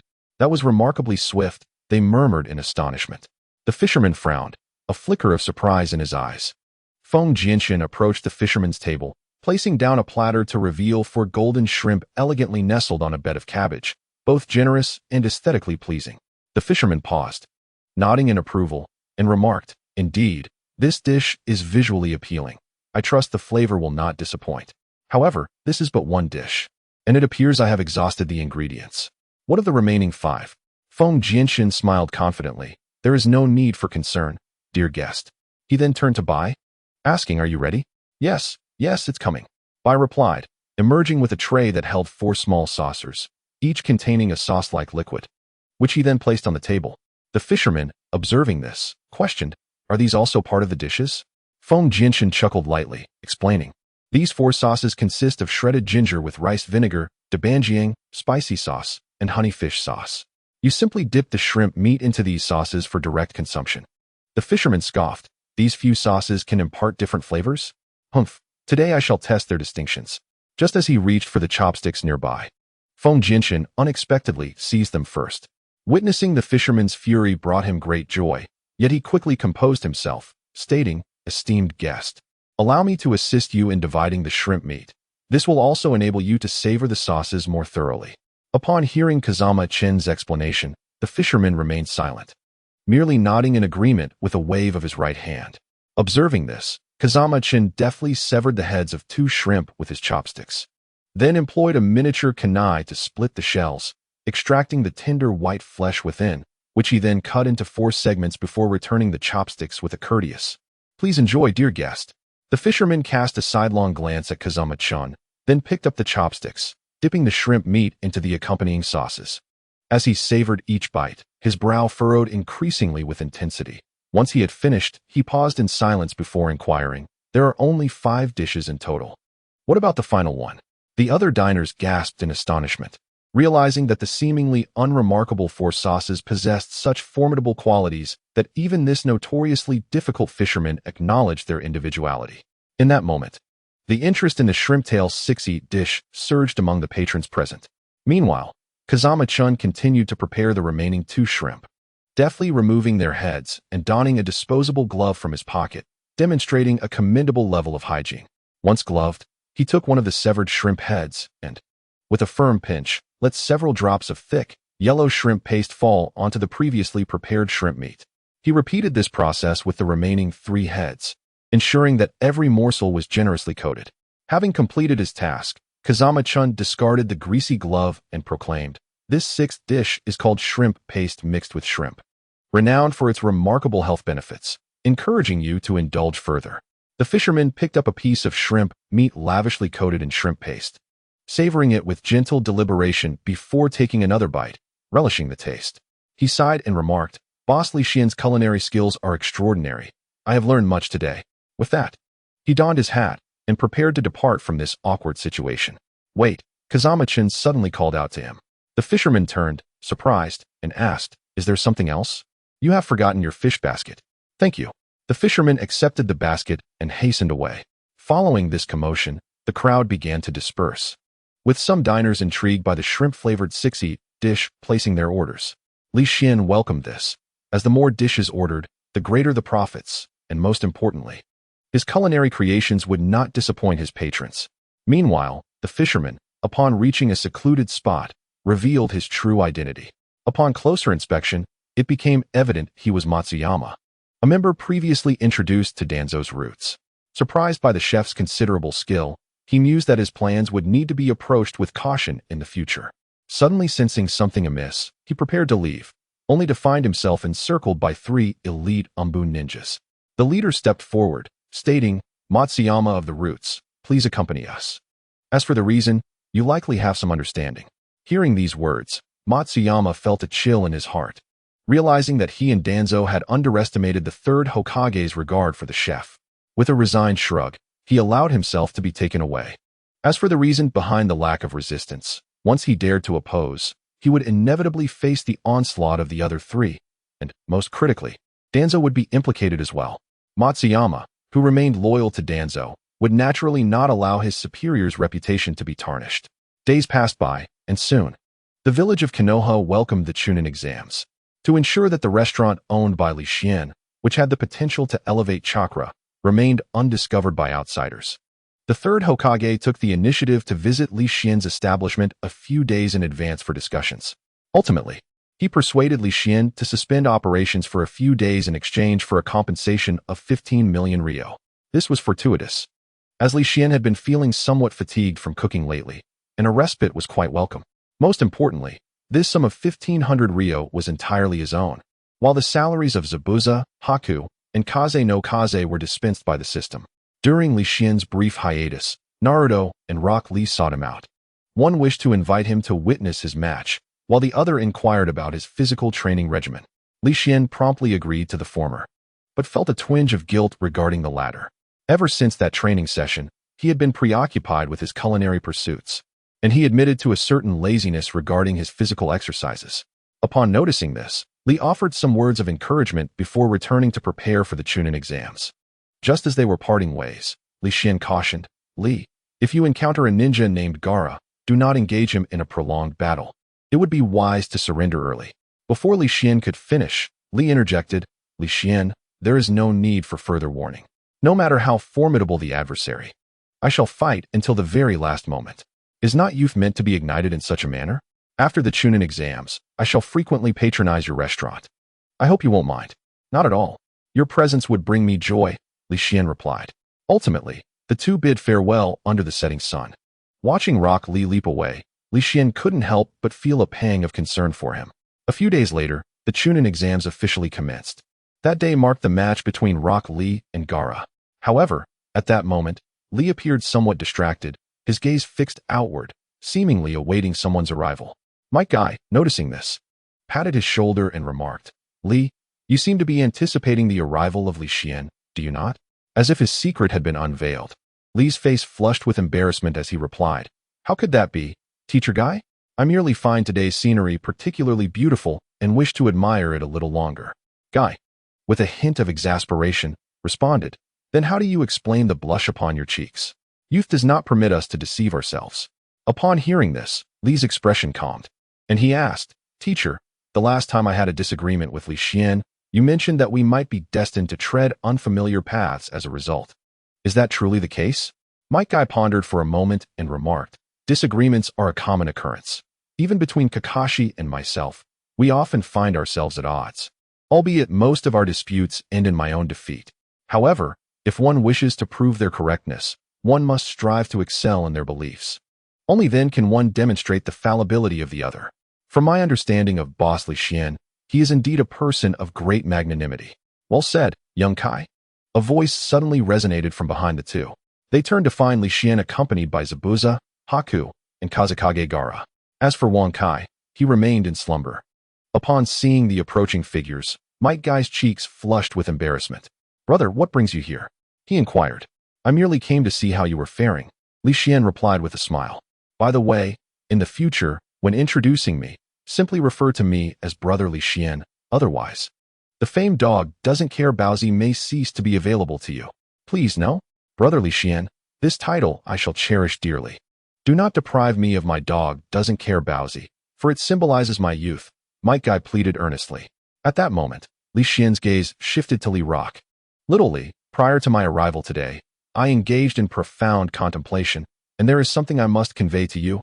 I apologize." He then bowed deeply. "I should not have placed undue faith in the strength of others while neglecting the arduous efforts you have invested over the years. Your relentless struggle is a testament to the belief that hard work can indeed forge genius." Hearing Li Xian's heartfelt apology, Li Rock felt a resonance within his soul and embraced him, weeping uncontrollably. An onlooker might have mistaken his tears for heartache from a romantic betrayal. Once he had released his pent-up emotions, Li Rock's gaze transformed into one of determination, bolstered by the encouragement of his mentor and friends. He was resolute that victory was within his grasp. Just as he was about to ascend the stage, Li Xian bellowed, "Li Rock, do you wish to be my little brother?" After a moment of hesitation, Li Rock flashed a bright smile and replied with enthusiasm, "Absolutely. Together, we shall strive forward. Brother Li Xian, congratulations, host, on achieving the hidden accomplishment and want to be the big brother. You now have 4 little brothers. Achievement reward. Recipe for stinky tofu. Excellent. Little Li has become my little brother. System, may I lend the tailed beast pot to Little Li?" Li Xian mused inwardly. Beep. The tailed beast pot has been transmitted to Little Li. Transmission complete. As the system's voice faded, a mark appeared on Little Li's wrist, accompanied by newfound knowledge. He understood the significance of this mark and cast a grateful glance at Li Xian before leaping onto the arena to commence his duel with Gaara. Witnessing Li Rock's camaraderie with those around him, Gaara was immediately engulfed by negative emotions. Before the referee could utter the word begin, he swiftly launched his assault. Sand hand. A torrent of sand erupted from his gourd, coalescing in midair into a colossal hand that aimed to strike Li Rock. Confronted by the colossal hand descending from the heavens, Li Rock remained remarkably composed, unperturbed by the imminent threat. Instead, he swiftly removed the weighted gear from his body. Just as the massive hand was about to descend upon him, in a fleeting moment, he vanished, and the titanic hand crashed onto the ground below, striking nothing but air. Oh no! Gaara observed the unfolding scenario, his brow furrowing in concern. With his hands clasped together, a torrent of sand erupted from the gourd on his back, enveloping the entire arena. Desert avalanche. The ground exploded in an instant, and had it not been for the numerous jonin maintaining the contest's barrier, the impact could have wrought catastrophic damage upon Konoha. The third Hokage's expression also tightened, though he refrained from voicing further concerns. Meanwhile, Li had maneuvered himself behind Gaara. Having cleverly utilized the barrier's properties to evade the catastrophic jutsu, Leaf whirlwind. He pivoted on one foot, his body spinning gracefully, while his other leg delivered a powerful kick toward Gaara's face.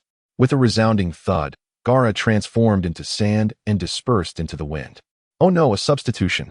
The onlookers gasped, their hearts heavy with worry for Lee. Meanwhile, Gaara reappeared in a corner, raising his right hand to command, sand binding. The grains of sand on the ground surged forth, ensnaring Lee entirely. A sinister grin spread across Gaara's face as he formed his hand into a claw, cruelly declaring, "Perish." Sandstorm grave. The encasing sand began to constrict inward, seemingly sealing Lee's fate. Just as Gaara believed he had claimed victory, a loud explosion resonated through the air as Lee broke free from the sandy confines. Sensing the change in Lee's demeanor, Might Guy and Lee Hashin recognized that he had opened the first gate. Turning to his mentors, Lee exclaimed, "I apologize, Teacher Guy, Brother Hashin, but it seems I must resort to that forbidden jutsu." Might Guy raised his thumb in approval, flashing a bright smile and encouraging, "Go forth, Lee. Embrace your youth without regret, and let them witness the fruits of your labor. Do your best, and pursue your own path," Lee Hashin added calmly. Bolstered by their affirmations, Lee felt a radiant warmth enveloping him, nearly overwhelming him with emotion. It was the first time he had received encouragement from others. He forced back tears, his resolve solidifying. "Gaara, I acknowledge your strength, but I shall not concede in this battle." With that declaration, Lee surged forth like a cannonball, soaring above Gaara. Lotus Blossom. His body began to spin at an accelerated pace as he descended toward Gaara. In response, Gaara summoned a protective barrier of sand to block Lee's assault, searching for an opportune moment to counterattack. Yet, Lee felt a pang of anxiety. He had opened the first gate, yet still struggled to breach his opponent's defenses. It is no wonder that this individual has garnered the favor of brotherly Xian. His prowess is evidently formidable. However, today's victory is a goal I, Lee Locke, am determined to achieve. Allow me to unveil the secret techniques of my ninjutsu. A resolute glint flashed in Xiao Li's eyes, and he declared, "Let youth flourish in this moment. Open the rest gate. Open the life gate. Open the wound gate." As the four gates burst open, Xiao Li felt an excruciating pain, as if his entire body were on the verge of disintegration. Yet, this was not his ultimate limit. Open the death gate. In an instant, a green aura enveloped Xiao Li, his complexion flushed, and veins bulged on his forehead as he proclaimed, "Feel the force of my youthful strike, the super lotus blossom." With the sound echoing forth, Xiao Li's strength escalated, ultimately causing the sand wall to succumb to his might. Under the astonished gaze of Gaara, the deadly blow struck, creating a massive crater as it propelled him into the ground. However, the immense power of the ninjutsu exacted a toll on Xiao Li, who now trembled slightly to the side. Just as the announcer prepared to declare Xiao Li the victor, a maniacal laughter erupted from the depths of the crater. Ha ha ha. As a figure emerged, an arm, unmistakably inhuman, reached forth from the abyss. When Gaara reappeared before the crowd, half of his body had undergone a transformation into that of a tailed beast. "You have successfully provoked my wrath, monkey. Prepare to face my fury," Gaara snarled. With a mere thought, countless grains of sand began to entwine around Lee Locke's body. In his weakened state from the backlash of the 8 gates, Lee Locke could do nothing but watch helplessly as the sand ensnared him. "Prepare to meet your demise, Sand Spear." Under Gaara's command, numerous spears made of sand illuminated behind him, subsequently launching towards Lee Locke. "Is this where my youth is destined to end? Teacher Kai, brotherly Xian, I apologize for failing to meet your expectations. If there is a next life, I hope to meet you again." As Lee Locke closed his eyes, bracing himself for death, Li Xian urgently inquired of the system within him. "System, what should we do since Xiao Li cannot summon any items? I implore you to save him." Beep. The system detected the current perilous situation and initiated an automatic strategy plan, which was successful. Upon hearing the system's success, Li Xian immediately asked, "What is the strategy?" "System? The strategy is to grant the host a privilege, allowing direct mental control over the tailed beast's pot." "Oh, it can be done this way?" Seeing the sand spears drawing ever closer to Lee Locke, Li Xian began to mentally manipulate them. "Tailed beast pot, emerge. Block those sand spears." Just as the sand spears were about to pierce Xiao Li, a dark light emanated from his right hand, swiftly shattering the sandy bindings. In front of Xiao Li, the spears were obliterated. Gaara, observing closely, was taken aback to see a cast iron pot. I didn't expect you to possess other means. Let us see how you fare against this technique. Wind release. Air bullet. Upon the execution of this technique, Gaara's tailed beast transformation was instantly reduced to 1/5 of his entire form, indicating that the use of such a move exacted a tremendous toll on him. The air was compressed to its utmost limit, and a visible sphere of energy, imbued with an aura of destruction, hurtled toward Rock Lee, leaving deep scars upon the earth in its wake. Witnessing this lethal strike, Might Guy felt an overwhelming urge to activate the 8 gates and rush into the fray to rescue young Lee. Fortunately, Li Xian's keen reflexes allowed him to intervene just in time. Addressing Might Guy, he assured him, "Leave everything to me," and began to concentrate intently on manipulating the tailed beast pot. Upon hearing Li Xian's resolute tone, Might Guy's anxiety was alleviated, for in his memories, his elder brother had always been remarkably reliable. As the energy sphere approached, Li Xian was acutely aware of the gravity of the situation. He maneuvered the tailed beast pot to collide with the impending projectile, causing a tremendous surge of air that rendered the barrier somewhat unstable. The Hokage and the Wind Shadow, upon witnessing this, promptly set about reinforcing it.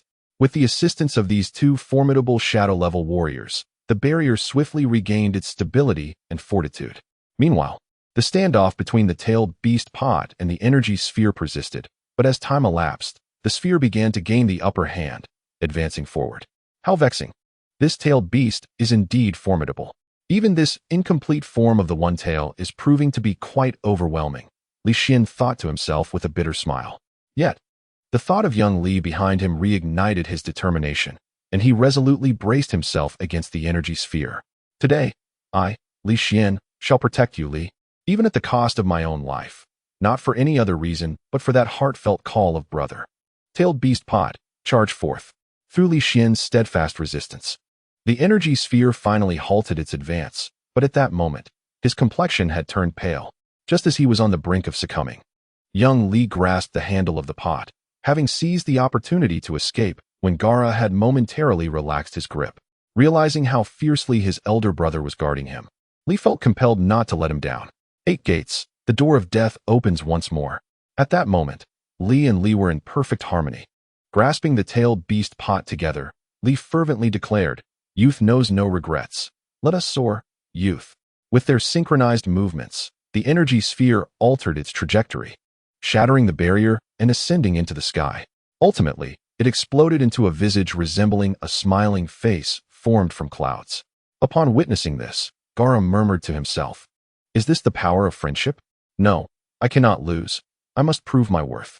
Just as Gaara was about to undergo a complete tailed beast transformation, young Li collapsed to the ground, motionless.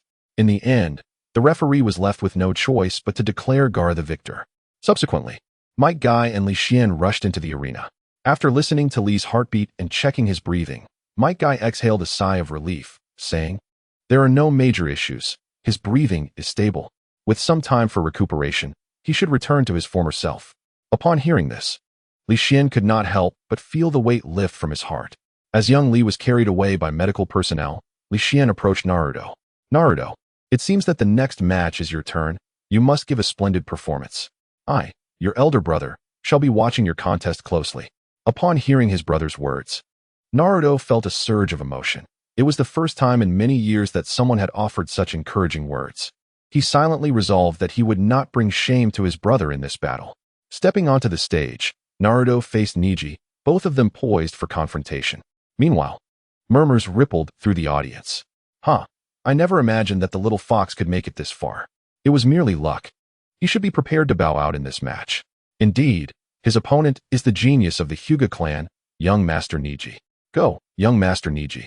Defeat that little fox. Listening to the jeers, Naruto felt a fierce desire to shatter their mockery. Suddenly, a distinct voice emerged from the crowd. "Naruto, my little brother. Do not dwell on their words. Charge forward with your convictions and believe in yourself. You can do it." Turning to see his brother Li Xian, who had somehow procured a banner and gathered members from the restaurant to cheer him on, Naruto's heart warmed, and the previous malevolent thoughts evaporated. Indeed, I am destined to become Hokage one day. How could I falter in the face of such trivial adversity? Thank you, brother. Naruto reflected inwardly. As both combatants readied themselves, the referee's whistle signaled the commencement of the match. Are you prepared for defeat? Niji proclaimed, arms crossed, exuding confidence. Humph, just because of you? Today, I shall surely triumph. Naruto retorted firmly. I have always said that the tailender will remain a tailender, forever unchanging. Just like my previous teammate, Rock Lee, even if you grow stronger. You will ultimately be defeated by true power, Niji scoffed with a cold smile. Humph, let me tell you, even the most mediocre tailender, through sheer effort and sweat, possesses the potential to surpass you. Allow me to demonstrate the strength of those who toil. Naruto declared with fervor. Niji promptly activated his Byakugan, veins bulging at the corners of his eyes. Then let us see what you have. Shadow Clone Jutsu. Naruto launched the first strike, unleashing one of his signature techniques. Instantly, countless Narutos filled the arena surrounding Niji. Is that all you've got? 8 trigrams palms, heavenly spin. Numerous shadow clones charged at Niji. But with the absolute defense of the heavenly spin, he generated a semi-spherical chakra shield to protect himself, rebounding the physical attacks. In an instant, all the shadow clones vanished, leaving only Naruto's original form standing in place. Before Niji could utter another taunt, Naruto rushed in to engage him in close combat, yet every attempt was thwarted. Seizing the opportunity, Niji struck a vital point, sending Naruto flying backward. At that moment, Naruto realized that close combat seemed to be exceedingly disadvantageous for him. At this moment, Niji confidently declared, "Do you see? You have no chance of victory now. Surrender quickly to avoid being gravely injured." Naruto wiped the corner of his mouth and smiled, responding, "The battle has only just begun." Shadow Clone Jutsu. 4 additional Narutos appeared on the battlefield, prompting the spectators to draw their kunai. Niji scoffed. "Using the same technique against me? It seems you are at your wit's end." The 5 Narutos chimed in unison, "Hey, don't underestimate me." Subsequently, the 4 Narutos charged at Niji, but their attacks were effortlessly evaded. When the real Naruto launched his assault, Niji's Byakugan detected him, ultimately resulting in all of them being sent flying. The 4 shadow clones dissipated into smoke. Niji coldly remarked, "With your abilities, you aspire to become Hokage? I suggest you focus on being a decent genin. After all, everyone has their own destiny, and yours is certainly not to become Hokage." "So what?" Naruto exclaimed with fervor. "Shouldn't everyone be the master of their own fate? The one thing I detest the most is giving up." In that instant, a tremendous power surged from within him, enveloping him in a crimson aura, and the previously sealed chakra points were released. "Kid, don't forget our promise," an ominous voice echoed in Naruto's mind. "Understood, Kurama. It's just a matter of treating my brother to a feast." "I, Naruto, always keep my word," he assured himself. He then recalled the unique technique bestowed upon him by that peculiar white-haired man days earlier. Summoning a shadow clone, Naruto joined his right hand with the clones, forming a blue sphere roughly the size of a human hand. "Niji, receive this, Rasengan," he shouted as he launched the attack. Niji sensed the overwhelming power, and his expression grew grave. 8 trigrams palms, return. The 2 techniques collided, and as the smoke cleared, Naruto stood firm while Niji lay unconscious on the ground. In this contest, Naruto emerged victorious. In the Konoha Medical Center, Niji lay on a hospital bed, attended to by 2 medical ninjas. Lord Hinata Hayashi. Suddenly, a faint sound of the door opening was heard, but the 3 individuals present noticed. The 2 medical staff respectfully greeted Hayashi. "Apologies, but we have private matters to discuss. Please step outside," Hayashi said calmly, yet his gaze remained fixed on Niji. But the patient's condition. One doctor hesitated, having not yet assessed Niji's health. "It won't take long, don't worry," Hayashi assured, shaking his head while keeping his eyes on Niji without faltering. "Well, if you insist." After a moment of hesitation, seeing Hayashi's resolute demeanor, the doctor nodded in acquiescence and exited the room with the other medical ninja. At that moment, the vast hospital room was left with only Hayashi and Niji. "What brings you here?" Hinata Niji struggled to rise from his sickbed, his voice devoid of warmth, conveying an aura of impenetrable coldness. "I have come to reveal the truth of that day to you," spoke Hinata Hizashi. "Have you not long to know?" "That day?" Niji's expression faltered, revealing a moment of vulnerability. "Indeed," Hizashi affirmed with a nod, subsequently recounting the entire sequence of events that transpired on that fateful day. "What is this? What are you saying?" Niji exclaimed in outrage. "My father was killed as your substitute. Is this not the fate that befalls the Branch family?" He gritted his teeth and stood defiantly, suppressing his pain. "Here lies the truth of that day." Observing Niji's disbelief, Hisashi chose not to elaborate further. Instead, he produced an ancient scroll from his robes and extended it towards Niji. "Ha! Do not think you can deceive me," Niji retorted, his gaze fixed with disdain upon Hisashi. "This is clearly a fabrication concocted by the main family to manipulate the branch family into servitude."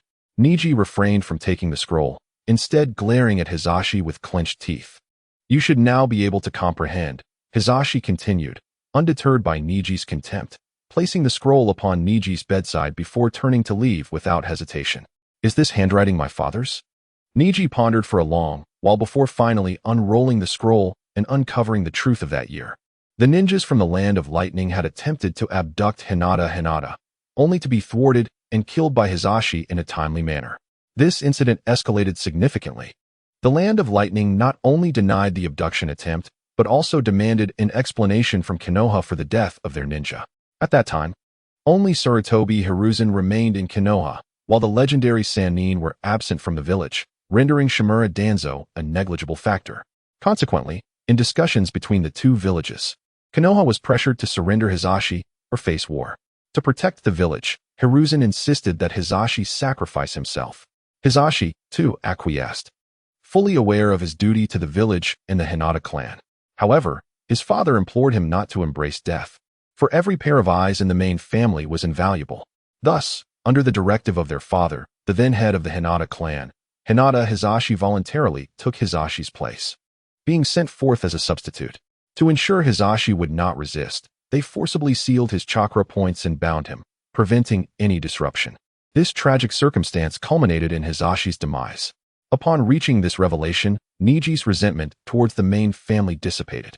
Tears streamed down his cheeks, his heart heavy with sorrow and enlightenment regarding the concept of sacrifice.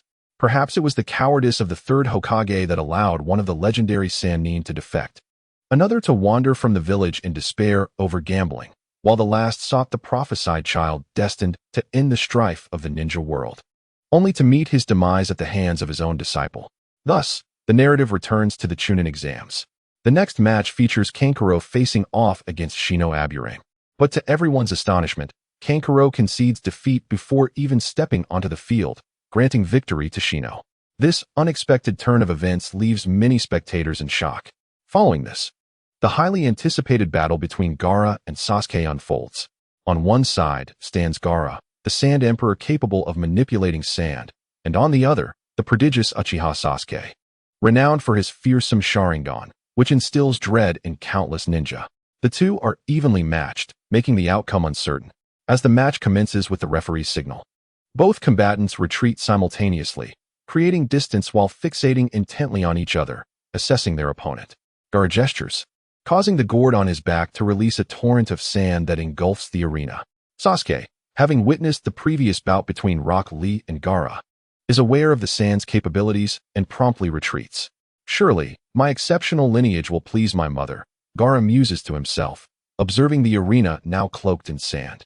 The spectators from the Hidden Leaf village cannot help but feel anxious for Sasuke, who positions himself in a corner yet untouched by the grains. His eyes locked onto Gaara as his mind races to devise a strategy to overcome his adversary. Shuriken.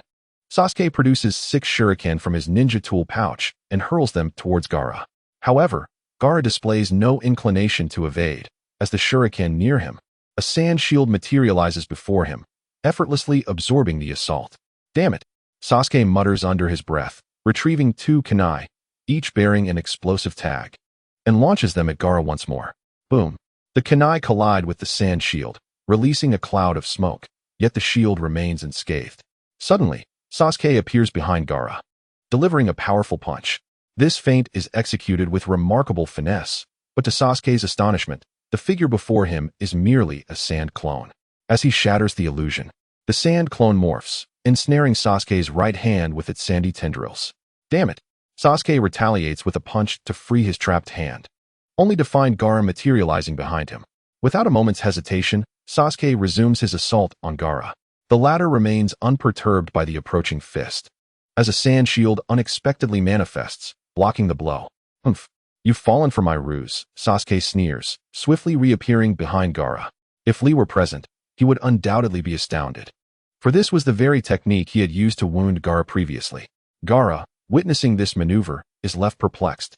When did he acquire this technique? It appears he is unaware of the Sharingan's legendary ability to replicate. Leaf Great Whirlwind. Seizing the moment while the sand is still reacting, Sasuke delivers a flying kick, sending Gaara sprawling. The speed at which he employs a technique akin to Lee's is a testament to the prodigious talent of the Uchiha clan. Might Kai exclaimed in astonishment. Without the protection of sand, are you truly this feeble? Humph, utterly defenseless. Sasuke stood his ground, taunting Gaara, who had been sent flying by his kick. Meanwhile, lurking in the shadows, Kyuubi was deceived by the disguised Kabuto into a secluded location. I shall fulfill the mission entrusted to me by Lord Hokage, he mused. Oh, is this the place? Indeed, Kabuto nodded, clad in an umbu outfit and wearing a fox mask. Suddenly, the red dog on Kiba's shoulder began to bark uncontrollably. Woof woof woof. Woof woof woof. What? You say this person's aura feels strangely familiar, as if you've encountered him before? Kiba furrowed his brow, trusting Akamaru and instinctively becoming vigilant. Woof woof woof. Woof woof. What?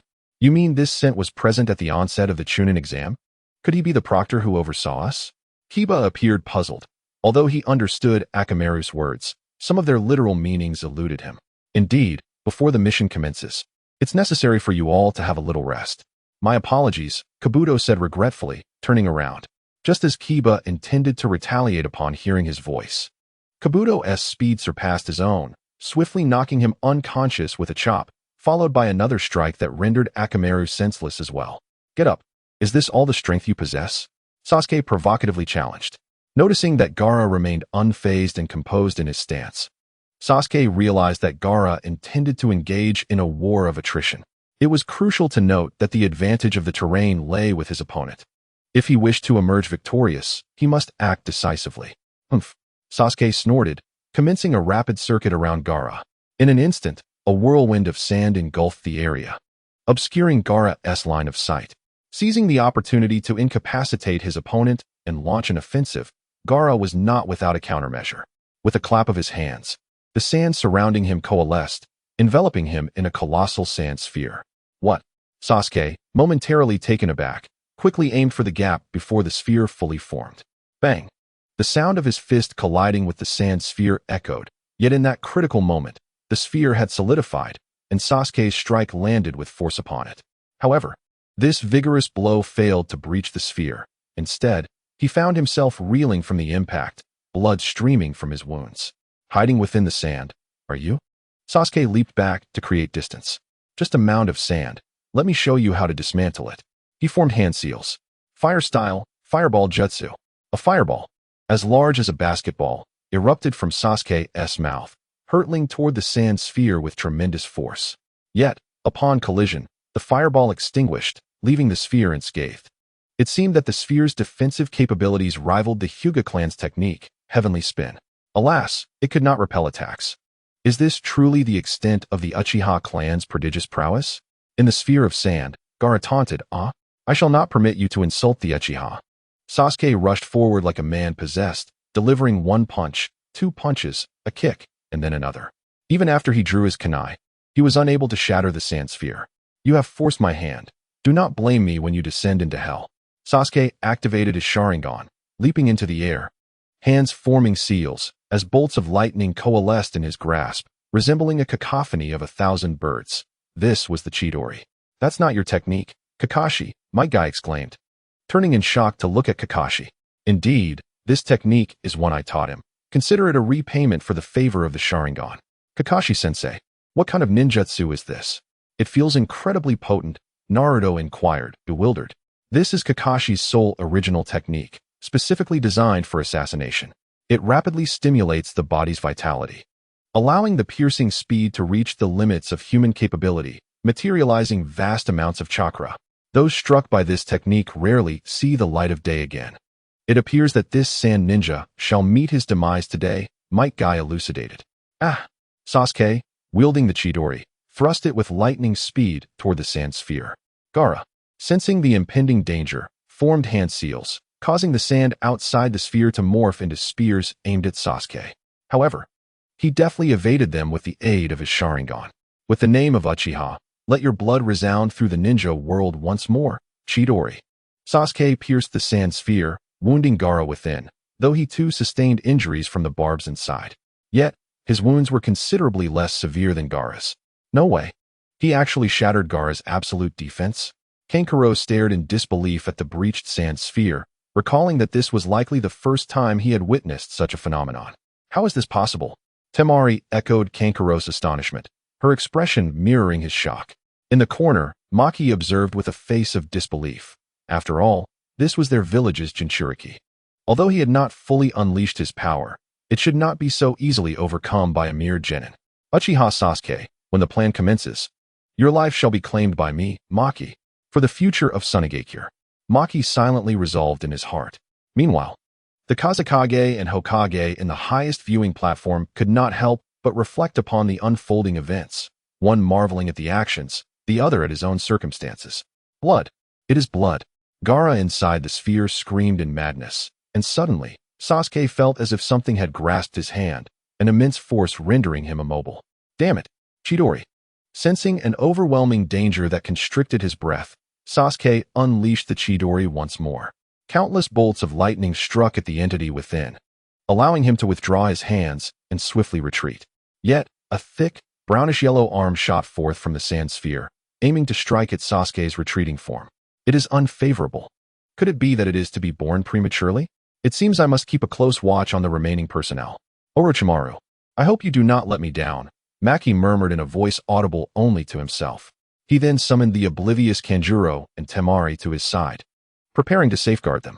Suddenly, that arm retracted, and a strange laugh echoed from the shattered sand sphere. Before anyone could react, the broken sand sphere exploded, leaving everyone's hearts in their throats. Upon seeing that it was indeed Gaara himself who emerged, the tension in the crowd dissipated. Gaara, panting heavily, fixed his intense gaze on Sasuke. Although he managed to suppress Shikaku, which yearned to wreak havoc, his emotions were nonetheless affected. His left eye appeared normal, but his right eye resembled that of a beast, disproportionately large. Suddenly, a transformation occurred. Nirvana technique. In the corner, Kabuto formed hand seals, unleashing a ninjutsu. A flurry of white feathers descended upon the audience, causing ordinary villagers and weaker ninjas to faint. Kakashi, just an illusion. As longtime comrades, the two exchanged a glance, instantly understanding each other's thoughts. Release. They both shouted, dispelling their illusions, yet those around them remained in a state of unconsciousness. Naruto, Choji, Shikamaru, Sakura, and others lay in a comatose state. As for Lee, aside from Kazama nearly succumbing to the illusion, he was saved by Zabuza, who knocked him on the head with the hilt of his sword, leaving most unharmed. An illusion? Has Kabuto commenced? Then let Konoha crumble today. Maki, the first to dispel the illusion, thought to himself, and began to free Kanjuro and Temari from the enchantment. Thus, the plan to dismantle Konoha officially commenced. The wind shadow turned to the nearby Sarutobi Hiruzen with a sinister grin. He then tossed a smoke bomb to the ground, enveloping the area in mist. Hokage-sama. Kakashi and Might Guy called out towards the smoke. You must protect the civilians. Leave the Hokage to us. With that, 10 Umbu ninjas charged into the fog. Wind Shadow-sama. What does this mean? Sarutobi Hiruzen inquired calmly. It means nothing. The wind shadow suddenly struck, eliminating the guards beside the Hokage. The arriving Umbu were intercepted by pre-placed sound and sand ninjas. The wind shadow then seized Sarutobi Hiruzen and brought him to a rooftop. Ninjutsu, 4 purple flames formation. From the shadows, 4 figures emerged: Kidamaru, Sakan, Yukon, and Jirabu. A circle of violet flames engulfed them. And even as some Umbu ninjas broke through the blockade of sound and sand, contact with the flames ignited them instantly, causing them to vanish into thin air. All Konoha ninjas, heed my command. Rush to rescue the civilians in the audience. Do not concern yourselves with me, Sarutobi Hiruzen ordered. Upon hearing the Hokage's command, everyone prioritized the mission at hand before offering their support. Observing the others following his orders, Sarutobi Hiruzen calmly inquired, Lord Kazekage, I never anticipated that you would betray Konoha as well. The Kazekage ominously replied, there has never been true, everlasting peace in this world. Only mutual exploitation exists. From this moment forth, history shall be rewritten. Sarutobi Hiruzen, with widened eyes, exclaimed in disbelief, are you intending to incite war? Indeed, the Kazekage nodded affirmatively. War? What concern was it of his? After all, he was not the genuine Kazekage. The true Kazekage had long been eliminated by his own hand. The current Kazekage was merely a facade orchestrated by Orochimaru. Force cannot resolve our issues. We can negotiate, Sarutobi Hiruzen insisted, refusing to yield. Oh, it seems age has rendered you increasingly timid. You are growing old and should have retired long ago. Sensei, the Kazekage taunted with a sinister chuckle, pressing a kunai firmly against Sarutobi Hiruzen's throat. What? At this proclamation, Sarutobi Hiruzen froze, the term sensei tightening his heart. You are, he struggled to articulate, having discerned the Kazekage's true identity. Orochimaru, no longer concealing himself, spoke in his authentic voice. I had initially intended to seize Sasuke, but it appears events shall not unfold as I had envisioned. Is that so? So your true aim is Konoha and Sasuke, Sarutobi Hiruzen remarked with an unflappable demeanor, even with a kunai at his throat. Is Konoha truly so significant? The only thing of importance is Sasuke. As for Konoha, it can be easily destroyed. However, I must caution you, the entity residing within Gaara is about to emerge. When the time comes, you shall witness something quite fascinating. But more importantly, it is your naivety and folly that have plunged Konoha into chaos. This time, victory is assured. Orochimaru sneered, casting his gaze toward Gaara in the arena. Humph. The outcome remains uncertain until the very end. I believe I have taught you this lesson. Orochimaru, Sarutobi Hiruzen coldly observed the figure resembling the Kazekage before him. Orochimaru, abandoning pretense, removed his human mask, revealing his pale, sinister visage. I have long foreseen this day would come. However, my life is not so easily claimed. Sarutobi Hiruzen deftly swatted aside Orochimaru's kunai and distanced himself, shedding his Hokage cloak to don his battle attire. Orochimaru, did you truly think I was unprepared? Since the disappearance of the Chunin, Tsuki no Kaze, I sensed an impending danger, yet I never expected it to be you. Very well, today I shall rectify my disciples, using your life to appease the spirits of the other Hokage. A maniacal laugh escaped Orochimaru as he reveled in the unfolding chaos. Teacher, do you truly believe I am unaware of your thoughts? You intend to stall for time, awaiting Jiraiya's assistance, do you not? How infuriating. How did he find out? Sarutobi Hiruzen felt a wave of anxiety wash over him, yet maintained an outward calm as he declared, I alone am sufficient to deal with you. Oh, is that so? Then allow me to witness once more the prowess of the Third Hokage. Renowned as the doctor of the ninja world, came the retort. Just as tensions escalated between the two, a bloodied leaf ninja shouted from outside, urgent report. We faced the invasion of colossal summoned serpents alongside sound and sand ninjas. Lord Jiraiya has already proceeded to assist, but reinforcements are desperately needed. Please, Hokage, dispatch aid at once. Upon hearing this, Sarutobi's previously composed demeanor shattered in an instant. Observing the growing anxiety on his face, Orochimaru began to mock him. Master, you have finally succumbed to worry. Yes, that expression suits you well. Let Konoha perish alongside you. Meanwhile, in a concealed alley, over 100 root ninjas stood in silence, awaiting Danzo's command. One who appeared to be the captain of the root approached Danzo respectfully. Lord Danzo, may I inquire if we should provide reinforcements to the Hokage? As soon as the words left his lips, Danzo cast a frigid glare at him, activating a curse mark that instantly incapacitated the man, who fell to the ground, howling in agony. After a lengthy pause, the curse subsided, and Danzo addressed the assembled Root members, stating, all those belonging to Root, evacuate the village. We are the hope for Konoha's resurgence. As long as we exist, so too shall Konoha. Any who defy orders shall face death, without mercy. Understood. The group replied, promptly dispersing. Tenzo, do not presume that your wood-release abilities grant you autonomy before me. Were it not for the decimation of the Black Hand organization, which has left us short-handed, you would already be in the hands of the Third, Danzo continued. However, you remain one of my Root, so do not forget the rules of our organization. With that, he swept away, leaving Tenzo to collect himself before bowing toward the battlefield and following the Root members out. Returning to the Third Hokage, he surveyed the destruction wrought by the One Tail and the carnage inflicted by the Sound and Sand ninjas, compounded by the looming presence of Orochimaru. Sarutobi nearly cried out.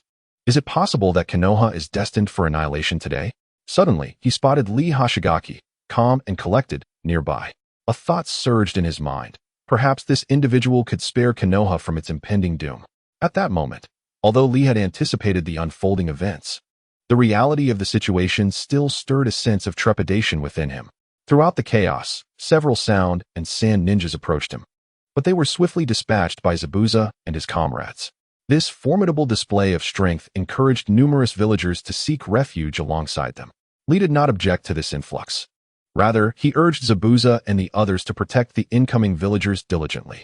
Just as he was preparing to lead everyone back to the safety of his restaurant, the voice of Sarutobi Hiruzen echoed in his ears. "Young friend, might I implore you to lend your hand in the salvation of Konoha?" Upon hearing these words, Li Xian wished fervently for a pair of wings to sprout from his back and allow him to flee. "Good heavens, you want me to save Konoha? Am I to single-handedly confront the tailed beasts? Or is it that everyone around me is of the strength of a Kage? I am merely an ordinary chef. While I might manage to protect myself against the Akatsuki, once I am embroiled in a conflict of such grand scale." Just as Li Xian was about to decline, a stirring occurred within his mind as the system activated. Ding! Congratulations, host. You have triggered a hidden mission to save Konoha. Mission description: please subdue the one-tail Shikaku, which is wreaking havoc in the village, and repel the invasion at the borders of Konoha. Mission reward: 1 reanimation jutsu scroll, which allows you to summon a deceased ninja who will unconditionally obey your commands for 1 month. Note: the summoned ninja may only operate within the confines of your restaurant and cannot venture outside. Upon witnessing the reward presented by the system, Li Xian's heart surged with excitement. Finally, a truly remarkable reward had arrived. If he could summon Uchiha Obito with this. He envisioned Obito holding a plate, addressing a customer, "Do you wish to dance as well?" The mere thought of such a scene filled him with exhilaration. To be the first to gain Obito's acknowledgement, to be the first to employ him as a waiter, his prestige would undoubtedly soar. Thus, Li Xian promptly acquiesced to Sarutobi Hiruzen's request. Hearing Li Xian's affirmative response, Sarutobi Hiruzen felt a wave of calm wash over him, and he subsequently engaged in a fierce battle with Orochimaru. Meanwhile, Li Xian began to allocate tasks. He would first lure Shikaku to his restaurant, where he believed the combination of his fortune and the iron puppet would be sufficient to subdue it. Kakashi and Might Guy would be approached to form a team, leading some ninjas to reinforce the borders, while Kazama and Bai would protect the villagers and escort them to safety. Initially, there was some hesitation among the group regarding Li Xian's plan to lure Shikaku away, particularly from Zabuza, whose attitude was notably obstinate. However, when Li Xian spoke of his peculiar jutsu, silence enveloped the group. Just as Li Xian was about to announce the commencement of the mission, the Konoha 11, minus Niji, who remained in the hospital, approached him, expressing their willingness to follow his lead. Observing the fervent gazes directed toward him, Li Xian instructed them to join Bai and Kazama in the escorting of the villagers. At first, Naruto opposed this, wanting to accompany Li Xian in luring away Shikaku. However, Li Xian explained, "Naruto, once you become Hokage, you must remember that your duty is to protect not just those around you, but the entire village. This is the responsibility that comes with being Hokage. For where Konoha thrives, the flames of hope shall never extinguish." With that, he charged toward the one-tail. Where the leaves dance, does the fire persist in its vitality? Observing the Konoha ninjas fiercely battling to protect their home, Naruto seemed to grasp a profound truth. He promptly joined forces with Shiro and others to safeguard the villagers. Li Xian approached the colossal Shikaku, who was wreaking havoc. Gazing upon the beast's immense form and devastating power, he swallowed hard. For the sake of reward, he thought, "Let us confront it." Thus, Li Xian shaped his hands into a trumpet gesture and shouted at Shikaku, "Hey, you oversized raccoon, come catch me if you dare." Shikaku, already seething with rage, was incensed to hear someone utter its most detested nickname. It immediately pivoted and spotted Li Xian. Upon being noticed, Li Xian promptly flashed a friendly gesture. Though Shikaku did not comprehend its meaning, it instinctively understood that it was not a gesture of goodwill when coupled with the preceding taunt. Consequently, it opened its massive mouth, gathering energy for a tailed beast bomb. Goodness, must it be so ruthless? Realizing the gravity of the situation, Li Xian hastened his escape, knowing that a single-tailed beast bomb possessed the power to obliterate a small village. If it struck him, he would likely be reduced to mere fragments, unrecognizable even to those who might come to collect his remains. Just as the tailed beast bomb was unleashed, Li Xian narrowly evaded the blast radius. Looking at the ravaged earth, he felt fortunate to have fled into an uninhabited area. Otherwise, this single strike could have entombed countless lives. Upon witnessing Shikaku launch the tailed beast bomb and shift its focus elsewhere, Li Xian swiftly retrieved 4 shuriken from his ninja tool pouch, affixing explosive tags to their ends, and hurled them at Shikaku, hoping to redirect its attention. Indeed, after a series of minor explosions erupted upon Shikaku's body, it turned its gaze back, perplexed that the human it had targeted had not perished but continued to provoke it. Did it think Shikaku could be easily intimidated? Cursed human, I have changed my mind. I shall snap your bones one by one, making you experience the agony of a fate worse than death. With that, Shikaku began to advance toward Li Xian. Sensing he had achieved his objective, Li Xian began to lead the beast toward his restaurant. As Shikaku was drawn away, the pressure on the Konoha ninjas significantly diminished, allowing them to mobilize more forces against the invading sound and sand ninjas within the village. In another battlefield, Kakashi and Might Guy led a dozen Konoha ninjas against a coalition of over 50 sound and sand ninjas in a fierce confrontation. Although Konoha was outnumbered, under the leadership of the 2 elite jonin, they gradually gained the upper hand. In contrast, the opposing coalition, despite its numerical superiority, primarily consisted of Chunin-level fighters, with merely 6 at the jonin level. However, their objective was not to annihilate Kakashi and his companions, but rather to delay them.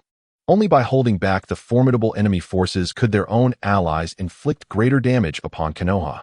Just as Might Guy prepared to unleash the 8 gates to swiftly vanquish the adversaries before him, a thick fog suddenly enveloped the battlefield.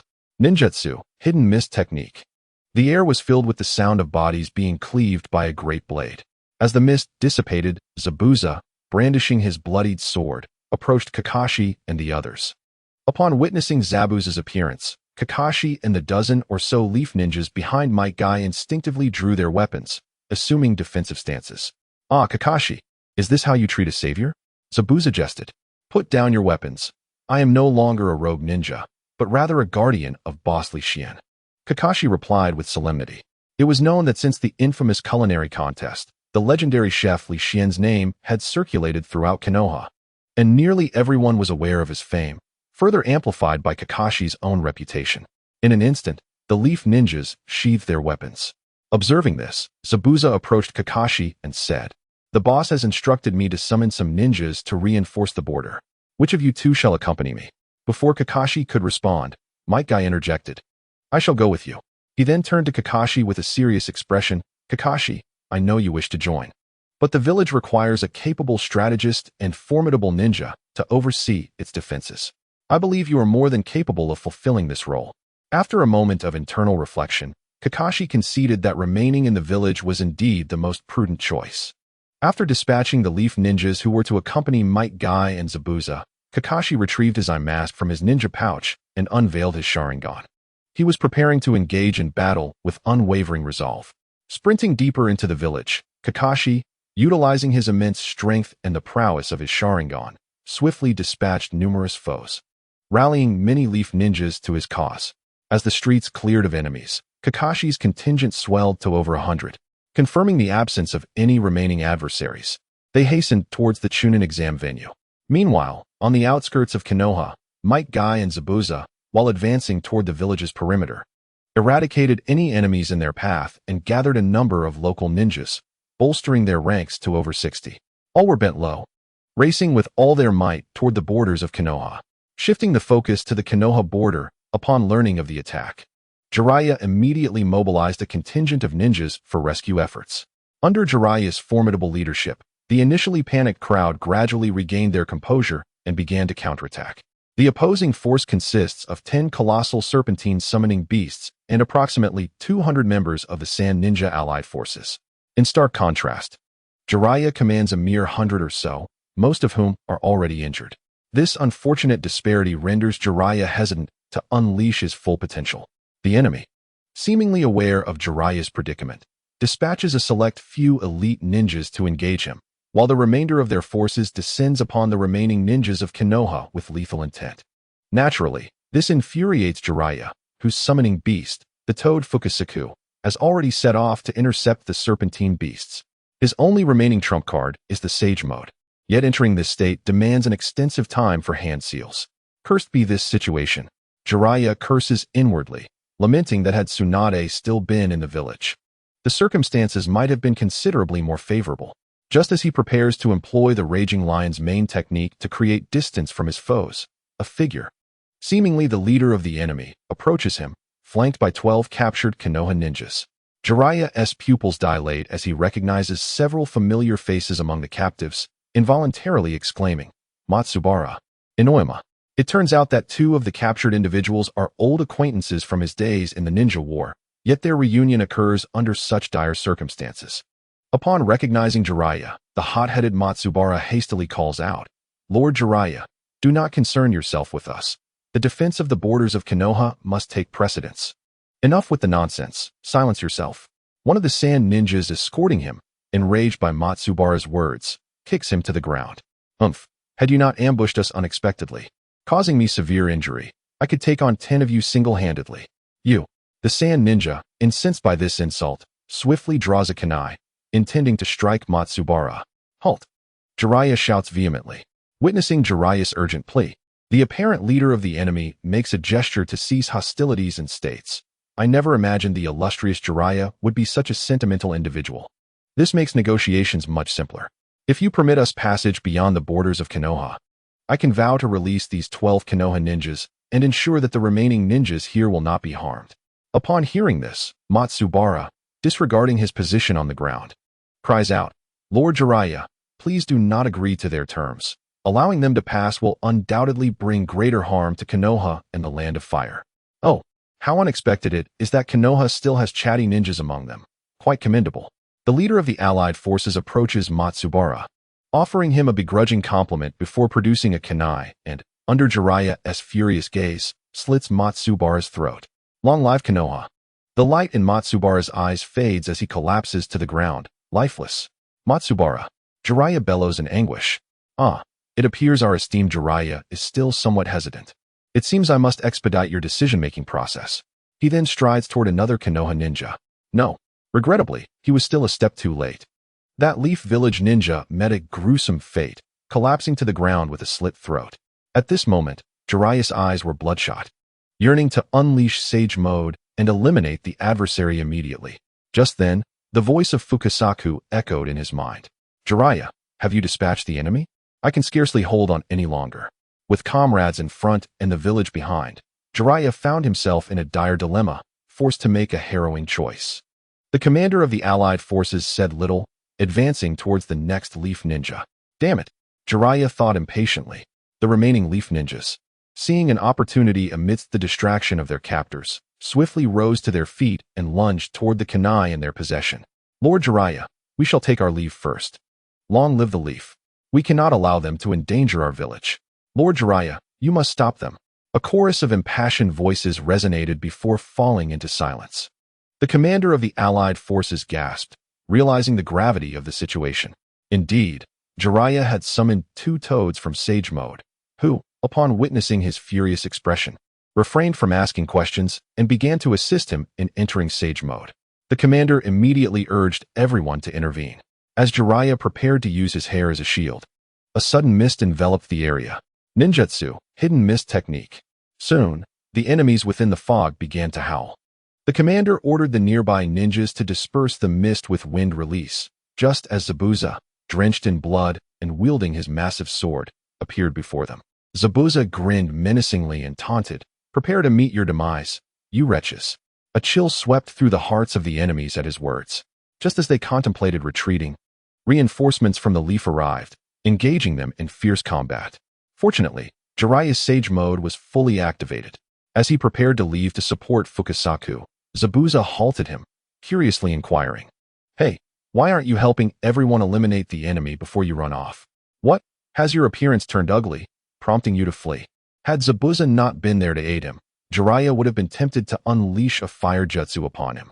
After explaining his reasons for departing, Zabuza finally grasped the situation. Once Zabuza comprehended Jiraiya's intent, Jiraiya intended to set off swiftly, but Zabuza once again blocked his path. Do you truly think I, Jiraiya, am made of clay? Just because I have a good temper does not mean I will tolerate your recklessness. As he prepared to reprimand Zabuza, a powerful voice resonated from the distance. Eighth gate, the opening of the heaven. The beast among the precious beasts, that is me, Might Guy. Those who dare trespass the borders of the leaf shall be executed without mercy. Daytime tiger. A stream of energy shaped like a tiger surged towards the 6 colossal snake summons, obliterating them into nothingness in mere moments. The battered and bruised toad, Wantai, could not help but marvel at the ferocity of today's youth. Subsequently, he dissipated into thin air and returned to Miyaboku Mountain for recuperation. Meanwhile, from a distance, both Zabuza and Jiraiya witnessed the unfolding events, and they couldn't help but admire Might Guy's prowess before joining the others in their slaughter of the remaining Sound Sand Alliance. On another front, after enduring countless hardships and several bombings from wind release techniques, Li Xian finally arrived at his restaurant. Observing him, the tailed beast Shikaku sneered. I never imagined you were a chef. Surely, you must have indulged in numerous mountain delicacies and ocean treasures. Today, let me allow you to taste the flavor of being devoured by another. With that, it swiftly approached Li Xian, raising its claw to strike. Startled, Li Xian exclaimed, Wankai, you lazy creature, if you don't come out now, no one will prepare gourmet meals for you in the future. Just as Shikaku was about to seize Li Xian, a dark figure appeared before him, knocking Shikaku's massive hand aside, while muttering, who dares to harm my personal chef, the esteemed dog? Have you not heard of my name? The divine dog of Konoha? At this moment, Li Xian leaned closer to whisper, these are enemies from another village. Enemies from another village? Wankai paused, then quickly regained composure. Responding, humph, just a mere enemy from another village. Their incursion is merely a long journey to deliver their heads. I had hoped to coexist quietly with others, but alas, there are always those who compel me to reveal my true strength. Let my name as the divine dog resonate throughout the ninja world. Wankai lifted its head, gazing at the foes before it, exclaiming in surprise, my goodness, what a large raccoon cat. Shikaku, who despised being called a raccoon cat, especially by the slightly portly black dog before it, retorted, how dare a mere black dog insult Lord Shikaku? Today, I shall swallow you whole. Once again, 2 enormous hands lunged forward, but they were dodged by both the man and the dog. Is it really just a raccoon cat? Yet it refuses to admit it. Such a proud creature, Wankai muttered. Hearing Wansai's remarks, Shikaku opened its massive mouth and unleashed an air bullet attack. In no time, the vicinity of Li Xian's restaurant was left in ruins. Gazing at the intact restaurant, Shikaku growled, you humans and that black dog shall vanish along with this establishment. With that, a colossal tailed beast bomb erupted from its mouth. As the formidable attack approached, Li Xian felt his body grow numb, rooted in place. Just as the tailed beast bomb was about to strike him, Wankai whisked him into the restaurant. As Li Xian opened his mouth to speak, a voice resonated in his mind. Detection of an attack on the restaurant initiated the final defense system.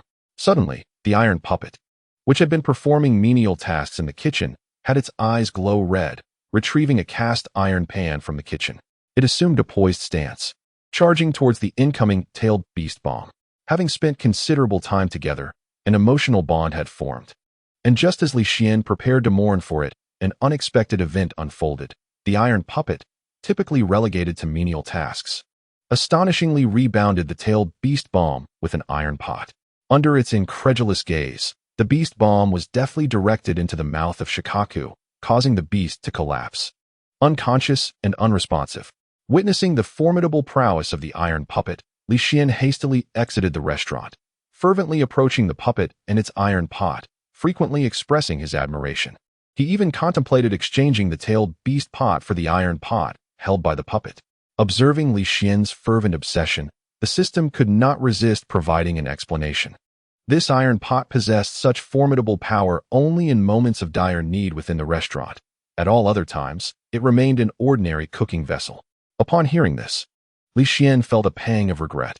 Congratulations, host, for completing the hidden task of saving Konoha. The task description read, please subdue the one-tailed Shikaku, which is wreaking havoc in the village, and repel the intruders at the borders of Konoha. The reward, a reanimation scroll, capable of summoning a deceased ninja, who will unconditionally obey the host's commands for 1 month, has been issued. Note, the summoned ninja may only operate within the host's restaurant and cannot venture outside. With the reward in hand, Li Xian finally felt a sense of relief. Having achieved victory over Zabuza, his only lingering concern was regarding the Third Hokage. Following the standard narrative, his previously tranquil emotions once again sank into worry. At that moment, Huang Kai employed its unique abilities to shrink the unconscious Shikaka back to its normal form and dropped it at Li Xian's feet. Gazing at the incapacitated beast, Li Xian felt a wave of anxiety wash over him. After all, this was a strategic weapon. Should it awaken, the consequences could be dire. Just then, the system issued another task. Congratulations, host, for triggering the hidden task of saving Sarutobi Hiruzen. The task description stated, the one who harbors a certain fondness for the host is worthy of rescue. If Sarutobi falls, the roots of darkness will surely create chaos. Please ensure he can hold on until Tsunade's arrival. The reward, the binding rope of the immortal. Due to the task's special nature, this reward can be issued in advance. Note, the binding rope, a rope that can bind all under heaven. What a stroke of fortune, as if a pillow were offered when one grew weary. The system's generosity was indeed commendable. After extracting the binding rope, Li Xian secured Shikaku. Following a vigorous 3-minute discussion with Huang Kai, and after promising a plethora of delectable dishes, Huang Kai lazily exited the restaurant, making its way toward the destination. Watching Huang Kai advance, Li Xian began to pray at the entrance. Namu Amit Ba, Taishang Laojun, may it succeed. Meanwhile, back with Sarutobi Hiruzen and Orochimaru, the battle commenced. Ninjutsu, Tile Shuriken. Sarutobi was the first to strike, propelling the roof tiles toward Orochimaru. Teacher Sarutobi, you underestimate me, Orochimaru exclaimed, evading the tiles with a nimble leap and sending forth his serpents to bite Sarutobi, only to be thwarted by the Hokage's defense. At that moment of obstruction, Orochimaru suddenly appeared behind Sarutobi Hiruzen, opening his mouth wide as a white snake sprang forth, sinking its fangs into Sarutobi's neck, rendering him immobile. In an instant, the bitten Sarutobi transformed into a puddle of mud, collapsing to the ground, while Orochimaru retracted the white serpent into his mouth. A mere substitution? Orochimaru paused momentarily, then surveyed his surroundings in search of Sarutobi's true form. Doton, Dorihiki. Before Orochimaru could fully regain his composure, Sarutobi unleashed a ninjutsu from behind him. A slick mass of earth materialized beneath Orochimaru's feet, pulling him outward. Is that all you've got? Orochimaru halted abruptly, finding the earth beneath him ineffective. But that was not the end. Doton Doroto. Shortly thereafter, a massive dragon made of earth surged forth, lunging at Orochimaru. Katon, Hoka no Jutsu. Without a moment's pause, Sarutobi altered his hand seals, unleashing a torrent of flames that erupted from his mouth. Caught off guard, Orochimaru was struck by the combined might of earth and fire ninjutsu, resulting in a devastating explosion that rendered him into ashes. Yet, no trace of exhilaration crossed Sarutobi's face, for he sensed that Orochimaru had not perished. Perhaps it's time to cease this charade, Orochimaru, Sarutobi remarked calmly. Indeed, you are perceptive as ever, sensei, Orochimaru replied, standing unscathed before Sarutobi with a faint smile. Humph, you remain as unappealing as ever, Sarutobi retorted, his expression devoid of emotion. Oh, don't be like that, sensei. After all, in your eyes, the more troublesome students are the more endearing. Much like that individual, Orochimaru sneered, a flicker of barely concealed excitement lurking beneath his cold demeanor. Very well, sensei. I believe it is time for us to cease our playful banter. Today, I shall ensure your demise, Orochimaru declared, shedding his previous disguise and donning his battle attire. I shall show you no mercy. The tiles beneath Orochimaru began to fracture, a formidable aura radiating outward. Just as I wished. I, too, am eager to witness how much your strength has grown during your defection from the village, Sarutobi replied defiantly, unleashing a powerful aura of his own. The two forces clashed evenly, neither able to gain the upper hand. Please do not disappoint me too greatly, sensei, Orochimaru scoffed coldly, charging towards Sarutobi. In response, Sarutobi rushed to meet him. Shuriken Shadow Clone Technique. Sarutobi swiftly formed seals and hurled a shuriken, which instantly multiplied into 6 or 7, hurtling towards Orochimaru. Haha, this is where it ends, Orochimaru declared, halting in place, biting his finger to draw blood that trickled into his palm, then swiftly performing hand seals before slamming his hands down. 2 coffins gradually rose before Orochimaru, obstructing the shuriken that was hurled towards him. This technique was recognized by Sarutobi Hiruzen with a start. He was well aware of its origins, for it was a forbidden jutsu created by his mentor, the second Hokage, Senju Tobarama. Orochimaru had audaciously employed the coffins of the deceased to shield himself from the shuriken. No, he must be prevented from summoning a third. With urgency, Sarutobi Hiruzen saw the third coffin beginning to emerge from the ground. He quickly formed hand seals, and with a resounding shout, he commanded the third coffin to sink back down. A sigh of relief escaped him. Had the third coffin risen, he would have been utterly defenseless. Though the third was thwarted, it mattered little to Orochimaru, who chuckled, unconcerned, for the other two coffins had already been successfully summoned. Today, Sarutobi Hiruzen was undoubtedly doomed. As the coffin lid slowly opened and a cloud of smoke dissipated, the true forms of the two figures within were revealed. What? Orochimaru had summoned the former Hokages? Upon witnessing their visages, Sarutobi Hiruzen felt a wave of foreboding, yet he had no choice but to fight. Were those two truly who he thought they were? The surrounding San Nin, and Umbu paused their battles, turning in shock to behold the two figures emerging from the coffins. What shall you do now, Sensei Sarutobi? No, it is the third Hokage indeed. Orochimaru's lips curled into a slight smile. It has been a long time, monkey. From within the coffin, Senju Hashirama and Senju Tobarama stepped forth, with Hashirama addressing Sarutobi Hiruzen. Ah, it is you, Sarutobi. How have you aged so? Tobarama then chimed in, expressing his surprise at meeting them under such circumstances. How unfortunate. Sarutobi Hiruzen furrowed his brow. He had lost confidence in defeating Orochimaru. As he understood, those summoned through Edo Tensei could not die, meaning he might be inexorably worn down to death. The first Hokage, the second Hokage. There was no choice but to fight. Edo Tensei, you say? Is this young man the one who summoned us through this forbidden technique? He appears quite formidable. Tobarama had warned him numerous times against delving into such forbidden arts, yet he had persisted, and now the situation lay heavily upon his shoulders. Silence. Very well. At this moment, Orochimaru inserted two kunai, affixed with talismans, into the bodies of the two Hokages. His purpose was to augment his control over them. After all, the second Hokage was the creator of this technique, and should he manage to release it, Orochimaru's plans to annihilate Konoha could be thwarted.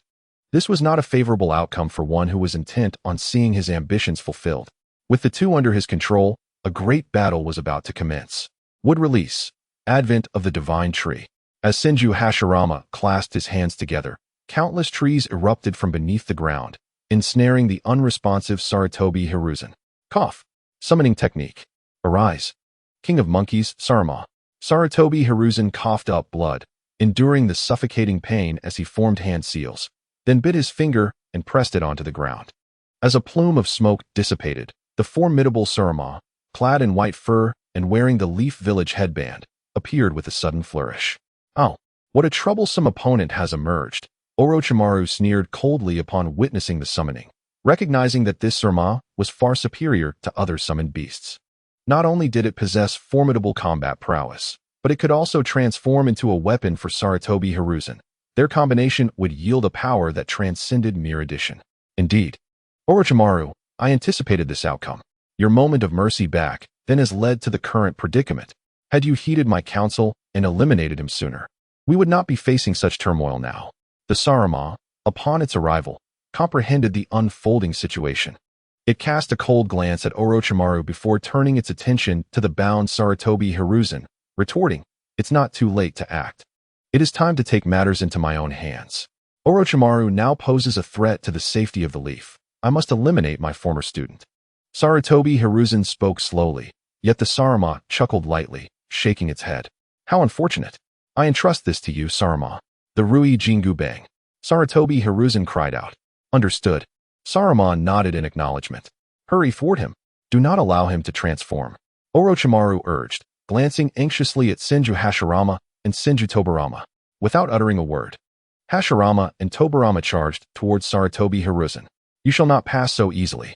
Earth release. Earth flow wall. A wall of earth emerged, propelling them backward. Transform. Now. Seizing the moment, Saruma yelled, morphing into the Rui Jingu Bang, shattering the trees surrounding Sarutobi Hiruzen before returning to his grasp. Now freed, Sarutobi Hiruzen felt his combat strength surge. Despite the numerous adversaries before him, The limitation of Orochimaru's Edo Tensei meant that Hashirama and Tobarama's abilities were less than half of their former might. If he could seize an opportunity, victory still lay within reach. Very well, let me see if you still possess any of your former strength. Orochimaru chuckled softly, tightening his abdomen. He opened his mouth, and a serpent slithered forth, which then opened its jaws to reveal the Kusanagi sword. Seizing the Kusanagi, Orochimaru's demeanor became grave. Let us engage, Sarama. Sarutobi Hiruzen declared, brandishing the Rui Jingu Bang as he charged at Orochimaru. The two commenced a fierce battle, and soon, Hashirama and Tobarama joined the fray. Ultimately, the third Hokage faced three foes and, regretfully, was defeated, collapsing to the ground under Orochimaru's onslaught. What has happened, Sensei Sarutobi? After years apart, you have grown so feeble. Is this truly the legendary third Hokage who once dominated the world of shinobi? It is truly disheartening. Orochimaru began to mock Hiruzen Sarutobi. What are you still contemplating, Sarutobi? This is not the person you usually are. Do not be indecisive. End this swiftly. Suddenly, the Kanei Rui Bang sprouted a mouth, urging the fallen Hiruzen Sarutobi. You fool. Orochimaru. At these words, Hiruzen slowly opened his eyes, a tear cascading down his cheek. As Orochimaru's mentor, he had shown him much kindness, yet Orochimaru remained oblivious to this. Long ago, Hiruzen had sensed Orochimaru's ambitions, but had hoped that he would inherit his beliefs and strength. Among the three legendary ninjas, he held the greatest hope not for Tsunade or Jiraiya, but for this ambitious Orochimaru, as it reminded him of his younger self. However, everything changed when he discovered Orochimaru's clandestine experiments, filled with human specimens, some even belonging to the village's missing persons. That day, he had ambushed Orochimaru's secret base, intending to eradicate him. Yet, after being his teacher for so many years, emotions weighed heavily on him, and ultimately, he chose to let Orochimaru go. Today, it was time to put an end to it. Hiruzen delivered a powerful punch that sent Orochimaru flying, who performed a backflip and landed some distance away. Hiruzen began to rapidly form hand seals, each seal accelerating his own aging. Orochimaru stood still, silently observing Hiruzen's movements. In his eyes, Hiruzen was already a dying man. No matter how he struggled, what difference would it make? Sarutobi, are you truly intending to utilize that jutsu? No, it cannot be. That gesture, that sealing method. You indeed plan to use that jutsu. The Kanei Rui Bang transformed into the form of a monkey demon, gazing at Hiruzen with a complex expression, filled with affection and reluctance. Done. With the completion of the final seal, Hiruzen sighed with relief. Sealing technique, Shiki Fujin. Behind Hiruzen, a spectral figure slowly emerged, gradually solidifying into a Shinigami with white hair, holding a sword in its mouth. Hiruzen's chakra was entirely absorbed, his soul floating in the air. The Shinigami's apparition was visible only to the user. Orochimaru could not perceive it. What has happened to you, Sensei Sarutobi? Have you lost your ability to move due to your old age? Seeing Hiruzen remain motionless in the same posture, Orochimaru could not help but taunt. Shadow Clone Technique. Hiruzen formed hand seals with one hand, employing the Shadow Clone Technique. Teacher, you have grown old. Even at death's door, you still release such a jutsu. Very well. Allow me to personally escort you on your journey. Orochimaru charged directly at Hiruzen, while Hashirama and Tobarama rushed towards the two shadow clones. However, to Orochimaru's astonishment, those two shadow clones embraced Senju Hashirama and Senju Tobarama with their bodies. The Shiki Fujin technique requires the practitioner to bind the individual intended for sealing before it can be initiated. The moment has arrived. The souls of Senju Hashirama and Senju Tobarama were forcibly extracted and drawn into the body of the Shinigami. In an instant, the bodies of Hashirama and Tobarama turned to ash, dissipating into the air. Only you remain, Orochimaru.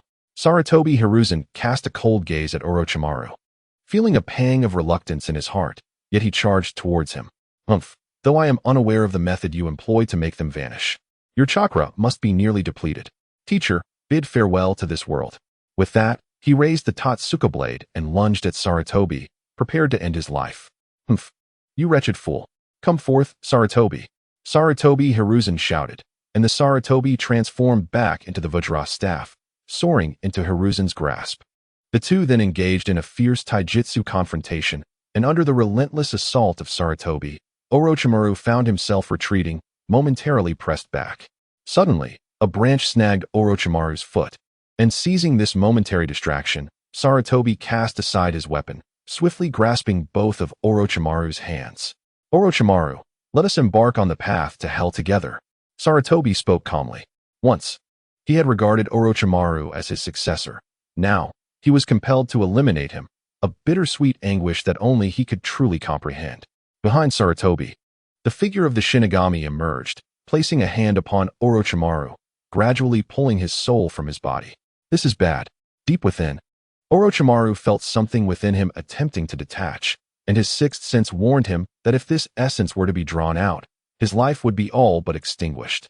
The man who had long sought immortality would not yield so easily. With a swift motion, he plunged the Totsuka blade into Sarutobi's body, piercing through him. You madman!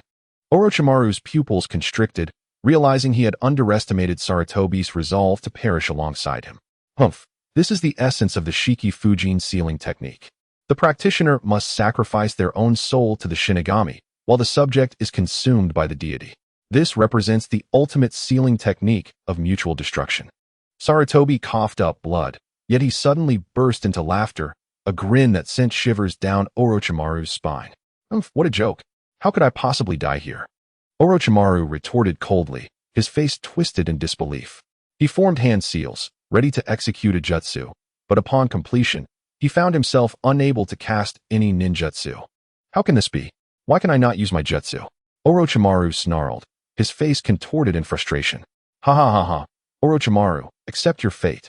Sarutobi's lips curled into a slight smile, clearly relishing his victory over Orochimaru. Dream on. Even if you perish, I shall not die. I am Orochimaru. Orochimaru clenched his teeth and swiftly seized the Kusanagi sword, plunging it repeatedly into Sarutobi Hiruzen. The vitality of Sarutobi Hiruzen was rapidly ebbing away. Even the Grim Reaper's hand, which was tugging at Orochimaru, faltered and began to retreat. How could this be? It seems I have indeed grown old. Sarutobi Hiruzen spat blood, murmuring to himself. Sarutobi, what are you hesitating for? The Sarid demon reverted to his simian form, loudly addressing Sarutobi Hiruzen's aging silhouette. I understand. Sarutobi Hiruzen gritted his teeth, channeling all the remaining strength he possessed into that Grim Reaper's hand. Orochimaru, do you not delight in researching ninjutsu? Then allow me to bestow upon you a unique punishment. Although my current strength is insufficient to take you away, I shall ensure that you, lost in your obsession with ninjutsu, pay the price you deserve. With that, Sarutobi Hiruzen closed his eyes, mustering his final strength to extract Orochimaru's soul from his hands and severing it with a swift strike. Sealing. The Grim Reaper released the dagger from his mouth, swallowing Orochimaru's soul. Just as he was about to harvest Sarutobi Hiruzen's soul as well, a boisterous voice echoed from afar. Hey, you ghastly being, release that old man's soul at once. A somewhat plump black dog approached, barking fiercely. The Grim Reaper was taken aback, for it was understood that, ordinarily, only the caster and the target could perceive their forms. This black dog seemed to possess some remarkable abilities. Yet, no matter how capable it was, what could it accomplish? The Grim Reaper disregarded Wankai and hastened the extraction of Sarutobi Hiruzen's soul. Upon witnessing this, Wankai's fury surged. To Wankai, Sarutobi Hiruzen represented a feast. Should he perish, Wankai's culinary plans would be dashed. Thus, he began to accelerate, crashing through the formidable four purple flames formation before standing before the near-death Sarutobi Hiruzen and addressing the Grim Reaper. I shall state this once more. Release that old man's soul, or do not blame me for my wrath. Gazing at the black dog before him, the Grim Reaper inexplicably felt a chill in his heart. However, he was still the Grim Reaper. If everyone were to threaten him like this black dog, he would be compelled to release them. The Reaper's sealing technique would become commonplace in the ninja world, and he would incessantly be summoned to seal others without receiving any reward. What a grave loss that would be. Just as he resolved to insist on taking Sarutobi Hiruzen's soul, Wankai sprang into action, rising on his hind legs. He leaped before the Grim Reaper and swatted at him with his paw, instantly knocking the Grim Reaper to the ground. To outsiders, however, it merely appeared as if Wankai was swatting at the air beside him. The fallen Grim Reaper displayed a flicker of trepidation in its eyes. After countless years of existence, this was the first time it had been treated in such a manner, not by a person, but by a black dog, an experience that utterly transcended its understanding. Meanwhile, Wang Kai, observing the Grim Reaper sprawled on the ground, remained silent, merely gazing at itself. Anger surged within, and it began to scold and strike. You. I warned you not to collect that old man's soul, and now you've turned your attention to me. Haven to you? Was my previous strike too gentle? Very well. Allow me to deliver a more forceful blow to satisfy you. With that, it launched a fierce assault on the Grim Reaper. 30 seconds later, the battered figure of the Grim Reaper departed this world, vowing to exercise greater caution in the future, most importantly to avoid any further encounters with that formidable black dog. That black dog certainly strikes hard. On another front, Orochimaru was caught by Gitanmaru and the others, leading to a swift retreat. Wankai placed its head atop Sarutobi Hiruzen's heart and detected a faint heartbeat, albeit too weak, requiring immediate medical attention. But who could provide such aid? Li Xian, yes. He would do. After all, Wankai had merely promised to rescue the old man from Orochimaru's grasp. It had not pledged to heal him, even if healing were necessary. The old man's injuries were severe, and Wankai held little confidence. Never mind, I'll leave it to Li Xian. I am but a dog, why overthink? Wankai waved a paw to staunch the flow of blood from the third Hokage, then enlarged its form, hoisting Sarutobi onto its back, and began the journey back to Li Xian's restaurant. The lurking Umbu ninja, witnessing this, did not obstruct the creature but instead dispatched 6 of their number to follow Wankai, while the remainder continued to clear away the remnants of the Sound and Sand Alliance. Upon returning to Li Xian's domain, just 2 minutes after Wangsai's departure, Shikaku awakened from its stupor. It began to thrash violently, but the infamous binding ropes of the sage were not easily escaped. After a struggle, Shikaku realized that its efforts only tightened the bonds further. If this continued, it might become the first tailed beast to perish bound by ropes. Just as it was preparing to issue threats against Li Xian, its stomach grumbled at an inopportune moment. Accompanied by the rumbling, the system initiated an alert. Ding! Congratulations, host, you have triggered a hidden task. Prepare a meal that Shikaku will find satisfying. Note, this tailed beast has a preference for robust flavors. Task description: as the future culinary deity of the ninja world, how can the host limit their culinary expertise only to humans? Tailed beasts deserve equal treatment, do they not? Task reward: Rejuvenation Talisman. Extends the life of a critically ill person by 1 month. This reward seemed likely to be needed soon, Li Xian mused, before instructing Shikaku to await its meal in the kitchen, refraining from further conversation. After tidying his attire, Li Xian entered the kitchen. Observing Li Xian's intent to prepare a meal, Shikaku felt a flicker of curiosity and settled quietly on the ground, awaiting its feast. In search of bold flavors, Li Xian pondered what delectable dishes the establishment might offer. Suddenly, a spark of inspiration illuminated his mind. Indeed, he could prepare stinky tofu, an epitome of bold culinary delight. Notorious for its pungent aroma, yet celebrated for its delectable taste. With his idea solidified, Li Xian set about his preparations. He meticulously sliced the tofu provided by the system into uniform squares, then retrieved the secret sauce known for its unique flavor.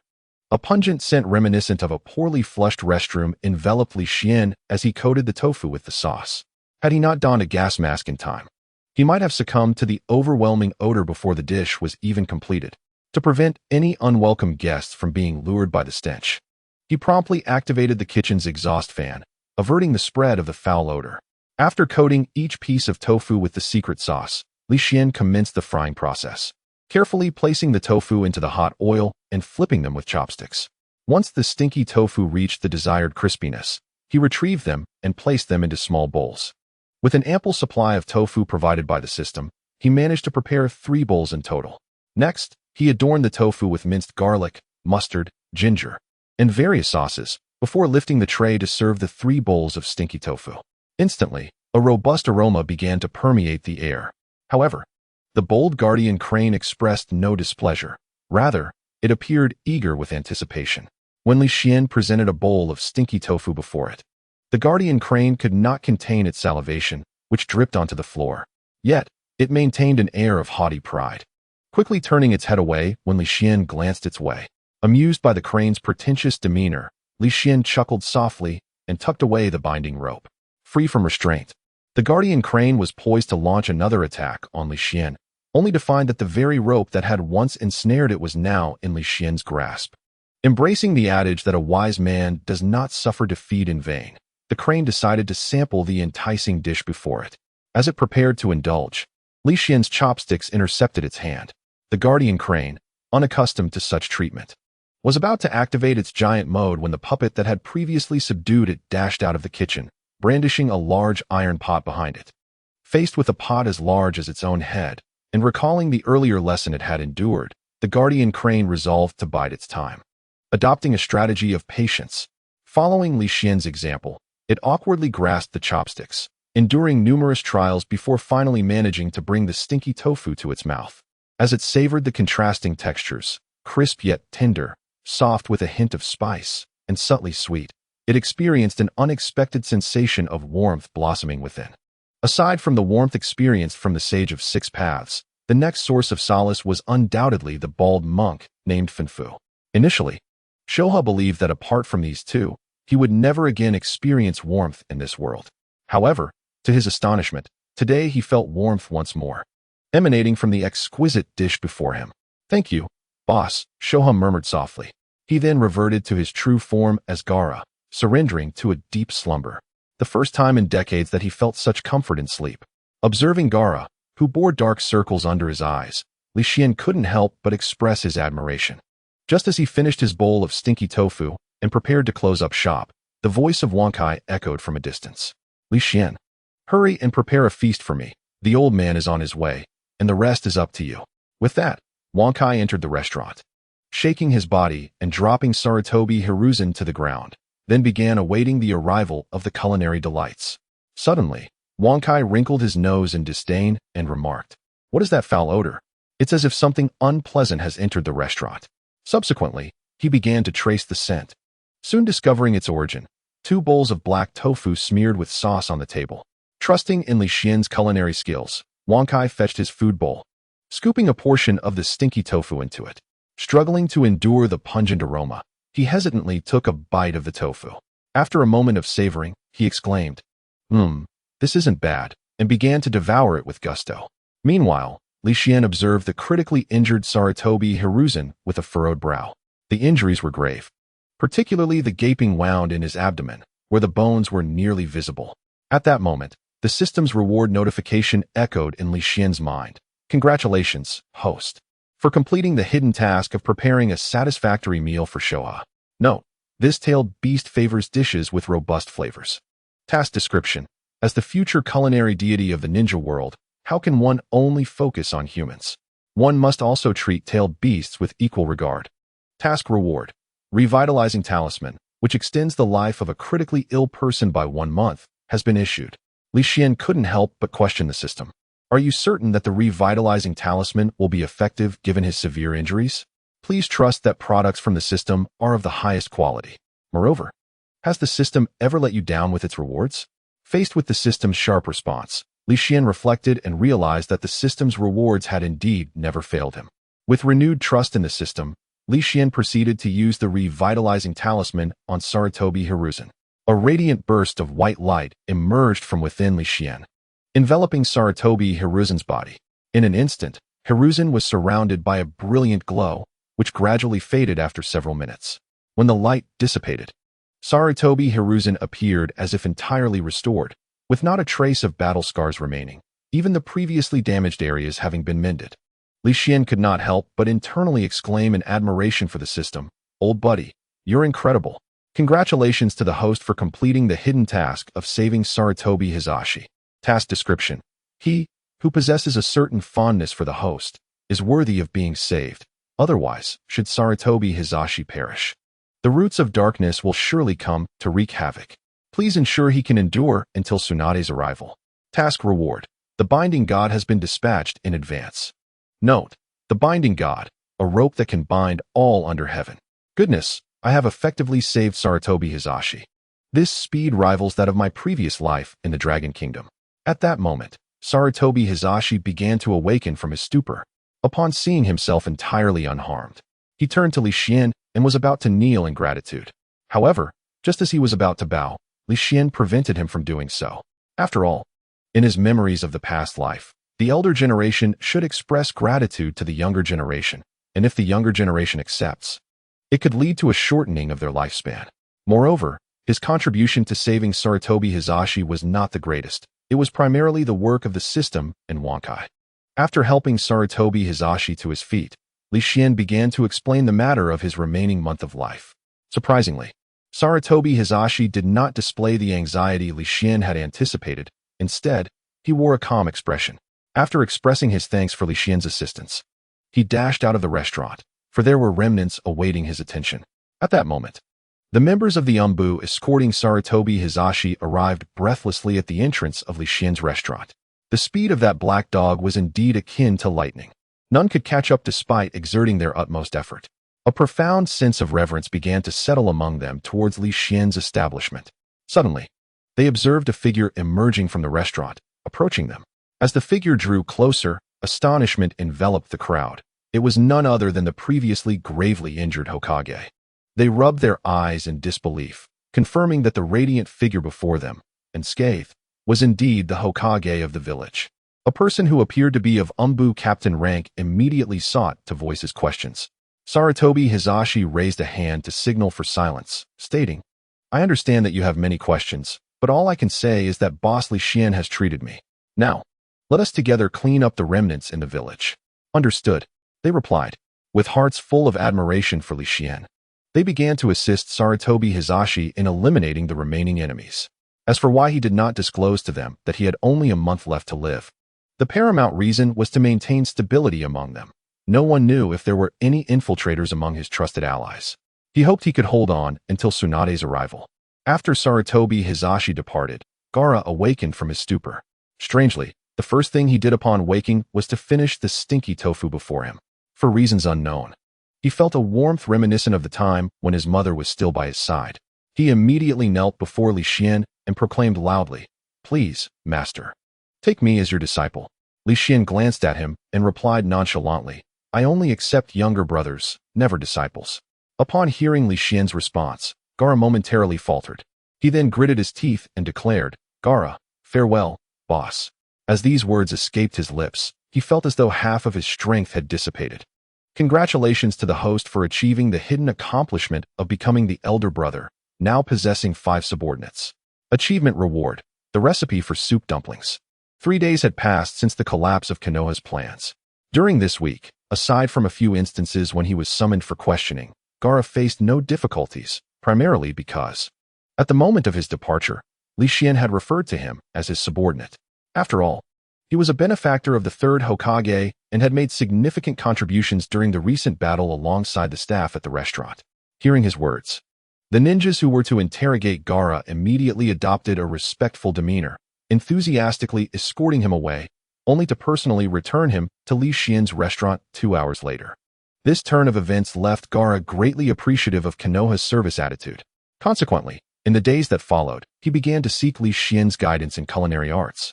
And Li Xian, pleased to have someone to share the burden of his craft, willingly imparted his knowledge. 2 days later, a mound of charred rice and a plate of what vaguely resembled tofu appeared before the onlookers. Gazing at the dishes exuding an aura of demise, the crowd felt a chill run down their spines. Ultimately, under Li Xian's stern gaze and Gaara's hopeful expression, Zabuza and his companions picked up their spoons to taste the creations one by one. After sampling both dishes, they were surprised to discover a unique flavor, prompting them to devour the food ravenously. Seeing them enjoy the meal so heartily, Li Xian could not resist picking up a pair of chopsticks to join in the tasting, ultimately finding himself swept into the throng of eager diners.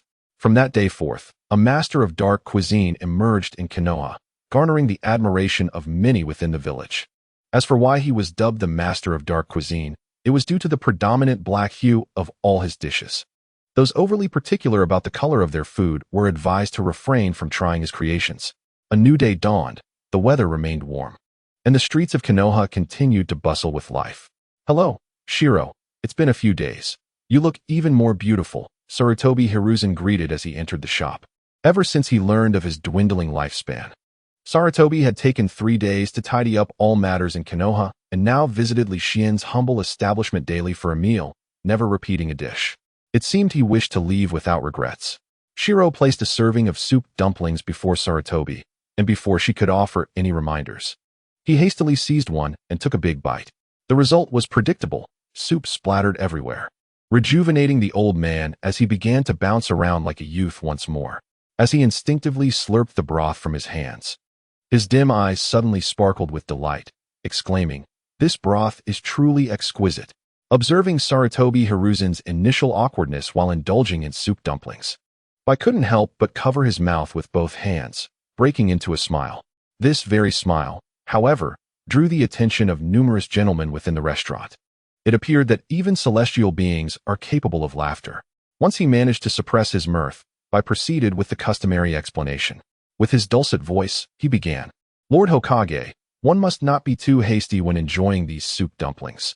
There is indeed an art to their consumption. First, take a small bite from the dumpling to sip the flavorful broth inside, but do so slowly to avoid burns. Finally, enjoy the dumpling skin with the ginger slices presented on the small plate." To his surprise, the seemingly simple soup dumpling had such a refined method of enjoyment. Boss Li Xian truly lived up to his legendary status. Following Bai's instructions, Sarutobi Hiruzen picked up another soup dumpling with newfound wisdom, avoiding burns and savoring each bite. The skin was thin and smooth, the broth plentiful and refreshing, rich yet not overwhelming, and the flavor exquisite. It was undoubtedly the finest dumpling he had ever tasted. Onlookers were captivated by their esteemed Hokage's rapturous expression, prompting them to add soup dumplings to their own orders. Thus, the reputation of the soup dumplings began to flourish. Meanwhile, Gaara had established an outdoor eatery beside the restaurant. Due to the destruction from prior battles, aside from Li Xian's restaurant, which remained intact under the system's protection, the surrounding structures bore significant damage. In a gesture of gratitude for Boss Li Xian's life-saving assistance, Sarutobi Hiruzen decided to allocate the entire alley to Li Xian for the expansion of his restaurant. Witnessing such magnanimity from the Hokage, Li Xian graciously accepted. Of course, after such considerable effort, some form of recompense is only fair. Henceforth, this alley, nay, this street, was named Xuanmu Street, symbolizing the enduring friendship between Li Xian and Konoha, unbreakable and everlasting. From that moment on, Xuanmu Street was under Li Xian's jurisdiction. Subsequently, once Gaara's culinary skills had sufficiently developed, he constructed an outdoor restaurant nearby using sand. Remarkably, it possessed a unique charm. Although Gaara's dishes were somewhat darker in hue, the delectable flavors and distinctive ambience quickly garnered him a following. This unexpected experience of life's joys brought a sense of warmth to his previously solitary existence. If only I had met Brother Li Xian sooner. Upon finishing his meal, Sarutobi Hiruzen left a letter on the table and exited without a backward glance. As Bai cleared the table, he tucked the letter into his pocket, intending to present it to Li Xian at the end of the day's operations. As they were currently overwhelmed with patrons, before long, the business hours came to a close, and Bai handed the letter to Li Xian, who proceeded to open it. The content primarily expresses gratitude for a life-saving favor, followed by the revelation that Asuma, the son, has unexpectedly caused Kurenai to become pregnant before marriage. In an effort to make amends, or perhaps to fulfill a personal regret, there is a desire to host a wedding banquet for them. This endeavor, however, is not to be undertaken without compensation. They are willing to pay a substantial fee of 50 million. At 10 o'clock the following day, Sarutobi Hiruzen will personally arrive to discuss the arrangements. 50 million, a staggering sum. In that moment, Li Xian's heart surged with excitement. Just then, a notification from the system echoed in his mind. "Congratulations, host. You have triggered a hidden quest. Utilize your own capabilities to orchestrate a successful wedding banquet for others." Quest description: the system cannot offer perpetual assistance. Akin to fledglings learning to soar, you must embark on a journey of exploration and innovation on your own. Quest reward: 1 capture card, capable of ensnaring elite Jonin-level ninjas. The next day, Sarutobi Hiruzen arrived punctually at Li Xian's small establishment to discuss the wedding plans for his son, Asuma. After an intense negotiation, the banquet was scheduled for the day after tomorrow. Once Hiruzen departed, Li Xian closed the restaurant doors and, alongside Gaara and the staff, plunged into the preparations for the wedding. On the day of Asuma and Kurenai's wedding, the sun's radiant rays poured down, cloaking the earth in a golden sheen. Many invited guests began to gather from all directions. The venue for the wedding was naturally chosen to be in Xianyi Street, as Li Xian was the only one in the village whose culinary offerings could satisfy the Third Hokage. To ensure the success of the event, Uncle Yao closed his restaurant for the occasion to assist Li Xian with the preparations. However, his daughter remained by the side of Kazama Chun, engaged in animated conversation. At times, she playfully struck at his chest with her small fists, to which Kazama accepted with a warm smile. Witnessing this scene nearly caused Li Xian to suffer a cerebral hemorrhage. Fortunately, he spotted two familiar figures, which redirected his attention.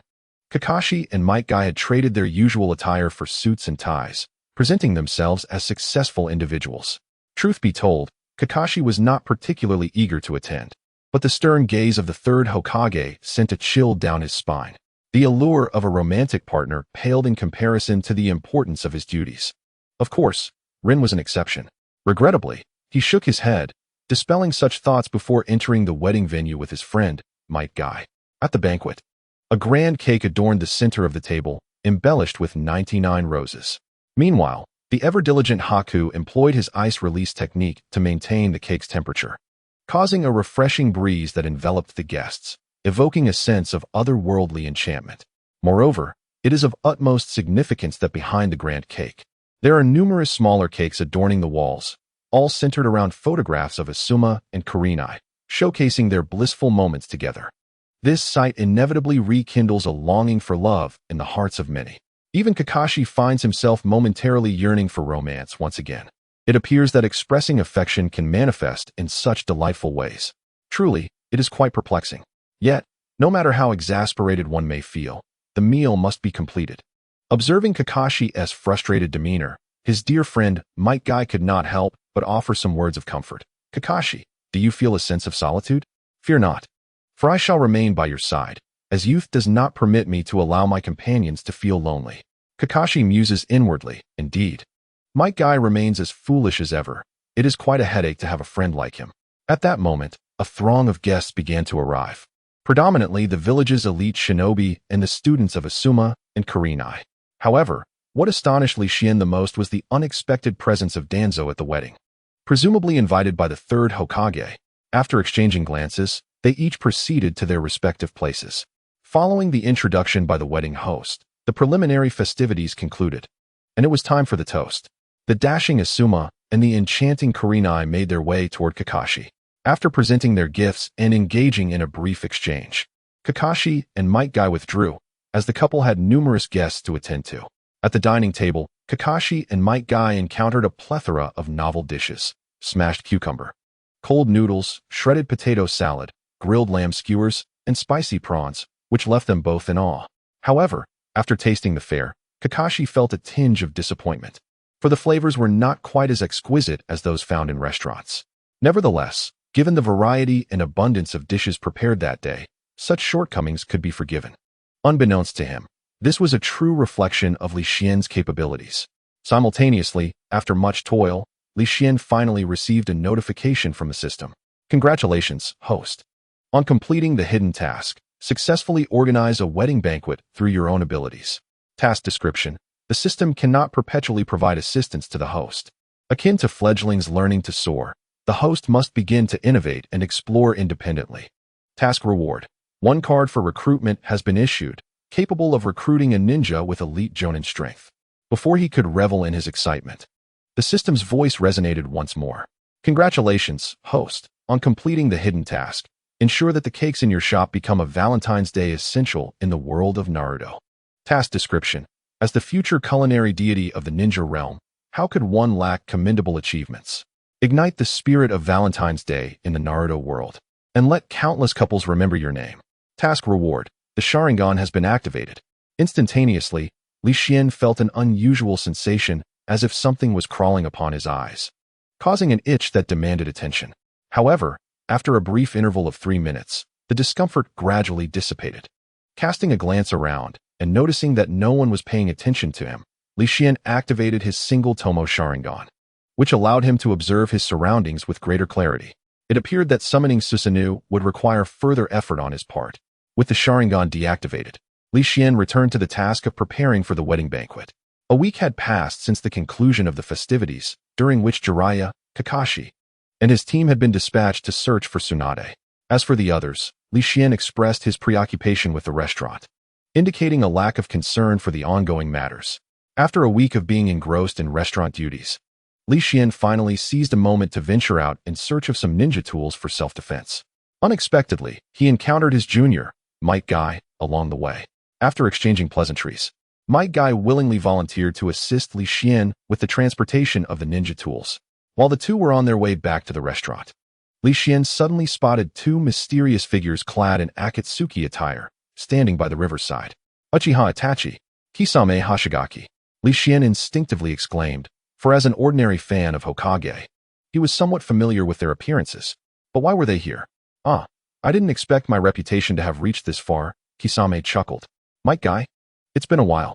I see you're still training as hard as ever. By the way, who is this beside you? Uchiha Itachi, removing the straw hat from his head, spoke coolly. Allow me to introduce myself. I am Li Xian, the owner of a restaurant and also the older brother of Might Guy, Li Xian declared proudly, puffing out his chest. I didn't realize that after my departure from Konoha, Might Guy had an older brother. However, this person seems considerably younger, indicating he possesses extraordinary qualities, Itachi mused inwardly. Then politely remarked, "Oh, so you are Might Guy's older brother. It is a pleasure to meet you." Hearing their compliments, Might Guy's face turned crimson. To prevent them from revealing that he was Li Xian's junior, he quickly interjected, "What is the purpose of two rogue ninjas coming to our Konoha? Rest assured, we are merely passing through and hope not to be hindered, for I have no desire to harm you," Itachi replied coolly, clearly confident in his abilities. However, when he turned his gaze toward Li Xian, a serious expression crossed his face, for he found it impossible to gauge this man's strength. This was evidently a protective mechanism bestowed upon Li Xian by the system. While the two scrutinized him, Li Xian discreetly sent a signal for assistance to Zabuza. Just as Li Xian was preparing to stall for time, Might Guy had already assumed a combat stance, stating, "Neither of you shall leave today. I shall take you to the Third Hokage for interrogation." What a pity. I had no intention of engaging in combat, Kisame lamented. Extending his right hand to retrieve an object wrapped in white cloth from his back, it was unmistakably his signature weapon, the Samahata. "Mr. Itachi, may I eliminate them?" Kisame snarled at Uchiha Itachi, turning his head. "Let us make it quick, without attracting too many onlookers," Itachi replied coolly. A fierce battle was about to commence as Kisame brandished his sword, Samahata, and charged at the two, only to be intercepted by Might Guy. "Interesting. Then I shall dispose of you right now," he declared. "Humph, who defeats whom remains to be seen. Today, I shall demonstrate the might of youth," they both exclaimed, launching into an intense clash. Meanwhile, Li Xian seemed to receive some news and slowly approached Uchiha Itachi. After all this time in the ninja world, it was his first encounter with the living legend, Uchiha Itachi. In his past life, he had harbored quite a fondness for him, and now seeing him in person, he could not help but admire his somewhat striking appearance, which only slightly outshone his own. Noticing Li Xian approaching and scrutinizing his face, Itachi furrowed his brow. Just as he prepared to cast a genjutsu, he suddenly sensed something and glanced to the right behind Li Xian. Indeed, the renowned Uchiha Itachi is as formidable as the legends say. Even hidden so well, you managed to detect me, he thought. Suddenly, Zabuza emerged from the bushes, taking a defensive stance beside Li Xian to confront Itachi. Their gazes locked, both fierce and unyielding. Without further ado, Itachi struck first, launching dozens of shurikens towards Li Xian and Zabuza. Zabuza instinctively attempted to dodge, but recalling Li Xian was still behind him, he wielded his sword, the Kubikurabocho, to deflect the incoming shurikens, sending them clattering to the ground. He then placed the sword on his back and quickly formed hand seals by a nearby stream. Water release, water dragon bullet technique. A water dragon surged towards Uchiha Itachi. However, Itachi remained composed. As the dragon approached, he transformed into a flurry of crows, effortlessly evading the attack. The crows soon converged back, reshaping into Itachi's form. Before Zabuza could make his next move, Itachi appeared behind him, a kunai poised at his throat. But Zabuza suddenly flashed a devilish smile, transforming into a puddle of water that splashed onto the ground. Turning to look behind him, Itachi found Zabuza had positioned his sword against his neck. "Remarkable. Both of you are indeed seasoned ninjas." This turn of events almost made Li Xian wish to sit back and enjoy the show, he thought. Yet, the battle was far from over. For the Itachi before Zabuza morphed once again into a swarm of crows, capturing Zabuza anew. What he did not anticipate was that this Zabuza was not the real one. The genuine Zabuza had materialized behind Li Xian. This series of intricate twists and turns in combat left Li Xian on the edge of his seat, ready to exclaim in awe. Although your strength is formidable, you will still be my defeated foe today. Allow me to show you the true power of the Sharingan. As the words fell, Uchiha Itachi closed his eyes tightly. When he opened them again, 2 streams of crimson tears flowed from his eyes. Not good, boss. Quickly close your eyes. Beware of the Jinjutsu. Zabuza shouted, but alas, it was too late.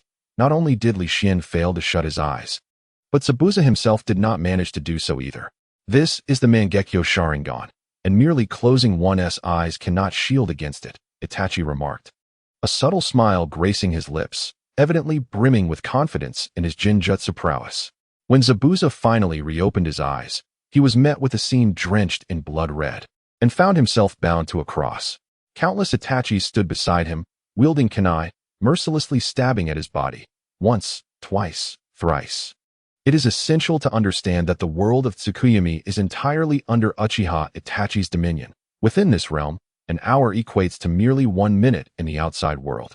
Most crucially, the injuries inflicted here are absolutely real. Unless Itachi personally dispels it, the afflicted must endure for 72 hours or succumb to mental collapse and death. Even Zabuza, whose resolve was formidable, felt a flicker of trepidation at that moment. Zabuza, with 71 hours and 59 minutes remaining, I hope you can endure, Itachi said nonchalantly. Damn it! Zabuza growled angrily, before losing consciousness. Itachi, however, did not deliver a fatal blow and promptly ended the Tsukuyomi. Zabuza fell to the ground, unable to withstand the ordeal. Meanwhile, Li Xian remained remarkably composed, observing Uchiha Itachi with an unwavering gaze. At that moment, Itachi began to regard Li Xian with newfound seriousness, for he was astonished to discover that Li Xian could completely disregard his Jinjutsu. It is known that those capable of ignoring Jinjutsu fall into 2 categories. Either they possess extraordinary skill in Jinjutsu, or have a unique constitution. Given Li Xian's calm demeanor, Itachi swiftly categorized him among the former. Uchiha Itachi, I am well aware of everything about you. Even your defection was to safeguard your brother and Konoha, was it not? Li Xian remarked with a smile. Itachi's expression shifted to one of profound astonishment, and he glanced towards Kisame and Might Guy, who were engaged in a fierce battle, utterly oblivious to the conversation transpiring nearby.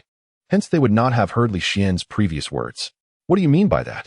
I find myself somewhat perplexed, Itachi inquired, as the gravity of the situation compelled him to probe further, wary of potential deception. Li Xian approached Itachi, gently patting his shoulder, while inwardly consulting the system. System, could you facilitate an independent space for us to converse? Beep. A payment of 10 million silver coins is required, the system replied. Upon hearing this, Li Xian's heart swelled with indignation. You wretched system, were you not previously free of charge? Why, all of a sudden, do you demand payment? And such an exorbitant sum at that, amounting to 1/5 of my previous earnings? This is utterly unscrupulous. The system then offered a solemn explanation. Please understand, dear host, that in order to attain anything of value, one must invariably pay the corresponding price. After all, there are no free lunches falling from the sky. Moreover, the products of the system are undoubtedly of exceptional quality, so please trust in its capabilities. Thus, Li Xian could only endure the ache in his heart and acquiesce to the system's demands. Meanwhile, a sum of 10 million vanished from Li Xian's treasury without a trace. It must be said that the system's powers are indeed formidable. In modern times, should a woman possess such resources, which man could possibly conceal his private savings? Soon after, a radiant light enveloped the 2 of them. When the luminescence faded, Itachi opened his eyes again, and they found themselves in a world of black and white. To infiltrate the Akatsuki as an undercover agent, for the sake of Konoha and his younger brother. Even if it meant slaughtering the Uchiha clan and bearing the burden of being a rogue ninja, he would protect them from the shadows. Am I not correct, Uchiha Itachi? With a casual wave of his hand, Li Xian conjured a table and 2 chairs within the space, and 2 cups of tea materialized above the table. Seated in one of the chairs, he savored the tea while speaking slowly. How did you come by this information? By all accounts, This should be known only to me and the Third Hokage. Could it be that the Third Hokage himself divulged this to you? Itachi fixed his gaze intently on Li Xian, attempting to glean some insight. Yet, Li Xian displayed no trepidation, leisurely continuing to savor his tea, occasionally expressing his approval of its flavor. Indeed, this tea is quite delightful. Will you not join me in tasting it? After exchanging glances, Itachi took a seat in the other chair and began to sample the tea before him, which was indeed quite pleasing. Upon finishing his cup, Li Xian smiled and remarked, "Your primary purpose for coming here was to see Sasuke, but regrettably, he has been assigned a mission and is currently outside the village." For a brief moment, Itachi's pupils contracted, but he quickly regained his composure and replied slowly, "No, our main objective here is actually the Nine-Tails Jinchuriki. Come now, there are no outsiders here. Just the two of us. Can we not extend a measure of trust to one another?" Li Xian countered. "On the surface, your stated aim is Naruto, yet your true intention is not as it appears. Rather, your primary goal is to hasten the growth of the seed of hatred buried within Sasuke's heart, and to facilitate the further evolution of his Sharingan."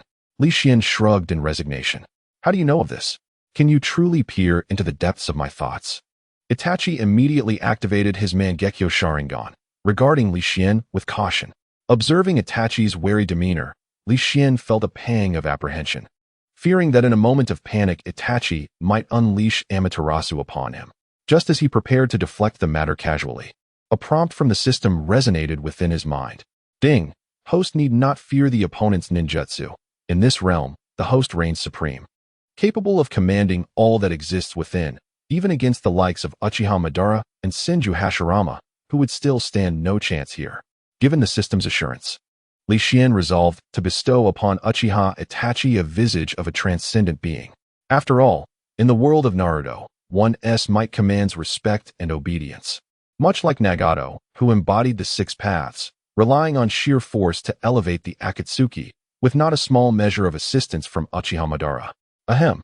After a few gentle coughs, Li Xian rose, standing with hands clasped behind his back, exuding an air of an otherworldly sage. He spoke, in truth, "My knowledge extends far beyond what you perceive. I am well acquainted with the capabilities of your two Mangekyo Sharingan." "What?" Uchiha Itachi sprang to his feet, a look of urgency etched across his face.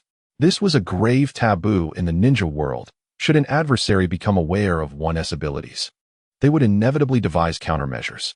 It could be said that any ninja, upon encountering them again, would likely be vanquished. Itachi believed anyone who had witnessed his full prowess had met their demise by his hand. How could a mere restaurant owner possess such insight into him? He had never even disclosed the secrets of his Mangekyo Sharingan to the Third Hokage. Meanwhile, Li Xian continued unabated. "You're right, I is the earlier mentioned Tsukuyomi, which transports an adversary's spirit to a realm of your design, inflicting immense psychological torment. The left eye, on the other hand, is Amaterasu, a physical attack that engulfs the target in black flames, which will not extinguish until the victim is entirely consumed. Am I correct?" As Li Xian articulated the powers of Itachi's Mangekyo Sharingan, beads of sweat began to cascade from Itachi's brow. "By the way, Mr. Itachi, is it truly worth sacrificing your life for Sasuke?" At this, Itachi's body trembled slightly. He knew that the final confrontation with Sasuke was still far off. Though he had sketched out a rough plan, minor discrepancies were inevitable. Yet how had Li Xian disowned his ultimate objective? "Mr. Itachi, if you would indulge me, I wish to extend an invitation for you to work at my restaurant. I cannot bear to see such talent perish in vain." Itachi was one of Li Xian's most cherished characters in life, and now that fate had brought them together, he naturally wished to avert that tragedy. "Apologies, but I have my own mission to fulfill." Before Uchiha Itachi could voice his refusal, Li Xian interjected. "Mr. Itachi, please withhold your rejection for now. Might I propose a wager?" "A wager? But rest assured, Mr. Itachi, I understand your concerns. However, your protection of Sasuke should have been predicated on the Third Hokage being alive." Once he is gone before Li Xian could finish his sentence, Itachi interjected. "What do you mean? Are you suggesting that the Third Hokage's days are numbered?" Li Xian then recounted the earlier events in their entirety to Uchiha Itachi. "So, it appears that the Third Hokage has less than a month to live," Itachi lamented, astonished that such a formidable figure in the shinobi world was now nearing the end of his life. Regaining his composure, Itachi inquired, "What, then, is your wager?" Li Xian touched his nose and smiled. The wager is whether your Amaterasu can inflict harm upon me. What? Itachi exclaimed, fully aware that anyone afflicted by his Amaterasu typically faced death. To date, aside from the leader of Akatsuki, he had not encountered anyone capable of resisting its flames. As he hesitated, Li Xian continued, without formidable strength, even the most precious treasures can be taken by others. Consider this wager a form of protection for yourself. After all, should your organization discover your betrayal, they are likely to send assassins after you. This will also allow you to gauge the extent of my power. Li Xian's words articulated his thoughts perfectly. Observing the determination in Li Xian's eyes, Itachi resolved not to waver any longer. Then I hope you won't disappoint me. Boss Li Xian, he declared earnestly. Suddenly, a dark flame materialized around Li Xian, radiating an intense heat. He could not help but admire its potency, for it was indeed one of the most formidable jutsu of the early Hokage era. Yet, considering his own safety, he decided it was best to dispel it quickly. With a gentle wave of his hand, the Amaterasu flames obediently retreated from his body.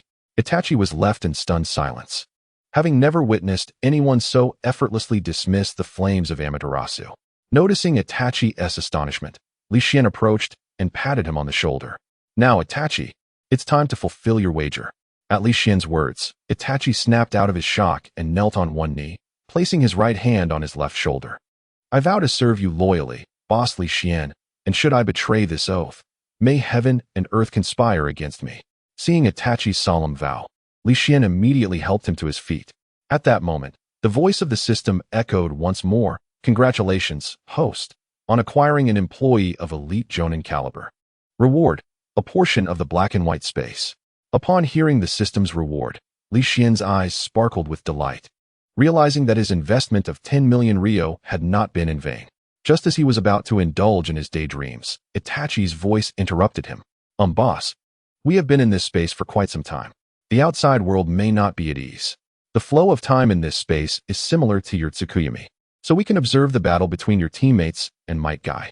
Li Xian responded accordingly. Boss, if you permit, please spare his life. Rest assured, I am well aware of his character. If only he could serve me as you do. Itachi, consuming from both his bowl and the pot, the man. Humph. Once the two emerged from the realm of black and white, the battle between Kisame and the four-door Might Guy was exceptionally fierce. The fissures in the ground bore witness to the aftermath of their conflict. Observing Itachi Uchiha regaining his composure, Kisame immediately retreated to his side and inquired, now that Mr. Itachi has concluded his battle, shall we take this individual captive? As he reached for Li Xian, he was thwarted by Itachi's intervention. Mr. Itachi, what is the meaning of this? Kisame questioned, puzzled. I apologize. I have sworn my allegiance to Boss Li Xian. Kisame, considering our shared team, you should leave. And when we meet again, do not hold back. Mr. Itachi, Kisame exclaimed. This is my voluntary choice. It concerns no one else, Itachi clarified. Upon hearing Itachi's response, Kisame hesitated momentarily. Then, to the astonishment of those present, he mimicked the oath that Itachi had previously taken before Li Xian, reciting the pledge aloud. Watching this unfold, Guy was so taken aback that he exited the eight-gate state, delivering 4 heavy punches to his own face before realizing he was not dreaming. Li Xian, equally stunned by Kisame's forthrightness, remained momentarily speechless. It was not until the system's notification sound broke the silence that he regained his senses. Congratulations, host. On acquiring another elite Jonin-level employee, you are rewarded with a portion of elite Jonin chakra. Subsequently, Li Xian felt a tremendous surge of power rising within him, eventually reaching a saturation point before gradually subsiding.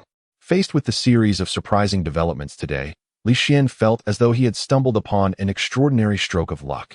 Not only did he gain 2 formidable employees, but his own strength also began to ascend dramatically. He wished to summon the system and express his gratitude with fervent kisses. After bringing both individuals back to the restaurant, it was not long before the third Hokage arrived in person, accompanied by Anbu ninjas. With a complex gaze, he regarded Itachi Uchiha before registering the information of the two, exchanging a few pleasantries with Li Xian before departing. Subsequently, Itachi's rogue ninja bounty was removed from the black market, notably adhering to the principle that members of the Akatsuki meet a dire fate. Li Xian did not require the two to change their attire. When news spread that they would serve as attendants, Renowned jonin from the village flocked to inquire about Itachi's reasons for becoming a rogue ninja, driven by an insatiable curiosity. However, under the directive of the Third Hokage, Itachi would not divulge the confidential matter and would sternly inform anyone who inquired that he had nothing to disclose, extinguishing the fervent gossip that ignited among the villagers. Disappointed at not obtaining the answers they sought, many gradually turned their focus to the prospect of dining. However, the striking appearance of Itachi was disseminated by several beauty-conscious female ninjas, resulting in a sudden influx of female patrons at the restaurant. In their words, indulging in delectable cuisine while gazing at a handsome figure was unparalleled bliss in the ninja world. Consequently, Itachi found himself nearly compelled to employ Amaterasu due to the dozens of ravenous gazes directed at him daily. Fortunately, Li Xian had promised a job change in the future, allowing Itachi to endure the attention. 2 days later, as Li Xian's restaurant thrived, the system awarded him once more. Congratulations, the number of patrons has surpassed 1,000. A delivery card is now awarded. Congratulations, the number of patrons has exceeded 2,000. The restaurant is slated for expansion, which will allow it to accommodate 300 diners. With the rewards from the system, Li Xian was finally able to fulfill Itachi's desire for a job change.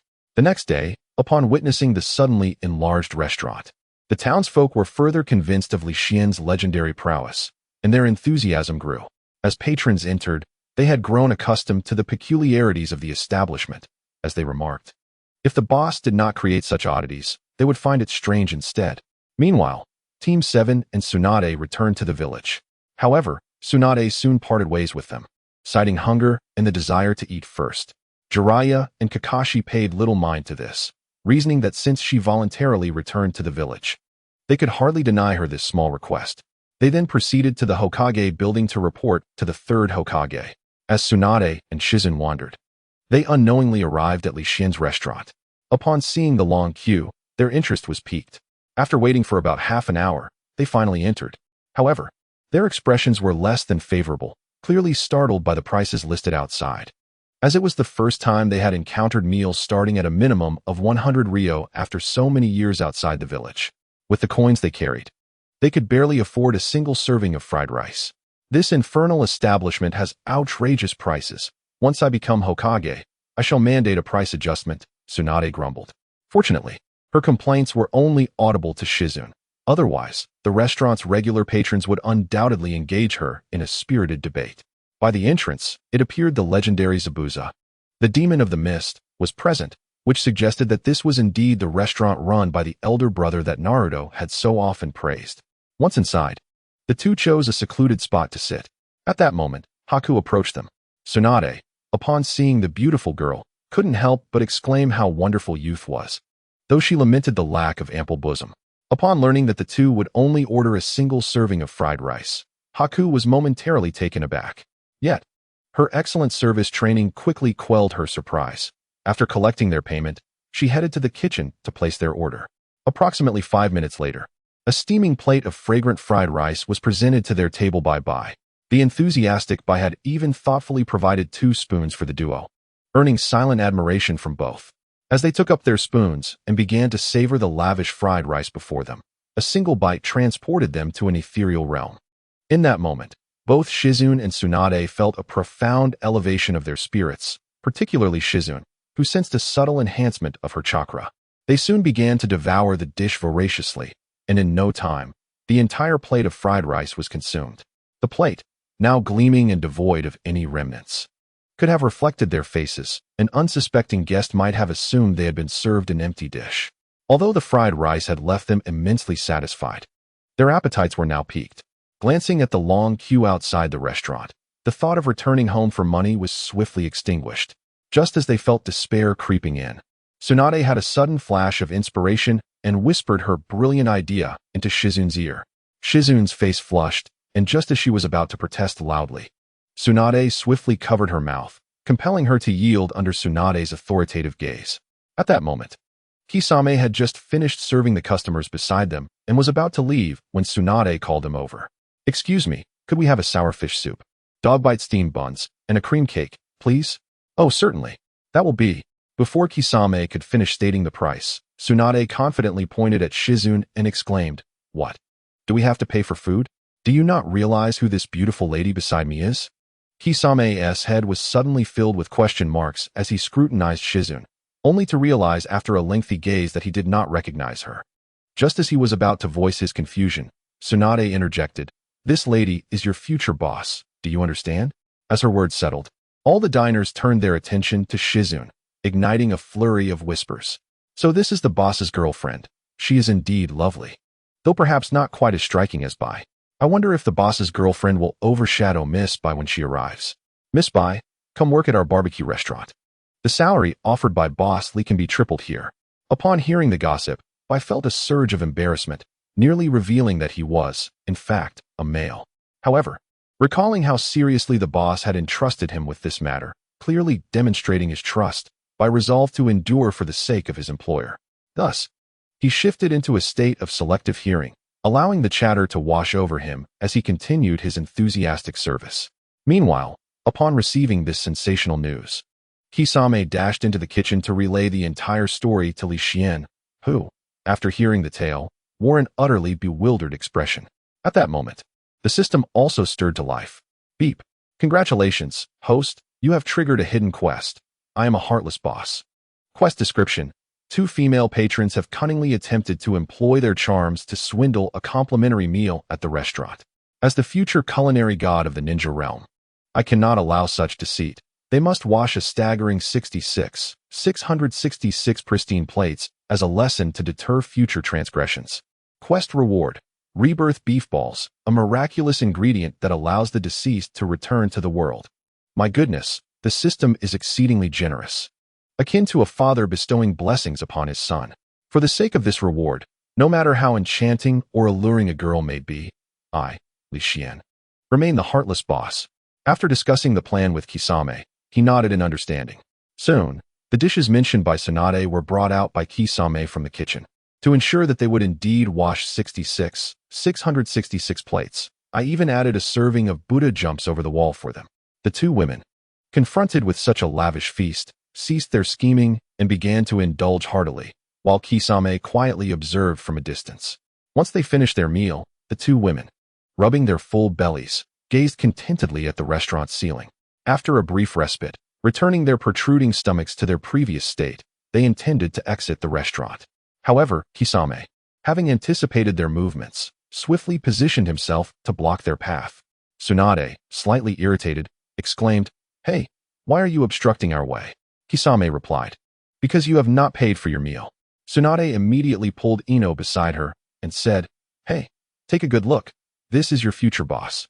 Do you wish to lose your job just like that?" With Tsunade by her side, Ino managed to steady her racing heart, fixing a stern gaze upon Kisame. If an unsuspecting individual were present, they might have easily been deceived by their impeccable act. However, Kisame, already aware of their identities, remained unfazed. With a smile, he inquired, "Might I ask if you ladies know our boss's name?" The 2 women appeared momentarily perplexed. After all, they only knew that Naruto referred to the boss as his elder brother without disclosing the name. Surely, they could not call out alongside Ino, could they? Wouldn't that be unbecoming for 2 beautiful women? Suddenly, Tsunade exclaimed, "Ah, Orochimaru."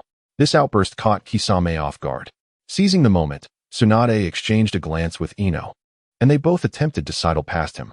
Yet, Kisame, being a formidable ninja, swiftly drew his sword, Samahata, aiming it at Tsunade. Unfortunately for him, he had miscalculated his target. As the weapon, wrapped in white cloth, hurtled toward her, Tsunade summoned her immense strength, catching the blade barehanded and deflecting it. With a powerful thrust, she embedded it into the floor and offered an apologetic gesture before accelerating alongside Ino. As he observed the 2 individuals on the verge of fleeing, Kisame bellowed, "Zabuza, if you don't act now, 2 women will dine and dash. Quickly stop them." Upon hearing Kisame's voice, Zabuza immediately lifted his enormous sword, blocking the exit for the 2. Noting that there was someone obstructing their path, Tsunade ceased her hesitation. Raising her right hand, she began to gather strength. And in the instant of contact with Zabuza, she unleashed a tremendous blow. Zabuza quickly raised his sword to counter, but the force from Tsunade was overwhelmingly fierce. Within 2 seconds, Zabuza vanished from the doorway. Meanwhile, Li Xian, who had been quietly observing from the shadows, was preparing to intervene personally. intending to showcase his black and white space to the two women. Just then, Itachi Uchiha returned from delivering food and witnessed Zabuza being sent flying by a single punch. Initially, he assumed it was an aggressive ninja and promptly activated his Mangekyo Sharingan. However, upon realizing that the aggressor was none other than Tsunade, one of the legendary Sannin, along with a young girl, he began to hesitate. Suddenly, Li Xian's voice echoed in his ear. Itachi, merely incapacitate the two. Under no circumstances should you take their lives. With a sigh of relief at Li Xian's words, Itachi felt reassured and prepared to act freely, though the boss forbade him from causing any fatal harm. A minor reprimand should still be permissible. Tsukuyami, Tsunade, and Shizune were instantly transported to a blood-red dimension, reliving Zabuza's previous encounter. After 1 minute in the real world, the two women collapsed on the spot. Kisame, having procured a sturdy rope from an unknown source, bound the two and delivered them to Li Xian. Unbeknownst to them, a passing Umbu ninja on vacation witnessed this entire scene. Upon rubbing his eyes and confirming that the bound individual was indeed Lady Tsunade, he bid farewell to his family and hurriedly made his way to the Hokage building. Simultaneously, Kakashi led Teams 7 and Jiraiya in recounting the unfolding events to the Third Hokage. Upon learning that Naruto had single-handedly assisted Tsunade in overcoming her hemophobia, Sarutobi Hiruzen regarded Naruto with newfound respect. Alas, he was still too young. Just as he was about to offer some encouraging words to Naruto, the vacationing Umbu ninja burst in, disregarding the guards outside. He exclaimed, "Third Hokage, this is bad. Lady Tsunade has been bound by someone." "What?" Sarutobi Hiruzen gasped. "Who dared to bind Tsunade? How audacious! Is it because my temperament is too mild?" "It was Li Xian," the ninja replied. "Cough. This may be a misunderstanding." Faced with the legendary Reaper's formidable canine and the miraculous abilities that had saved him from death, Sarutobi Hiruzen decided it was prudent to maintain a low profile before Li Xian. By the way, why would Li Xian want to bind Tsunade? The vacationing Umbu ninja found himself at a loss for words, having merely witnessed the outcome without grasping the sequence of events. Now, he was being asked to recount the unfolding of the situation, a task he felt ill-equipped to fulfill. Meanwhile, Kakashi and Jiraiya appeared to have an epiphany. Kakashi promptly approached the Third Hokage to share his conjecture. Upon hearing this, Sarutobi Hiruzen pondered the plausibility of the situation. He immediately summoned Kakashi to accompany him in investigating further. After a short interval of approximately 10 minutes, Kakashi arrived at the location with great haste. Upon entering the restaurant, he was greeted by a surprising sight. Tsunade, the soon-to-be 5th Hokage, was washing white dishes in the kitchen alongside her subordinate. Kakashi hastened to inquire about the situation from Kisame, and after learning the full account, he sought out Li Xian. He proposed the notion of using monetary compensation in lieu of washing dishes, only to be met with Li Xian's resolute refusal. With no alternative, Kakashi reported the matter to the Third Hokage. Upon comprehending the entire series of events, Sarutobi felt a flush of embarrassment wash over him. He had not anticipated that Tsunade's time away would lead to such an evolution in her demeanor and mindset. How could she aspire to be a competent Hokage under such circumstances? Thus, on a dark and stormy night, after a clandestine meeting with Li Xian, the dishwashing quota for Tsunade and her companion escalated to an astonishing 100,000. Initially, both Tsunade and Shizune protested this demand, but after a stern lesson from Li Xian using a black and white spatial technique, they complied. After 3 arduous days of labor, they finally completed the washing of the 10,000 dishes. It is said that on the day they returned, a fierce battle erupted within the Hokage building, resulting in the unfortunate removal of the Third Hokage's beard. However, this incident bore little relevance to Li Xian. Following the departure of the two women, the rewards for Li Xian commenced. Task description: 2 female patrons attempted to exploit their beauty to indulge in a free meal at the restaurant. As the future culinary master of the ninja world, this was intolerable. They were to wash an astounding 666 plates to serve as a cautionary lesson for others.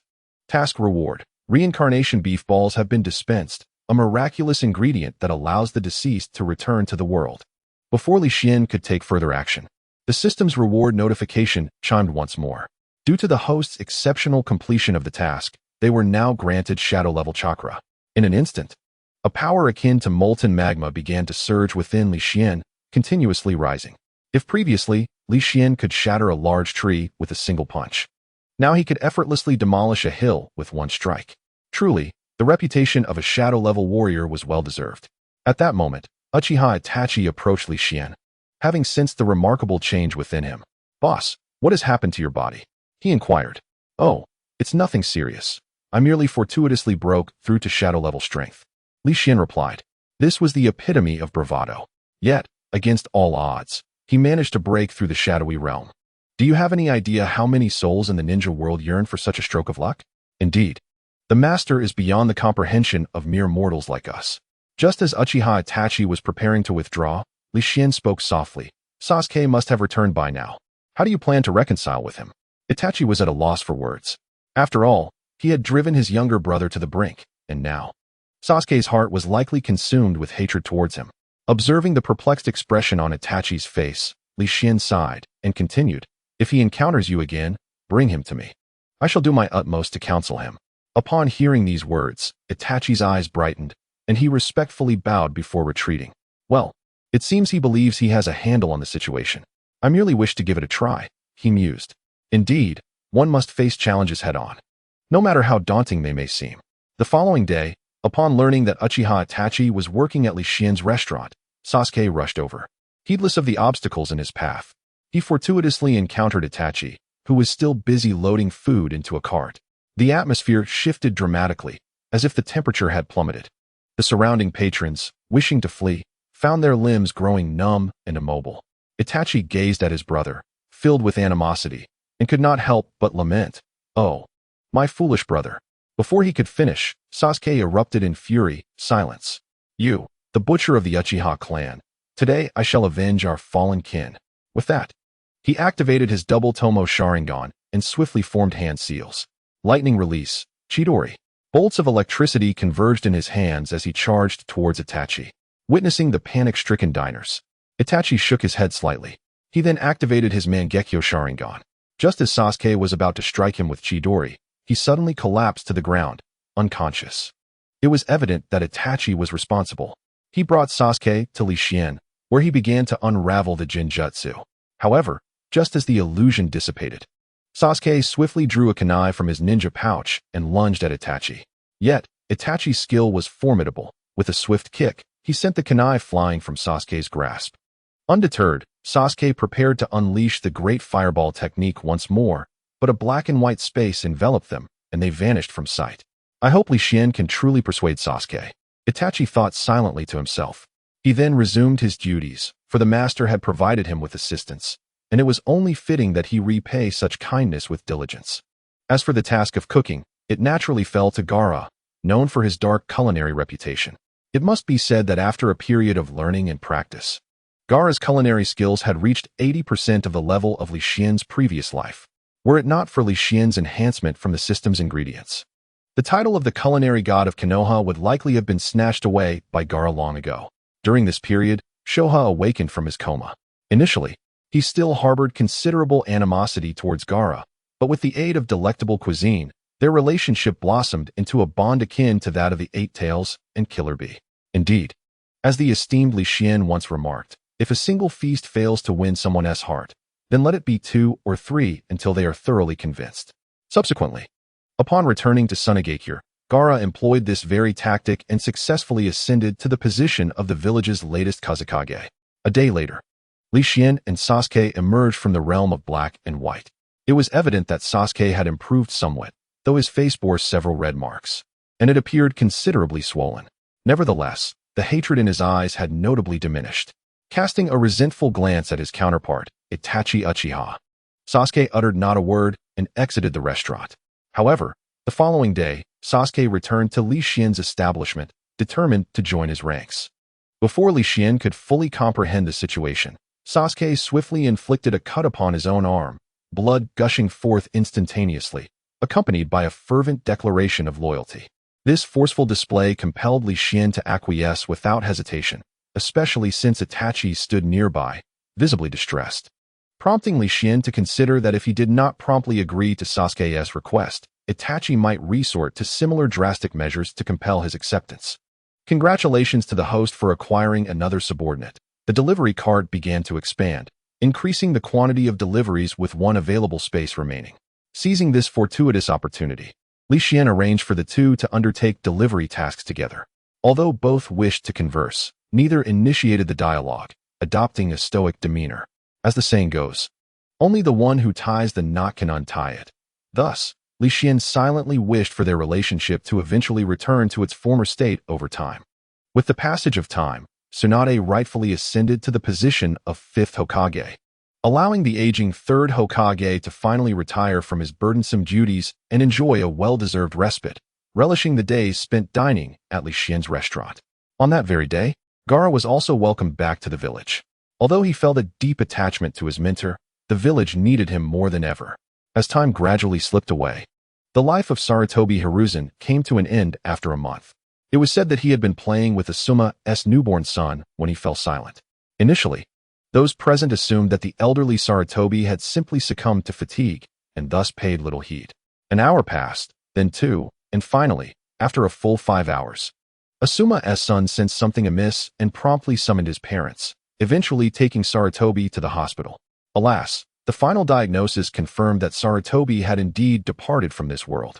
On that day, a torrential downpour enveloped the village as the residents donned solemn black attire, each offering flowers in tribute to their beloved Third Hokage. Although the Third Hokage may not be regarded as the most exceptional leader, he undoubtedly stands as a most competent Hokage. He could have easily embraced a life of leisure in his later years, yet after the passing of the Fourth Hokage, he rose to the occasion, shouldering the banner of Konoha until Tsunade's return. Wherever the leaves dance, the flame shall ignite, casting shadows of fire that illuminate the village and nurture new sprouts. It is only when one seeks to protect those they hold dear that a ninja's true strength reveals itself. Perhaps this was the very reason he persisted.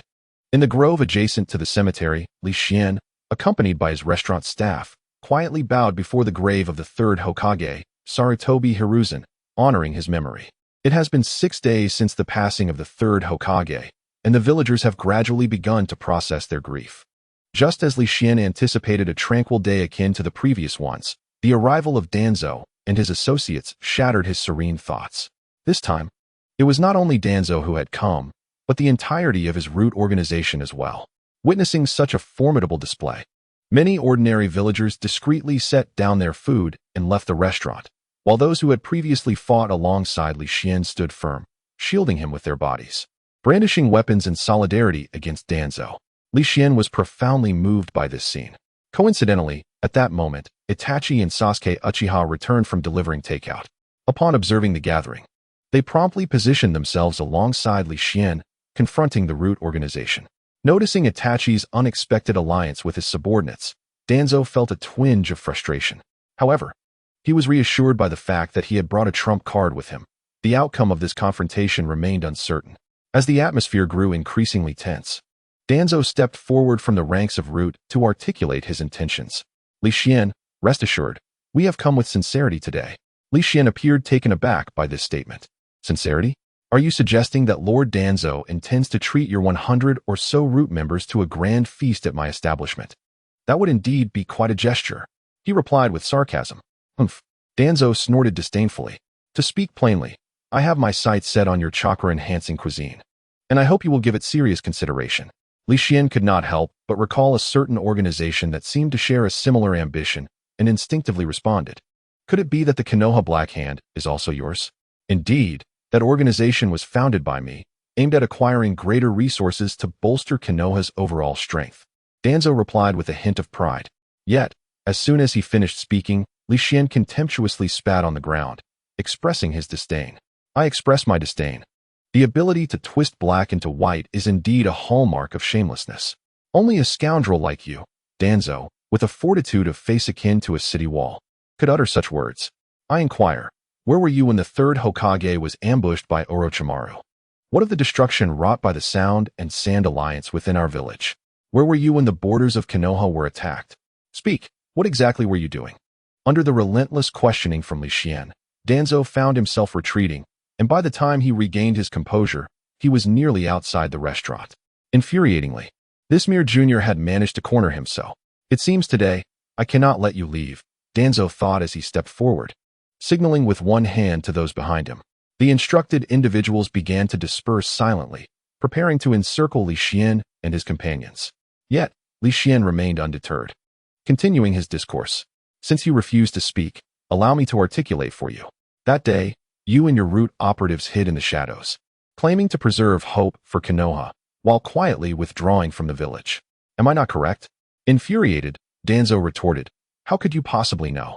He regarded the individuals before him as insignificant, but the stealth of their actions warranted understanding. "What harm is there in telling you? Come forth, Tenzo," Li Xian called out. As his words echoed, a ninja clad in the same attire as the root operatives approached Li Xian. "Tenzo you!" Danzo exclaimed in rage. "My apologies, Lord Danzo.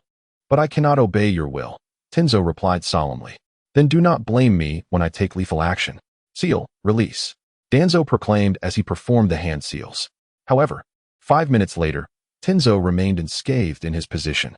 At this moment, Danzo comprehended why Tenzo possessed the audacity to betray him. It appeared that today, Li Xian must not be allowed to remain in this world. "Orochimaru, make your move." Understood, a ninja behind Danzo revealed himself, and indeed it was Orochimaru. Yet, how had he so swiftly found a suitable vessel? Before Li Xian could voice his curiosity, Orochimaru smirked, swiftly forming hand seals. Summoning technique. Impure world reincarnation. 3 coffins emerged from the earth. With a creak, the lids of the coffins fell to the ground, sending up a cloud of dust. Thud, thud, thud. 3 heavy sounds echoed as the figures within the coffins began to reveal themselves. First Hokage, Hashirama Senju. Second Hokage, Tobirama Senju. Third Hokage, Hiruzen Sarutobi. Alas, why are we summoned once more? "Tobirama, look at the mess you've caused," Hashirama lamented. "Silence," Tobirama replied coldly. "Wait, did I not just pass the Hokage title to Tsunade and depart peacefully? Why am I suddenly being reincarnated?" Hiruzen Sarutobi pondered in confusion. "What? You passed the title to Tsunade? What of the village?" Hashirama thought anxiously of his granddaughter's peculiar proclivities, feeling a deep concern for the future of the village. At that moment, Sarutobi Hiruzen beheld Danzo and the formidable Orochimaru by his side, just as he was about to inquire about their unexpected alliance. Orochimaru stepped forward and thrust a cursed kunai into the necks of all 3. "Forgive me, sensei. I never anticipated you would meet such a fate in death. Rest assured, I shall personally allow you to experience the destruction of Konoha in due time," Orochimaru stated coldly. Observing the luxurious ensemble before him, Li Xian felt his morale begin to wane. With a resigned sigh, he emerged from the crowd, wearing a relaxed expression. "Do you require more ninjas to be reanimated? With just these 3, I fear they may not suffice for me." His audacity amused Orochimaru, who recalled how the summoning of Senju Hashirama and Senju Tobirama had left Sarutobi Hiruzen in a state of disarray. He could hardly fathom how 3 ninjas could possibly lead to the annihilation of his foes. Perhaps Danzo had brought an excess of ninjas merely to offer support. "Wangtai!" Li Xian bellowed, and in an instant, a bolt of black lightning struck, sending the root members flying and bringing forth a dog before him. The sight of the dog sent a chill down Orochimaru's spine, as it was this very creature that had rescued Sarutobi Hiruzen from imminent peril and repelled the Shinigami from the dead demon conscription. It seemed that bringing additional ninjas had indeed been a prudent choice. No matter how formidable their strength, they would be overwhelmed by sheer numbers. With the opposing force poised to launch their assault, Li Xian hurriedly consulted the system. "System, if I draw them into my black and white space, can I still utilize the reanimation scroll?" A moment later, the system confirmed. If utilized within the confines of the restaurant, the reanimation scroll remains operational. Armed with this knowledge, Li Xian was prepared to showcase his prowess. Suddenly, a mysterious smile graced Li Xian's face as he produced a scroll, speaking softly, "Orochimaru, do not presume that you alone possess the knowledge of reanimation. I too am well versed in this art.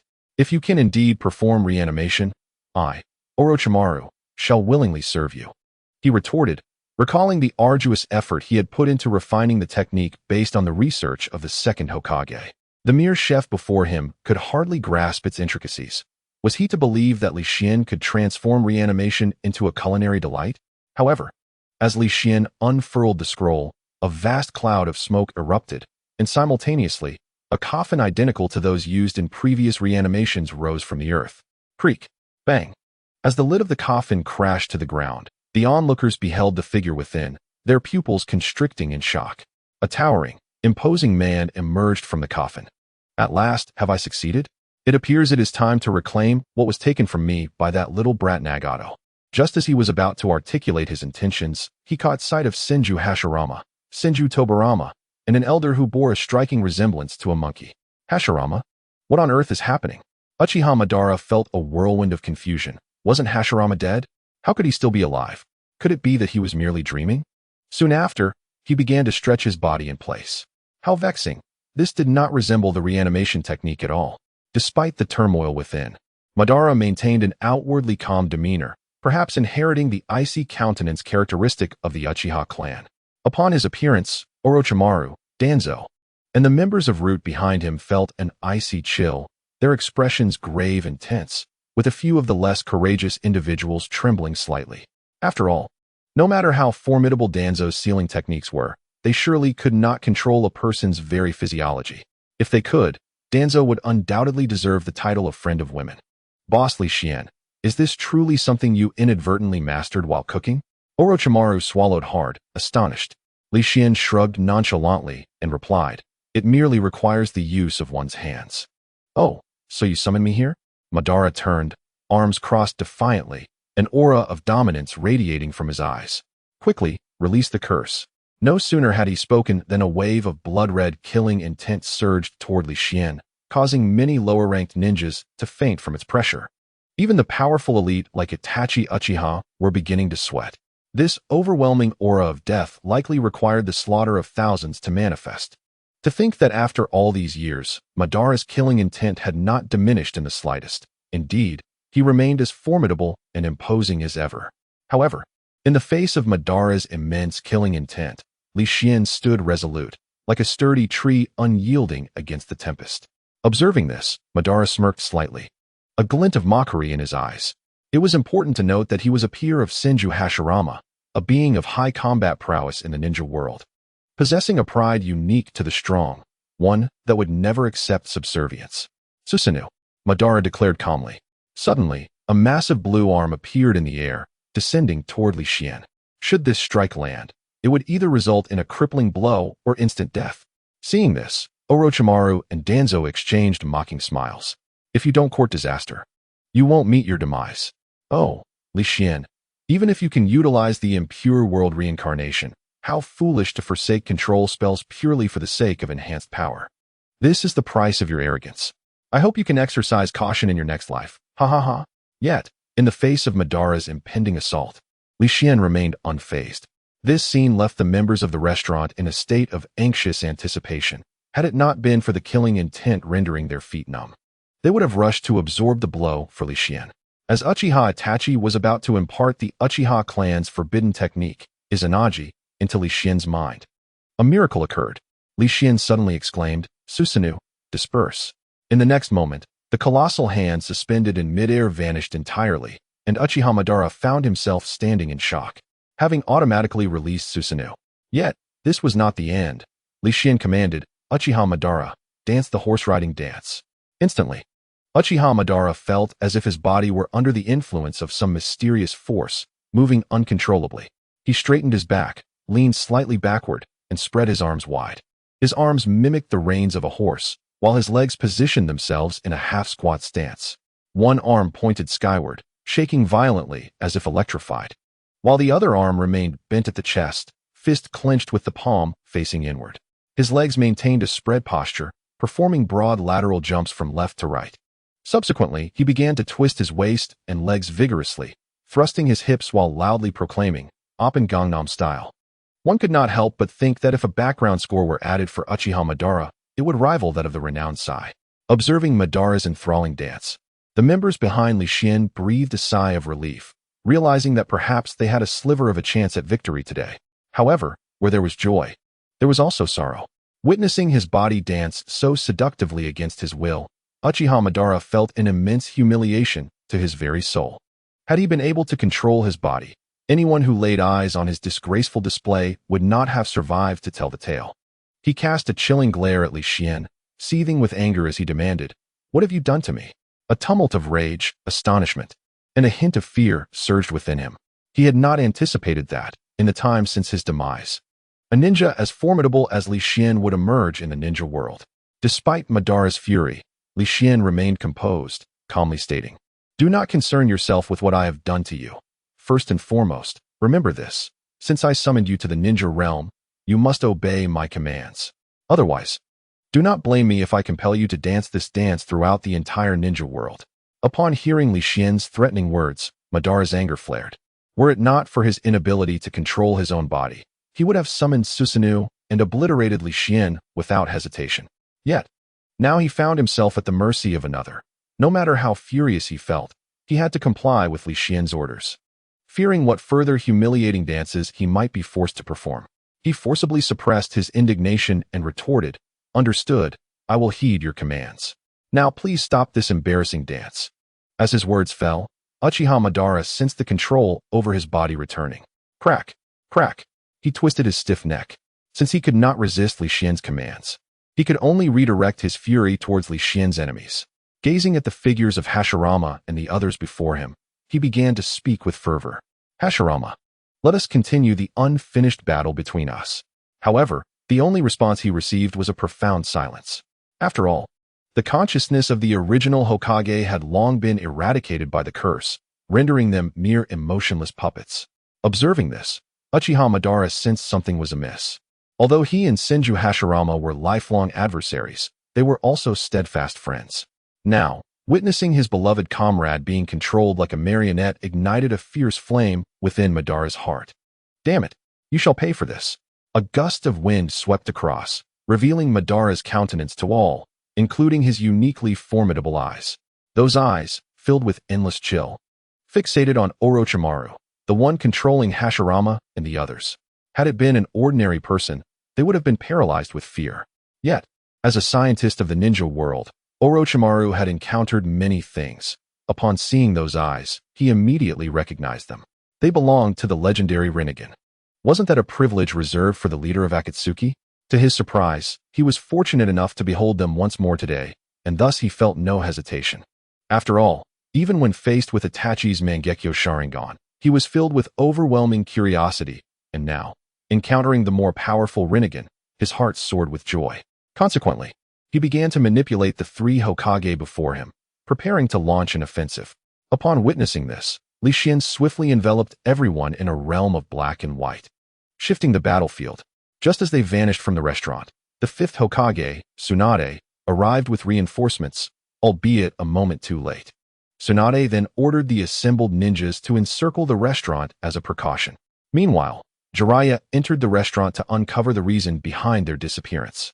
After summoning the two toads, he learned that someone had employed a space-time ninjutsu to transport the individuals from the restaurant.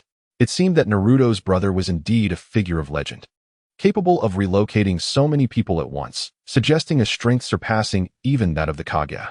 Truly, the new generation surpassed the old, with each succeeding era growing stronger. After his reflections, he took his place alongside Tsunade to coordinate defenses against any unforeseen events. All for the sake of Konoha. Suddenly transported to the black and white realm, the bewildered individuals were filled with confusion. Yet, their ingrained instincts from countless battles urged them to resolve matters swiftly, particularly for Orochimaru. The excitement he felt upon seeing the Rinnegan could no longer be contained. With a mere thought, he set Senju Hashirama into motion. Would release. Advent of the Divine Tree. Boom, boom, boom. The ground of the black and white realm erupted with massive trees surging toward Uchiha Madara. Unfazed by the impending onslaught of the treetops, Madara's eyes glimmered with a hint of disdain. With a disdainful tone, the words escaped. "Is this truly the extent of your power? It pales in comparison to even half of Hashirama's strength." In response, Uchiha Madara swiftly began to weave hand signs. Fire release, great fire destruction. Madara opened his mouth, unleashing a torrent of terrifying flames that erupted forth. What was originally classified as a mere B-rank fire technique had, under the mastery of the Uchiha clan, multiplied in potency, showcasing an intensity rivaling that of an S-rank jutsu as it surged into the sea of trees.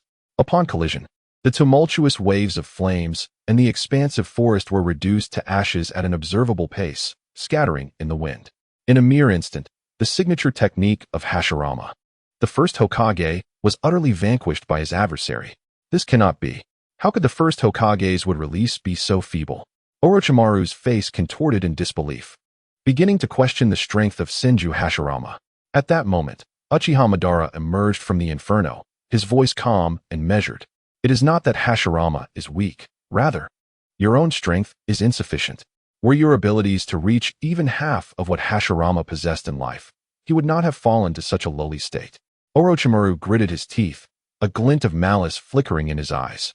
I refuse to believe that 4 of us cannot overpower a single individual. Under Orochimaru's command, the 4 joined forces. Wood release, advent of the tree world. Called Hashirama. Water release, water dragon blast. Invoke Tobirama. Earth release, earth dragon bullet. Shouted Hiruzen. Hidden shadow snake hands.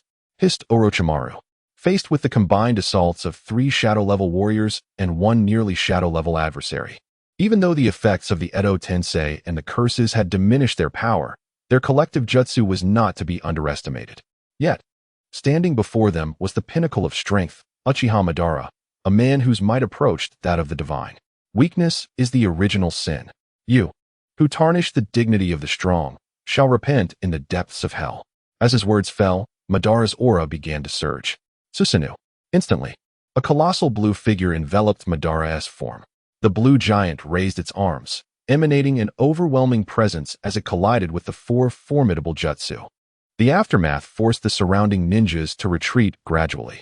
As the smoke dissipated, Uchiha Madara stood unwavering, as if nothing had transpired. A domineering aura radiated from him, instilling fear and reverence in the hearts of the onlooking ninjas. If killing one is a crime, then slaughtering thousands denotes true prowess. To slay 900,000 signifies unmatched supremacy. This adage fits Madara perfectly. In that moment, his godlike visage was indelibly etched into the minds of all present. A sudden cough shattered the silence, as Li Xian's voice broke through. Madara, conclude this swiftly, do not linger. There was a hint of command in his tone, and had he been an ordinary person, Madara would have dismantled him without hesitation. However, the mere recollection of that exceedingly awkward horse dance caused a fleeting expression of discomfort to flicker across Uchiha Madara's face. Reluctantly, he uttered, understood. At that moment, observing the scene, Danzo signaled, and in an instant, 4 individuals leaped forth to stand beside Uchiha Madara. 4 purple flames formation. A sphere of violet fire enveloped Uchiha Madara. He glanced upwards, a glimmer of mockery dancing in his eyes. Such trivial ninjutsu dares to obstruct my path? As he spoke, the Susanoo surrounding him began to take on a more vivid form, armor materializing, while 2 long blades appeared in his grasp and wings sprouted from his back, transforming into its complete embodiment. Subsequently, the blue giant soared higher, halting just as it was about to make contact with the fiery barrier of the 4 purple flames formation. In the next moment, the colossal figure began to swing its weapons. With a flash of cold light, it seemed poised to cleave the heavens as the immense power collided with the barrier. Rip! To the astonishment of all present, the formidable 4 purple flames formation was effortlessly torn apart as if it were mere tissue paper. At the corners of the formation, the 4 Umbu shinobi who had established the barrier were violently spewing blood, ultimately succumbing to their injuries. Soon after, the sky began to darken. Yet, this was not the disappearance of white within a black and white space, but rather the complete obscuration of the brilliant light. Everyone looked up, utterly dumbfounded. To their astonishment, 3 colossal meteors descended from the sky of this realm, threatening to engulf all present. Should they strike, it was unlikely that anyone would survive, except for those few endowed with the forbidden art of Izanagi. A cold smile crept upon Uchiha Madara's lips. Though he could not defy Li Xian's orders, it did not imply that he would submit to him. However, just as he relished this thought, his body involuntarily resumed the previous horse dance posture. Meanwhile, on Li Xian's side, an invisible barrier shielded all allies. As the meteors drew near, Danzo's side began to descend into chaos. In light of this, Orochimaru declared that he would escalate this war to new heights. Abruptly, Orochimaru extracted the seals within the bodies of Hashirama Senju, Tobirama Senju, and Hiruzen Sarutobi, restoring their consciousness. The first Hokage suddenly opened his divine eyes, and upon seeing the familiar figure in the air, a spark of excitement flickered in his gaze. Madara, we meet again. However, When he beheld Uchiha Madara dancing that bizarre dance in midair, he mistakenly believed it to be a powerful ninjutsu of his dear comrade. He too began to imitate the movements. Beside him, Tobirama Senju and Hiruzen Sarutobi exchanged glances laden with disbelief. Just as the meteors, imbued with an aura of destruction, were about to plunge into Danzo's crowd, Hashirama Senju ceased the embarrassing dance. His expression shifted to one of solemnity as he formed hand seals and bellowed. Would release, would golem technique. Suddenly, two towering giants, resembling hills, rose abruptly from the ground. Under the control of Senju Hashirama, these colossal wooden figures, exuding an aura of fearless might, hurled their fists toward the descending meteors. To the astonishment of the onlookers, the terrifying meteors began to halt in their descent beneath the impact of the wooden giants' fists, eerily suspended in midair. Shortly thereafter, both meteors erupted simultaneously, scattering fine fragments in all directions, their sharp sounds echoing incessantly. Just as the shards were about to reach Danzo, Senju Tobirama and Sarutobi Hiruzen sprang into action. Water release, water flowing wall. Earth release, earth flowing wall. Two formidable barriers materialized, intercepting the razor-sharp debris. Although only a single meteor fell towards Li Xian, its imposing presence was nonetheless overwhelming. Yet, upon witnessing Li Xian's calm demeanor, the anxious hearts of the crowd settled into tranquility. Indeed, if Li Xian remained so composed, why should they be in a state of panic? Trusting in Li Xian's history of miraculous feats, the crowd began to brace themselves nonchalantly for the meteor's arrival. At the moment of impact between the meteor and the barriers, the anticipated cacophony of destruction failed to materialize. Instead, the meteor quietly dissipated in the air. In this instant, Li Xian's exalted image in the eyes of the crowd was further solidified. As the smoke cleared, Hashirama's combative spirit ignited once more. He summoned yet another gigantic wooden figure from the ground, directing it toward Uchiha Madara. However, Madara remained in a state of graceful motion, unable to evade the impending attack.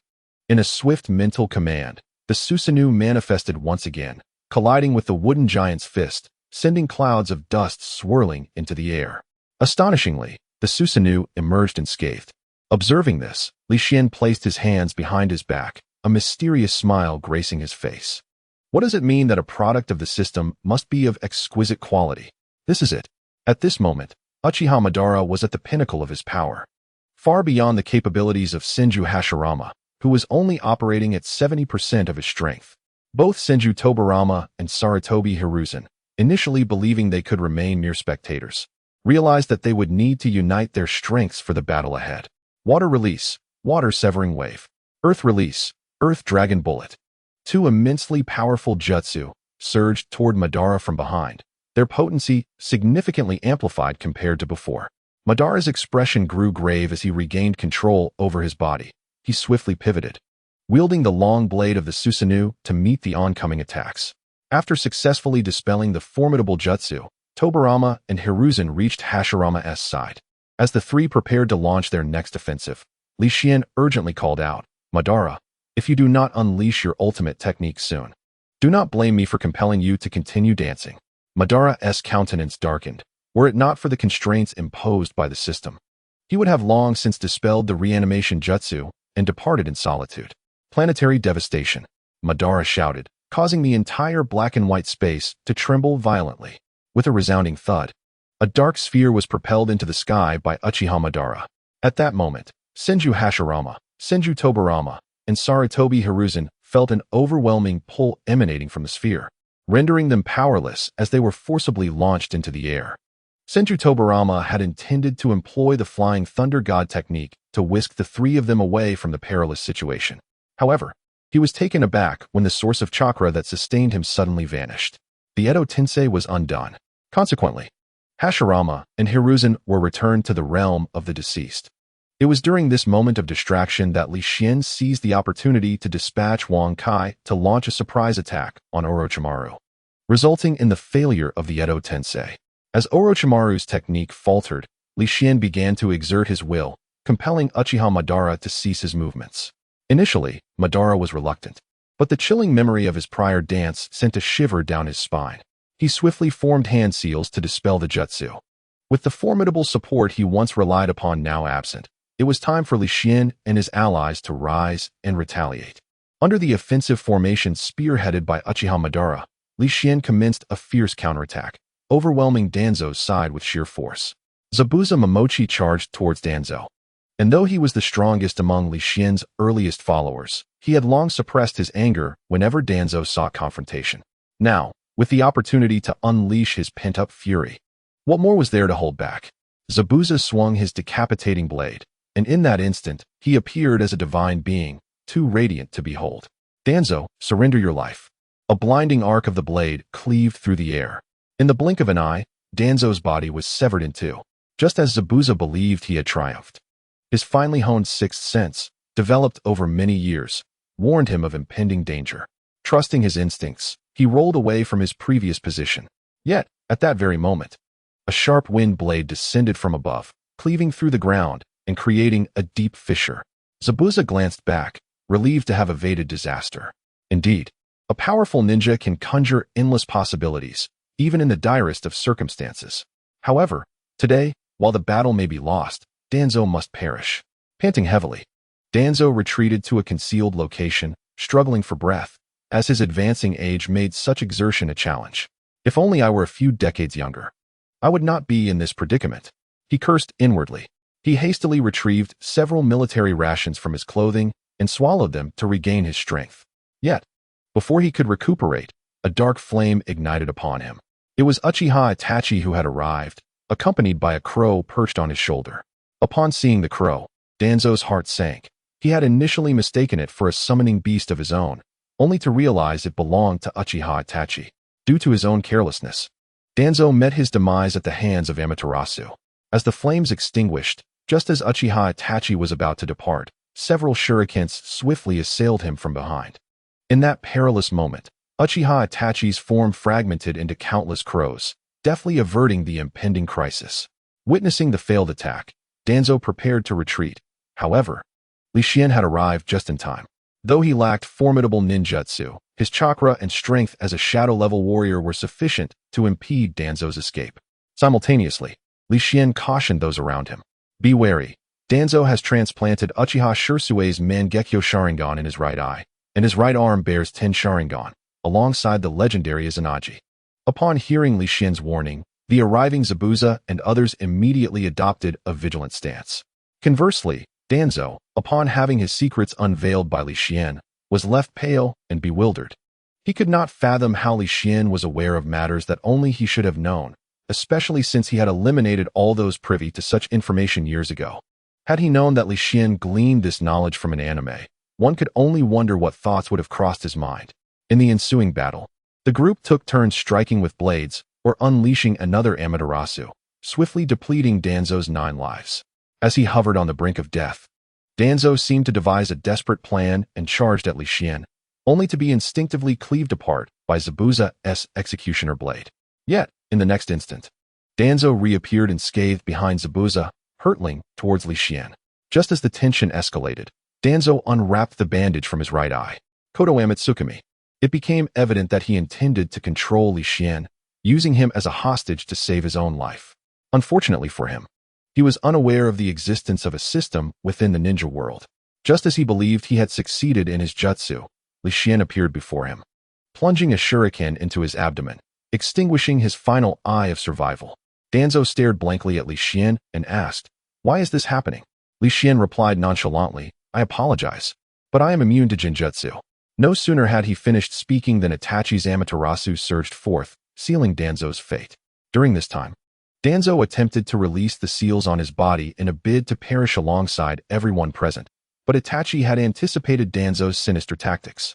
The moment Amaterasu manifested upon him, Itachi swiftly ensnared him in Genjutsu, allowing Danzo to accept his demise with eerie calm. "I am Uchiha Madara, the pinnacle of power within the ninja realm. The only one capable of rivaling me is Senju Hashirama. Following our fateful clash at the Valley of the End, both Hashirama and I fell. And the demise of these two titans instilled hope in other villages to grow stronger, thus shattering the peace and igniting war. Yet, how could I, with my superior skills, ever lose to Hashirama? Though I may have succumbed slightly earlier, In that decisive moment, when both of us unleashed our ultimate techniques to determine life and death, I felt that I might indeed be unable to withstand Hashirama's onslaught. Thus, I bit off a fragment of his cell, and in a near-death moment, invoked the forbidden technique of the Uchiha clan, Izanagi, to reclaim a sliver of life. Subsequently, concealed in the shadows, I began to utilize the acquired cells of Senju Hashirama to further investigate the capabilities of the Sharingan. Ultimately, in his twilight years, he finally awakened the Sharingan. Thereafter, harnessing the power of the Rinnegan, he summoned the Outer Path's golem for the first time. It was this very step that led him into the trap meticulously laid by Kaguya. Upon learning that the infinite Tsukuyomi would ultimately bring about true peace, he resolutely devoted himself to that objective. However, age had dulled his vigor considerably. In his quest to achieve peace within the ninja world, he began to yearn for the power of immortality. Consequently, he employed the Outer Path's golem to delve into the cells of Senju Hashirama, leading to the creation of White Zetsu, which had actually been pre-inserted by Kaguya. Soon after, Kaguya made her appearance, attaching herself to one of the White Zetsu, thus making him believe he was one of her creations. At the same time, Uchiha Madara had mastered Yin-Yang release, and so he did not question Kaguya's identity. Coupled with the unfolding plans, Kaguya acted with remarkable enthusiasm, addressing Madara as Lord Madara, which significantly enhanced Madara's trust in her. Just as he believed his resurrection plan had come to fruition, he was unexpectedly revived early through the forbidden technique of the impure world reincarnation, orchestrated by that little rascal, Senju Tobirama. Yet, who was Uchiha Madara? He was the pinnacle of power, capable of defeating tailed beasts and dominating the ninja world. Without Senju Hashirama, he was the unrivaled leader of the ninja realm. Who dared to provoke him? With a single strike of Susanoo, he could obliterate them. If one strike failed, he would deliver another. However, this restaurant owner, named Li Xian, had the audacity to speak to him with commanding authority, something even his dear friend Senju Hashirama had never attempted. How could such a proud individual accept this? He immediately contemplated using Susanoo to eliminate this insolent figure. Yet for reasons unbeknownst to him, control over his body lay in the hands of this man.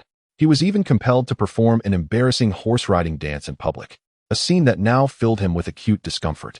Half a month had passed since the assassination of Danzo, and the remnants of Root were captured by Tsunade and her companions, who had long been waiting for their opportunity after Li Xian closed the black and white space. After understanding the circumstances, Tsunade said little and departed with her team. Just when Uchiha Madara thought his mission was complete and he could retreat into the afterlife to lie in wait for an opportune moment, he discovered that Li Xian showed no signs of releasing the impure world reincarnation. Ridiculous. Would Li Xian, who could maintain a perfect impure world reincarnation for a month, allow it to end after just one use? Thus, Uchiha Madara found himself joining the ranks of the waitstaff. How could such a proud Uchiha Madara accept this? He prepared to unleash his Susanoo in a fit of rage, but Li Xian, ever prepared, would not allow him to activate it so easily. Then, Uchiha Madara commenced his awkward horse dance once more at the entrance of Li Xian's restaurant. In no time, the villagers were drawn to the spectacle, regarding Madara's clumsy performance with the same curiosity reserved for entertainers. Had there been a recording device, this dance would undoubtedly be etched into the annals of ninja history, allowing future generations to glimpse another facet of Uchiha Madara.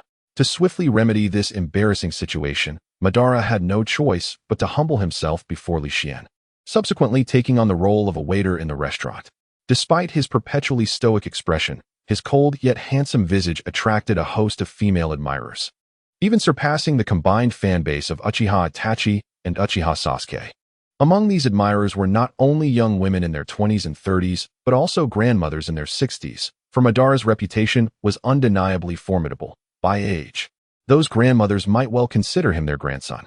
During his tenure as a waiter, he felt the power of the impure world reincarnation within him gradually diminish, instilling a sense of hope for the days to come.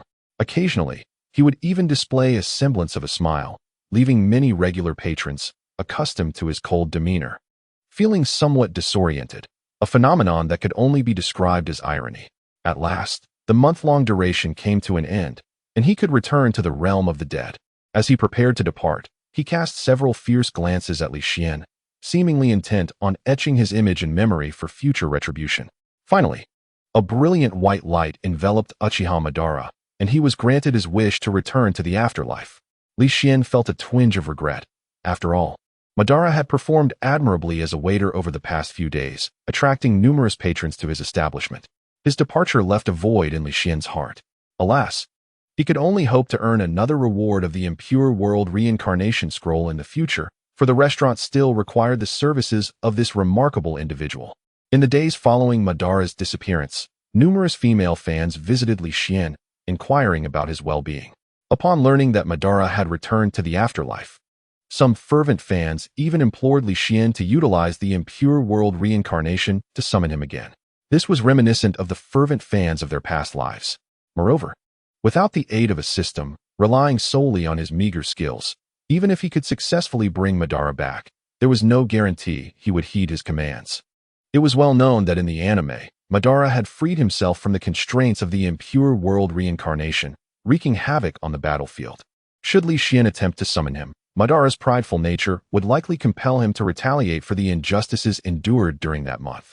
Despite Li Xian's formidable strength, he would still find himself at a disadvantage against Uchiha Madara.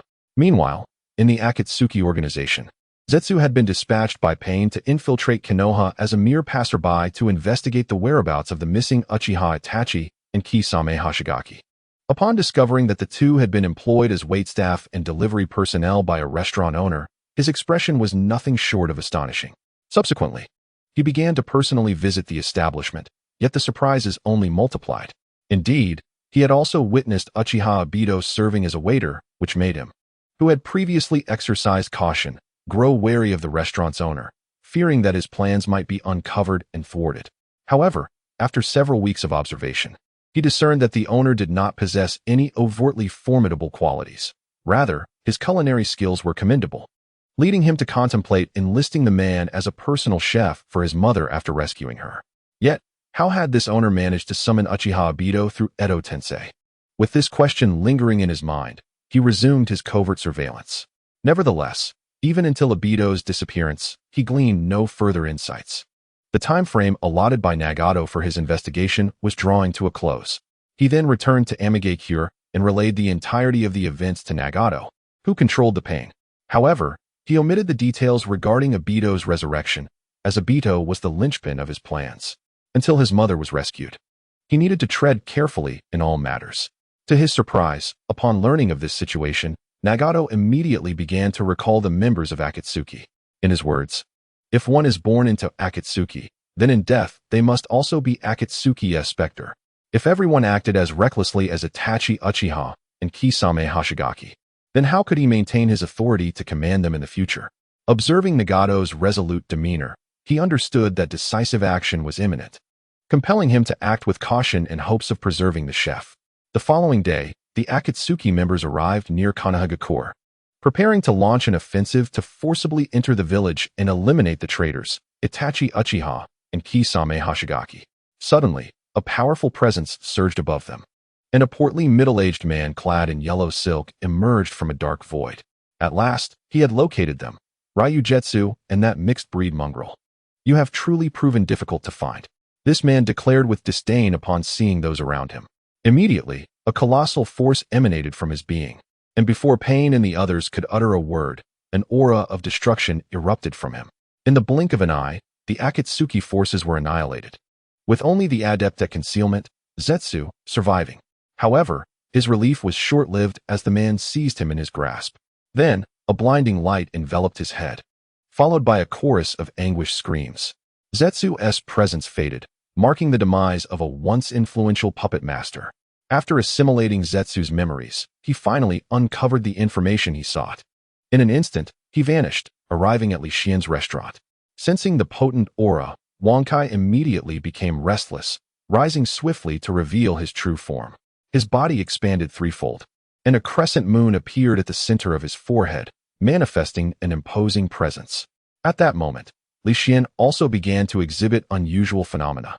An ethereal old man emerged from his body, swiftly darting out of the restaurant to stand beside Wankai.